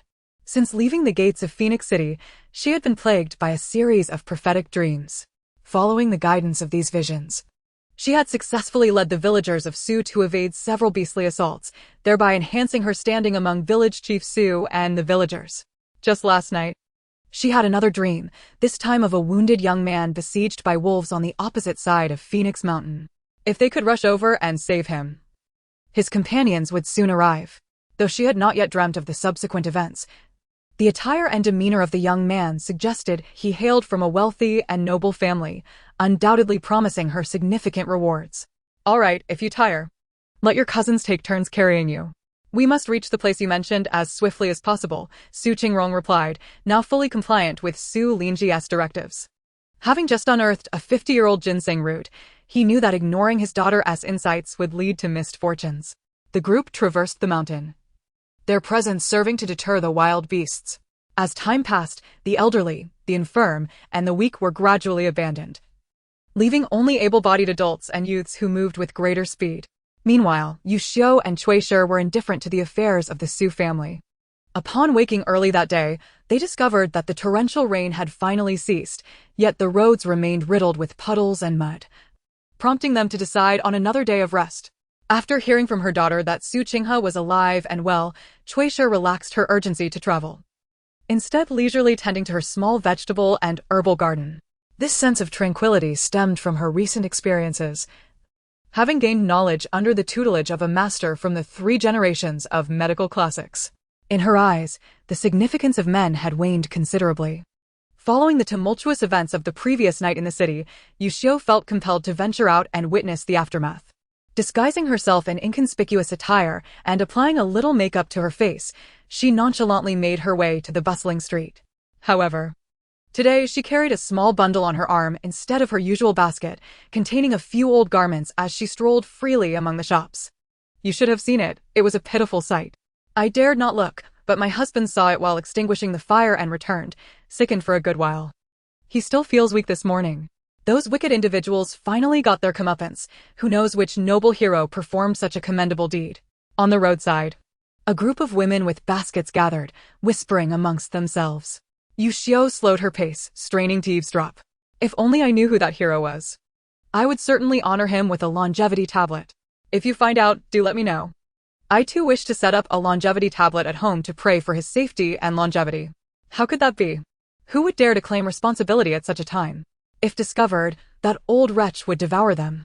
The women sighed in dismay. Xu Yuxiu, overhearing their conversation, felt a sense of smug satisfaction.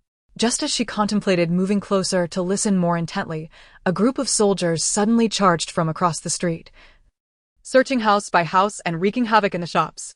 The women scattered in fright, and noticing Xu Yuxiu, one of the older women pulled her aside, whispering, "What are you still doing here, foolish girl? If those men see you, it will spell trouble."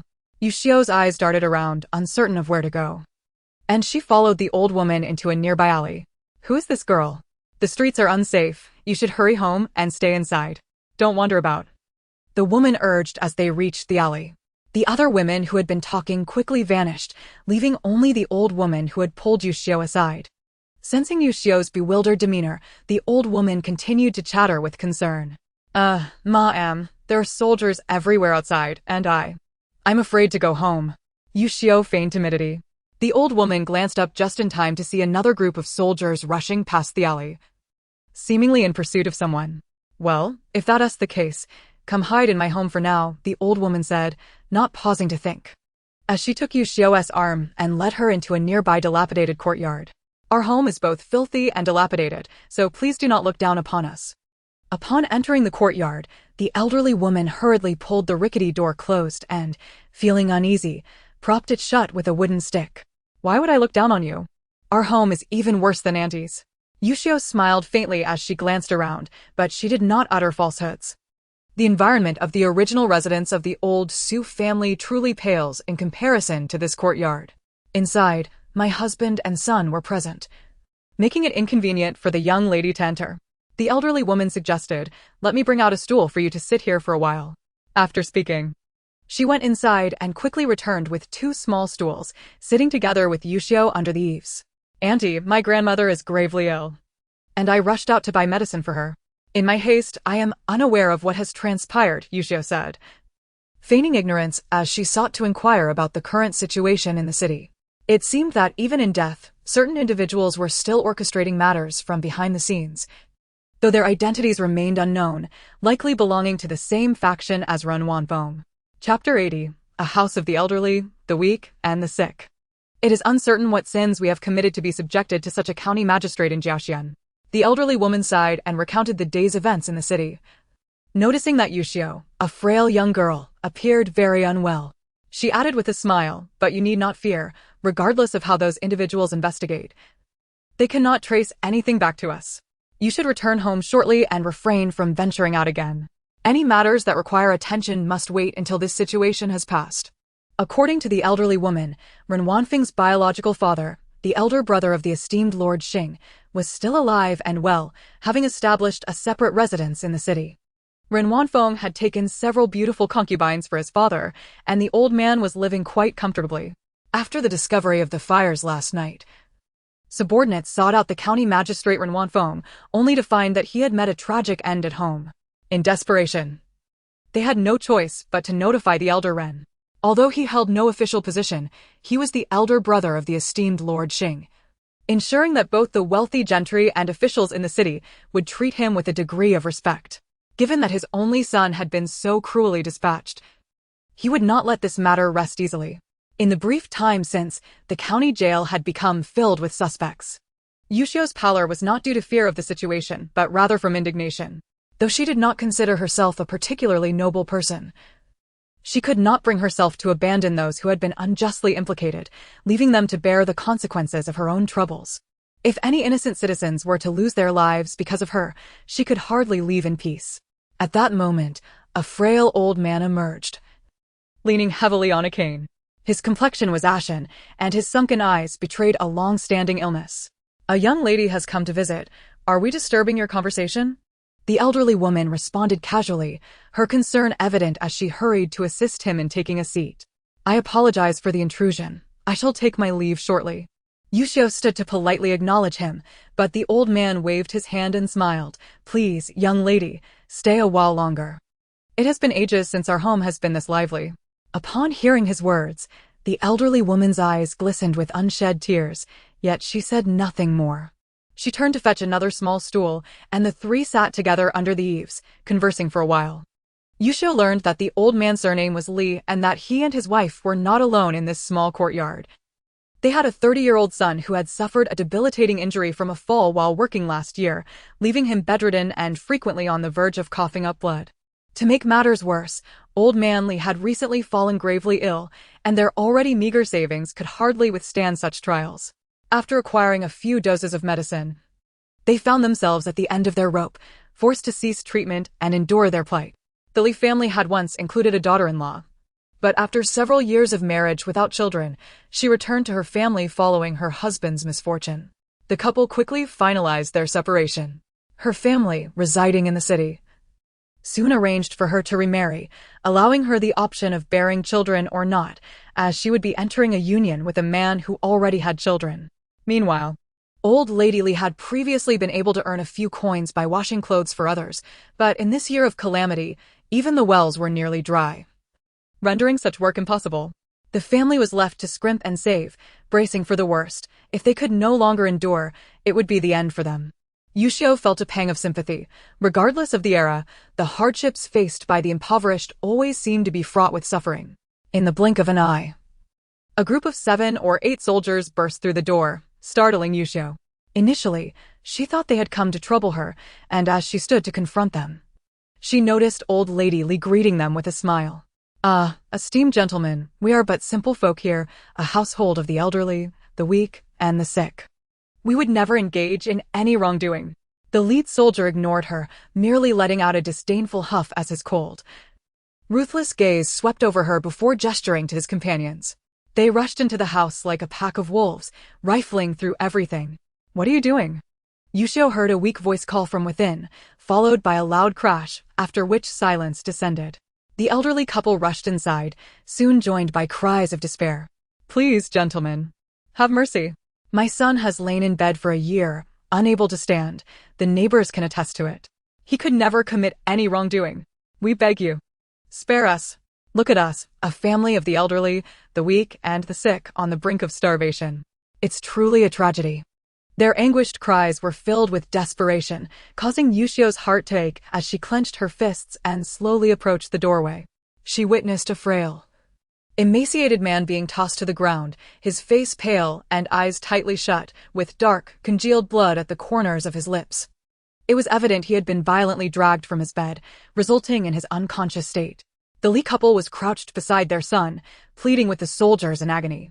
Upon seeing this scene, a cold light flickered in Yuxiu's eyes as she tightened her grip on the dagger hidden within her sleeve, nearly succumbing to the urge to attack the soldiers. Yet, being in someone else's home, she understood that if she were to kill the soldiers here, the Li family would likely lose their lives as a consequence. The soldiers paid no mind to the Li family's pleas, thoroughly ransacking the small courtyard, even prying open oil jars in search of something incriminating. Yuxiu couldn't help but feel both exasperated and amused. What do they expect? Is someone supposed to hide inside an oil jar? Noting the unfamiliarity of the girl, one of the soldiers approached Yuxiu, reaching out to touch her cheek. Cough, cough, sir. At that moment, old man Li emitted a thunderous cough, prompting his wife to urgently shout at Yuxiu, What are you dawdling for, you wretched girl? Do you not see that your uncle's illness has flared up again? Hurry and assist him to the bed. If he transmits his illness to the esteemed elders, you shall surely be skinned alive. Chapter 81. Pay you on pills. Noticing the subtle signals directed at her, Yuxiu reluctantly concealed the dagger hidden in her sleeve and feigned a timid demeanor as she hurried to old man Li's side, gently supporting his arm and patting his back a few times. Esteemed elders, please do not mind, my old man's cough is not severe. Cough, cough, cough. His wife attempted to offer an explanation, but old man Li erupted into another violent fit of coughing, making it seem as if he might choke on his own breath at any moment. Truly, what a cursed family. Let us depart. The officer in charge glared fiercely at the group, spat disdainfully onto the ground, and stormed off with his men. Soon after, the commotion from the neighboring courtyard reached Yuxio's ears, causing her expression to darken further. Curse it all. Last night, I was preoccupied with dealing with those instigators, thinking that a heavy-handed approach would instill fear in the rest, yet it appears they have grown more brazen instead. This is nothing short of a direct challenge to my limits. Are you all right? A voice filled with despair broke her thoughts. Turning her head, Yuxiu saw her mother supporting the man, who was half reclined, clasping his hand and weeping profusely, looking utterly pitiful. "Mother, I'm fine," the man weakly reassured his parents, struggling to rise with all his might. Seeing his effort, Yuxiu considered assisting him, but her mother halted her. "Dear daughter, you are clean. Do not allow yourself to be tainted by his illness." With that, she tugged at her son's arm, while old Manly lent support on the other side. The family exerted all their strength to finally move him to the bed. Once the three had settled and sighed in relief, they realized Yuxiu had vanished without a trace. Perhaps she had left on her own. The outside was quiet now, and those individuals must have departed far away. If she hastily returned and stayed hidden, she should be safe. Old Manly, still feeling uneasy, leaned on his cane and ventured to the courtyard gate to survey the surroundings. Upon confirming no one was present, he reluctantly returned inside. At that moment, Yuxiu had already stormed into her space, seething with anger. Were it not for the daylight and the presence of officers throughout the city, she would have marched straight to that old fool's residence to teach him a lesson. "Mother, are you starting to prepare the medicine?" Chuishi inquired busily. Yuxiu approached the table to find a long row of petite jade vials arranged neatly, each one exquisitely crafted and quite adorable. Seeing that there is an excess of ginseng and considering the state of the world where selling it is futile, I decided to make some peiyuan pills from it. They have properties that bolster vitality and prolong life, Chuishi explained while diligently working, quickly filling the small bamboo basket with the pills. She then retrieved a stack of pristine rice paper, hoping Yuxiu would assist in writing labels. "There is no need for such trouble. Allow me to handle it," Yuxiu replied, disinterested in manually writing each label. Instead, she purchased a copier from the marketplace, quickly scribbled peiyuan pills and fed it into the machine, soon producing a plethora of identical labels. After assisting Chuishi in organizing the vials, Yuxiu recalled the Li family and attempted to describe Old Manly and his son's ailments. "It is nothing serious. A few doses of medicine will suffice for their recovery." Chuishi, filled with confidence, felt a twinge of eagerness at the thought of treating the patients herself. If conditions were better, she would have rushed over to take their pulses and prescribe medicine on the spot. However, given the current turmoil in the city, Yuxiu would not permit her to leave. Thus, based on Yuxiu's description, Chuishi prepared 2 bottles of pills. Thinking of the chatty yet kind-hearted old lady Li, Yuxiu decided to take an extra bottle of the freshly made peiyuan pills, carefully noting the dosage and instructions before setting it aside. She planned to visit the Li family later that evening while dealing with those troublemakers, as they had shown her kindness and sought to protect her even in perilous circumstances. She felt compelled to repay that goodwill. Upon hearing about the Li family, Chuishi sighed and remarked, "I see you have gathered quite a pile of miscellaneous items, some of which belong to them. There are also several of the man's garments that we will not use. If they are suitable, perhaps we should return them." What Chuishi referred to were the numerous items Yuxiu had collected from the bandits' lair. Many were new and unused. Yuxiu had simply packed everything into her space without regard for its utility, especially since she had no interest in the grains and dried meat stored in the warehouse, which she certainly would not allow Chuishi to consume. "If the opportunity arises, we can return some of these items to them." Yuxiu agreed readily. Considering that Chuishi could use a distraction from her boredom, she decided to customize a pharmacy within the system's marketplace, complete with neatly arranged cabinets, situated near the square next to the small supermarket, allowing her to pass the time when idle. As for the freshly prepared peiyuan pills, Yuxiu placed them in her shop and set a rather high price. She could not be blamed for being a shrewd merchant. These pills were genuinely excellent products. Besides the precious ginseng and lingji, Chuishi had added some spiritual spring water, which, to put it mildly, could significantly enhance longevity on its own. Presently, Yuxiu's system balance had grown quite substantial, though she did not pay much attention to the specifics. After all, like some had remarked, her system currency was merely a number. Yuxiu spent the day in her space, conversing with Chuishi, enjoying some fruit and snacks together, and time passed swiftly. That night, after ensuring Shueisha went to rest, Yuxiu once again exited her space alone. She first made her way to Renwanfeng's residence, only to find that the morning hall had already been set up, adorned with white veils and lanterns, while numerous servants bustled about in the courtyard. What a hassle. Soon, your ladyship shall come to resolve your troubles, Yuxiu thought to herself as she searched the house, but found no sign of the old fool. It was only through overhearing the servants' conversations that she learned his whereabouts. Without hesitation, she made her way down the alley to find him. Chapter 82, Giving Birth to 10 or 8 Sons. Not far down the alley, Yuxiu quickly located the impressive, solitary courtyard, certain she had not erred. Perhaps due to Renwanfeng's misfortune, the old fool had employed several guards today, each a towering figure wielding torches and swords, patrolling the premises incessantly. However, for the invincible Yuxiu, these efforts were utterly futile. Observing the tense atmosphere, a chilling smile curled at the corners of her lips, and in an instant, she vanished from the corner. When she reappeared, it was already within the inner courtyard of that old wretch. Wan Yang, you must strive to conceive a son soon. If you manage to do so in the shortest time possible, I shall certainly keep my promise and elevate you to the status of a legitimate wife. Our son will be born as a rightful heir. A somewhat hoarse voice resonated in the room, prompting Yuxiu to swiftly conceal herself behind the window, attentively eavesdropping on the conversation within. Oh dear, sir, it is rather inappropriate for us to discuss such matters so soon after the departure of the elder. The woman's voice was laced with a sultry charm, sending shivers down Yuxiu's spine. Yet, the old man seemed to relish the exchange. Engaging in laughter and banter with the woman inside, Yuxiu began to doubt the identity of the man. Wasn't it said that Renwanfu's death had plunged the old master into deep sorrow? How could he possibly find time to indulge in flirtation with a woman?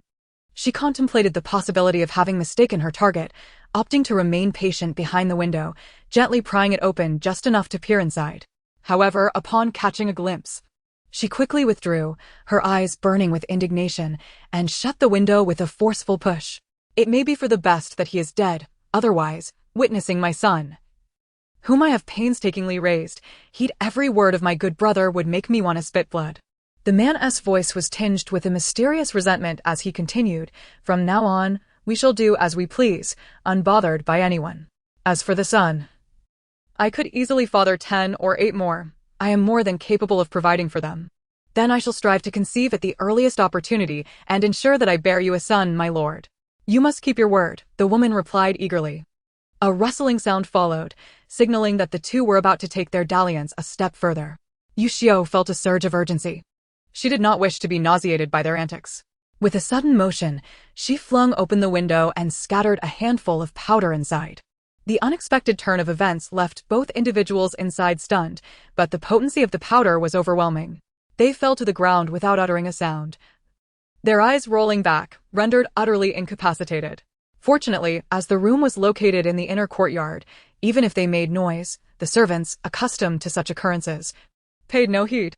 Upon entering the room, Yuxiu beheld a corpulent middle-aged man sprawled on the floor, clad only in a pristine silk undergarment. The sight confirmed her suspicion that she had indeed not mistaken her target. His corpulent figure, clad in glistening flesh, bore a striking resemblance to the deceased Renwanfu, a testament to their blood relation. The woman beside him, dressed in a sheer garment, had her attire torn, exposing half of her bosom, her vibrant face flushed.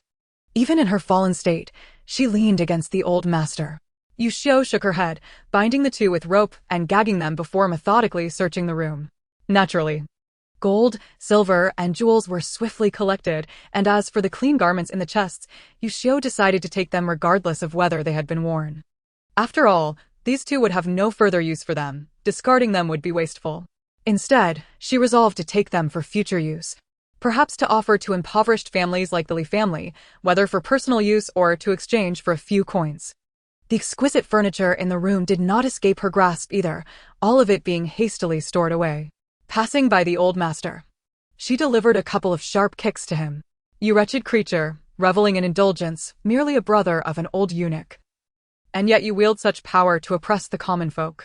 It seems the current emperor is blind to the vermin lurking in his midst.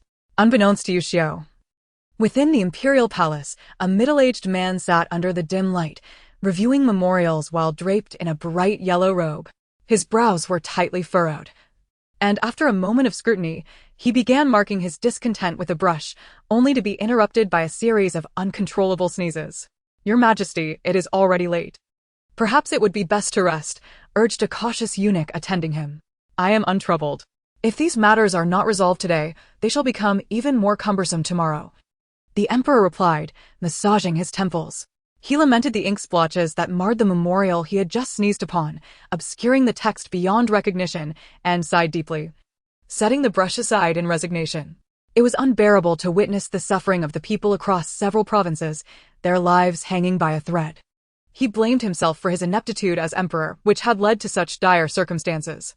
In recent years, as natural disasters struck, he found himself questioning whether he had committed some unforgivable sin, resulting in the populace's suffering. Initially, he had intended to pray for the people. But after the ministers vehemently opposed the idea, he reluctantly dispatched 2 princes to take his place, hoping that their prayers would alleviate the ongoing drought. With no further inclination to continue reviewing memorials, Eunuch Xing hurriedly summoned a young eunuch to assist the emperor back to the palace for rest. After ensuring the emperor was comfortably settled, Eunuch Xing returned to his own quarters, where he was attended to by another young eunuch.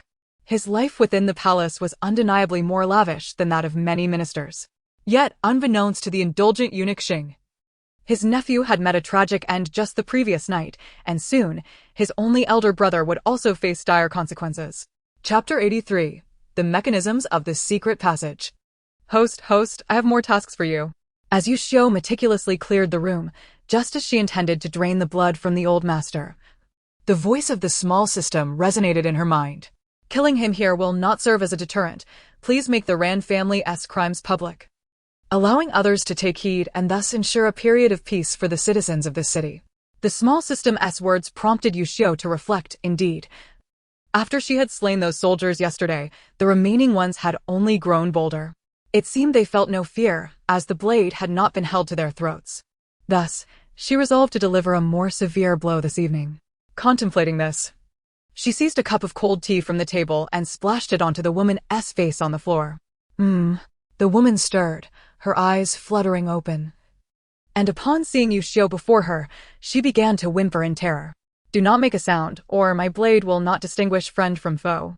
Xu Yuxiu brandished her dagger before the woman, successfully silencing her, who nodded vigorously as if pecking at grains like a chick. Adorning her intricate coiffure were 2 exquisitely crafted golden hairpins, which quivered delicately before Xu Yuxiu as she moved. To her surprise, she discovered that there were still some treasures to be claimed. Her eyes gleamed with delight as she swiftly plucked the 2 golden pins from their resting place, stripping away other ornaments from the woman's personage in the process. Casting a glance at the elderly Lord Ren, she seized a white jade hairpin from his head and did not overlook the large ring gracing his finger, collecting everything with deftness. These were valuable items, and she deemed it a travesty to squander them. In the future, should she distribute them among the common folk, they could procure ample provisions, perhaps even saving lives in the process. The woman observing Xu Yuxiu's actions assumed she was merely seeking riches, feeling a slight sense of relief. After all, the imperial lady would send abundant gifts annually, and even if this woman took everything, there would be more to receive in the coming year, sparing her from hardship. "Where are the family's treasures hidden?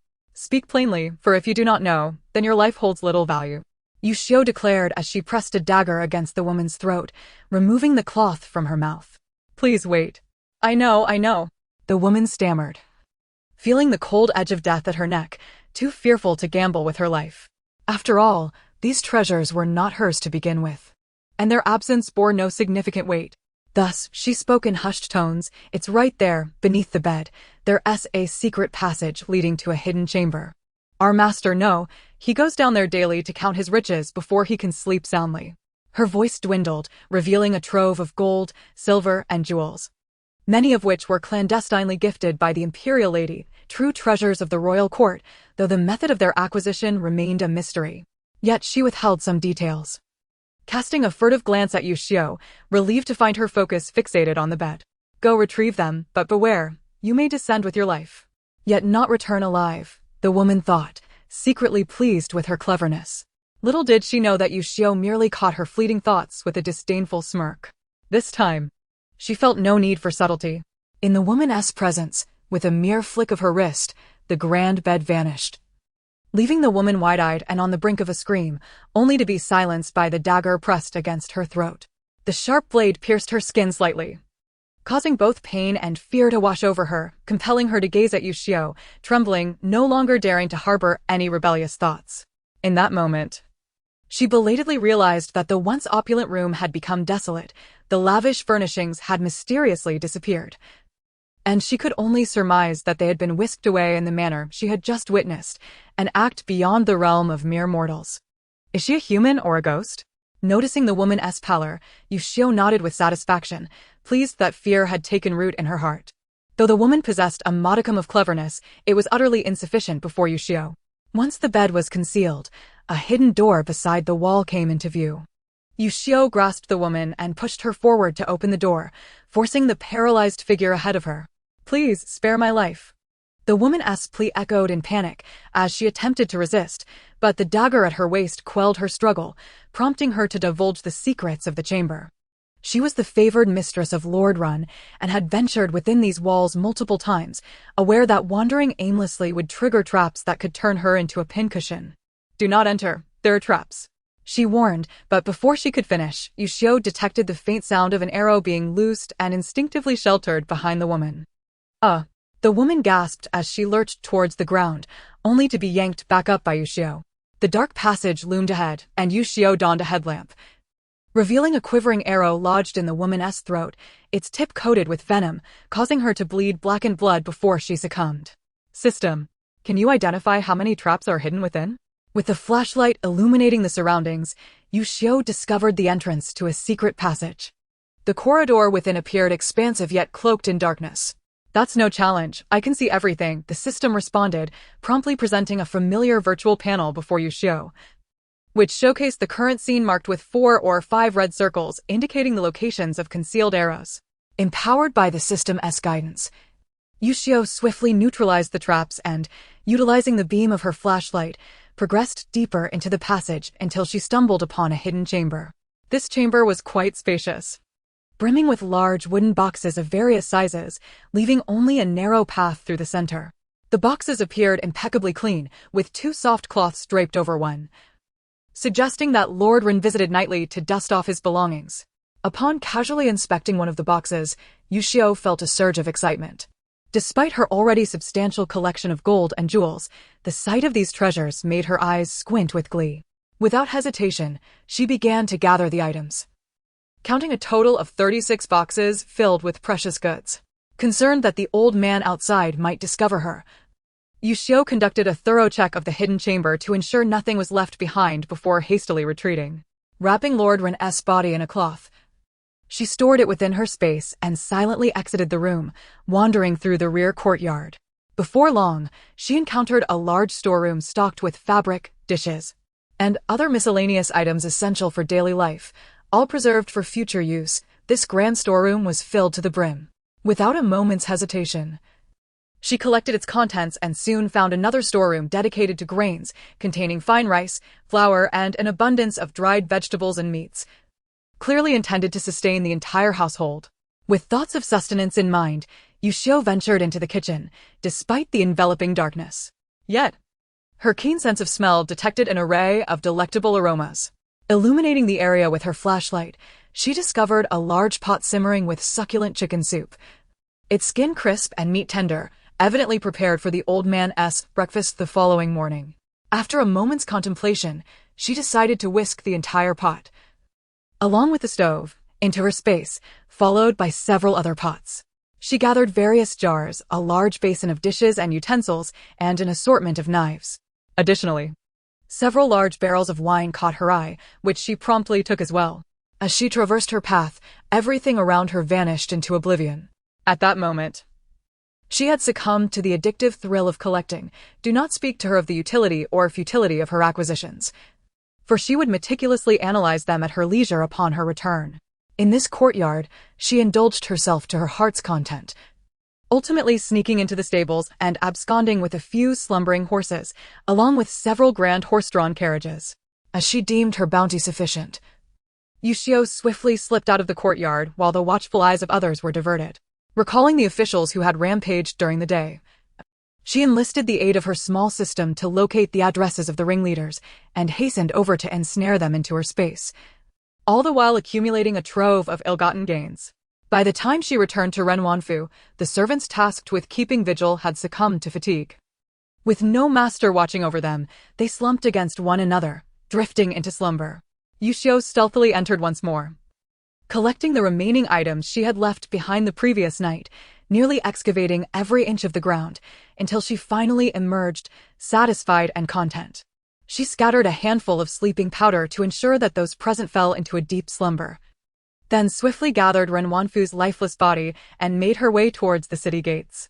Li family, the son of the Li family, having been roughly thrown down during the day, found his already ailing health deteriorating further. Aware that their household had little money left, he concealed the fact that he had coughed up blood multiple times from his parents. He wished not to burden them with worry or sorrow. Had it not been for his feeble state, his elderly parents would not be enduring such hardships, barely scraping by with meager meals. While his father nearly coughed up a lung, yet stubbornly persevered. Suppressing his discomfort, he lay wide awake, afraid to make a sound. His parents were already in poor health. Should they hear any noise from him, they would undoubtedly force themselves to check on him. With a faint creak, the door to his room was pushed open from the outside. The son of the Li family froze, recognizing the breaths of his parents emanating from the adjacent room. It was clear they were not the ones entering. Did his dilapidated abode still harbor anything of value to steal? He let out a bitter laugh, pondering this thought. The intruder was none other than Yuxiu, who had just spent the better part of the day wandering around the county. Having successfully completed her business, she arrived at the Li household in high spirits. Initially planning to drop off her belongings and depart, she reconsidered. Realizing that the items were medicinal and should not be misused, she intended to administer the medicine to the ailing young man. But as she extracted a pearl the size of an egg from her space, their eyes met in mutual surprise. "Is it you?" The son of the Li family, named Li Donghua, was taken aback. Although he had only seen the girl briefly during the day, he never imagined she would visit him at such an hour. Did she have her eyes set on something in his home, intending to pilfer it while everyone slept? As he spiraled into a web of anxious thoughts, Yuxiu simply smiled and said softly, "It's fortunate you're still awake, as it saves me the trouble of finding another way." With that, she retrieved a small jade vial from the large bundle on her back. "Seeing your illness was quite severe during the day, I took the liberty of bringing you some medicine. There are only 10 pills. If you trust me, take one each day, and by the time they are finished, your health should improve significantly." Li Donghua, moved by her gesture, was astonished that this girl had brought him medicine. She appeared to be no more than 10 years old. He mused that if he were to marry and have children, they would be of her age now, though it pained him to realize he might never have that chance. Reflecting on the loss of his wife, he felt a wave of sorrow and extended his hand to accept the vial of pills. "Even if what you bring me is poison, I would dare to swallow it," he declared earnestly. He understood his body all too well. If this continued, he would soon meet his ancestors. Yuxiu smiled and remained silent, uncorking the vial and pouring a dark pill into his palm. The pill emitted a rich, fragrant aroma, and as he inhaled it, he felt invigorated, recognizing it as a valuable remedy. He swiftly placed the pill in his mouth, and in an instant, it melted away, releasing a cool sensation that flowed down his throat and into his body. "This is for Uncle Li, and it works the same way, 1 pill daily, and in 10 days. You should feel much better." Yuxiu then produced 2 more vials, carefully explaining their purposes to Li Donghua. "The last one is for Aunt Li's health. She only needs to take one a year and must not exceed that." Once she had conveyed all this information, she pulled out a small pouch containing fragments of silver, loot she had acquired from the bandits.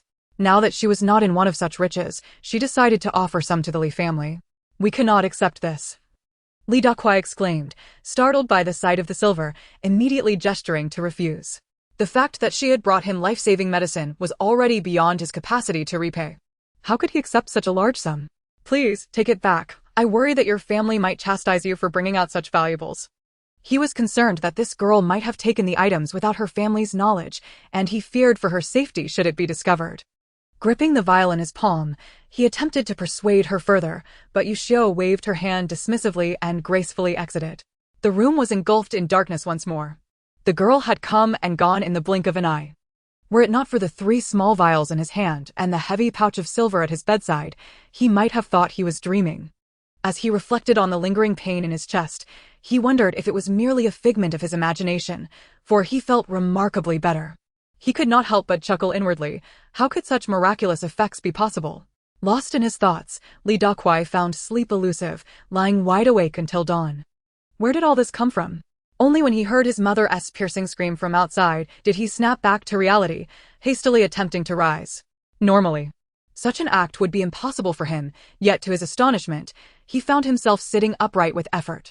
The pain in his chest returned, and he dared not overexert himself. Instead, he crawled on his arms and pulled open the door to his room. Next door lay the chamber of Aunt Li and her husband, the door tightly shut. Just moments ago, Aunt Li had been chattering away. Now, she lowered her voice, seemingly engaged in a serious conversation with Uncle Li. "What are you doing out?" Upon hearing the creak of the door, Aunt Li opened a crack and, seeing him at the threshold, asked in surprise, "Are you unwell?" When he assured her he was fine, she sighed in relief, joining Uncle Li to assist him back into their shared quarters. Upon entering the room, Li Dakuai could not help but widen his eyes at the sight of the numerous items that had inexplicably appeared. On the floor lay 5 or 6 large burlap sacks, their bulging forms suggesting they contained grain or something similar. Above them rested a bamboo basket filled with dried meat, likely from wild boar and hare. Beside this, a sizable bundle contained an assortment of clothing, all in colors suitable for their family. The elderly couple firmly shut the door and eagerly opened the burlap sacks, discovering indeed that they were filled with grain, which stirred even greater excitement within them as they speculated about the identity of the benefactor who left these provisions behind, and whether they were safe to consume. What if they were to eat this bounty only to have others come demanding it? Li Dakuai's expression grew particularly complex as he called his parents aside and quietly recounted the events of the previous night. Li's wife rushed to her son's room and, to her astonishment, found 3 medicine bottles and a large bag of silver coins resting by the bedside, prompting her to burst into tears. Could that girl be some kind of celestial being, sent to rescue the suffering impoverished folk like them? She reflected on how her momentary kindness in inviting the girl into their home had resulted in such a wealth of provisions, leaving her momentarily flustered. Since the girl has sent these gifts, let us accept them for now. Should we encounter her again, we will express our gratitude then. At this critical juncture, it was Li's father who spoke up, and after considerable effort, the couple managed to conceal the provisions in the cellar. These were life-saving items, should they be discovered. They would surely be snatched away. As for the medicines, the trio resolved to follow the girl's instructions, reasoning that she had no motive to harm them. After all, who would bestow gifts upon someone they intended to harm? Before the family could fully calm their excited hearts, a cacophony erupted from outside. When Li's wife returned from her brief excursion, her once dulled eyes now gleamed with a stark intensity, startling both Li Dakuai and his father. Upon hearing her account of the outside turmoil, the father and son were left speechless. It turned out that after Li's wife had stepped outside, she had followed the crowd and witnessed a shocking spectacle. Beneath the towering city gate, a long row of familiar faces hung suspended, including those of Old Master Ren and Ren Wanfeng, along with several officials and soldiers who were typically arrogant and oppressive in the town. Now, they were bound by ropes around their necks, hanging there rigidly. Their hands and feet had been slashed multiple times, blood pooling around their feet, and their blood had been used to scrawl ominous messages upon the walls. Although Li's wife could not read, there were others in the crowd who could. And they read aloud, "Those who use human blood in medicine will face divine retribution. Who will dare to bully the common folk henceforth? Let them serve as an example." The crowd erupted in cheers, while the officials hung pale-faced and motionless, fearing to make any further moves. Upon realizing that the prisoners they had labored to capture the previous day had been set free, they chose to feign ignorance. After all, no one knew where the actual culprit was hiding, and should they be recognized, they might find themselves hanging there by morning. Speculation ran rampant as to the identity of this avenger of justice, with many proclaiming their intention to erect a memorial tablet in her honor. Only Li Dakuai's family held a silent suspicion regarding the girl's identity, yet they dared not speak of it to anyone, resolutely deciding to keep the memory of that young lady locked within their hearts for eternity. Unbeknownst to the masses, after completing her deeds, Xu Yuxiu had utilized her spatial abilities to exit the city before dawn, having already covered considerable ground by that time. "Jillian? Is that you?" "Sister, it truly is you." While resting with Chuishi at an abandoned post station, Yuxiu was startled when a group burst in. One woman staring at Chuishi for a long moment before rushing toward her in surprise and delight. "Who are you? Speak your mind instead of pulling at me." Yuxiu would not permit anyone to approach Chuishi so carelessly, and without hesitation, she kicked the woman away. Jillian, it is I." The woman, having been knocked back, scrambled to her feet, disregarding her pain as she lunged once more toward Chuishi. "It is I, your sister-in-law. How can you not recognize me?" Her voice was filled with anguish, yet Chuishi's countenance paled as she glared at the woman, a surge of lethal intent surging within her eyes. Although Chuishi had undergone significant changes, making her less recognizable, her appearance now bore resemblance to that of her former self. And the woman had lived together with her for several years, thus she would not be mistaken. "Mother, who is she?" Yuxiu asked hesitantly. Knowing that Jillian was indeed Chuishi's maiden name, yet the original owner's memories held no recollection of this woman. If she claimed to be her late aunt, could it be true? If she dares to approach again, throw her out. Chuishi took several deep breaths, gradually calming her turbulent emotions as she released her tightly clenched fists, speaking to Yuxiu with an unsettling calmness. No." Another woman stepped forward, glaring at Chuishi with discontent, her brows furrowed. "You speak boldly, yet this is not your home. What gives you the right to expel us?" This woman bore a sharp and sour demeanor, her beady eyes darting around, keenly assessing both Yuxiu and Chuishi. She quickly noticed Chuishi's current state and sneered. A little yellow-haired girl and a pregnant woman, with not a single man accompanying you, dare to boast here? Do you think we are mere wooden posts, standing idly by for your abuse?" With a crowd behind her, she continued, "If you are wise, you will willingly surrender your money and provisions. Considering we might be acquaintances, we could show you some leniency.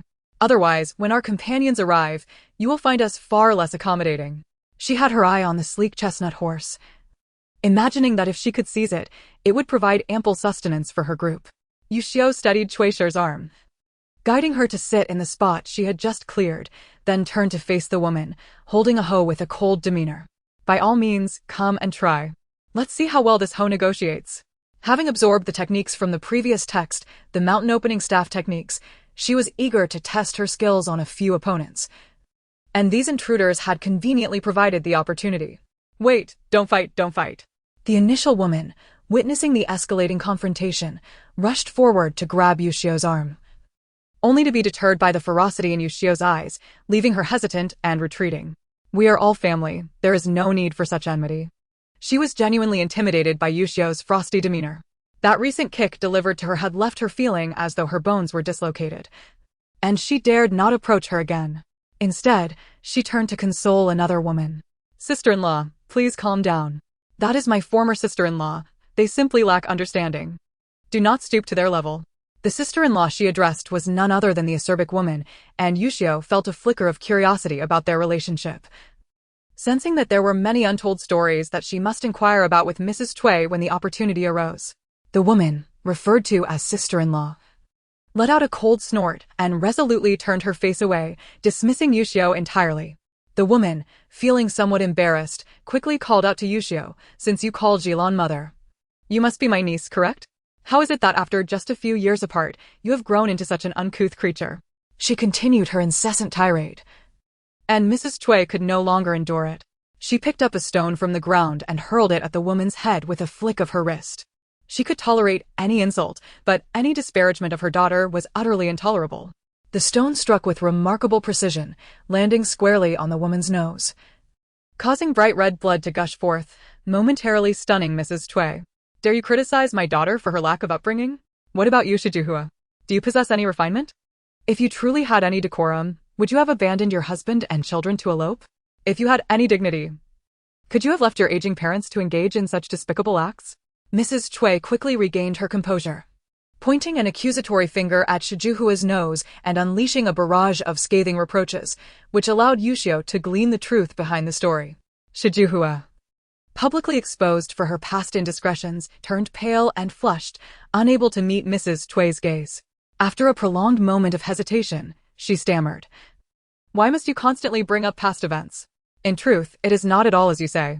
I do not care how it was. Get away from me at once, lest you tarnish my sight." Mrs. Cui barked coldly, her fierce glare intimidating enough to instill fear. Just then, a group of disheveled men entered, brandishing knives and swords, some carrying wild chickens and rabbits. The leader of the men stepped forward, and upon seeing the appearances of Yuxiu and Mrs. Cui, his previously furious countenance softened considerably. In the modest tavern, the woman bore a gentle and charming demeanor. Though her figure was somewhat rounded, she possessed an undeniable allure and a unique grace. The young girl beside her appeared slender and delicate, reminiscent of a fresh lotus after rain, captivating the onlookers' attention. Why are you raucously arguing when the two ladies arrived first? Go outside and wait. And make way for them. The man turned to the previously raucous women and shouted, and upon seeing them sulkily turn away, he nodded in satisfaction and approached Yuxiu with a smile. They are merely ignorant country women, let us not stoop to their level. He had already cast a quick glance, noting that these two women, bold enough to travel in a carriage during such dire times, were surely not of ordinary lineage. They might very well be the wives of prominent households passing through this area.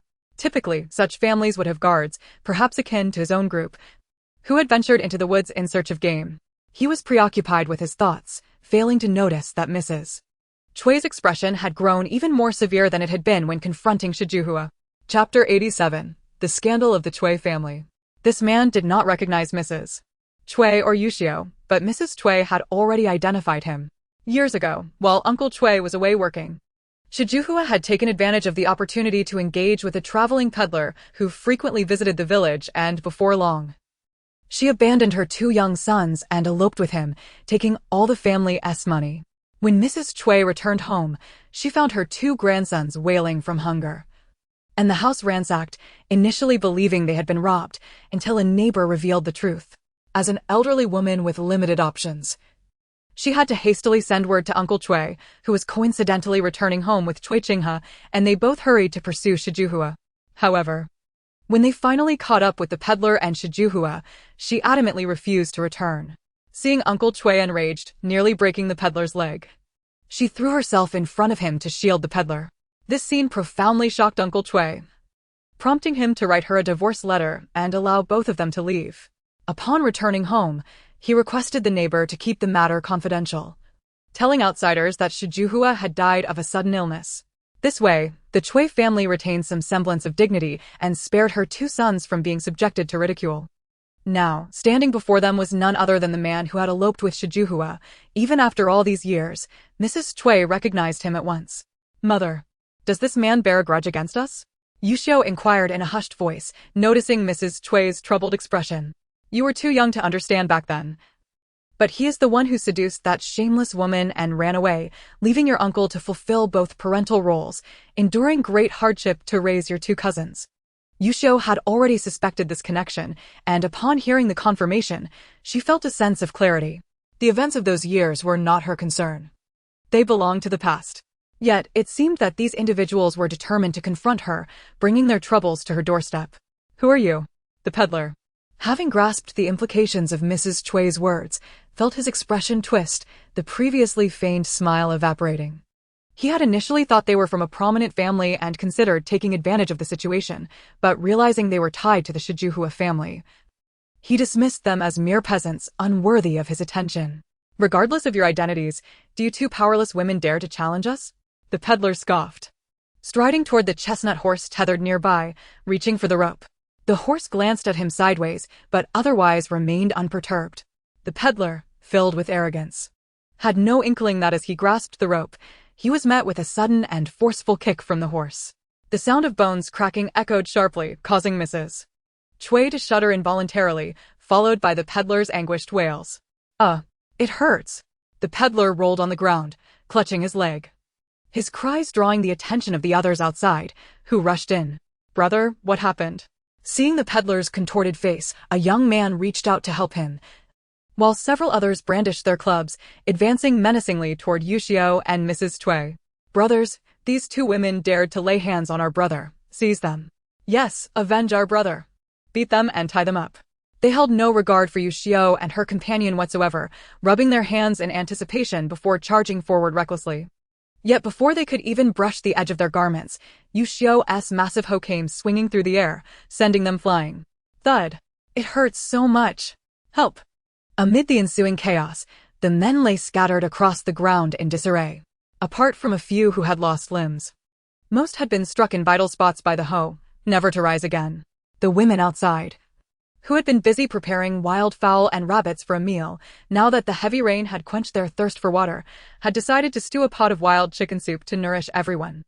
However, the commotion was so intense that they all gathered around, shocked and enraged by the scene. One woman, weeping and brandishing a knife, rushed forward only to be met with Xu Yuxiu's hoe, leaving her battered and bleeding. You little girl, how can you be so vicious? Killing so many in one breath, aren't you afraid of divine retribution? Cried the woman whom Shi Juhua had called sister-in-law, her lips trembling. Seeing Xu Yuxiu's dark, gleaming eyes fixed on her, she retreated fearfully a step before averting her gaze and murmuring timidly, "We're all family here. Why resort to violence? Can't we talk things over peacefully?" The peddler and the other injured men, witnessing Xu Yuxiu's ferocity, dared not utter another sound. They cowered in terror, praying silently that this woman would show mercy and spare their lives. Though Xu Yuxiu had little patience for such messy affairs, she knew it involved the Cui family in some way. Whether it was Uncle Cui or her two cousins, or even the sharp-tongued but soft-hearted elderly lady, they were all good people. Fetch that woman from earlier. We have questions for her, Xu Yuxiu decided, pointing her hoe toward a thin, dark-skinned woman standing at the very back. The woman obeyed promptly, darting out and soon returning, dragging Shi Juhua by her clothes. Woo-woo. Jilan. Sister-in-law, knew you wouldn't forget me, Shi Juhua sobbed as she was thrown before Xu Yuxiu and the others. Seeing the men already defeated on the ground, a flicker of secret delight crossed her eyes before she crawled forward, attempting to cling to Madame Cui's legs. So many men were no match for these two. It seems in the decade I've been gone, this little sister-in-law of mine has grown quite capable. Life must be treating her well now. I must stick close to them from now on. Good days are surely ahead. Her thoughts were sweet. But she had barely crawled 2 steps when a dull thud sounded before her, followed by warm liquid splashing onto her face. Shi Juhua froze momentarily before letting out a piercing scream. It was utterly terrifying, a girl barely in her teens, daring to crush a man's skull with a hoe. Her movements so practiced it was clear the tool had seen much blood. The women outside covered their mouths in horror, though they knew these men had been killed by the 2 women. The sheer efficiency and brutality of the act left them feeling as though they were trapped in an unbelievable dream. Chapter 88. Scream your lungs out. No one will come to save you under the intimidating threat of Xu Yuxiu's hoe. Shi Juhua had no choice but to confess everything about her departure from the Cui family. In her telling, she was the most unfortunate woman under heaven. Having been deceived by the peddler's sweet words into eloping with him, foolishly believing they would share a blissful life together. Only upon arriving at his home did she discover he already had a wife, who was 7 or 8 months pregnant. Trapped in an impossible situation, she had no option but to stay, toiling from dawn till dusk, serving the entire household, living a life worse than a slave's. She had considered fleeing, but without a single coin to her name and no sense of direction, she lacked the means to find her way back to the Cui family. Thus, she spent over a decade in servitude until a famine struck. The peddler's parents and wife fell ill and passed away, and their child got lost during their flight from the disaster. Only then did she finally catch a breath of relief. Yet, to win favor, the peddler often sent her to attend to other men in their refugee group. If she dared resist, she wouldn't receive a single grain of rice. This inflicted severe physical and psychological torment, making each day a living hell. That's why, upon seeing Madame Cui earlier, she had been so overjoyed to recognize her. Their well-dressed appearance suggested they weren't suffering from hunger, and she hoped to follow them to escape her current misery. You abandoned your husband and children back then, swearing you couldn't be separated and would be together forever. What now? Having second thoughts? Madame Cui sneered derisively. That woman's heartless departure had wounded the Cui family deeply. In his grief and anger, Uncle Cui hadn't even thought to reclaim the silver she took, plunging the family into years of hardship. It wasn't until the children grew older and Uncle Cui found work outside that their situation gradually improved. Shi Juhua stammered, not daring to speak. She knew she was at fault, but since it had already happened and she had admitted her mistake, surely they couldn't hold it against her forever? Mother, since they're family, they shouldn't be apart. Why don't we grant them their wish? Xu Yuxiu smiled, helping Madame Cui into the carriage. Concealed by a basket, she retrieved a large earthen jar and poured the flammable oil inside over the peddler and the other men. The pungent odor gave everyone a dreadful premonition, and they retreated several steps back. The peddler struggled to crawl away, but Yuxiu kicked him back into the center of the room. Seeing Xu Yuxiu trying to flee, Yuxiu wouldn't let her escape. She grabbed her by the collar and flung her onto the peddler, then hurled the jar at them as well. As she threw the jar, she concealed a fire starter within it, and instantly, flames leaped high into the air. The onlooking women screamed and scattered in panic. Yuxiu paid them no mind, listening instead to the agonized cries of Xu Yuxiu and the peddler as she urged the carriage forward. She didn't leave immediately, but stopped at a distant hillock, watching the blaze from afar until it had burned down to ashes before continuing on her way with peace of mind. Mother, father has probably reached the capital by now. If the journey goes smoothly, we should arrive at the city's outskirts in about 3 days, Yuxiu said. Noticing Madame Chui's low spirits and wanting to distract her from thoughts of the Chui family, she wasn't speaking idly. In the images provided by her little system, her so-called father had indeed entered the capital. Accompanied by an elderly man along the way, he had been settled into a pleasant courtyard with 2 servants attending to him. Really? Then let us rest less on the road and hurry to find your father. Madame Chui's eyes brightened at the news of nearing the capital. Mother, your health isn't what it used to be. We must rest when needed. We can't afford to exhaust you, Yuxiu replied gently. Yuxiu, however, held reservations. It seemed they were drawing ever closer to the capital, with fewer refugees along the road, but an increasing number of travelers. If she were to keep the Chui matriarch hidden any longer, what if she were discovered? Surely, she could not resort to silencing her, could she? Dealing with the ruthless and desperate refugees was one thing, but now they were mostly ordinary folk, and any excessive bloodshed would likely attract the attention of the authorities. If her secrets were uncovered, it would spell significant trouble. Well, since the journey was nearly at its end, it would be best to heed your arrangements. The Chui matriarch, having long accustomed herself to following Yuxiu's lead, complied without hesitation, for her daughter was astute and would surely guide them correctly. Mother, first drink the warm milk. Then we shall continue our journey. This milk was specially prepared by Yuxiu from maternal formula, and although the Chui matriarch had initially found it strange, she had grown fond of its taste after several servings, downing it heartily. Yuxiu appreciated this trait in her. The matriarch followed instructions without question, never indulging in unnecessary chatter or posturing before her daughter. It was now September, and though the previous days had been sweltering, a recent rain had swiftly cooled the climate. Today, both Yuxiu and the Chui matriarch donned thicker garments, with Yuxiu even providing a thin blanket for her mother to keep warm in the carriage. As the carriage continued along the official road, Yuxiu observed the surroundings closely. Occasionally, they encountered a few refugees. Towns along the route were not simply allowing them to pass, but were instead directing them to subordinate villages to settle down. It made sense, having traveled so far. If no measures were taken to intercept them, they would eventually reach the capital. If the city gates were besieged by gaunt refugees, it would surely incite the emperor's ire. Thus, it seemed that the administrators of towns near the capital were astute enough to prevent matters from spiraling out of control. Yuxiu had originally thought that the journey would be relatively peaceful from here on, but as they rounded a bend in the mountains, an unexpected scene unfolded before her eyes, abruptly contradicting her earlier thoughts. Help! Help! No! Ha ha ha! Shout all you want, even if you scream until your throat is raw. No one will come to save you today. Yuxiu found herself at a loss for words. Such a classic exchange, and she had the fortune of witnessing it firsthand. Ding! Congratulations, host. You have triggered a system task.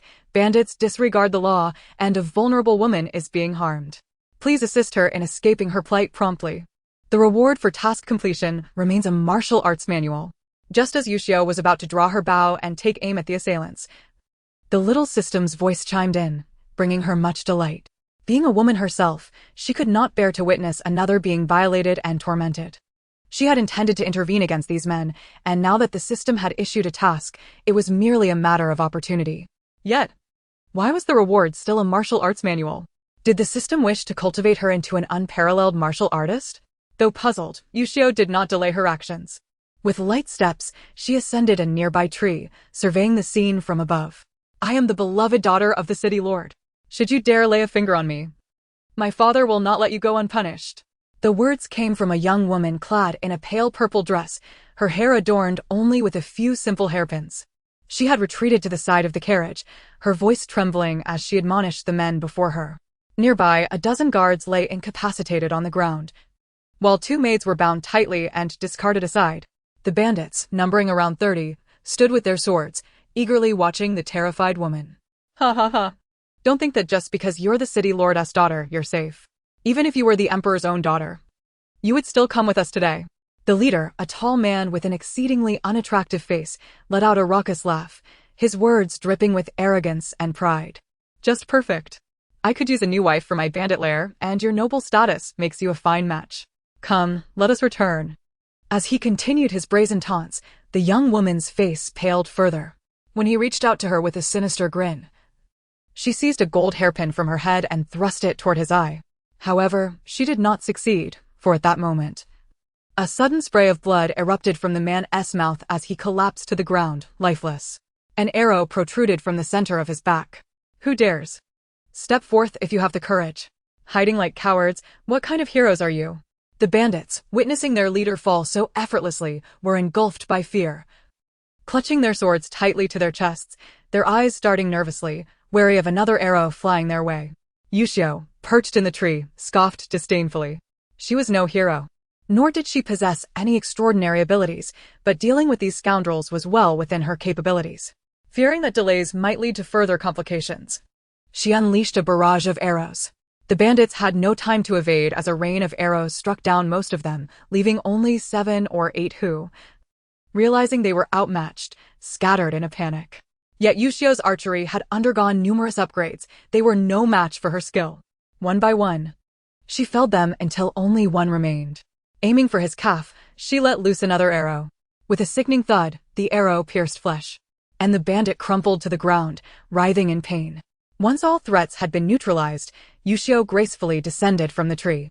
She noticed the Xu matriarch anxiously peeking out from the carriage, and after a moment's thought, she assisted her down, and together they approached the fallen woman. Were you the ones who saved me? The woman, now upright, bore a pale countenance, blood dripping from her hand, her body trembling uncontrollably. What saving? It was merely a chance encounter. We are all women here. I simply lent a hand. Yuxiu smiled, having clearly heard the woman proclaim her noble lineage.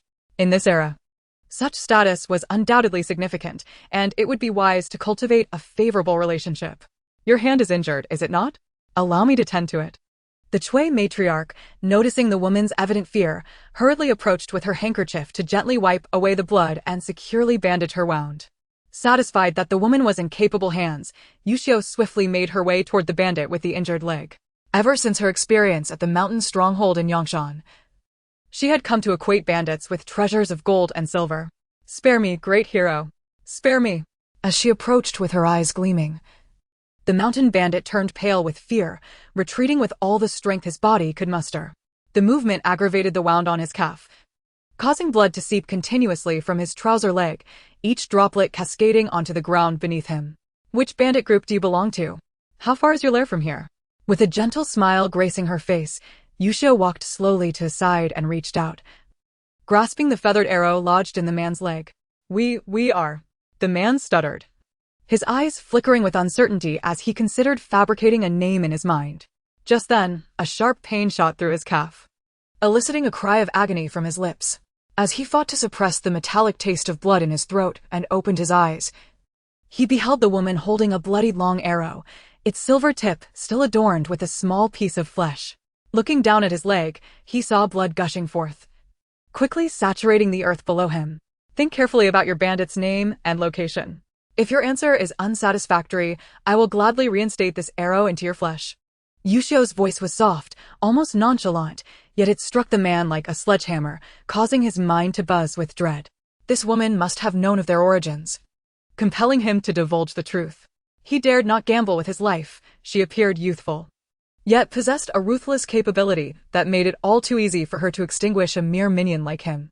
Perhaps due to significant blood loss, his vision began to darken, and his pallor deepened. Even so, he could not afford to delay further. Should he faint, he might just become another casualty at her hands. I will tell you, he blurted out, spilling the details like beans from a bamboo tube, which left Yuxiu, who was eager for information, somewhat disappointed. Chapter 90. A just official cannot resolve domestic affairs. Let us not interfere. Initially, she had hoped to reap a fortune by skimming some easy pickings from the mountain bandits near the capital, only to discover they were not legitimate robbers, but rather a band of vicious vagrants colluding with local thugs in disguise. "You elucidate the situation clearly, or I assure you, I will not spare you." Yuxiu, fuming with frustration, delivered a harsh kick to the man on the ground, fortuitously striking his wound and prompting a more pronounced scream of suffering. Plugging her ears against the cacophony, Yuxiu noticed his face was now a ghastly shade of white, as if death were imminent. Reluctantly, she retrieved a length of twine and bound his leg, allowing the flow of blood to gradually stem. Meanwhile, Chuishi had assisted the young lady in bandaging her wounds and rousing the two unconscious maidservants, who then joined Yuxiu's side. Someone has offered a substantial sum to abduct the city lord's legitimate daughter, Miss Ma, and sell her off to a remote location, ensuring she can never return to Yan'an City, the man disclosed, casting a furtive glance at Yuxiu. Seeing her furrowed brow and lack of reaction, he shifted his gaze to the others, who glared at him menacingly, causing him to swallow hard and abandon any pretense of concealment. With a resigned sigh and a clenched jaw, he divulged everything he knew. "We could no longer survive in Yan'an City. After receiving such a large sum of money, we feared that discovery and retribution would be inevitable, so we conspired to kidnap Miss Ma and leave quickly, as the streets were teeming with vagrants. With our wealth, we could find a place to live without concern." "Who is it? What is the name of the person you are dealing with?" Miss Ma cried out in despair, lunging forward, her gold hairpin stabbing repeatedly into the man's chest. Each thrust drew forth a stream of blood, and she trembled with rage, realizing that if they succeeded in taking her, she would likely face a life worse than death. Observing her frenzied state, Yuxiu refrained from intervening.